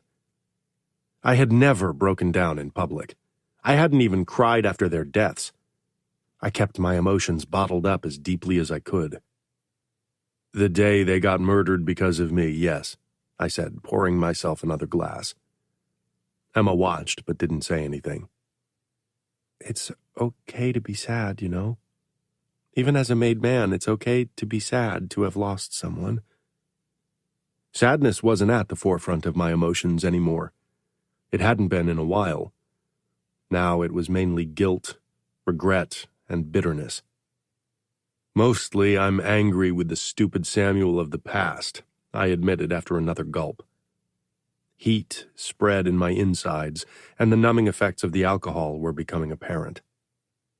Emma moved even closer and touched the hand resting on the armrest. He did what he thought was right. He wanted to protect someone he loved more than anything else. Her voice vibrated with emotions. I took a deep gulp, my heart clenching. And she betrayed me for a man who is incapable of love, a man who kidnapped and brutalized her. Emotions from the past came up, but I squashed them. Sophia wanted contact with Serafina. Maybe she hoped it would all make sense then. But over the years, every contact with my twin had made her decisions of the past make less sense to me, and it made me regret my own choice all the more. Do you want me to come with you when you visit their graves tomorrow? That's what you'll do, right? In the afternoon. Their families will visit the graves in the morning, but I don't think you should come. It was a deeply personal moment. Emma curled her fingers around mine. I might not be able to walk, but I'll carry your worries as if they're mine, Samuel. You don't have to shoulder all the problems by yourself. I'm your wife, and I'm here for you, always. I regarded my wife. It was obvious she wanted to help me. Maybe she needed this even more than I did. I had been pushing her away in the past few weeks. Not that I'd allowed her a deep look into my heart before that. I emptied the glass and gave a terse nod. Maybe then you'll understand why I feel the way I do. Emma smiled, then pried my fingers off the armrest. Will you come to bed? It's late. Her eyes flitted to the now almost empty bottle. I nodded and got to my feet. I needed to feel and taste Emma to distract myself. The alcohol didn't do the trick today. Sleep was out of the question anyway. I returned home in the early afternoon to pick up Emma. She was dressed in a dark blue dress and a cardigan of the same color with very little makeup. Maybe this was her way to pay respect to the dead. I, too, had chosen a dark suit for once, though I doubted the dead cared the slightest about what we wore. We were silent on the ride to the graveyard, and I was glad Emma didn't try to make small talk. I was on edge, had been all day, and the flask I'd emptied before I'd picked up Emma hadn't helped in the slightest. If she could smell the alcohol on me, she didn't show it. I parked in my usual spot right in front of the south gate entrance. Emma and I followed the fine gravel path I always took, then stopped in front of Arlo's light gray granite family crypt. It was close to the pathway, so Emma only had to cross a short distance of grass. However, the grass slope was bumpy, so I pushed her the rest of the way, until we stood right in front of the pyramid-shaped crypt. Over the years, the number of flowers put down on the anniversary of their deaths had become fewer, and as I stepped inside the narrow, dark crypt, I didn't find a single flower on Arlo's headstone. I put down the white carnations Emma had bought before I'd picked her up. I shifted to the side so Emma could look inside. The space was too narrow for her. It was the smallest of the 3 crypts we'd visit today. Arlo's father had died 2 years ago during a fight with the Bratva, and his mother had taken her life a few months ago. Now it seemed I was the only one still mourning him. I, too, only came once a year now. I'm sorry, my friend, I murmured, then motioned for Emma to move back. Together we left and walked in silence toward Aenea's family crypt, 2 graves down the aisle. His grave had 2 bouquets on it, one from his younger sister and one from his parents. In the past, his fiancée had put flowers there too, but she was long married and had 2 children. Emma regarded me closely, but my expression was a cold mask. If she hoped to find a crack in it, then her chances were the best at Domenico's grave. When we moved on to his grave, I felt a flood of memories rising. I rarely allowed them anymore, but they sometimes still came at night. But on the day of his death, I always let the memories take hold of me. Emma and I entered the white marble crypt of Domenico's family. His grave was covered with flowers, as always, and the photo of him and our group of friends, minus myself, sat in front of it. I got down on my haunches and touched the grave and briefly closed my eyes, remembering the look of agony on his face before he died, and his cries for his mom and his begging. "I'm sorry, my friend." Emma touched my shoulder. I glanced at her. Tears brimmed in her eyes, tears I would never allow myself. She gave me a small, emotional smile. "Do you understand now? Can you see what my actions have done?" "I understand that you're judging yourself because of what you know now. But I think you would forgive yourself if you reminded yourself of what past Samuel knew. That your twin was in the hands of the brutal enemy, that she was being tortured and possibly raped, and that nobody would risk to save her, except you." I shook my head. Domenico's mother judges me for both, and it's her right. Maybe she can't forgive you for many reasons, but I know you should forgive yourself. I'm not a forgiving man, not toward others and not toward myself. Emma touched my cheek. "I can see that. But if you can't do it for yourself, then maybe do it for us, and for the family we'll one day have." Emma. After witnessing Samuel's guilt and sadness at the graveyard, I decided to do something. If he wanted to have any chance of fighting his alcohol problem, he needed to move on and forgive himself. But he would never do it because he didn't feel like he was the one who could forgive himself. Leo gave me a questioning look as I told him to take me to Domenico's parents. "I don't know if that's a good idea. I'll have to ask Samuel." I narrowed my eyes. "Do you have to ask Samuel for permission for every little thing I do?" "This isn't a little thing." He picked up his phone but couldn't reach Samuel. "He's questioning someone and not available. We'll have to wait." I shook my head. "Then I'll call a taxi." "That's not an option." "Then drive me there. It's part of my duty as Samuel's wife to get to know the families of his soldiers, right?" Leo looked less than convinced, but he finally started the car. Of course, he tried to call Samuel 2 more times during the drive. I wasn't sure if maybe I was crossing a line I shouldn't, but I needed to give it a try. Domenico's family lived in a small house in the suburbs. I didn't know much about them, and had only met Domenico's mother and brother when she raged in the restaurant. I was a tiny bit anxious about how she'd react, but I was willing to risk her wrath if it meant I could put in a good word for Samuel. Leo didn't leave my side as we made our way to the front door, and he rang the bell. "I'll have to interfere if she loses it again. Grief isn't an apology. It's been years." "Don't tell her that," I whispered. The door opened, and Domenico's mother stood in front of me. Her eyes widened when she spotted me. She was in a bathrobe and looked slightly disheveled. "I hope we didn't wake you," I said. She scowled. "Of course not. I prepared my husband and son breakfast before they left to do their duty for the outfit." I could hear that she didn't think they should still be part of the outfit. "I'd like to talk to you, if that's okay." She looked at Leo, who regarded her like a ticking time bomb. Then she stepped back and nodded. She left the door open and moved inside. We followed her into a living room. The TV was running. She sank down in front of it again. An ironing board and a heap of crumpled clothes stood off to the side. I moved closer to her. Leo stopped right behind us. His hovering was unnerving. She looked like someone who struggled with grief and perhaps even depression, but not like she would attack me, at least not physically. She met my gaze eventually. "Samuel misses Domenico too, and I know he's very sorry."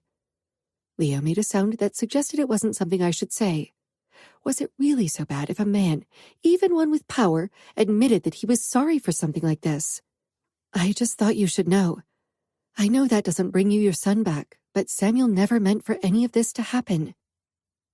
Everyone moves on with their lives. Even my husband and son. Everyone can except for Domenico and me." I nodded. For a mother to lose her child in this way must have been horrible. It was probably impossible to move on from that. "I don't know if it would help you," But maybe forgiveness would make some things easier. She let out a hollow laugh. Forgiveness? Did you forgive the man who cost you your legs? She motioned at my wheelchair. I didn't correct her that I still had my legs. I smiled. I did. Eventually. He paid with his life for what he did. Forgiving a dead man is easy, because he can't flaunt his happiness in front of you anymore. I would have forgiven him even if he were alive. His death didn't change my situation. I never asked Danilo or Dad to kill him, and I wouldn't have. His death hadn't changed things for me, except for knowing that, in addition to my suffering, his family now grieved too. Is that what you desire? Samuel's death? My voice broke slightly.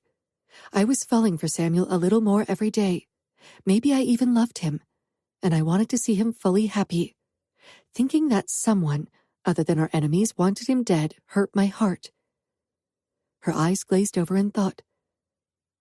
Sometimes, she admitted, I wish he had died, and not my boy. I nodded. I understood that too. She looked up at Leo, who was typing on his phone. Is that betrayal? You can tell him exactly what I said.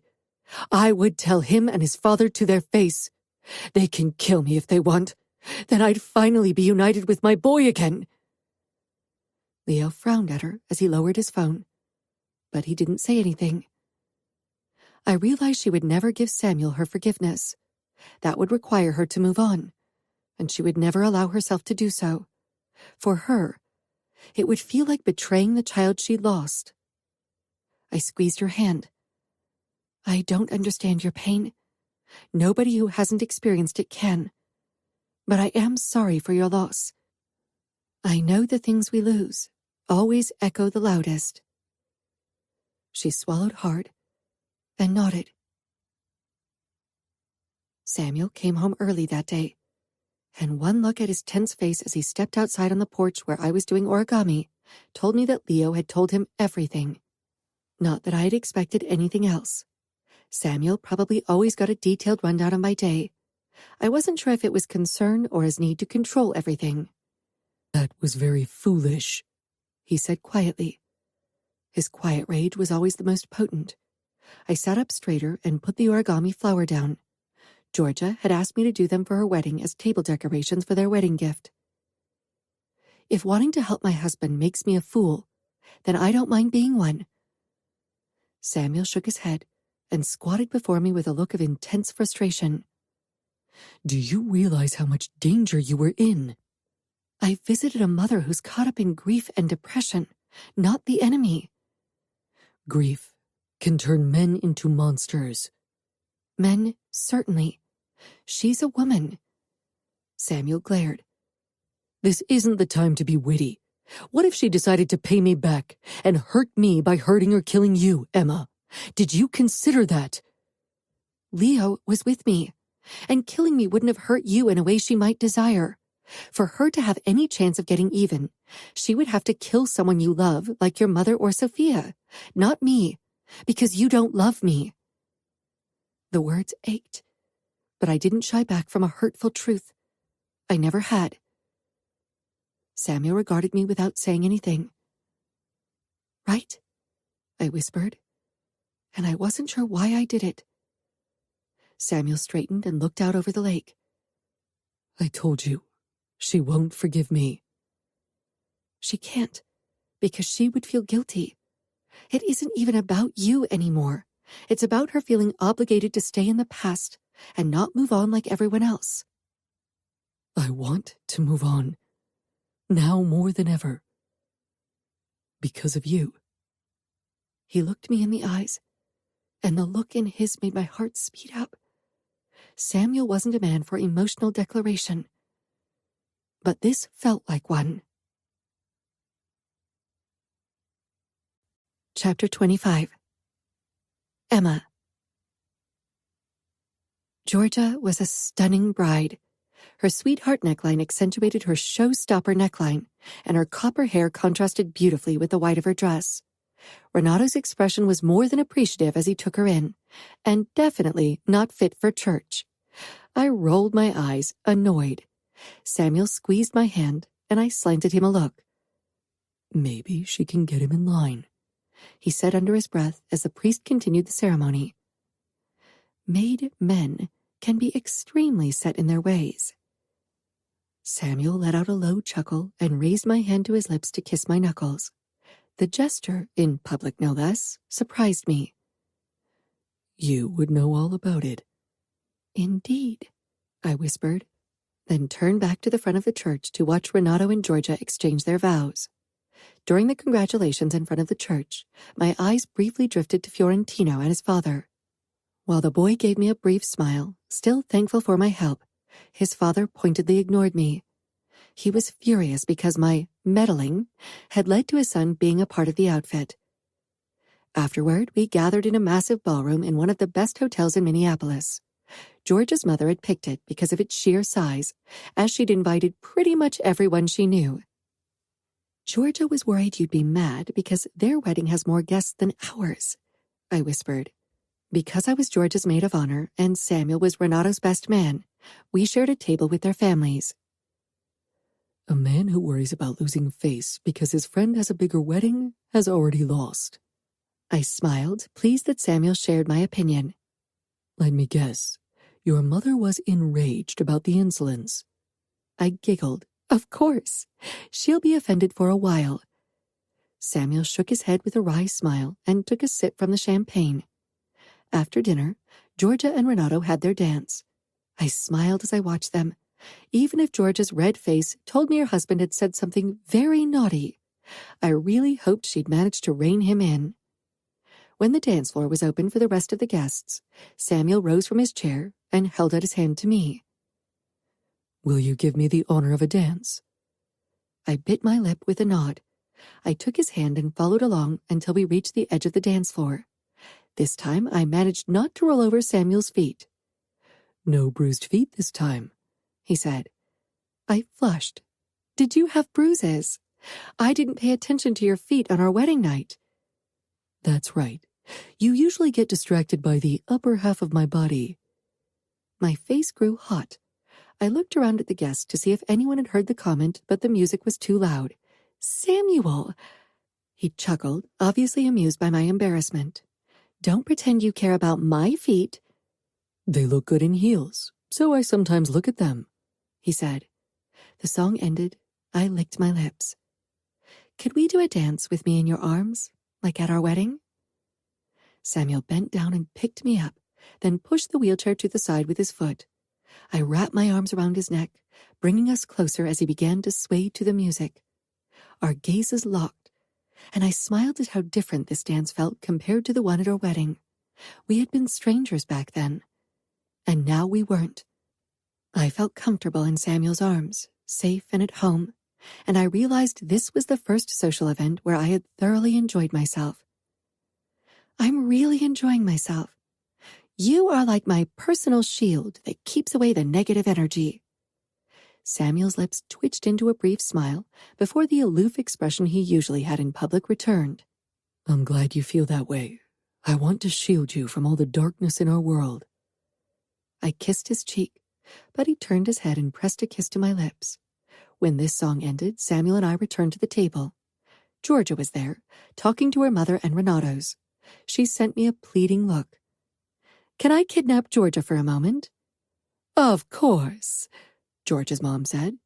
Samuel leaned down to me. You leave me here with these two gossip mongers. Sorry, I need you to shield me from their negativity, I said teasingly. I feel tempted to spank you for this, but you'd enjoy it.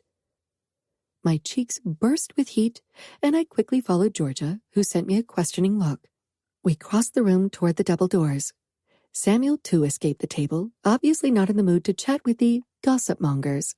His words about spanking echoed in my head. I'm not sure I want to know what goes on in your head, Georgia said as we arrived in the empty hallway. Samuel just said something. I shook my head with an embarrassed smile. Everyone could see you two were into each other when you danced. It was really sweet. I'm so happy that things are working out for you. I took George's hand. She was quieter and more withdrawn than her usual perky self. I hope you'll find happiness. Renato can count himself lucky to have you as his wife. Oh, he should definitely count himself lucky, but he only thinks about ways he can get lucky tonight. She rolled her eyes. I laughed. Don't make it too easy for him. I won't. Trust me.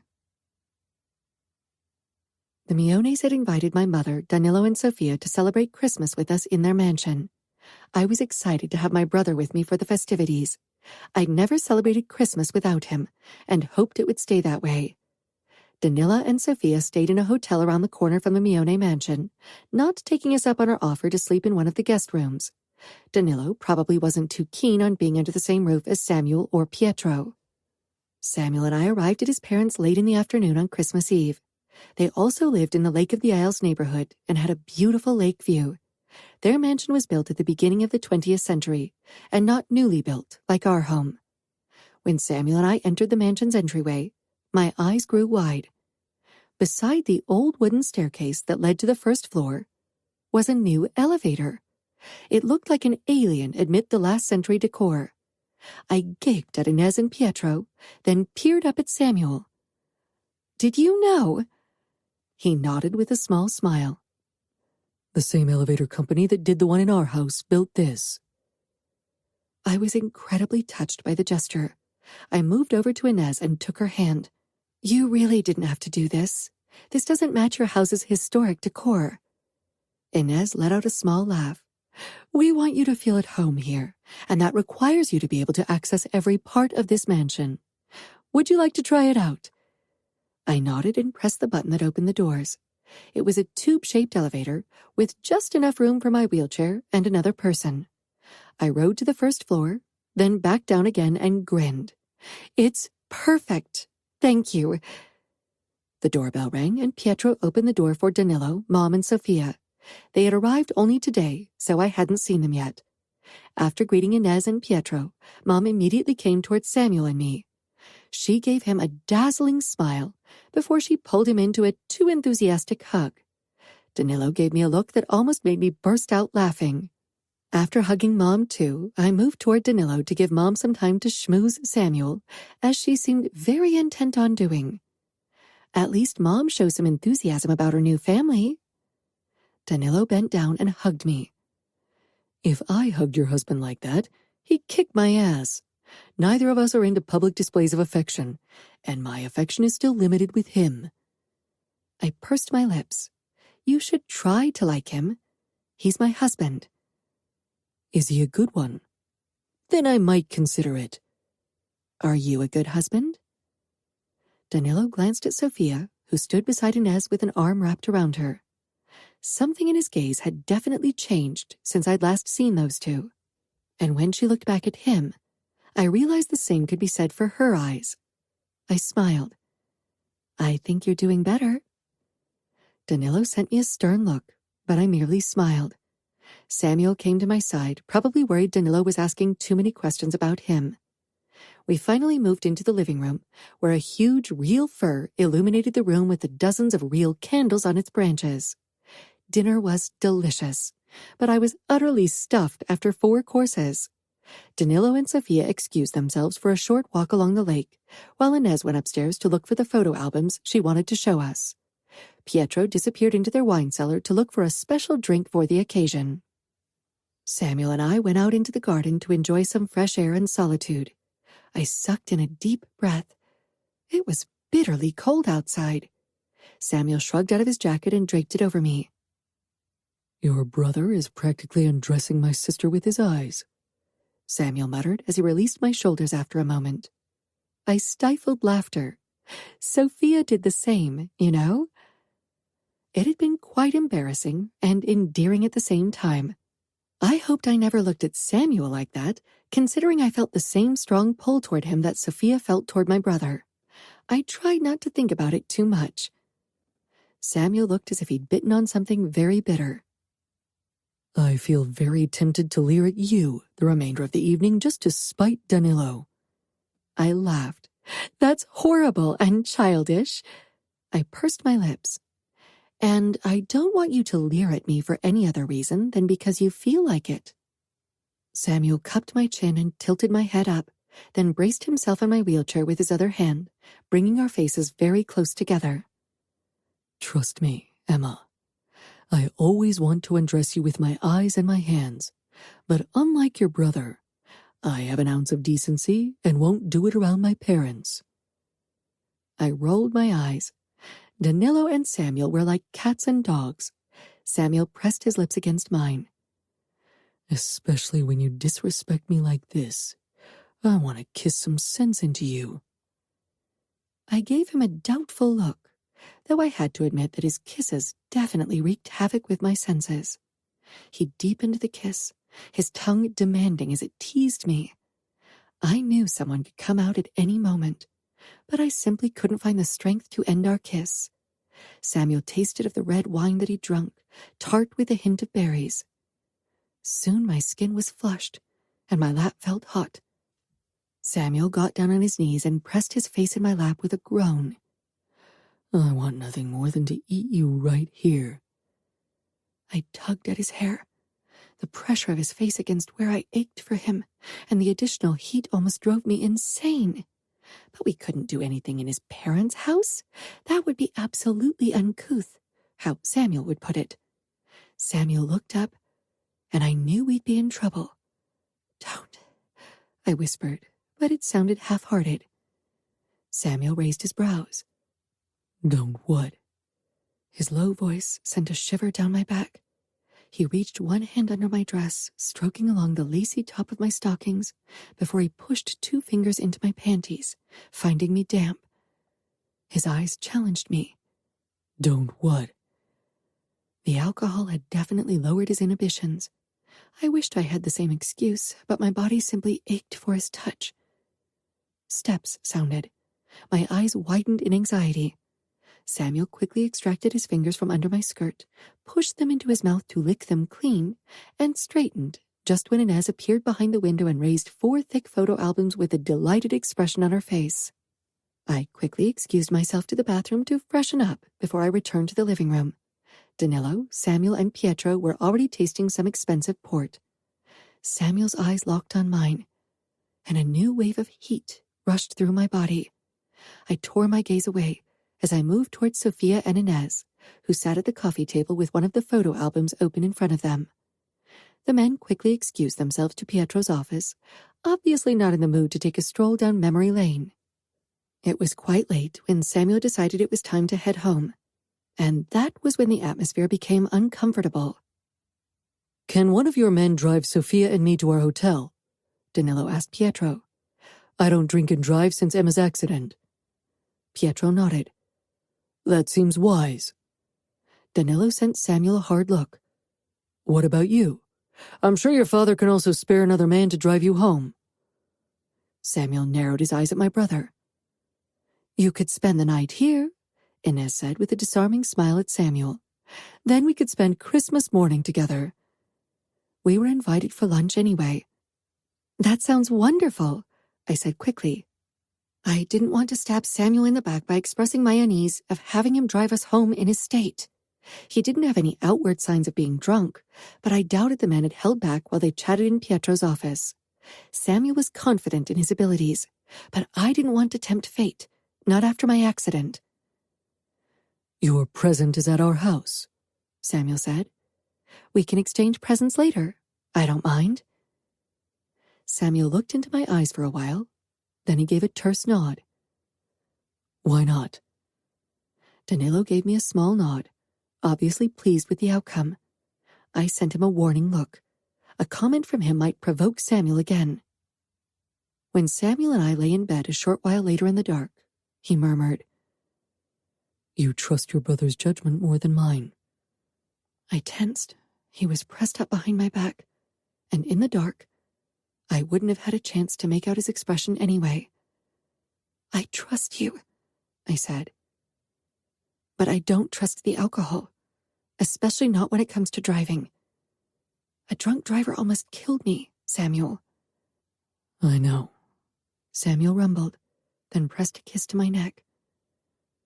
That's why I agreed to spend the night here. When I entered the ballet studio in my tutu, I immediately relaxed, despite my previous tension. Samuel and I'd had an argument in the morning because I'd found him in his office again. He had fallen asleep at his desk with a half-empty bottle of liquor beside him. For the first couple of weeks after Christmas, it had seemed like he was drinking much less. But maybe he'd simply gotten better at hiding it from me. The thought worried me tremendously.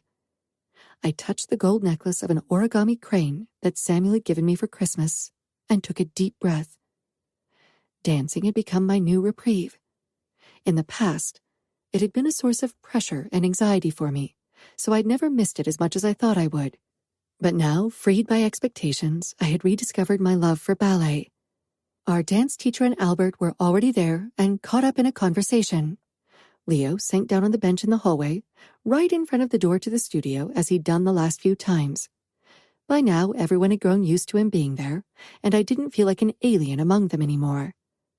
Albert smiled when he spotted me and waved me over to him and Natalia. Natalia and I think we should try a lifting figure today. You are a natural, and it would be amazing. My eyes grew wide with surprise. In the past, lifts had always been my favorite, giving me a sense of freedom. What do you think? Natalia asked, pushing one hand into her waist, her fingers tapping against her belly. Usually, I would have said no.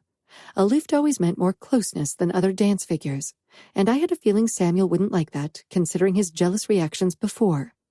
For a made man, jealousy was a matter of outward appearances and showing their dominance, not love. But Albert was so obviously not interested in me and women in general that I doubted even the most possessive man would find fault in a lifting figure. We could try. Wonderful. Albert touched my shoulder, looking giddy like a child. I stifled a smile at his excitement. It was obvious that ballet was his absolute passion. The other dancers filed in, greeting me with honest smiles. I was so glad that I had found a place among them despite my notorious background. Natalia clapped her hands. Time to begin. Today we're working on a few new moves. After a warm-up, Natalia explained to everyone what she expected of them. I was nervous about our lift as it required me to push halfway out of my wheelchair in a fluid motion so Albert could pick me up, then raise me and twirl me around. The first take went completely wrong. I pushed up too quickly, and Albert couldn't grab my waist properly, so I plopped back into the wheelchair with enough force to make it shake violently. Leo rose from the bench, but I quickly shook my head. Even if I fell, that was part of the process. I didn't want him to intervene and remind my fellow dancers of my otherness. I'm sorry, Albert spluttered, his face turning red under my bodyguard's foreboding scrutiny. Are you okay? I'm fine. In the Mafia world, I was different because of my wheelchair. Here, among fellow dancers with disabilities, I was different because of my background. I simply wanted to belong. Danilo had made me feel that way in the past, and on occasion when I managed to break through Samuel's cold shield, especially when we were intimate, he made me feel that way too. But now that he was building another barrier between us because he wanted to hide his alcohol consumption from me, I feared growing closer emotionally was a fight against windmills. Ready to try again? Natalia asked. I nodded. The timing was better this time, and Albert lifted me out of my wheelchair. I raised my arms over my head and tried to tense my legs as much as I could so my feet were pointy. Most lifting figures required tension in your legs and feet, so we had to modify them to work with my body's abilities. Albert, too, couldn't keep me up as long because of his stiff leg. I grinned when Albert put me down in my wheelchair again. We tried the figure a few more times before we were confident enough to add it to our dance routine. After our first completed routine, I couldn't stop smiling, even as I felt out of breath. My body had to grow used to this level of exertion again, but I could already tell it was improving my overall posture. Oh, Albert gasped at the same time as a hush fell over my fellow dancers. I followed their gazes toward the door, and my eyes grew wide in surprise. Samuel stood in the doorway. Damn it, I've never been into bad boys, but your husband could change my mind, Albert whispered under his breath. I couldn't stop the laugh from bursting out of me. Samuel's intent, cool gaze slid from Albert to me. Albert sobered and quickly excused himself, putting some distance between us. Natalia touched my shoulder. "I suppose you have to leave now." I nodded. I hadn't known that Samuel would pick me up, but I could tell he wanted me to come with him. "I hope to one day find someone who looks at me the way he looked at you while you danced," Natalia said. "That kind of adoration is rare." I frowned. I wasn't sure what she'd seen, but knowing Samuel, I simply couldn't believe he'd allowed himself to feel that kind of emotion in public. I moved over to him. "I didn't know you'd come," I said with a small smile. I should have come sooner, he said simply, his gaze moving to Albert once more. "He's gay, okay? And he's very nice," I said quickly. Samuel gave me a small smile. I know he's gay. I had my men do a background check on everyone. I shouldn't have been surprised. "He finds you very attractive. He said you could make him fall for the bad boy type." Samuel touched my shoulder and gently steered me out into the hallway. His brows drew together. Then he's not so different from some women who fancy the bad boy in bed because they don't know the baggage that comes with this life. He grabbed my gym bag from the locker room, then opened the front door for me. "I should change clothes," I said, confused. Samuel shook his head. He pushed me down the ramp to his car parked right outside and lifted me out of the wheelchair. "Stay as you are." The look in his eyes and the low timbre of his words melted my insides. I blushed when I realized what Samuel had in mind. "Does my ballet attire turn you on?" I asked with a teasing smile when Samuel didn't put me down in the seat right away. He lowered me into the seat, but stayed bent over me. His eyes were practically devouring me whole. "You always turn me on, but right now, all I can think about is to claim your pussy in that tutu you're wearing." His lips claimed mine for a fierce kiss before he straightened and closed the door. The taste of whiskey lingered on my lips from his kiss. My belly tightened with apprehension, but I didn't want to say anything and cause a repeat performance of the fight in the morning. Samuel started the car the moment he was behind the wheel and raced away. He took my hand as he drove us home. My body already rang with desire. It was still early, much earlier than Samuel's usual time to return home from work. The moment we pulled up in front of the house, Samuel shoved open the door and raced around the hood. He picked me up and carried me inside, then kicked the front door shut. Instead of carrying me upstairs, he turned and pressed my back against the door, then kissed me hard. He ground his cock between my legs, showing me how much I turned him on. I gasped into his mouth, delirious from his touch and his obvious hunger for me. He dry-humped me as we kissed almost desperately. I could feel myself getting closer and closer. Samuel straightened suddenly and stumbled into his office with me in his arms. He put me down on his desk, then swiped all the folders and sheets off the surface with one sweeping motion. I laughed, feeling almost lightheaded with desire. He pushed me down until I splayed on his desk, my legs spread because he stood between them. His eyes raked over me. Fuck. He knelt and pushed up my skirt, then kissed my pussy through my leotard. I wasn't wearing tights, only blush-colored ballet ankle warmers because it was always very warm in the studio. The leotard was quite tight and not easy to move to the side. Samuel let out a growl as he tried to push it to the side to eat me. "I'll have to pull it down," I whispered between giggles and moans. "No time," he growled and unsheathed a knife from his chest. He cut through the fabric of my leotard and panties. "Samuel!" I gasped in shock, but his mouth pressed against my pussy and I lost the ability to speak. I came not long after, but never got time to catch my breath because Samuel ripped down his zipper and pulled out his cock. He gripped my hips and looked at me full of hunger and possessiveness as he pushed into me in one hard thrust. His eyes fell shut, and I released a long moan at the stretched sensation. I could feel every nerve ending in my pussy. Samuel opened his eyes and surprised me when he bent forward and cupped my head, his thumbs stroking along my temple gently. He slid out of me slowly, only to glide back in even slower. His eyes locked on mine as he moved slowly, his lips close but not touching mine. I couldn't look away. This felt more intimate than ever before, as if Samuel was trying to convey something with his eyes. I remembered Natalia's words and wondered if she'd really seen what she described, if Samuel felt more for me than he could admit. "You are amazing," he rasped as he made love to me. God, this felt like making love. Was it? Could this really be love? Samuel. Emma searched my eyes, hoping to find proof of deeper feelings in them. Fuck. And I was so tired of hiding my feelings. So fucking tired of keeping her at arm's length when I wanted her close. Closer than I'd ever wanted someone. I wanted to protect her. But she was already too deeply involved in my problems as it was. And so, for the first time since I'd married Emma, and the first time in a very long time, I lowered my guards and allowed someone to see beyond my cold mask. I allowed Emma to see what I felt for her. Emotions I couldn't put into words yet.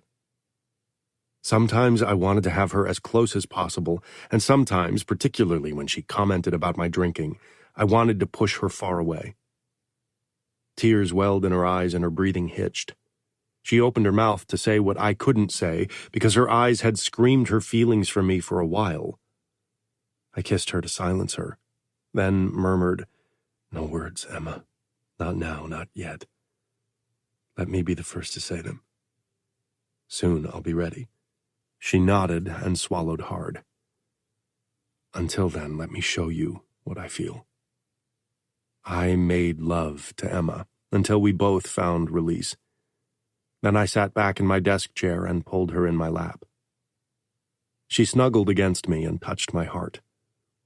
"I'm glad you finally trust me enough." I brushed her hair away from her face. "It's not a matter of trusting you. I simply want to protect you from certain aspects of me." Emma sat up.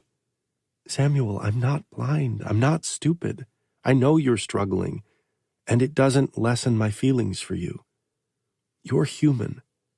It's okay not to always be okay." I cupped her cheek. "I'll be underboss soon. The men I'll rule over don't want their leader to be human, Emma. They want someone who appears bigger than life, someone who makes them believe he's worth dying for. I'm a symbol, and that symbol can't have cracks. I'm not the only one with a dark past or problems, but I'll have to make sure nobody knows." She pursed her lips.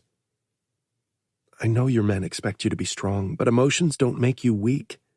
Even Dante showed emotions after his first wife died. He was in mourning. For a short while, and it never stopped him from being cruelly effective in his job. I lost friends and a twin. That's not the same as losing a wife." She sighed. "I understand being strong for your men, but I'm your wife. I swore to be by your side in good and in bad times, so let me be there for you."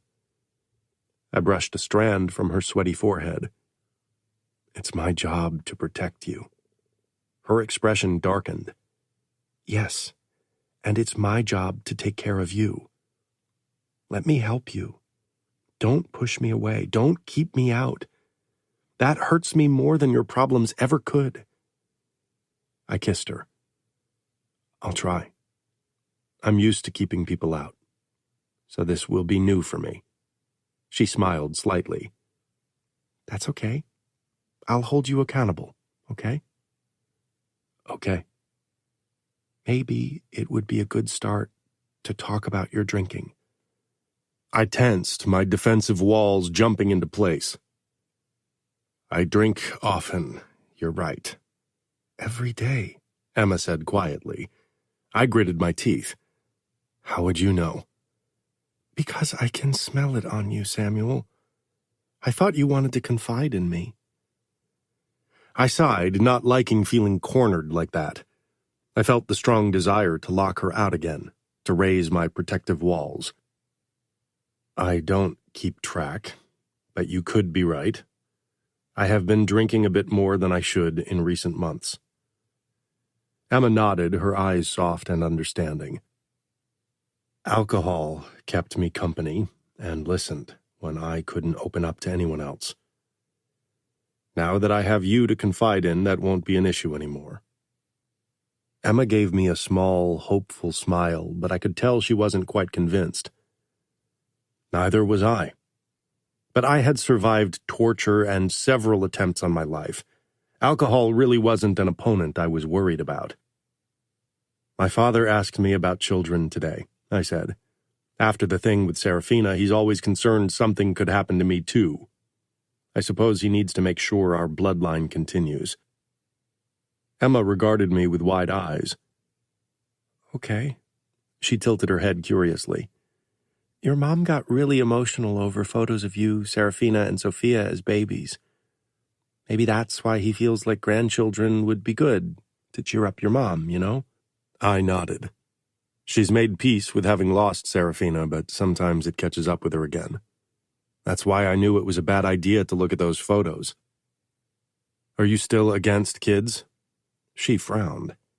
I was never against having kids, Samuel. I'm just worried. Do you want children now because it's expected of us? I sighed. Of course it was expected of us. It's expected, but that's not why I want children. Then why do you want them? Family is the only place in our world where you can really be yourself. Emma bit her lip, her eyes warm and loving. I know. With you, I don't feel different.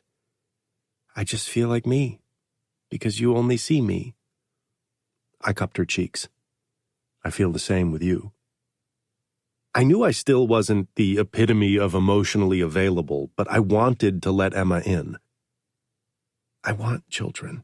I have always dreamed of having my own family one day.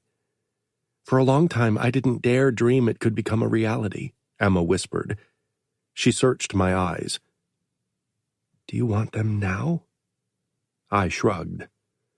I wasn't sure if it was the right time for kids yet, but would there ever be a right time?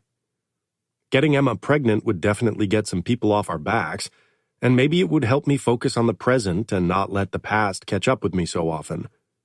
Perhaps it would help get a better handle on my drinking habits, too. Emma was right, they had become a little erratic over time. I think you should stop taking the pill, and we should let fate decide if we're ready for kids. Emma blew out a breath, her eyes nervous. Okay.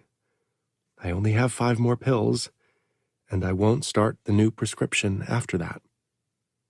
I wrapped my arms around her tightly, my heart speeding up. I knew this was a monumental step that would change everything, even more than a marriage had. Can you try to drink less if we do this? Not during the day, and maybe not every day? Her face filled with anxiety over my reaction, and my first instinct was to get angry, because I didn't want anyone to tell me what to do. But in this case, I understood Emma's reasoning. I'll drink less. Don't worry. Emma worried I had lost control over my drinking, but I would show her that I never relinquished control. Chapter 26. Emma. For our first wedding anniversary, Samuel and I decided to head out to the Mione Lake Lodge, about 2 hours outside of Minneapolis. I had never been there, only at the Cavallaro Lodge, but that had been years ago. The wooden lodge sat tight on the edge of the lake, without any other houses in sight. Across the lake, I spotted another similar lodge, but apart from that, the location provided solitude. I was equally excited and nervous about our trip. My period was overdue by 5 days, but I hadn't dared take a test yet. The last 2 times I'd been overdue by a day and tested, the result had been negative. I didn't want to get my hopes up again. Samuel and I had been only trying for 6 months, so I knew it was still early, and I couldn't expect to become pregnant right away. I had packed 3 pregnancy tests, but wasn't sure if I should really take them. If they were negative, that would overshadow our trip, and I really wanted to enjoy our anniversary. You're very quiet, Samuel said as he helped me into my wheelchair. A ramp led up to the porch that went around the house. I smiled at him. That's usually your part. He chuckled. It is, which is why I notice when you don't talk to me. I'm fine, really. Just thinking about the upcoming fundraiser I'm organizing with Priest Agnello. Samuel checked our surroundings with a vigilant expression, then keyed in the code so the door of the lodge opened. Let me know if you need additional help, or if it would help if I showed my face at the fundraiser. I want you to succeed. I moved inside. Your face always convinces people to do things. Samuel chuckled as he turned and headed toward our car to grab our bags. It smelled freshly cleaned, and a huge bouquet of white and blush-colored roses sat on the big kitchen island. A similar bouquet had waited for me this morning on the dining room table, but we hadn't exchanged gifts yet and would do it after dinner. I smiled as I scanned the big window front overlooking the lake. Samuel came in with our luggage and carried it into the only bedroom on the lower floor. Next, he carried in a cooler with the meat and fish he wanted to put on the barbecue for us tonight and tomorrow. I loved this down-to-earth side of Samuel. He'd hunted the meat himself a few months ago during a trip with his dad. Whenever he barbecued meat, he seemed the most relaxed. A few bottles of red wine sat on the kitchen counter, and in the fridge, I found my favorite white wine, a Pecorino, my favorite Italian grape at the moment. Samuel probably expected that we'd have a glass of wine tonight for dinner. I bit my lip. I couldn't drink until I knew I wasn't pregnant. Maybe Samuel would suspect something if I didn't drink anything on our anniversary, even if I'd reduced my intake in the past few months very drastically because of our wish to have a baby. Samuel, too, had reduced his alcohol consumption at home, but I wasn't sure if he simply drank more when he was at work. He often smelled of spearmint chewing gum when he came home. I wanted to believe him, but I knew addiction was a difficult opponent, even if Samuel seemed reluctant to see his alcohol consumption as problematic. I decided not to take the test right away. I wanted to enjoy the evening without disappointment. Samuel began to prepare the deer steaks and scallops for our main course of surf and turf, while I took care of the creamy polenta and salad that would go with it. For dessert, Samuel and I decided to enjoy the macarons that Anna had sent us from Paris as a gift. Samuel and I had dinner on the porch in the candlelight. It was warm enough, and the serenity of the lake was marvelous. When Samuel offered me a glass of wine, I shook my head. I feel tired from the drive. If I drink now, I'll just fall asleep, and I don't want that on our anniversary. I don't want that either, Samuel said with a suggestive smile as he took a sip from his wine. After dinner, we settled on the hammock facing the lake, and I indulged in the macarons while Samuel enjoyed a digestif. I tried not to pay attention to how much he was drinking. I didn't want it to overshadow our trip. We linked hands and sat in silence, my head on Samuel's shoulder, for over an hour. I loved these moments of peaceful quiet when neither of us felt the need for idle chit-chat. How about we exchange gifts now? Samuel asked, as he pulled a small box from behind his back. Let me get mine, I said. Samuel got up. Let me. Where is it? On the kitchen island? He returned a couple of minutes later with the narrow, long package. You first, I said. Samuel opened his gift, and his eyes lit up with awe.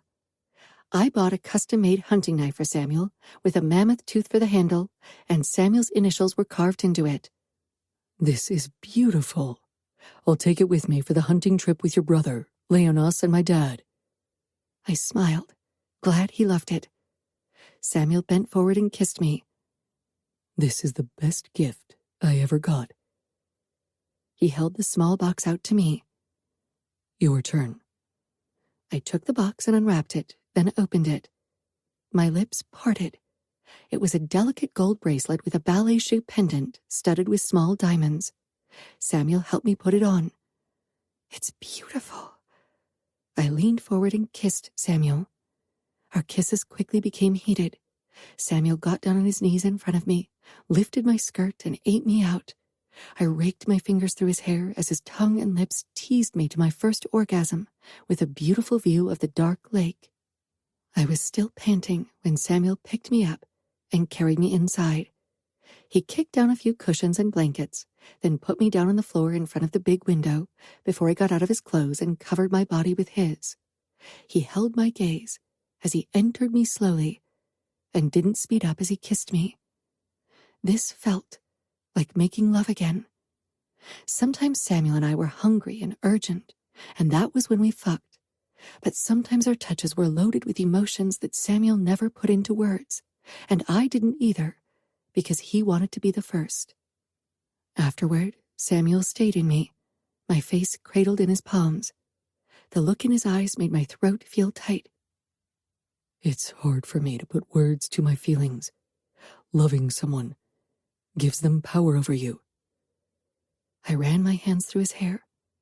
I supposed with his experience of betrayal from when his twin ran away with Remo Falcone, love really seemed like a risk. Do you think your feelings will become stronger if you admit to them? I asked softly. No, Samuel murmured. I don't think they can. I bit my lip. I wanted to say it, wanted to show Samuel that sometimes it took a leap of faith. Samuel touched my lips. Me first. I waited, and he lowered his head and brushed his lips over my ear. I love you, Emma. I swallowed thickly before I whispered, I love you, Samuel. Samuel buried his face in my neck, and for a while neither of us said anything. My body had felt tired before, but now I doubted I could fall asleep any time soon. After a while, I needed to pee, so I wiggled. I need to go to the bathroom. Samuel pushed up with a groan and plopped back on his back. I cocked my eyebrow. With a grin, he pushed to his feet and got my wheelchair from the porch. Once I was in the bathroom, I hesitated. Maybe now was the time to be brave. I opened my toilet bag and pulled out a pregnancy test. After I'd peed on it, I put it down on the counter and waited. Emma, you have been in there for a while. Are you okay? I took a deep breath. It's not locked. You can come in. Samuel opened the door and peered in cautiously. He scanned me, then his eyes landed on the pregnancy test on the counter. His eyes widened. Are you? I don't know. I'm overdue. Samuel moved closer, almost cautiously, and touched my shoulder. I'm scared it's negative. We haven't been trying for long, he said. I know, but this time it really feels like I'm pregnant, and I know I'll be disappointed if I'm not. I glanced at my watch. It was time. I picked up the pregnancy test and my face burst into a smile. Pregnant. Samuel. My heart hammered in my chest when Emma picked up the test. I wasn't sure what I was seeing. I had absolutely no clue about pregnancy tests. The only time I'd witnessed someone taking a test had been with Serafina, but back then I'd been so shocked that I hadn't paid attention at all. I'm pregnant, Emma whispered, tears filling her eyes. I blew out the breath I hadn't even realized I was holding. I stared down at the test, then back at Emma's stunned face. Are you happy? I nodded and bent down, kissing her cheek and lips. I am. I'm also a little shocked. I don't know why. I felt a million things all at once. We had been trying for months, but this was the first time it really sank in. We'd become parents. I'd become a father with a whole new set of responsibilities and another person, a small baby, to protect.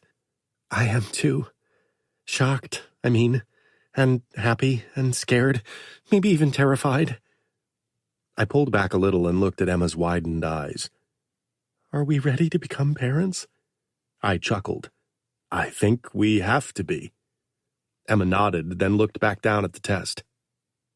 Oh, wow. On the one hand, seeing Emma's shock and nervousness was consoling, but on the other hand, it made me realize that we'd both be thrown into this. I took her hand and kissed it. "You'll be a great mom. You love to take care of people." "I thought you didn't like it when I mother you," Emma said with a teasing smile. "Sometimes I don't, sometimes I do, but a baby will love it, I'm sure." She giggled, then shook her head again. I picked her up and carried her into the bedroom, then put her down on the mattress and stretched out beside her, pulling her close. In many regards, I would have to do even better in the future. Emma needed me now more than ever. I hadn't been completely honest with her regarding my alcohol consumption. I had tried to drink far less, but it had proven challenging, so I'd mostly drunk at work or at night when Emma had been asleep. Now that she had to take care of the baby growing inside her, I could confide in her even less. I didn't want her to worry. This was my personal battle, and I was determined to win. Chapter 27. Emma. Admitting to addiction meant weakness in the eyes of a made man. It made me furious. This was simple physics. Even if they considered themselves stronger than other people, they were still bound to nature's laws, and their bodies craved whatever drug they were addicted to. Maybe their strength made it easier for them to resist, but perhaps it made it harder because they never sought help. Seeing Samuel struggle with his demons alone, thinking he needed to do it alone, broke my heart. I wanted to help him, but I wasn't sure how. Should I set an ultimatum? Should I put a virtual barrel to his head? I touched my bump. I needed to do something for our baby's sake, for Samuel's sake, for our family's sake. Maybe I had been foolish to think that my pregnancy would give Samuel the push he needed to stop drinking, but it had only made him more secretive when it came to his consumption. Maybe he thought I didn't notice how often he snuck down to his office at night, or how he had an array of chewing gum and even mouthwash in his car and probably his office. But his office was always locked nowadays.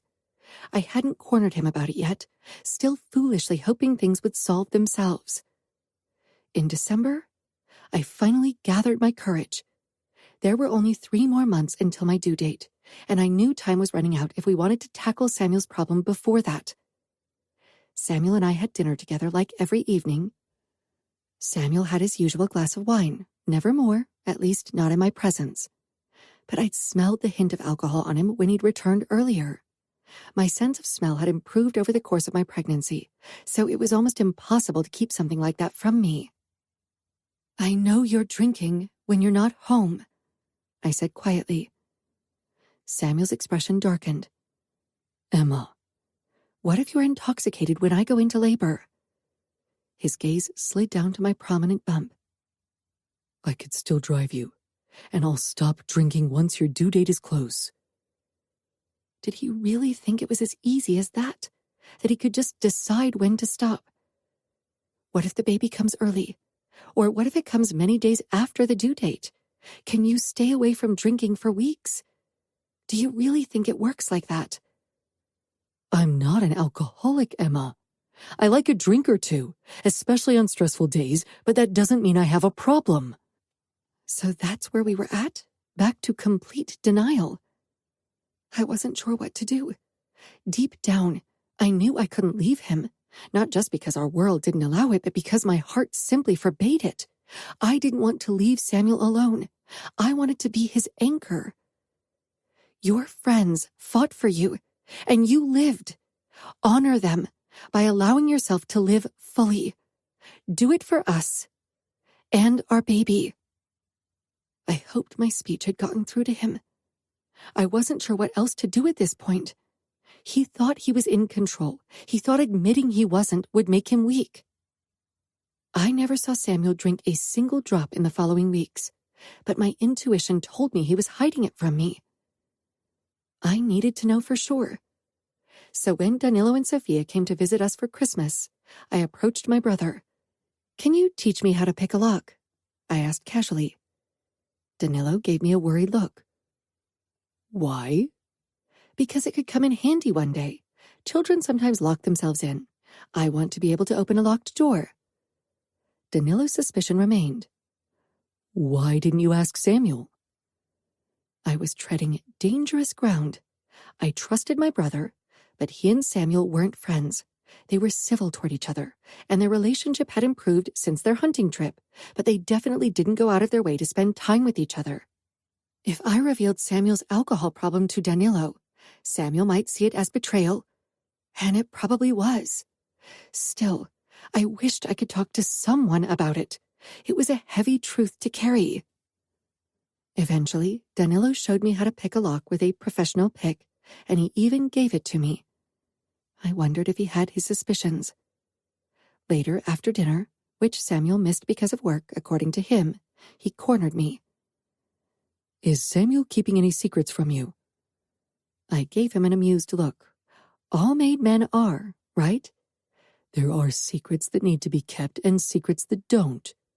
Perhaps. Are you worried he's cheating on you? My eyebrows shot up. That was his first thought? No, I said without a hint of a doubt. Samuel has made his stance on that matter clear from the very beginning. Danilo made a doubtful face. That's not what's going on, Danilo. Please trust my judgment. I really didn't need Danilo to cause any problems. Samuel was already pissed because I had said he had an addiction. I do. I just don't want you to get hurt. I know, I said, and pecked his cheek. I was glad when Sophia and Danilo finally left for their hotel.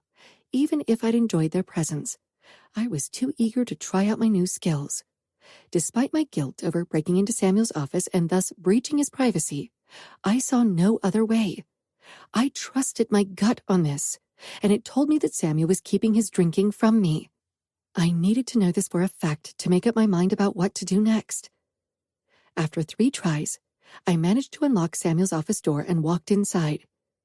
The smell of alcohol hit me immediately. I rounded the desk and found an empty bourbon bottle beside the desk chair. When I opened the drawers, I found several more bottles of whiskey, bourbon, cognac, and wine, most of them almost empty. None of these bottles were cheap. Maybe Samuel thought there weren't any sophisticated drunks and tried to deceive himself into thinking he was in control, as if alcoholism only manifested in the form of cheap liquor. I swallowed hard. Maybe I should have waited inside the office and confronted Samuel, but I couldn't bear being in the room where Samuel had hidden his secret. I locked the door again and moved into the living room. I felt disheartened and at a loss. What could I do? Samuel was a man of great pride and honor. How could I get through to him? I knew I needed to do something. I couldn't let things progress as they were. Eventually, Samuel would get himself killed, either through the alcohol or because he couldn't function in a dangerous situation. It was not just Samuel's life that was at stake. Our life as a family, too. When Samuel finally came home close to midnight, I had come up with what to say, a convincing speech.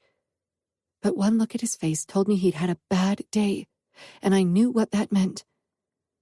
My smile was tight when he came toward me and kissed me. I smelled spearmint on his breath.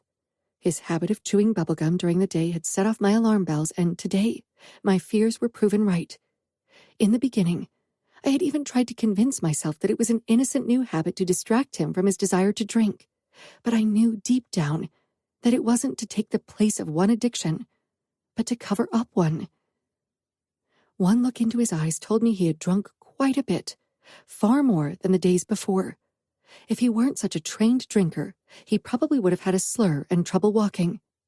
But as it was, only the less controlled way of his mimic and the look in his eyes revealed the truth.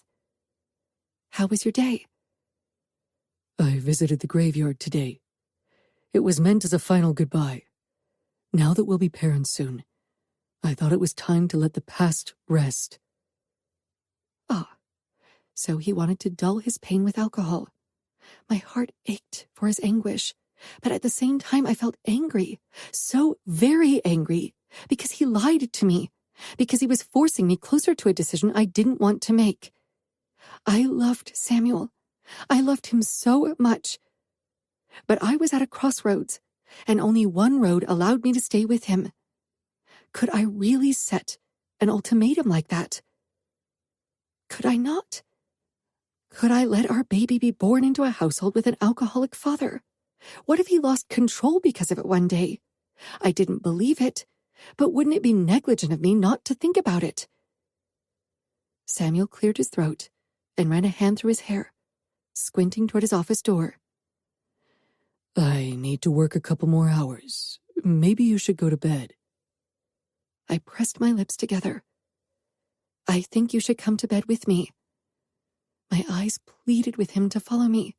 Don't force me to make a choice my heart won't survive. Samuel shook his head. I really need to work. Soon, things will calm down again. Another lie. This wasn't about work. He would drink while locked in his office. I followed Samuel into the hallway and watched him head for his office door. When he stopped in front of it, his eyes settled on the lock. He smoothed a finger over it. Had I left scratches in the metal? This was my chance to say something. He dropped his finger and reached for his key. This is for your safety, he said. I didn't say anything. Nothing about locking that door was for my safety. Rage bubbled up in me. He met my gaze. His lies met mine. Neither of us said anything for a couple of heartbeats. Sleep tight. I nodded and turned around, then wheeled toward the elevator without looking back. Tears prickled in my eyes, but I fought them. It took more than an hour for me to fall asleep, but my sleep was fitful and eventually I woke up. At first I wasn't sure why, but then I realized my nightgown was wet. I froze. My first thought was that I had wet myself. In the very beginning, after my accident, that had happened on occasion, but that was years ago. I turned on the lights and panic filled me. I was bleeding. For several heartbeats, I couldn't do anything but stare, filled with terror. I touched my belly as my pulse raced in my veins. I grabbed my phone and called Samuel. The phone rang several times before he finally picked up. What's wrong, Emma? His voice was rough. Not slurred, but definitely more drawn out than usual. My heart sank. I'm bleeding. What? I'm coming up. I moved toward the edge of the bed, trying not to panic. With an anterior placenta like mine, bleeding wasn't entirely uncommon. My doctor had warned me that this could happen. Samuel staggered into the bedroom, his hair disheveled, his trousers and shirt wrinkled as if he'd slept on the floor. Remembering the way I'd found him once at the beginning of our marriage, I knew this wasn't completely unlikely. Samuel came toward me, his eyes taking in my bloody nightgown. I'll take you to the hospital. When he bent over me to pick me up, a wave of alcohol hit me. I scrunched up my nose. You're drunk. I'm fine. I just had a glass of brandy to wind down. You are drunk, Samuel. Call Danilo. He can take me to the hospital.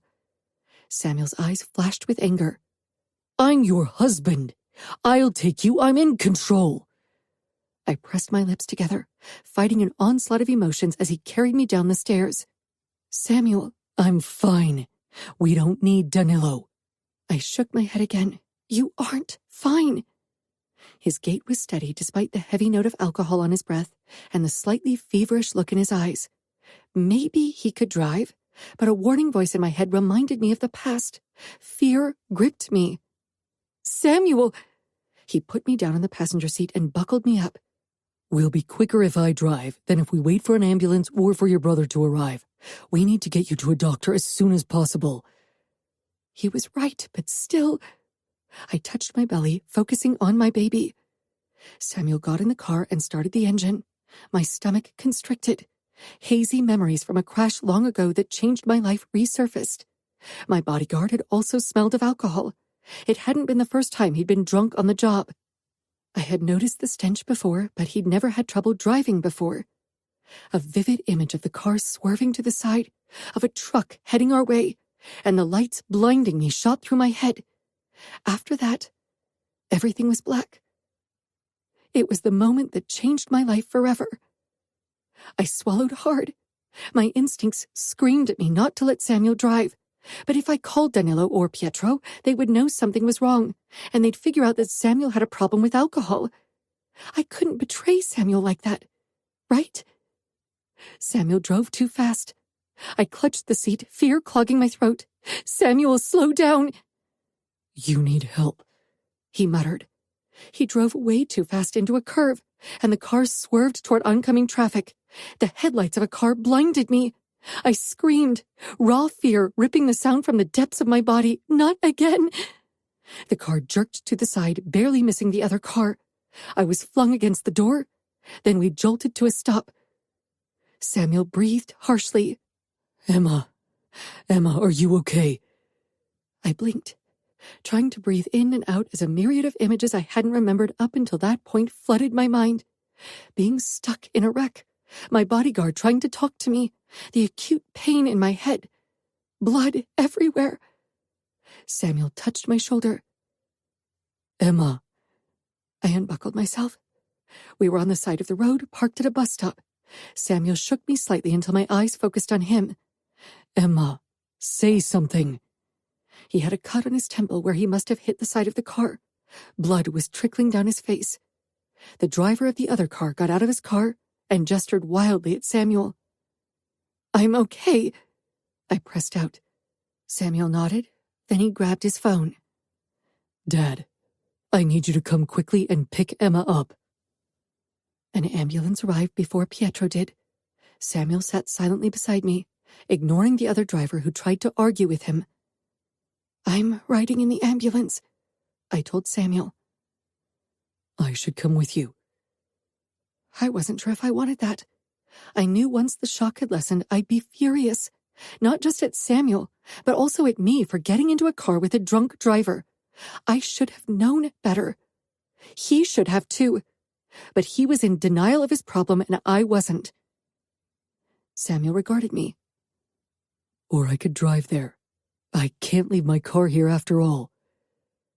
"You should ride with your dad," I said as the paramedics helped me onto the stretcher. I explained that the blood on my nightgown wasn't from the crash, but I wasn't sure if they believed me. "It's too dangerous for you to ride alone," Samuel said with a frown. "Getting in a car with you was too dangerous." Samuel. I swallowed hard, guilt burning a hot trail through my insides. The disappointed and hurt look in Emma's eyes almost killed me. I pressed a quick kiss to her forehead before I told the ambulance driver to be extra careful and explained the consequences if he wasn't. Dad arrived when the ambulance pulled away. I felt almost sober by now. I had definitely drunk a bit more than I should have tonight. It had been a shitty day. Dad touched my shoulder. What happened? The usual lie lay on the tip of my tongue, but I was fucking tired of lying. I'd put so much energy into deceiving Emma, and she knew. I drove drunk today and lost control of the car. Dad frowned. "You should have called. Come on, I'll drive you to the hospital." I sank down in the passenger seat. When I rubbed my face, it came away bloody. I hadn't even noticed I was injured. That was why the paramedic wanted to take a look at me. "Has this happened before?" Dad asked carefully. "Me driving drunk?" I asked with a hint of dark humor. "Yes. I don't remember the last time I didn't drink something," I admitted. It felt good to admit it, but at the same time, shame crawled under my skin like cockroaches. Dad slanted me a look. "Samuel, I think Emma is going to leave me. I lied to her. I almost killed her today. Why didn't you come to me sooner? I'm your father. You can tell me anything. Dad, I'm your heir. I'm a made man. A man should be able to hold his liquor, right?" Dad grimaced as he pulled into the parking lot of the hospital. "That's just something I said.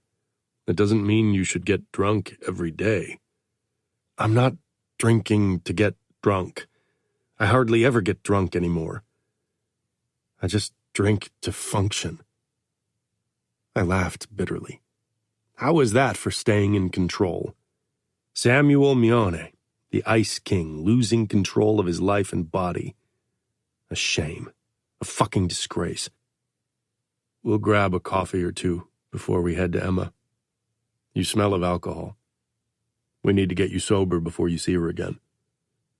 I am sober, or as sober as I can be. Dad grabbed my arm. Damn it, Samuel, I lost Fina. I won't lose you.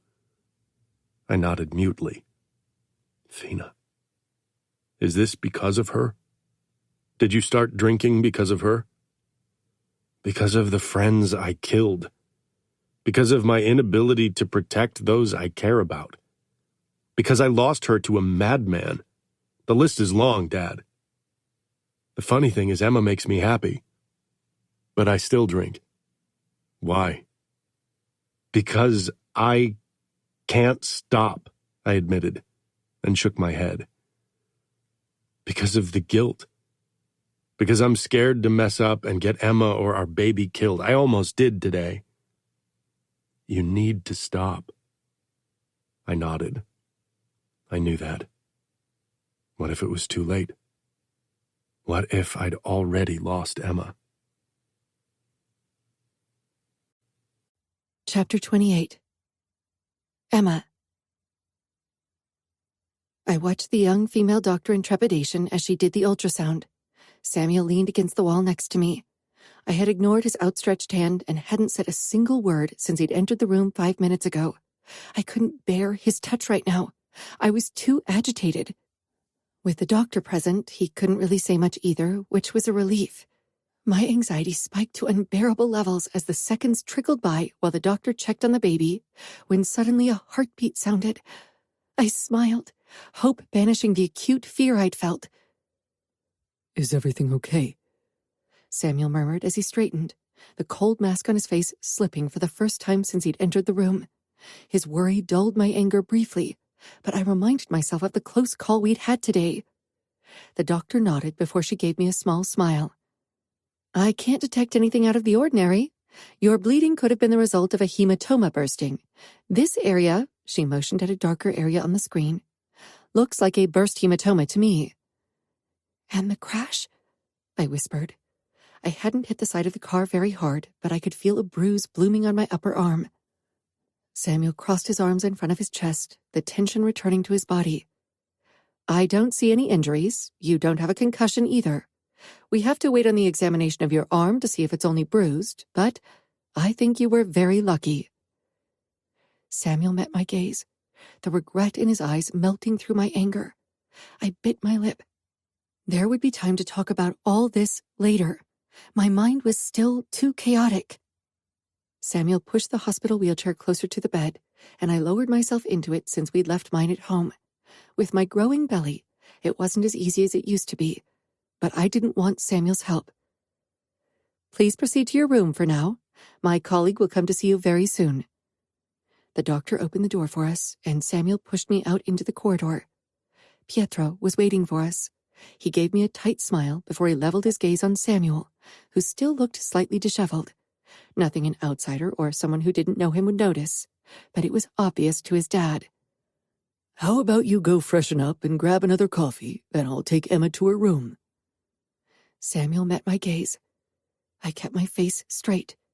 Maybe he hoped I'd ask him to stay, but I still needed a couple of minutes to let the relief sink in. Our baby was okay. The bleeding had been nothing serious, which made our almost catastrophic crash even more tragic. What if I'd lost the baby because of this? I didn't even want to think about it. Samuel brushed my shoulder. I'll be back soon. He bent down and pressed a kiss to my forehead, surprising me with the intimate gesture in front of his dad. It showed how shaken up he was, and that I didn't shy back showed how shaken I was too. Okay, I clipped, and watched him stride away. Strong and tall, but a little broken. My heart wanted to forgive him, but I knew he and I would have to have a serious conversation and find a solution before that could happen. Pietro took me to my room. My arm hurt, so hoisting myself up caused me more trouble than anticipated. May I? Pietro asked, opening his arms. I nodded with a small, embarrassed smile. Accepting help often still made me uncomfortable, especially with people I wasn't very close to. Pietro was always very kind, but I wasn't as close to him as I was to Inez. He was a reserved man like Samuel, so bonding took longer. I'm heavier than I look, I joked. Pietro chuckled. And I'm not as old as I look. My eyes widened. You don't look old. He was in his late 50s, with gray streaks in his brown hair to show for it, but he was in shape and as tall as Samuel. He picked me up and lifted me into the bed. There you go. He met my gaze, and the mirth disappeared from his face, sadness and worry taking over. Samuel feels horrible, as he should. I don't know what's going on with him. Guilt and loss, I said quietly. Denial? Pietro nodded. He's strong. He can handle it. I shook my head. I didn't like contradicting Pietro. He was my father-in-law and the underboss of the city, at least until January, when Samuel would take over. But he was blind to the truth, like so many made men. He won't be able to handle it on his own, especially if he becomes underboss in January. That's even more weight that will be resting on his shoulders. It was announced officially that he'll take over in January. We can't change it now without raising suspicions. I had feared he'd say that, and I knew Samuel would see it the same way. I know. We'll figure something out, Pietro assured me. Samuel needs you, and I think you need him. I nodded, then touched my bump. And the baby needs me to protect it. Samuel won't ever do anything to risk your life or that of the baby again. I know it. Pietro's phone beeped with a message, and he scanned it quickly, then looked back up. Your brother is on the way, Pietro murmured. Samuel told him about the crash. That wouldn't go over well. Danilo would lose his shit on Samuel, and this time I couldn't even blame him. Does he know about the alcohol? Pietro's lips tightened. I don't know, but I'm not sure if it's wise to tell your brother this detail. I wasn't either. 15 minutes later, Danilo stormed into my hospital room. One look at his face told me things would be out of control soon. His eyes burned with fury. After he hugged me carefully, he straightened again. Where is he? Danilo, please calm down. We're in public, and I'm fine, I said, trying to avoid a huge scene. I wasn't fine, not in the mental sense at least. The bruise on my arm would fade soon, but the almost crash would surely haunt my nights for a while. The door opened at that moment, and Samuel stepped in. Danilo lunged at him and smashed his fist against Samuel's face. Samuel shoved Danilo away, but didn't otherwise retaliate. His expression burned with guilt. I assumed that held him back. Pietro stepped between them. Enough! Emma doesn't need to see this. Danilo glowered at Samuel over Pietro's shoulder. I think she does. I think she needs to dump your sorry ass. You aren't worthy of her. This is between my wife and me, Samuel said in a deadly whisper. A bruise was already forming on his chin. Danilo walked toward my bed and pressed a kiss to my forehead before he turned to Samuel once again. Emma almost died because of a drunk driver. She is in a wheelchair because of a drunk driver. And you fucking bastard get behind the wheel stinking drunk with her in the car. You could have killed her and the baby. Tears burned in my eyes, the heavy reality of the truth sinking in. I want a word with Emma, Samuel said, his eyes locking on mine. His words had been a command, but his gaze asked me if it was okay. I nodded. Danilo didn't budge. Don't forgive him, Emma. Not for this. I swallowed hard, more tears gathering in my eyes. I'd always thought I'd never be with someone with an alcohol problem, but here I was. I squeezed Danilo's hand. Give us some privacy. Pietro stepped outside, and after a hard look at Samuel, Danilo followed him and closed the door. Samuel lowered his head, his shoulders sagging. He shook his head, his eyes squeezing shut. Danilo is right. You shouldn't forgive me for this. Fuck, I'm a lying asshole who almost killed you and our child. I don't deserve you, and I probably never will. Not with the way you acted these past few months, no. I shifted until I perched on the edge of the bed. I glared at him. I'm so angry and disappointed. You promised and you lied. Did you even try to stop drinking? He ran a hand through his hair, then winced. I thought I could control it. But you can't. The alcohol is in control. How can I ever leave you alone with our baby if I have to be worried you can't take care of it because you're drunk? Samuel moved closer, grabbed my hands resting on my lap, and sank down on his knees. He kissed my knuckles and pressed his forehead against them. There are no words to express how sorry I am. I hate myself more than you can ever understand, Emma. I know I shouldn't ask you for this, but forgive me. He peered up, his eyes locking on mine with almost feverish despair. I can't live without you. I'm fine. And so is our baby. But it could have ended very differently. I know, Samuel murmured, looking up with a haunted look in his eyes. He kissed my knuckles again. It was almost physically painful not to return his touch, not to fall into his arms. But I needed to be strong for past Emma and for our unborn baby. I haven't stopped thinking of what could have happened. Maybe it's my fate to kill the people closest to me. I killed my friends, and I almost killed you. I glared. Don't blame this on fate, Samuel. This time it was on you. Fate isn't the problem, your addiction is. You have to stop drinking. I know, Samuel said. I love you more than anything. I swallowed, fighting the surge of emotions his declaration caused in me. Love declarations weren't enough, not anymore. More than alcohol. Of course. More than anything. Then let today be the last day you've ever touched alcohol. You need to stop. No exceptions. Not even at social functions, not at meetings with other underbosses. No exemptions at all. You're an alcoholic, and you can't control it. I don't want a single drop of alcohol in our house. I love you, Samuel. I love you so much. But that won't stop me this time. Tears blurred my vision. I won't watch alcohol destroy the man that I love. I won't stand by and allow it to hurt our baby. And I won't be lied to or allow you to endanger me because you think you can control your addiction.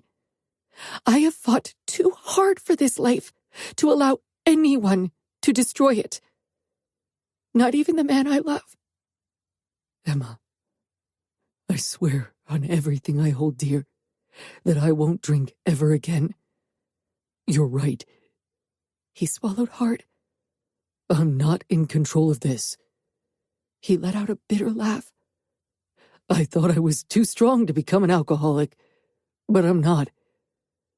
I don't fucking care if everyone finds out about my weakness, as long as that means I can keep you. You're not weak for admitting you have a problem. You're taking back control of your life, and fighting your addiction will be the hardest fight of your life, and it'll make you the strongest version of yourself that you've ever been. Samuel pushed up to his feet and touched my cheeks. I could tell he wanted to kiss me, and part of me wanted him to, but I knew I needed to keep a certain distance until Samuel made good on his words. You can't win this fight alone. I have you, right? You have fought so many battles and won. You are all I need. I touched his cheek. I'll be by your side every step of the way. But it's not enough. You're right. I'll ask my father for help. I gave him a small smile. You can do it. I believe in you. For you, I will succeed. Samuel. Emma was supposed to spend the remainder of the night in the hospital to make sure she was okay. Danilo stayed with her. I didn't like it, but Emma had made it clear that she needed some time to herself. I had fucked up.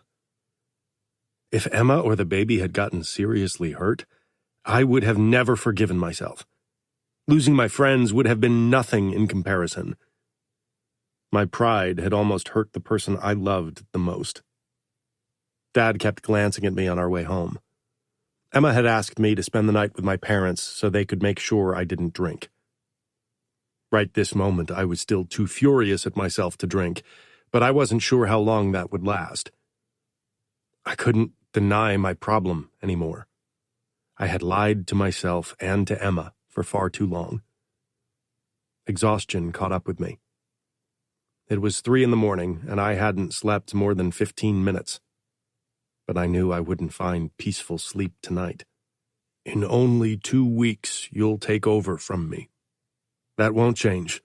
My ability to do what's required for the outfit hasn't suffered, and it won't. I won't admit to my problem in public. I only want the closest family to know. I need to appear strong.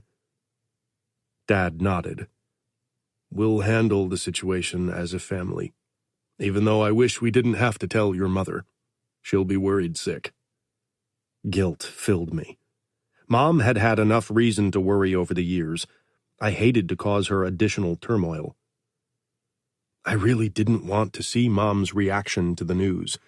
The shock, disappointment, worry, and sadness.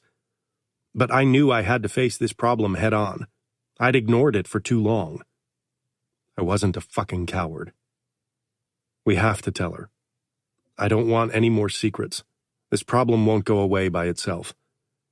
Dad sighed. You're right. Your mother is strong, and she'll turn on her mother bear mode once she hears about your struggles. My struggles. Even now, thinking about alcohol as that made me feel like a pussy. I should have been stronger than the addiction. But I wasn't. Mom was still awake when we came home. She wrapped me in a hug, checking the cut on my forehead that I still hadn't let anyone treat. How's Emma? She's okay, but it could have been far worse. What happened? Mom asked. I lost control of the car, I said. I drank too much.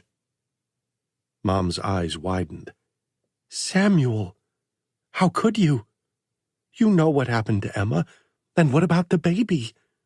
I know, Mom. Trust me. I know I messed up. And it won't happen again. Mom shook her head, her concerned eyes locked on mine. I could see the questions in them. Questions she didn't dare ask. I'll have to grab something from the car, Dad said. I had a feeling he needed a smoke. Maybe I should have picked cigarettes instead of booze to deal with my problems, but it had never been a conscious choice on my part. Addiction had crept up on me like a stealthy enemy I had never seen coming. Once Dad was outside, I let out a sigh, wondering how to say what I needed to say. It's not the first time I was really drunk. I drink a lot. More than I should. More than I can handle. I'm not in control and haven't been in a while. Mom listened with a pained look on her face, but she didn't seem surprised by my words. The words I needed to say stuck like glue in my throat, but I spat them out. I'm an alcoholic. Fuck. That admission was a punch in the gut. An addict. Being an addict felt like something that happened in dark alleys to people who had no future and no choices, not to someone like me. Maybe that misconception made alcohol such a dangerous adversary. Mom pulled me into a hug. I patted her back lightly. It's going to be okay, Mom. I'll deal with it now. I won't risk losing Emma over this. Mom pulled back, tears in her eyes. I know you'll beat this. We'll help you. Dad came back in with a cautious look, and Mom narrowed her eyes at him when he pressed a kiss to her temple. Maybe you too could try to give up on your addiction? Dad gave a terse nod. He smelled of smoke. He kissed Mom's cheek. Go to bed. It's late. I'll take care of Samuel's wound. Mom reluctantly moved upstairs, and I followed Dad into his office where he kept a first aid kit. My eyes landed on the array of liquor bottles in the cabinet. Usually, I would have had a drink before getting stitched up. A voice in my head told me that one last sip wouldn't hurt anyone. But I ignored it. Dad narrowed his eyes at me. Will this be a problem? I shook my head. No, not yet, at least. Dad nodded slowly as he took out the strips to fix my cut. Would an enemy be able to tempt you with alcohol under torture? No, I said firmly. I wasn't sure of many things right now, but I wouldn't break under torture because they waved a bottle of wine in front of me. Dad nodded. I'm still underboss for the next 2 weeks, and I'll keep a close eye on you to make sure you prove to Emma that you're serious about becoming sober. Becoming sober. I hated how that sounded, but it was the reality of the situation. Fuck. Chapter 29. Emma. I just sent Danilo back to his hotel room to shower and talk to Sophia when Georgia came in with a box of chocolates. Renato gave me a tight smile and a nod, then closed the door so we'd have privacy. She came over to the bed and hugged me carefully, her eyes crinkling with worry as she looked at me. How are you? I shrugged. Okay, I think.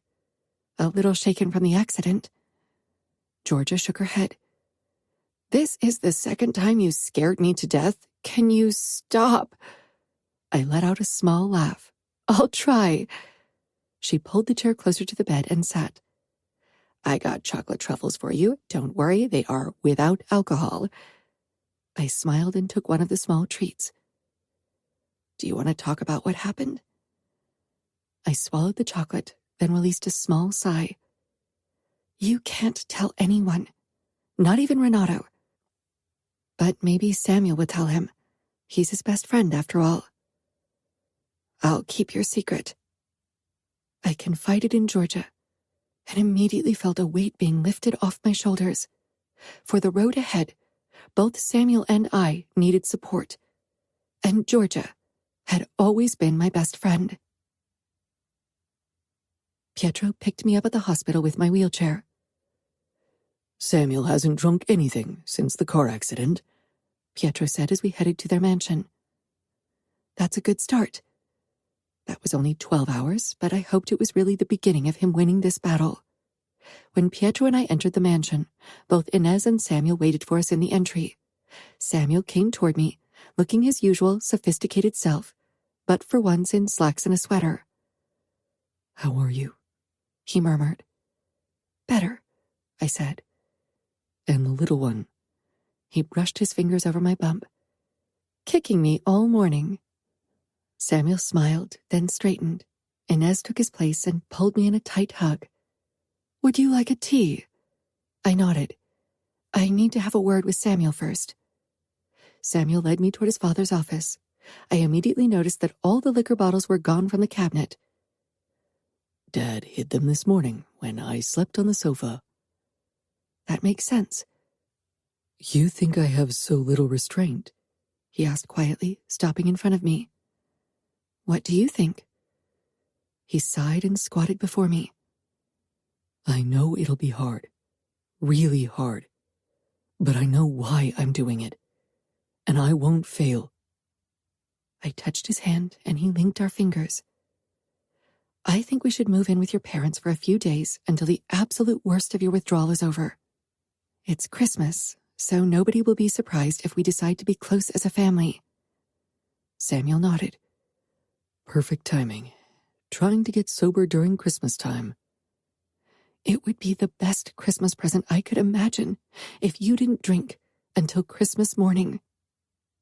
That's only 4 more days. The first few days will be the hardest, and the rest will be hard too. Addiction is a lifelong battle, Samuel. I had tried to read any article I could get my hands on in the past few months. I was far from being an expert, but I wanted to support Samuel as well as I could. I know. But I've never shied away from a battle, and I won't start now. So, will you stay here with me? Of course. I won't leave you alone. So you still want to be married to me? I sighed. I love you. That hasn't changed, and I want to spend the rest of our lives together. Samuel kissed me lightly. I'll make it up to you. Everything. The lies, the crash. I swear. Inez sat down beside me at the dining table, and she poured herself coffee while I stuck to herbal tea. I'd never been a huge coffee drinker, and since my pregnancy, I abhorred the taste, not to mention the restlessness I felt due to the caffeine. Inez had ordered cupcakes from her favorite bakery. Which one would you like? Passion fruit. I pointed at the cupcake with white frosting and the orange-black seeds of the fruit on top. I smiled. I'm still really into everything sour. My lemon water consumption is ridiculous. Inez laughed as she took a vanilla cupcake for herself. Oh, I remember the cravings, especially with Samuel and Serafina. They were strong, as was my morning sickness. Wistfulness filled her eyes as she thought about the past. The thought of being separated from my child brought tears to my eyes. Pregnancy hormones were no joke. Inez took my hand and squeezed. I made my peace with it. I know deep down that Serafina is happy where she is, and that's enough for me. She took a small bite from her cupcake with a distant expression. It was hard for Samuel, especially because he lost not just his twin, but also 3 of his best friends. He can't stop blaming himself. I know. He told me about his alcohol problem when he came here from the hospital. I've had my suspicions, but I didn't think it was this serious. Relief flooded me that Samuel had found the courage to talk about this with his mother. Admitting to his problem was hopefully the first step toward recovery. I wanted nothing more. It is, I whispered. You're not going to leave, are you? I took her hand. I'll be honest with you. I considered it. I don't want our child to find him passed out on the floor stinking of bourbon. Did that really happen? I nodded, hating to tell her about this. Is it okay if Samuel and I spend a few days with you? We think it's for the best if Samuel has additional family support during this time. Pietro can keep him in check better than I do, and they are together at work too, so he can make sure Samuel doesn't consume alcohol then. I'll throw away all of our alcohol. I don't want Samuel to be tempted, and I'll ask our cook to prepare our Christmas meals without alcohol. Can you help me remove the alcohol from our place too? I don't know if Samuel has any hiding places except for his car, the garage, and his office. Inez's face pinched. He shouldn't have hidden this from you. That's part of being an addict. But he swore he would never keep a secret like this from me again. Later that day, we gathered all the flasks and bottles in a basket so Pietro could take them away. Samuel also revealed 2 hiding places in our house, in one of his clothes drawers and the weaponry in the basement, and Pietro threw away everything while Samuel and I packed a suitcase for the next few days. I really hoped that there weren't any more hiding places that Samuel hadn't told us about, but he had sworn to me that he was serious, and I gave him the benefit of the doubt. I knew addiction was a strong opponent, but Samuel was stronger. Samuel. Just one more taste before I end it for good. It's a shame to let the expensive whiskey that Renato gifted me go to waste. A final goodbye. The words had thrummed in my head incessantly during the drive to our house, and it took considerable effort for me to reveal where I hid said bottle. Now that Dad had thrown away everything, I felt like a weight had been lifted off my shoulders. Emma and I had agreed that it would be best for us to move in with my parents for a couple of days. Emma was worried about the physical and mental withdrawal effects. I wasn't too worried. I had been trained to withstand torture. I had already lived through hell. What kind of withdrawal symptoms could possibly be worse than what I had experienced over the years? But I wanted to show Emma how serious I was. Moving back in with my parents felt strange, even if it was just for a week, tops, and during Christmas time. Especially since Emma was with me. I'd be under constant surveillance. When Emma and I settled in our bedroom on the day after the crash, she gave me a look full of confidence and trust. That wasn't something I wanted to break. I hadn't drunk since last night shortly before the crash. Less than 24 hours without alcohol. I didn't feel too bad yet, except for a slight headache and a sense of restlessness that made me want to go jogging at full speed. During dinner, Mom and Dad kept throwing glances my way as if they were waiting for any obvious signs of withdrawal. My shirt stuck to my clammy back, but that wasn't something I wanted to share with them. Danilo and Sophia weren't having dinner with us. They decided to go to one of Sophia's favorite places in the city. It was probably because Dad worried that Danilo and I would get into a fight. Danilo had sent me several threatening messages, but I hadn't replied. I understood his anger. I had fucked up last night, and something like that would never happen again. We'll decide tomorrow if you're fit to accompany me to the newest casino in St. Paul. I'll be fine, Dad. My symptoms are hardly worth mentioning, and I doubt that will change. I didn't get drunk every day. But you consumed every day, Emma said softly, more than a glass of wine. I gritted my teeth. I shouldn't feel frustrated because Emma said the truth. While I realized I had a problem, I didn't think it was as monumental as Emma made it out to be. I wouldn't lose it because I suddenly had to live without alcohol. Deep down, I couldn't help but hope that I'd eventually be able to drink a glass here and there and stay in control over it. After dinner, Emma and I retired to our bedroom. By now, not just my back was sweaty, but my hands felt clammy too. I was way too hot. Emma gave me a scrutinizing glance. You look flushed. It's too hot for me. She didn't comment, but I could tell that she blamed it on withdrawal. I preferred to think my parents had simply turned the AC too high. I took a long, cold shower, but when I stepped out I didn't feel cooler. And worse, I felt slightly lightheaded. I stretched out in bed and stared up at the ceiling. I felt a little uneasy. Are you all right? Emma asked softly. I'm fine. She nodded but didn't look convinced. I'll just get ready, then I'll be back. I don't need constant supervision. There's no alcohol in the house that I could access. The idea that Dad had locked his collection of expensive whiskeys and bourbons in a safe because of me made me feel horrible. I closed my eyes, but after a while my pulse began racing and my throat felt tight, so I opened my eyes again and continued staring at the ceiling. I really wanted a drink with Dad. It was our tradition to end the evening with a tumbler filled with exquisite spirits. The sound of Emma's wheelchair made me turn my head. My father and I had the tradition of ending our evening with a good glass of whiskey. It's how we always bonded, even after an argument. You'll find new traditions and new ways to bond. It doesn't work with a glass of water or a green smoothie, I muttered, feeling really angry all of a sudden. Emma stretched out beside me and put her hand on my chest. I know it feels like you're giving up too much right now, but you're gaining more. You're gaining control and health. And I get to keep you and our baby. That's my price for giving up alcohol. Emma leaned down and pressed a gentle kiss to my cheek. I'll be by your side every step of the way, even when it gets hard.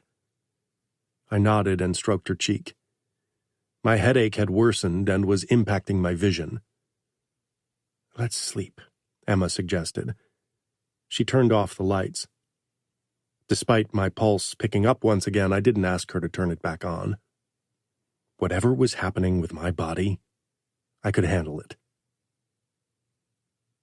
My hands were bloody. The knife I was clutching was bloody. My clothes were bloody. So much blood. A scream sounded, followed by pleading. I looked up from my hands.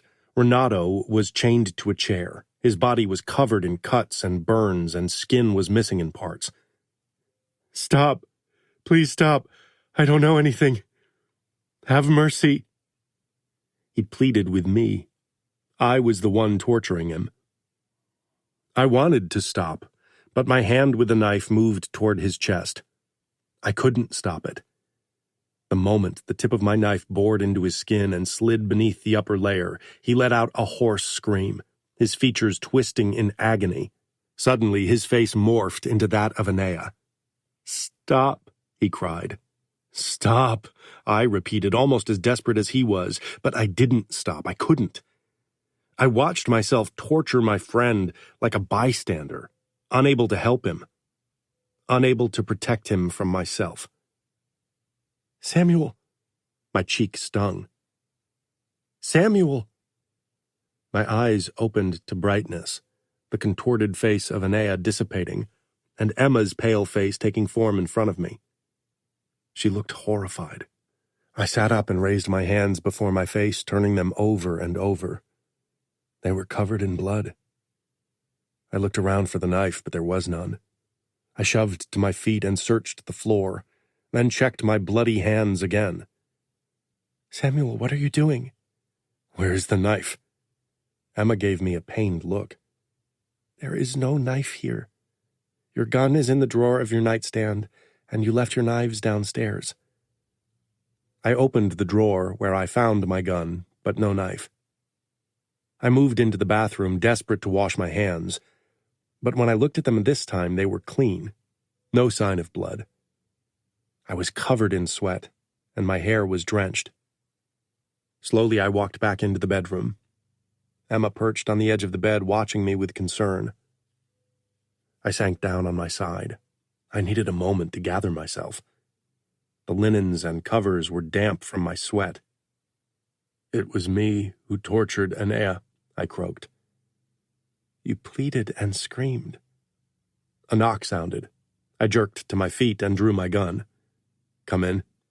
My father poked his head in. I lowered my gun. Mom stepped out from behind Dad's back. Everything okay? Dad asked.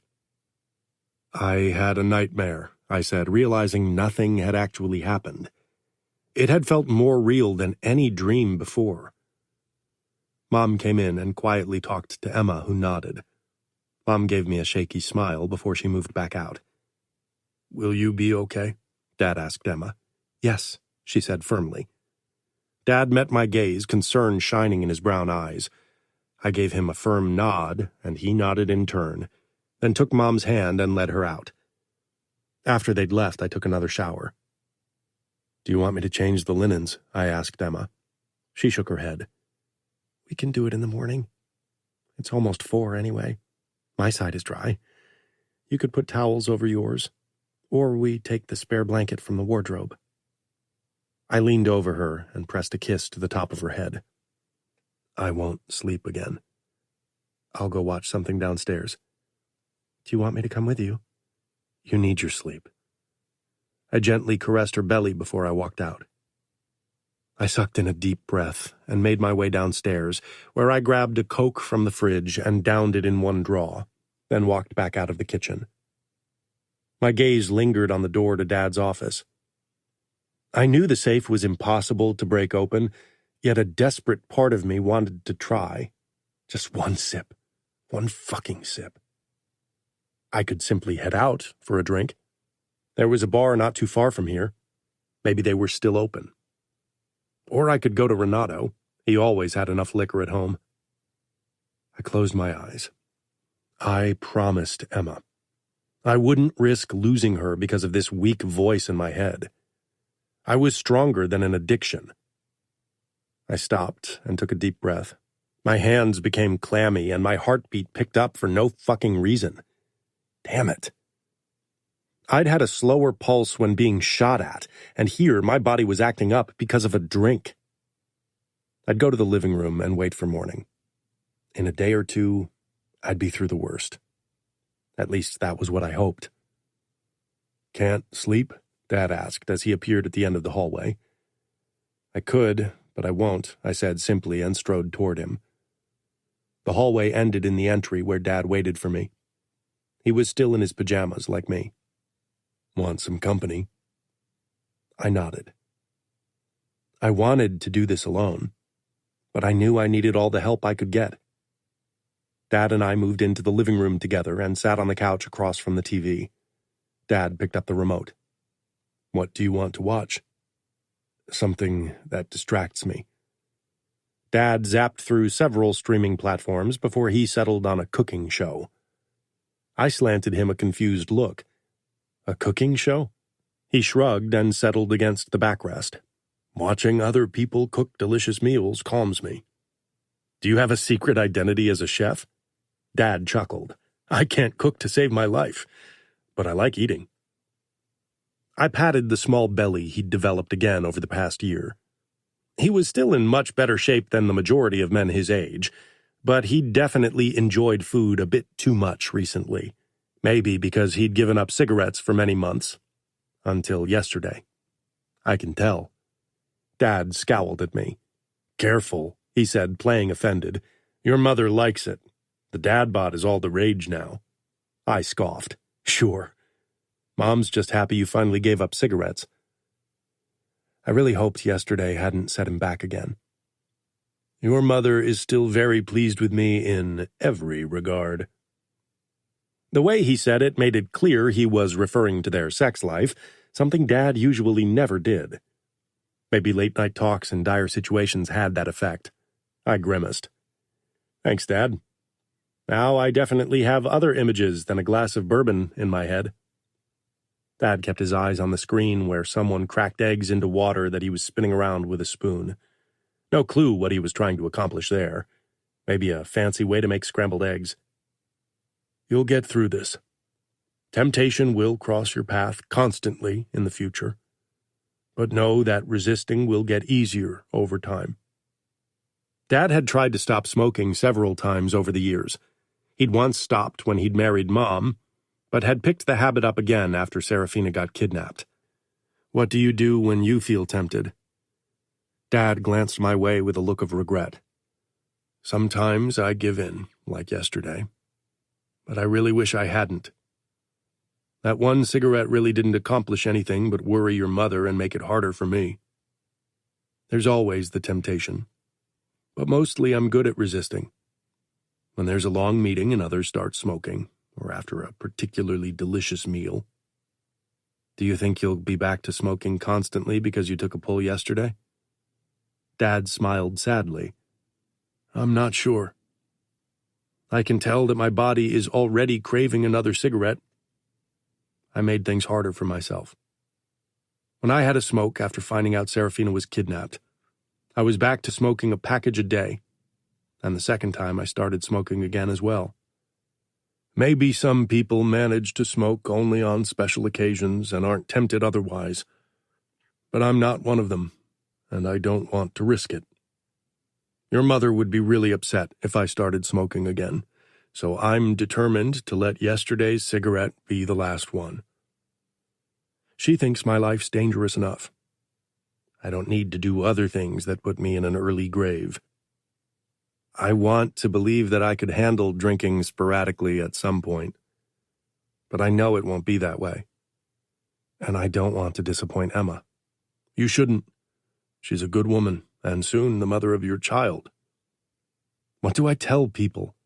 I always drink at functions, meetings, always. They'll start to wonder why suddenly I don't. Dad's expression hardened. You'll be underboss soon. You don't need to justify your actions to anyone but me and your wife. So don't say anything. It's not their fucking business. End of story. Maybe they'll blame it on you becoming a father. I smiled. The advantage of power. I paused. What about Dante? Dante will certainly notice the difference. So when he asks, we'll tell him. I blew out a breath. I messed up once, big time. He didn't kill me, though he should have. And now I'll disappoint him again. He won't be disappointed in you for giving up on alcohol, for making the responsible choice and taking back control. He might punish you if you keep drinking on the job and mess up, though. Dad had a point. I had been drunk in several dangerous situations in the past. It could have cost me and others their lives. Fuck. It had taken me way too long to ditch alcohol. I shivered, suddenly cold. Dad glanced my way.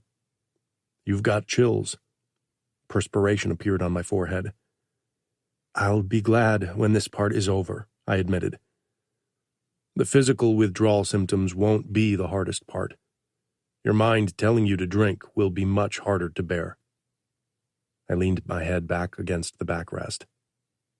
I wasn't even sure when I'd crossed the line from occasional drinker to habitual drinker to alcoholic. What I knew with absolute certainty was that today marked the day I'd stop. For Emma. Chapter 30. Emma. After Samuel left the bed, I barely slept. Having seen how hard his nightmare had affected him, and how the effects of it had lasted even after he'd woken up, had shaken me too. The withdrawal would be emotionally draining, not just physically. When I woke up after having fallen asleep eventually, Samuel's side of the bed was still empty. I quickly got ready, then headed downstairs to find him.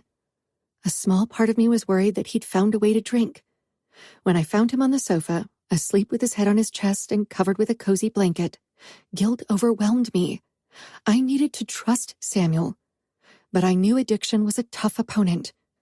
"He fell asleep 30 minutes ago," Inez said, making me jump on my wheelchair. She appeared beside me with a cup of coffee cradled in her palms. "He was exhausted. Pietro was with him all night." That was so sweet of him. I should have been there for him as his wife. Inez touched my shoulder with a gentle smile. "I think it was important for Samuel and Pietro to talk and bond over this experience. And you need lots of sleep. You're growing a human." The concept was still hard to grasp for me. "Come on, let's have breakfast. Samuel needs some more rest." Inez and I ate alone in the dining room. Pietro had to leave for work early, despite his lack of sleep. I had a feeling Samuel would be annoyed that his father had left without him. But considering his pallor, it was for the best if he spent the day on the sofa. I wasn't sure if the worst withdrawal symptoms were already over. In 3 days it was Christmas Eve, and I hoped we'd have overcome the worst by then. 2 hours later, my worries were confirmed. Samuel woke shivering and sweaty from another nightmare, and again it took him several moments to realize he had been dreaming. His eyes met mine, and he gave me a tight smile. I wheeled over to him and touched his thigh. "Maybe a bath will help." He nodded. "I definitely need to shower. Maybe a bath would be even better." He pushed to his feet, then swayed slightly before he caught himself. His lips thinned and a look of annoyance filled his eyes. Samuel, like many made men, hated any sign of weakness. "After a few more days, you'll feel more like yourself again." He frowned. Will I? I don't even remember what it was like before I started drinking every day. "We'll figure it out together." Samuel leaned down and kissed the top of my head before he straightened once more. He shivered. He looked as if he was going to be sick at any moment. He closed his eyes, squared his shoulders, then headed out. I followed him, but stopped in the entry. Watching Samuel like this filled me with pride and sadness. I hated seeing him suffering, even though I knew it was necessary. Inez came toward me and squeezed my shoulder as we watched Samuel drag himself upstairs for a shower. "He's doing it for you and your child, not for himself." "I know. I hope he realizes that he's worth it too." "One day, if anyone can make him see his self-worth, it's you." I do my best. I had all the patience in the world. My accident had taught me perseverance. Despite his frustration with himself and his body, Samuel finally listened and rested on the sofa most of the day. After an early dinner, we went upstairs shortly after 8. I too felt tired from the previous night, so I didn't mind an early bedtime. Tomorrow, Danilo and Sofia would join us, and I hoped that it wouldn't be too much for Samuel. Danilo had sent me several messages since the accident, and he'd definitely want to talk to me privately tomorrow.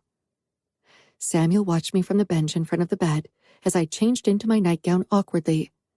With my growing belly, getting dressed was more difficult, especially as my body took up more room in my wheelchair, so I had less space to move. I gave him a smile before I moved into the bathroom to brush my teeth and wash my face. I hadn't bothered putting on makeup today. When I started brushing my hair, Samuel joined me in the bathroom. He watched me intensely as he brushed his teeth. Eventually, I put down the brush. The intensity of Samuel's observance made me feel incredibly hot. He rinsed his mouth, then turned to me. You're gorgeous and sexy. You know that. I flushed at his praise. Thanks to you, I often do.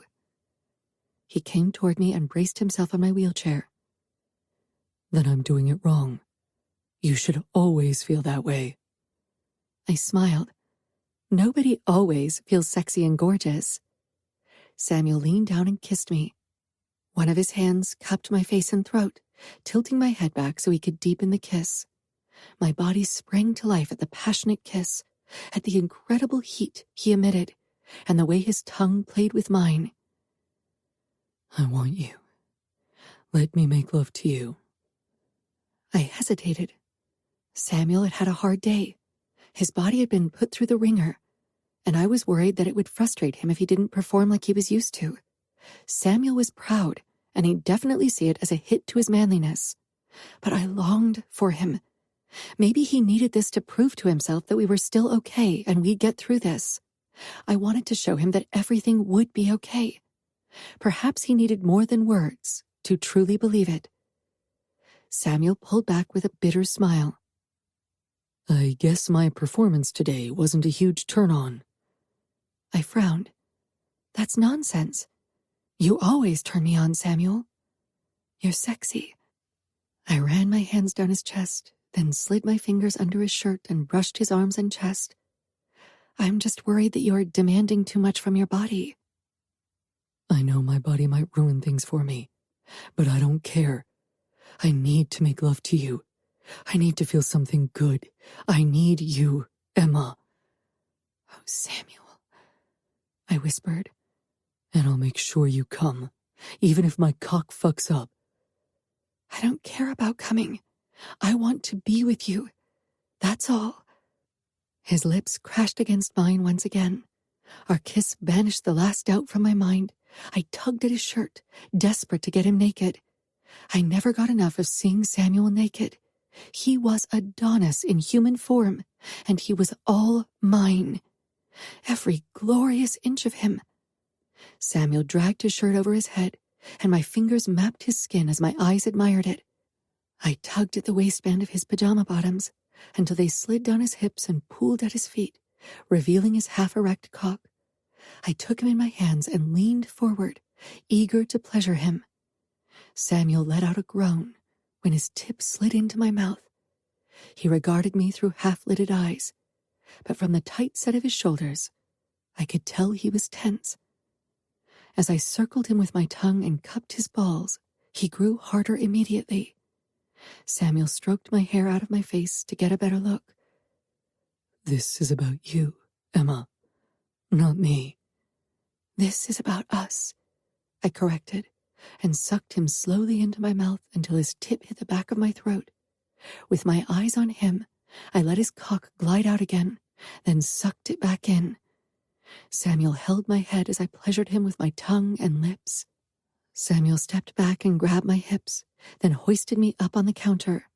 He pushed up my nightgown and pulled my panties down my legs. It was damp with arousal. Samuel's gaze was full of need and desire as he looked into my eyes. Now it's your turn. I'll worship your gorgeous body until you beg me to stop. I bit my lip. I doubt I can ever have enough of your touch. It's my addiction. The right kind of addiction. Samuel growled. Samuel. I kissed Emma hard, grabbing her face with both hands.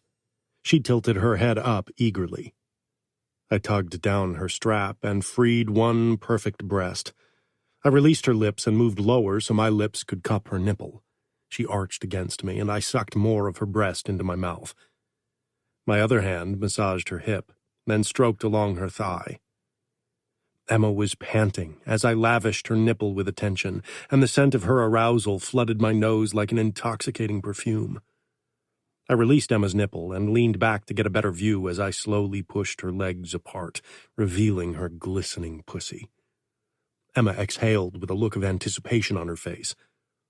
I splayed my fingers across her inner thigh, spreading her even wider open for me. The sight of her opening, ready and eager for me, sent a new flood of blood into my cock. At least that part of my body didn't disappoint me today. I ran my thumb over Emma's opening and up over her silky lips, parting them as I did, until I reached the slight swell of her clit. I focused my attention there, gently stroking up, spreading her wetness, and coaxing her little button out with my ministration. Emma leaned back on her palms, panting, her chest heaving. She bit her lip and swallowed. I could tell she was trying to be quiet. "Are you worried my parents could hear us?" I rubbed her clit a little harder and faster. Her slickness made it easy for my finger to move. She gave me a pleading look. "Trust me, they'll be happy to know you make me happy right now." I leaned closer, kissed her ear, then murmured, "How many do you want?" She watched me through half-lidded eyes as my thumb brought her closer and closer to release. "How many fingers do you want in your tight pussy, love?" She shuddered, then breathed, 3. My insatiable kitten. Let's hope you can take what you're asking for. She bit her lip, her gaze pure sex. "Your cock is bigger than that, and I can handle him." I grinned. My thumb rubbed her clit harder as I stroked her opening with the fingers of my other hand. I slid in one finger. 1. I pulled it out and pushed in 2 fingers. 2. Her lashes fluttered, her lips parted as she panted harder. I pushed in 3 fingers, and Emma clenched around me, her eyes falling shut as she mounted the last bit to her climax. "Good girl." I praised her as she spasmed around my fingers, that I curled as deeply in her pussy as I could, while my thumb circled her engorged clit. Her fingers grabbed the edge of the marble counter as she whimpered and shuddered through her release. Arousal slicked my fingers. When she came down from her high, I pulled out my fingers. "Now I need a taste." Emma's eyes slid open as I knelt and bent over her pussy. She grabbed my hair as if to stop me, but I leaned forward until my tongue reached her opening. I dipped in for the first intense taste, groaning deeply as I did so. Emma leaned back against the mirror, her head dipped back and her eyes closed. Her fingers against my head became slack, but her pussy twitched against my mouth, overstimulated but at the same time eager for what I was doing. I traced every inch of her pussy with my tongue, lapping up Emma's sweetness. "This tastes better than any bourbon or whiskey. I think I'll simply have to eat you out whenever I feel the need for a drink." Emma let out a raw laugh, her eyes peeling open slowly. I smirked. Then I pushed up to my feet. Emma reached for my face and pulled me in for a kiss. I grabbed her ass cheeks and lifted her off the counter and secured her legs around my waist before I carried her over to the bed. I put her down and stretched out on top of her. My cock was pressed against her pussy, but I didn't want to fuck her yet. I simply wanted to feel her, to kiss her. I cradled her head and kissed her deeply. Our eyes locked as we kissed, and my heart swelled at the look of tenderness in Emma's gaze. I pulled back. "I love you. I know I don't say it often, but I love you every second of the day. I'm glad you put up with my shit and are still by my side. I don't want to imagine my life without you." "I love you too." She twitched, eyes darting down. I raised my eyebrows. "The baby kicked very hard." I rolled off her and stared at her exposed belly. Emma took my hand and put it down on the spot beneath her ribs. It took a couple of moments before I felt a gentle shift. Emma winced. She could obviously feel the movements more strongly than I did. Still, I kept my palm there and felt another slight movement. I smiled. Most days, becoming a father seemed far away, but this made it more real. It also emphasized how important it was for me to get a grip on my fucking alcohol problem. I wouldn't let it ruin everything. I had already done a good enough job of that with the crash. Emma ran her fingers through my hair. The past is the past. You have today and every day that follows to prove yourself. Fuck. And I would.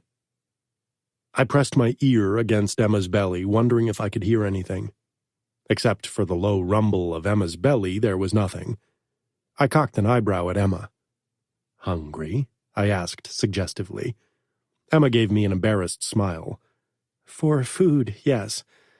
I'm sorry. I feel like I'm constantly starving, especially in the evening. I chuckled and got out of bed. What are you in the mood for? I asked as I put on pajama pants and a t-shirt. Emma sat up with a mortified expression. PB&J sandwich, more milk and pretzels. I shook my head with a deep laugh. All right. I'll raid the fridge and cabinets to see what we have. I paused. Do you want me to head out to a store if we're out of anything? She quickly shook her head. Just surprise me with a good substitute. Your wish is my command. I jogged down the stairs, but had to slow down halfway because my head spun again. I was annoyed at my body for messing with me like that. I had hoped I wouldn't show any obvious withdrawal symptoms. Upon hearing me, Dad emerged from the living room with a look of concern on his face. Everything okay? Emma's hungry. I need to search the kitchen for the things that strike her fancy. Dad chuckled and followed me into the kitchen. If it was to help me or to make sure I didn't find any alcohol, I wasn't sure. Usually there was always a cooking wine on the counter and one in the fridge, but Mom had thrown them away. I didn't find peanut butter, only almond butter that Mom used for breakfast bowls and a sugar-free chia jam. Neither would probably quench Emma's cravings. The grain-free protein bread that Dad ate definitely wouldn't get me any bonus points either, but I had to work with what I had. Do you want me to send one of the bodyguards out to go shopping? Dad asked. I fear Emma will have starved by then. Dad nodded as if he could remember Mom being the same way. I added some maple syrup to the chia jam to add some sweetness, which resulted in a very soppy sandwich. I grabbed some cutlery in case Emma needed it for it. Then I heated some milk in the microwave. Do you have pretzels? Dad shook his head. I snacked on them too much. Do you have any kind of savory treat? I think your mom always keeps a stash of kale chips. I sent Dad an annoyed look. Emma wouldn't be impressed at all with my selection. Tell the maid to grab some unhealthy stuff in the morning, for God's sake. Dad patted my back with a smile. Good to see you being distracted like that. I grabbed the tray and headed back to the bedroom. Maybe it had been Emma's intention, though her stomach had definitely requested food. That hadn't been a ploy to distract me. When I entered the bedroom, Emma sat up immediately and held out her hands. I put the tray down on her lap and she scanned the food, then gave me a questioning look. I shrugged. My parents are on a health kick. I did my best. She lifted one of the bread slices, revealing the jam and maple syrup disaster. It didn't look appealing in the slightest. Maybe I should just order some food. Emma grabbed the sandwich, dripping it all over the tray, and took a huge bite. She shrugged. It doesn't taste bad. She finished the sandwich within a minute. Her chin and upper lip were smeared with jam.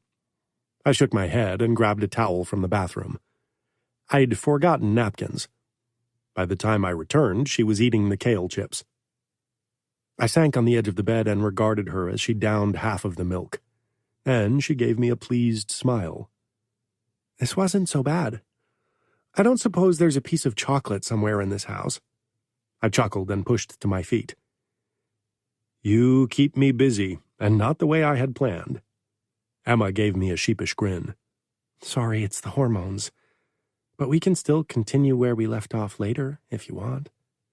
I looked at Emma's jam-covered lips and the crumbs of kale attached to it, then bent down and kissed her ear. You never looked sexier. She swatted me away with an indignant look. So that's a no? That's a definite yes. I left in search of chocolate. Dad sat on the couch in the living room and looked up from his laptop when I began searching the cabinets for Christmas sweets. Your mother bought truffles for Emma and Sophia, but they're already wrapped. Tell Mom I'm sorry, but Emma needs chocolate, I muttered as I ripped away the gift wrapping around one of the praline boxes. I had to admit, taking care of Emma like this made me feel good. When I finally returned to the bedroom, Emma had put the tray down on the floor and was fast asleep on her side. I put the chocolates down beside her on the nightstand, in case a nightly craving hit her, then climbed into bed with her and pressed up to her petite body, breathing in the flowery scent of her hair. I took another, even deeper breath when my body shivered and called for something to drink. It was an almost physical pull.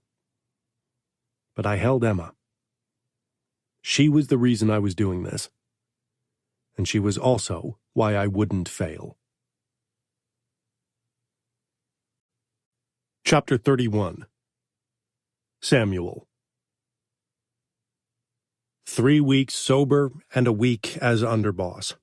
Today marked the day I'd have to gather all of my strength to resist the need for a drink. Our newest club was swarming with police officers. On the day of its grand opening, no less. I had gotten a call from the club manager 30 minutes ago and came as quickly as I could. I found him talking to the famous, according to my manager, DJ we had hired for way too much money and a stash of cocaine. I joined them in front of the back entrance where I'd parked my car. I can't have bad press, the DJ said. You agreed to the job, and you will give people what they want, a fucking amazing show. Or the press will be all over the photos of you snorting cocaine from the tits of our best prostitutes. He paled, then stalked back inside the building. I shook hands with the manager, an ambitious son of one of our captains. The mayor is in the front, showing his face for the cameras. The police won't find anything. My manager nodded. I headed inside, then crossed the huge club past dozens of police officers turning everything over. It would take a lot of manpower to put everything back in place before the opening in 6 hours. I caught the eyes of 2 senior officers who were on our payroll, among a few others. They had warned us an hour before the operation, so we had time to hide any compromising material. I found the mayor in front of the main entrance of the club speaking to the press. He was young, very ambitious, and had the looks that could catapult him into much higher political positions if he did it right. Mayor, I said with a hard smile, this could be considered harassment. Is this because my family supported your opponent in the last election? He smoothed his dark blonde hair back with a fake smile. This is me making good on my promise. I told the voters I would clean the streets, and that's what I'm doing. This is a nightclub. You won't find anything that'll make these streets any safer. We'll see. We both know you aren't a mere businessman, Mr. Mione, so stop pretending. My smile became threatening as I stepped closer to him. You would know all about pretending, don't you?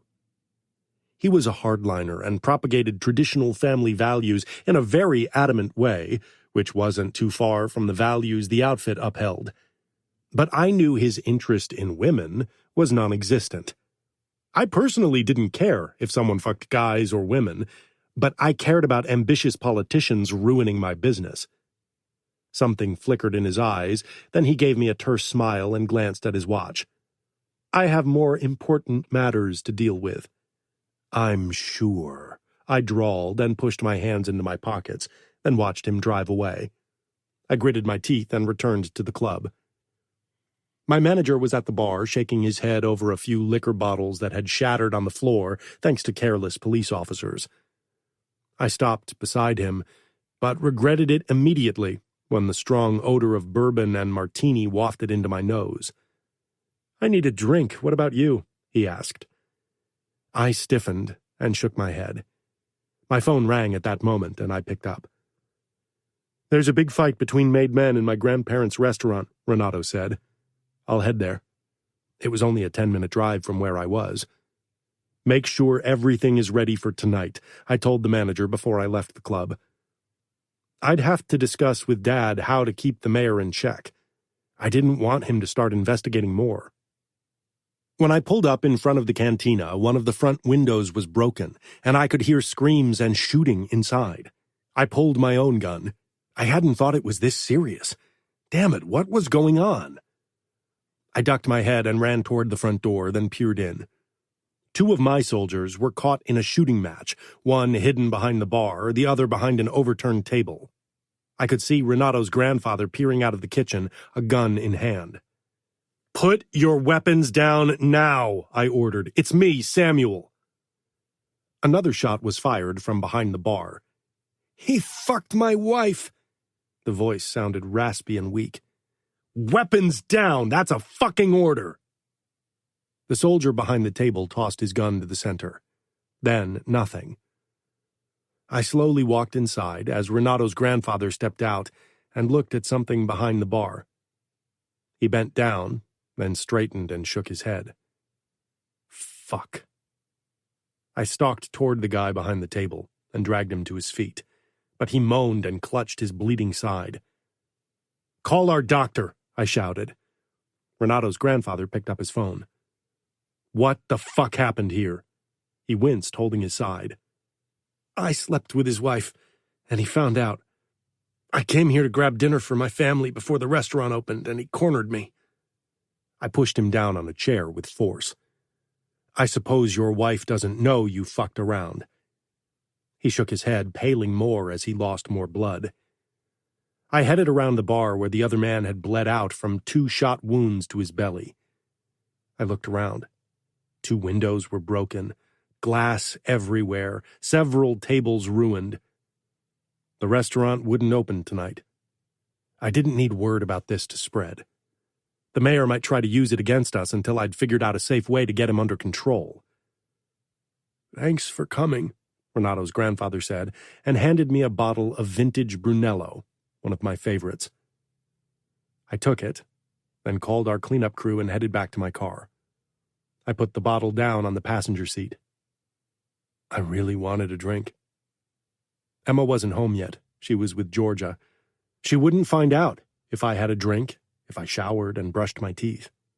I started the car and gave the club manager another call to ask how things were going. Too slow. And then I called Renato to tell him his grandparents were okay, but the restaurant wasn't. After that, I drove to the dead soldier's family. His wife cried over his death, and maybe it wasn't even fake. His 3 kids were definitely distraught.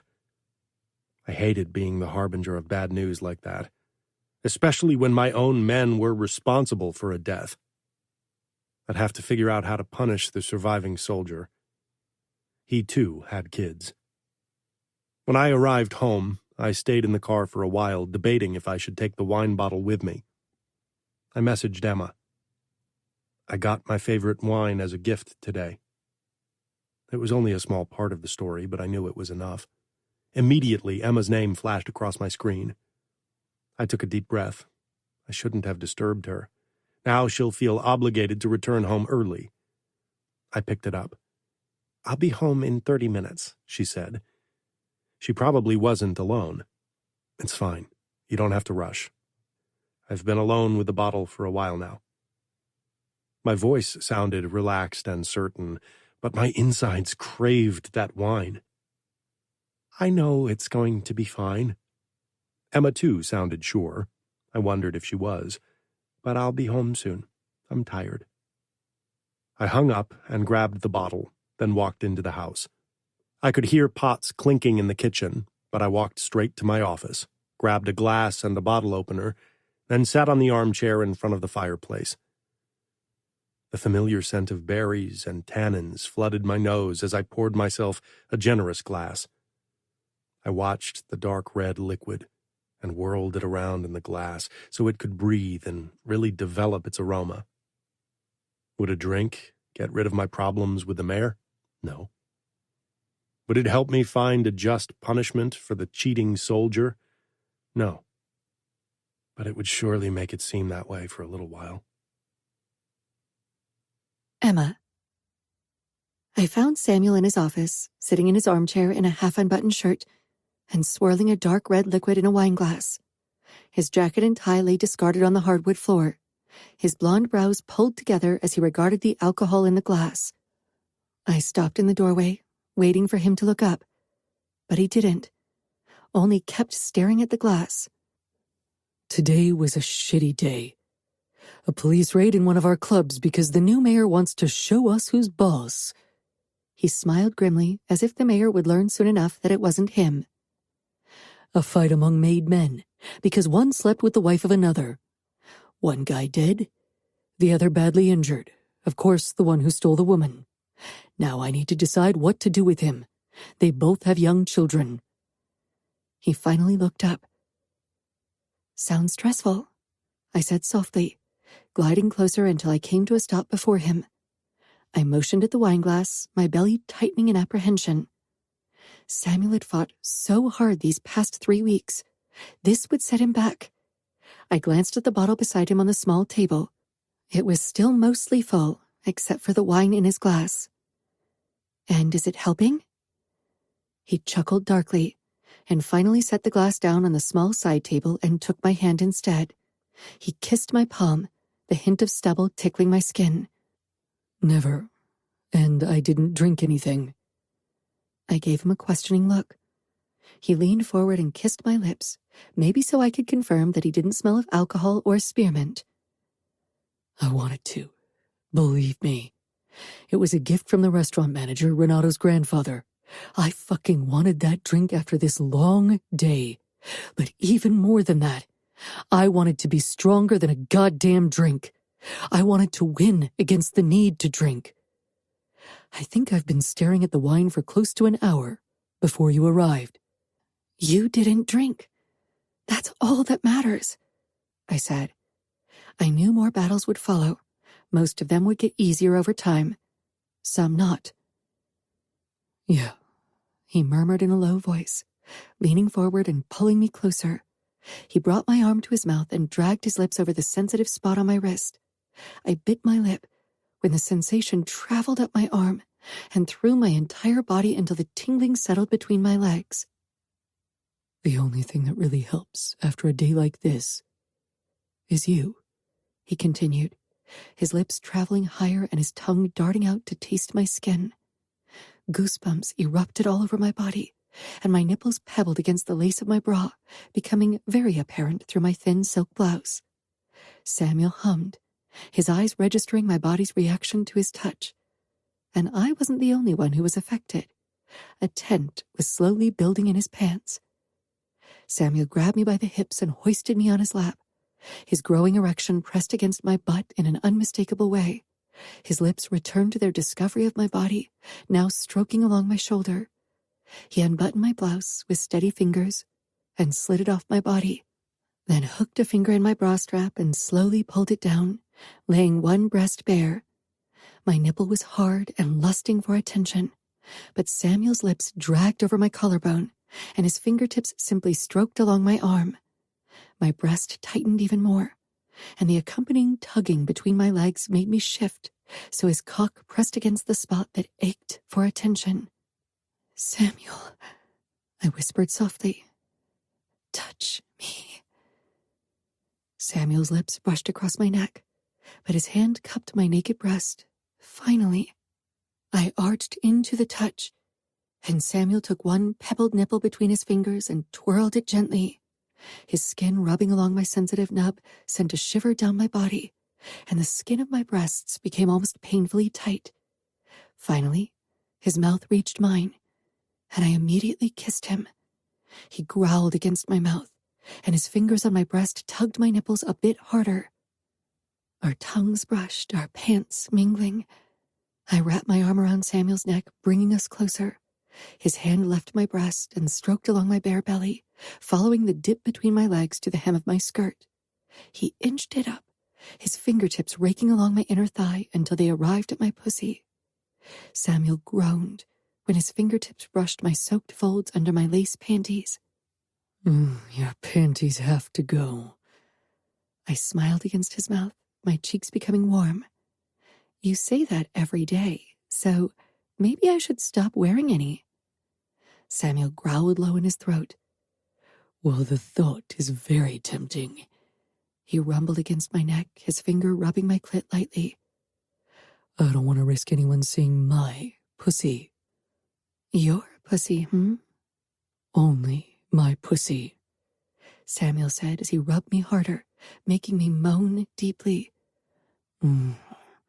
Samuel rasped as he pushed his middle finger slowly into me. I clung harder to him, panting against his cheek. I kissed it as he began to finger me leisurely. He used his other hand to hold my skirt up so he could see his fingers sliding into me. It glistened with my arousal, and soon his knuckles did too. I'd been so worried about not getting wet enough before I'd been with Samuel, but he always got me so aroused that concern seemed ridiculous now. He added another finger, but kept up the slow rhythm, allowing me to savor the sensual stroking of my inner walls. He began to curl his fingers when they were deep inside me, brushing a spot that made me clench every time he touched it. More, I gasped against his lips. Samuel pulled out his fingers, to my disappointment. He stood with me in his arms and put me in the armchair before he got out of his shirt, revealing his six-pack and a myriad of scars. I dragged my eyes over his body, my mouth practically running dry when I unbuckled his belt and pulled down his zipper, then slowly pulled down his pants and briefs. His erection bobbed out, hard and glistening at the tip. I immediately leaned forward, grabbed it, and took it into my mouth. Samuel hissed, grabbing my head. God, Emma, well, this feels like heaven. This isn't what I had in mind right now. I pulled back, raising my eyebrows. No. A teasing smile pulled at my mouth. Samuel groaned, stroking my head. He didn't stop me when I sucked him into my mouth again and took care of him for a while. Eventually, he gently pushed me back. He picked me up again and settled back on the armchair. I gave him a curious look, wondering what he had in mind. We hadn't tried me being on top yet, for obvious reasons. I couldn't support myself with my legs. But I trusted Samuel.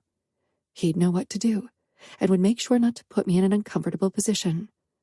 Samuel leaned back until I lay with my back against his stomach. He put his feet down on the ground for leverage, then lined his cock up with my pussy and entered me by shifting his hips upward. I moaned deeply as he filled me completely.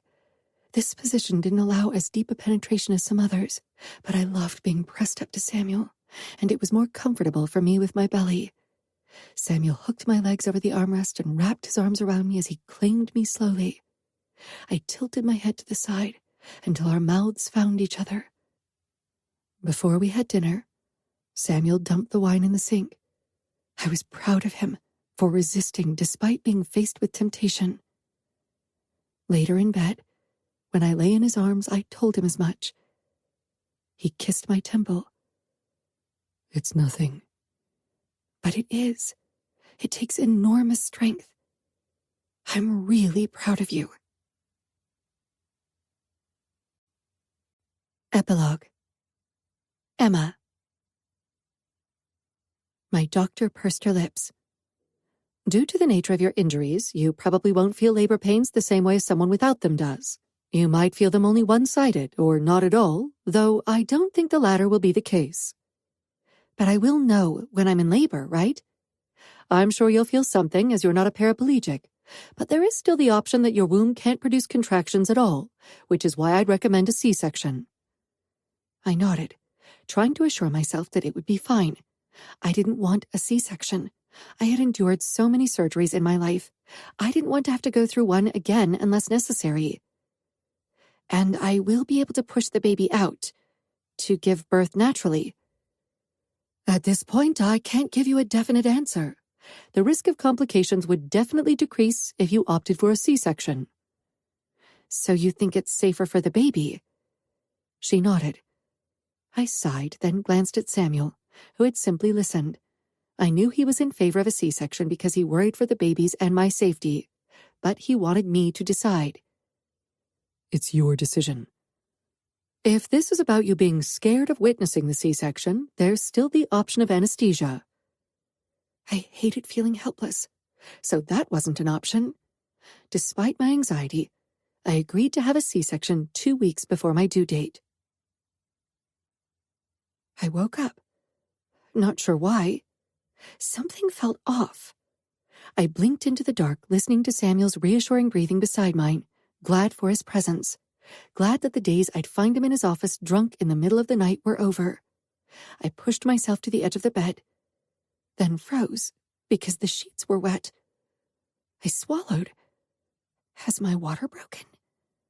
Samuel, I whispered. He stirred immediately and the bed shifted. I think my water broke. The lights came on at once. It took me a few heartbeats before I saw Samuel. Then I glanced down. The sheets were definitely wet. I touched my belly. It was very hard. I didn't feel what I'd consider labor pains, more a sort of strong cramping and pressure. Are you in labor? I listened into my body, searching for signs. I felt full, as if I needed to go to the toilet for a shit. I feel pressure. It's bearing down. Okay, Samuel frowned. let's go to the hospital. I hesitated. It was still 17 days until my due date. I didn't want to appear like a hysteric first-time mother who went to the hospital because she ate something wrong. Samuel reached for his phone. Then I'll call my mother. She'll know what to do. It's the middle of the night. Samuel ignored my comment and put the phone to his ear. Sorry for waking you, but Emma's feeling off. Her water broke and she feels pressure, but she isn't in labor yet. I bit my lip, suddenly unsure. I touched my belly again. It felt as if it was smaller and hung lower. Was I imagining things? The cramps definitely got worse. Samuel nodded. My mother's on her way. She thinks we should go to the hospital. I pulled my wheelchair closer. Let me go to the toilet. I rolled into our bathroom, but following my intuition, I reached between my legs and froze. Something was off. I pushed 2 fingers into me and swallowed. I felt hair. I jerked my hand back. Samuel! I shouted. He staggered inside, a shirt half pulled down his chest. What? I feel the head. Samuel stared at me blankly, searching the top of my head. Then his eyes widened, and his gaze dropped to my crotch. My nightgown was covering everything. Samuel? Emma! Inez called from downstairs. Mom! The baby is almost out! Samuel shouted. Inez rushed in a few seconds later, her eyes wide. I could feel hair when I felt for it, I said, feeling completely overwhelmed. Inez nodded, then motioned to Samuel. Call an ambulance immediately. Your father is downstairs. Inez touched my shoulder. Come on, Emma. Let's get you comfortable.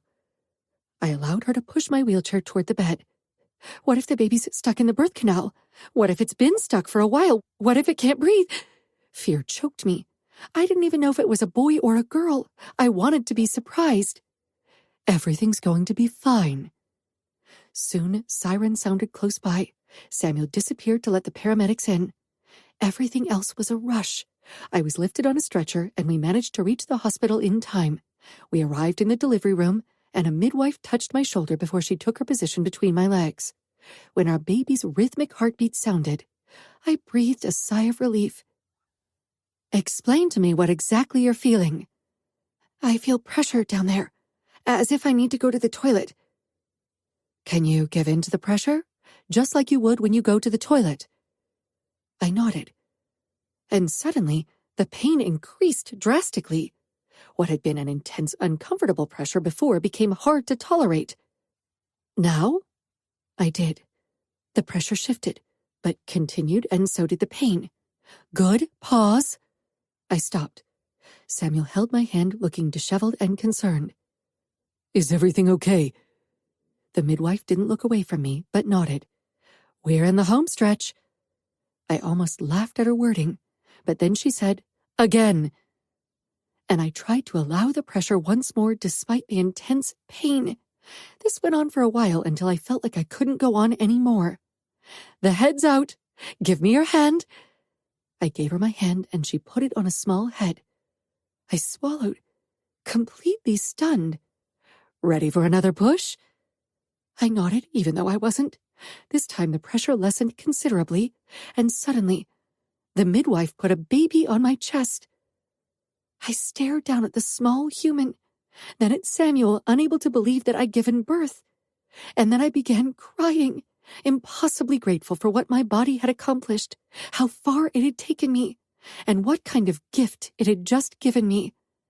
I'd never hated again for small mishaps, not after the miracle it had just granted me. I touched my baby and kissed its head. Samuel rubbed my back, his face alight with awe. "What is it?" I whispered after a while. Samuel seemed to have forgotten all about finding out the gender of our baby. The midwife smiled and showed us. "A little boy." I sobbed, still completely overwhelmed. Samuel wrapped an arm around me and kissed my temple. He looked a little dazed, too, as if everything had gone too fast, and in some way it had. "He was worth fighting for, don't you think?" I whispered, peering down at our baby. I fought for you and him, because you both are worth it. Samuel touched his forehead to mine. I'm so glad you pushed me so hard. I would have never forgiven myself if something had happened to either of you because I wasn't strong enough to resist. It's the past. This is our future. I stroked our son's tiny head. Sergio Mione. Samuel. When Emma finally fell asleep with Sergio on her chest, I picked up my phone and called Danilo. He picked up after the second ring. "Samuel?" The word was clipped. He was still pissed at me for the accident. "Emma gave birth to a son." Silence. "Is she okay? How is he? Are they in the hospital?" "They are both asleep, but he's perfectly healthy, and Emma is exhausted but happy. I thought you wanted to know." "Thanks for giving me a call," Danilo said. "I'll send you a couple of photos. Will you and Sophia visit soon?" "I'm looking at flights as we speak. I could book one for tomorrow. Then take that one. You should meet your nephew." "I'm looking forward to it." He cleared his throat. "See you then." His voice was almost friendly. Maybe he and I would find a way to start over.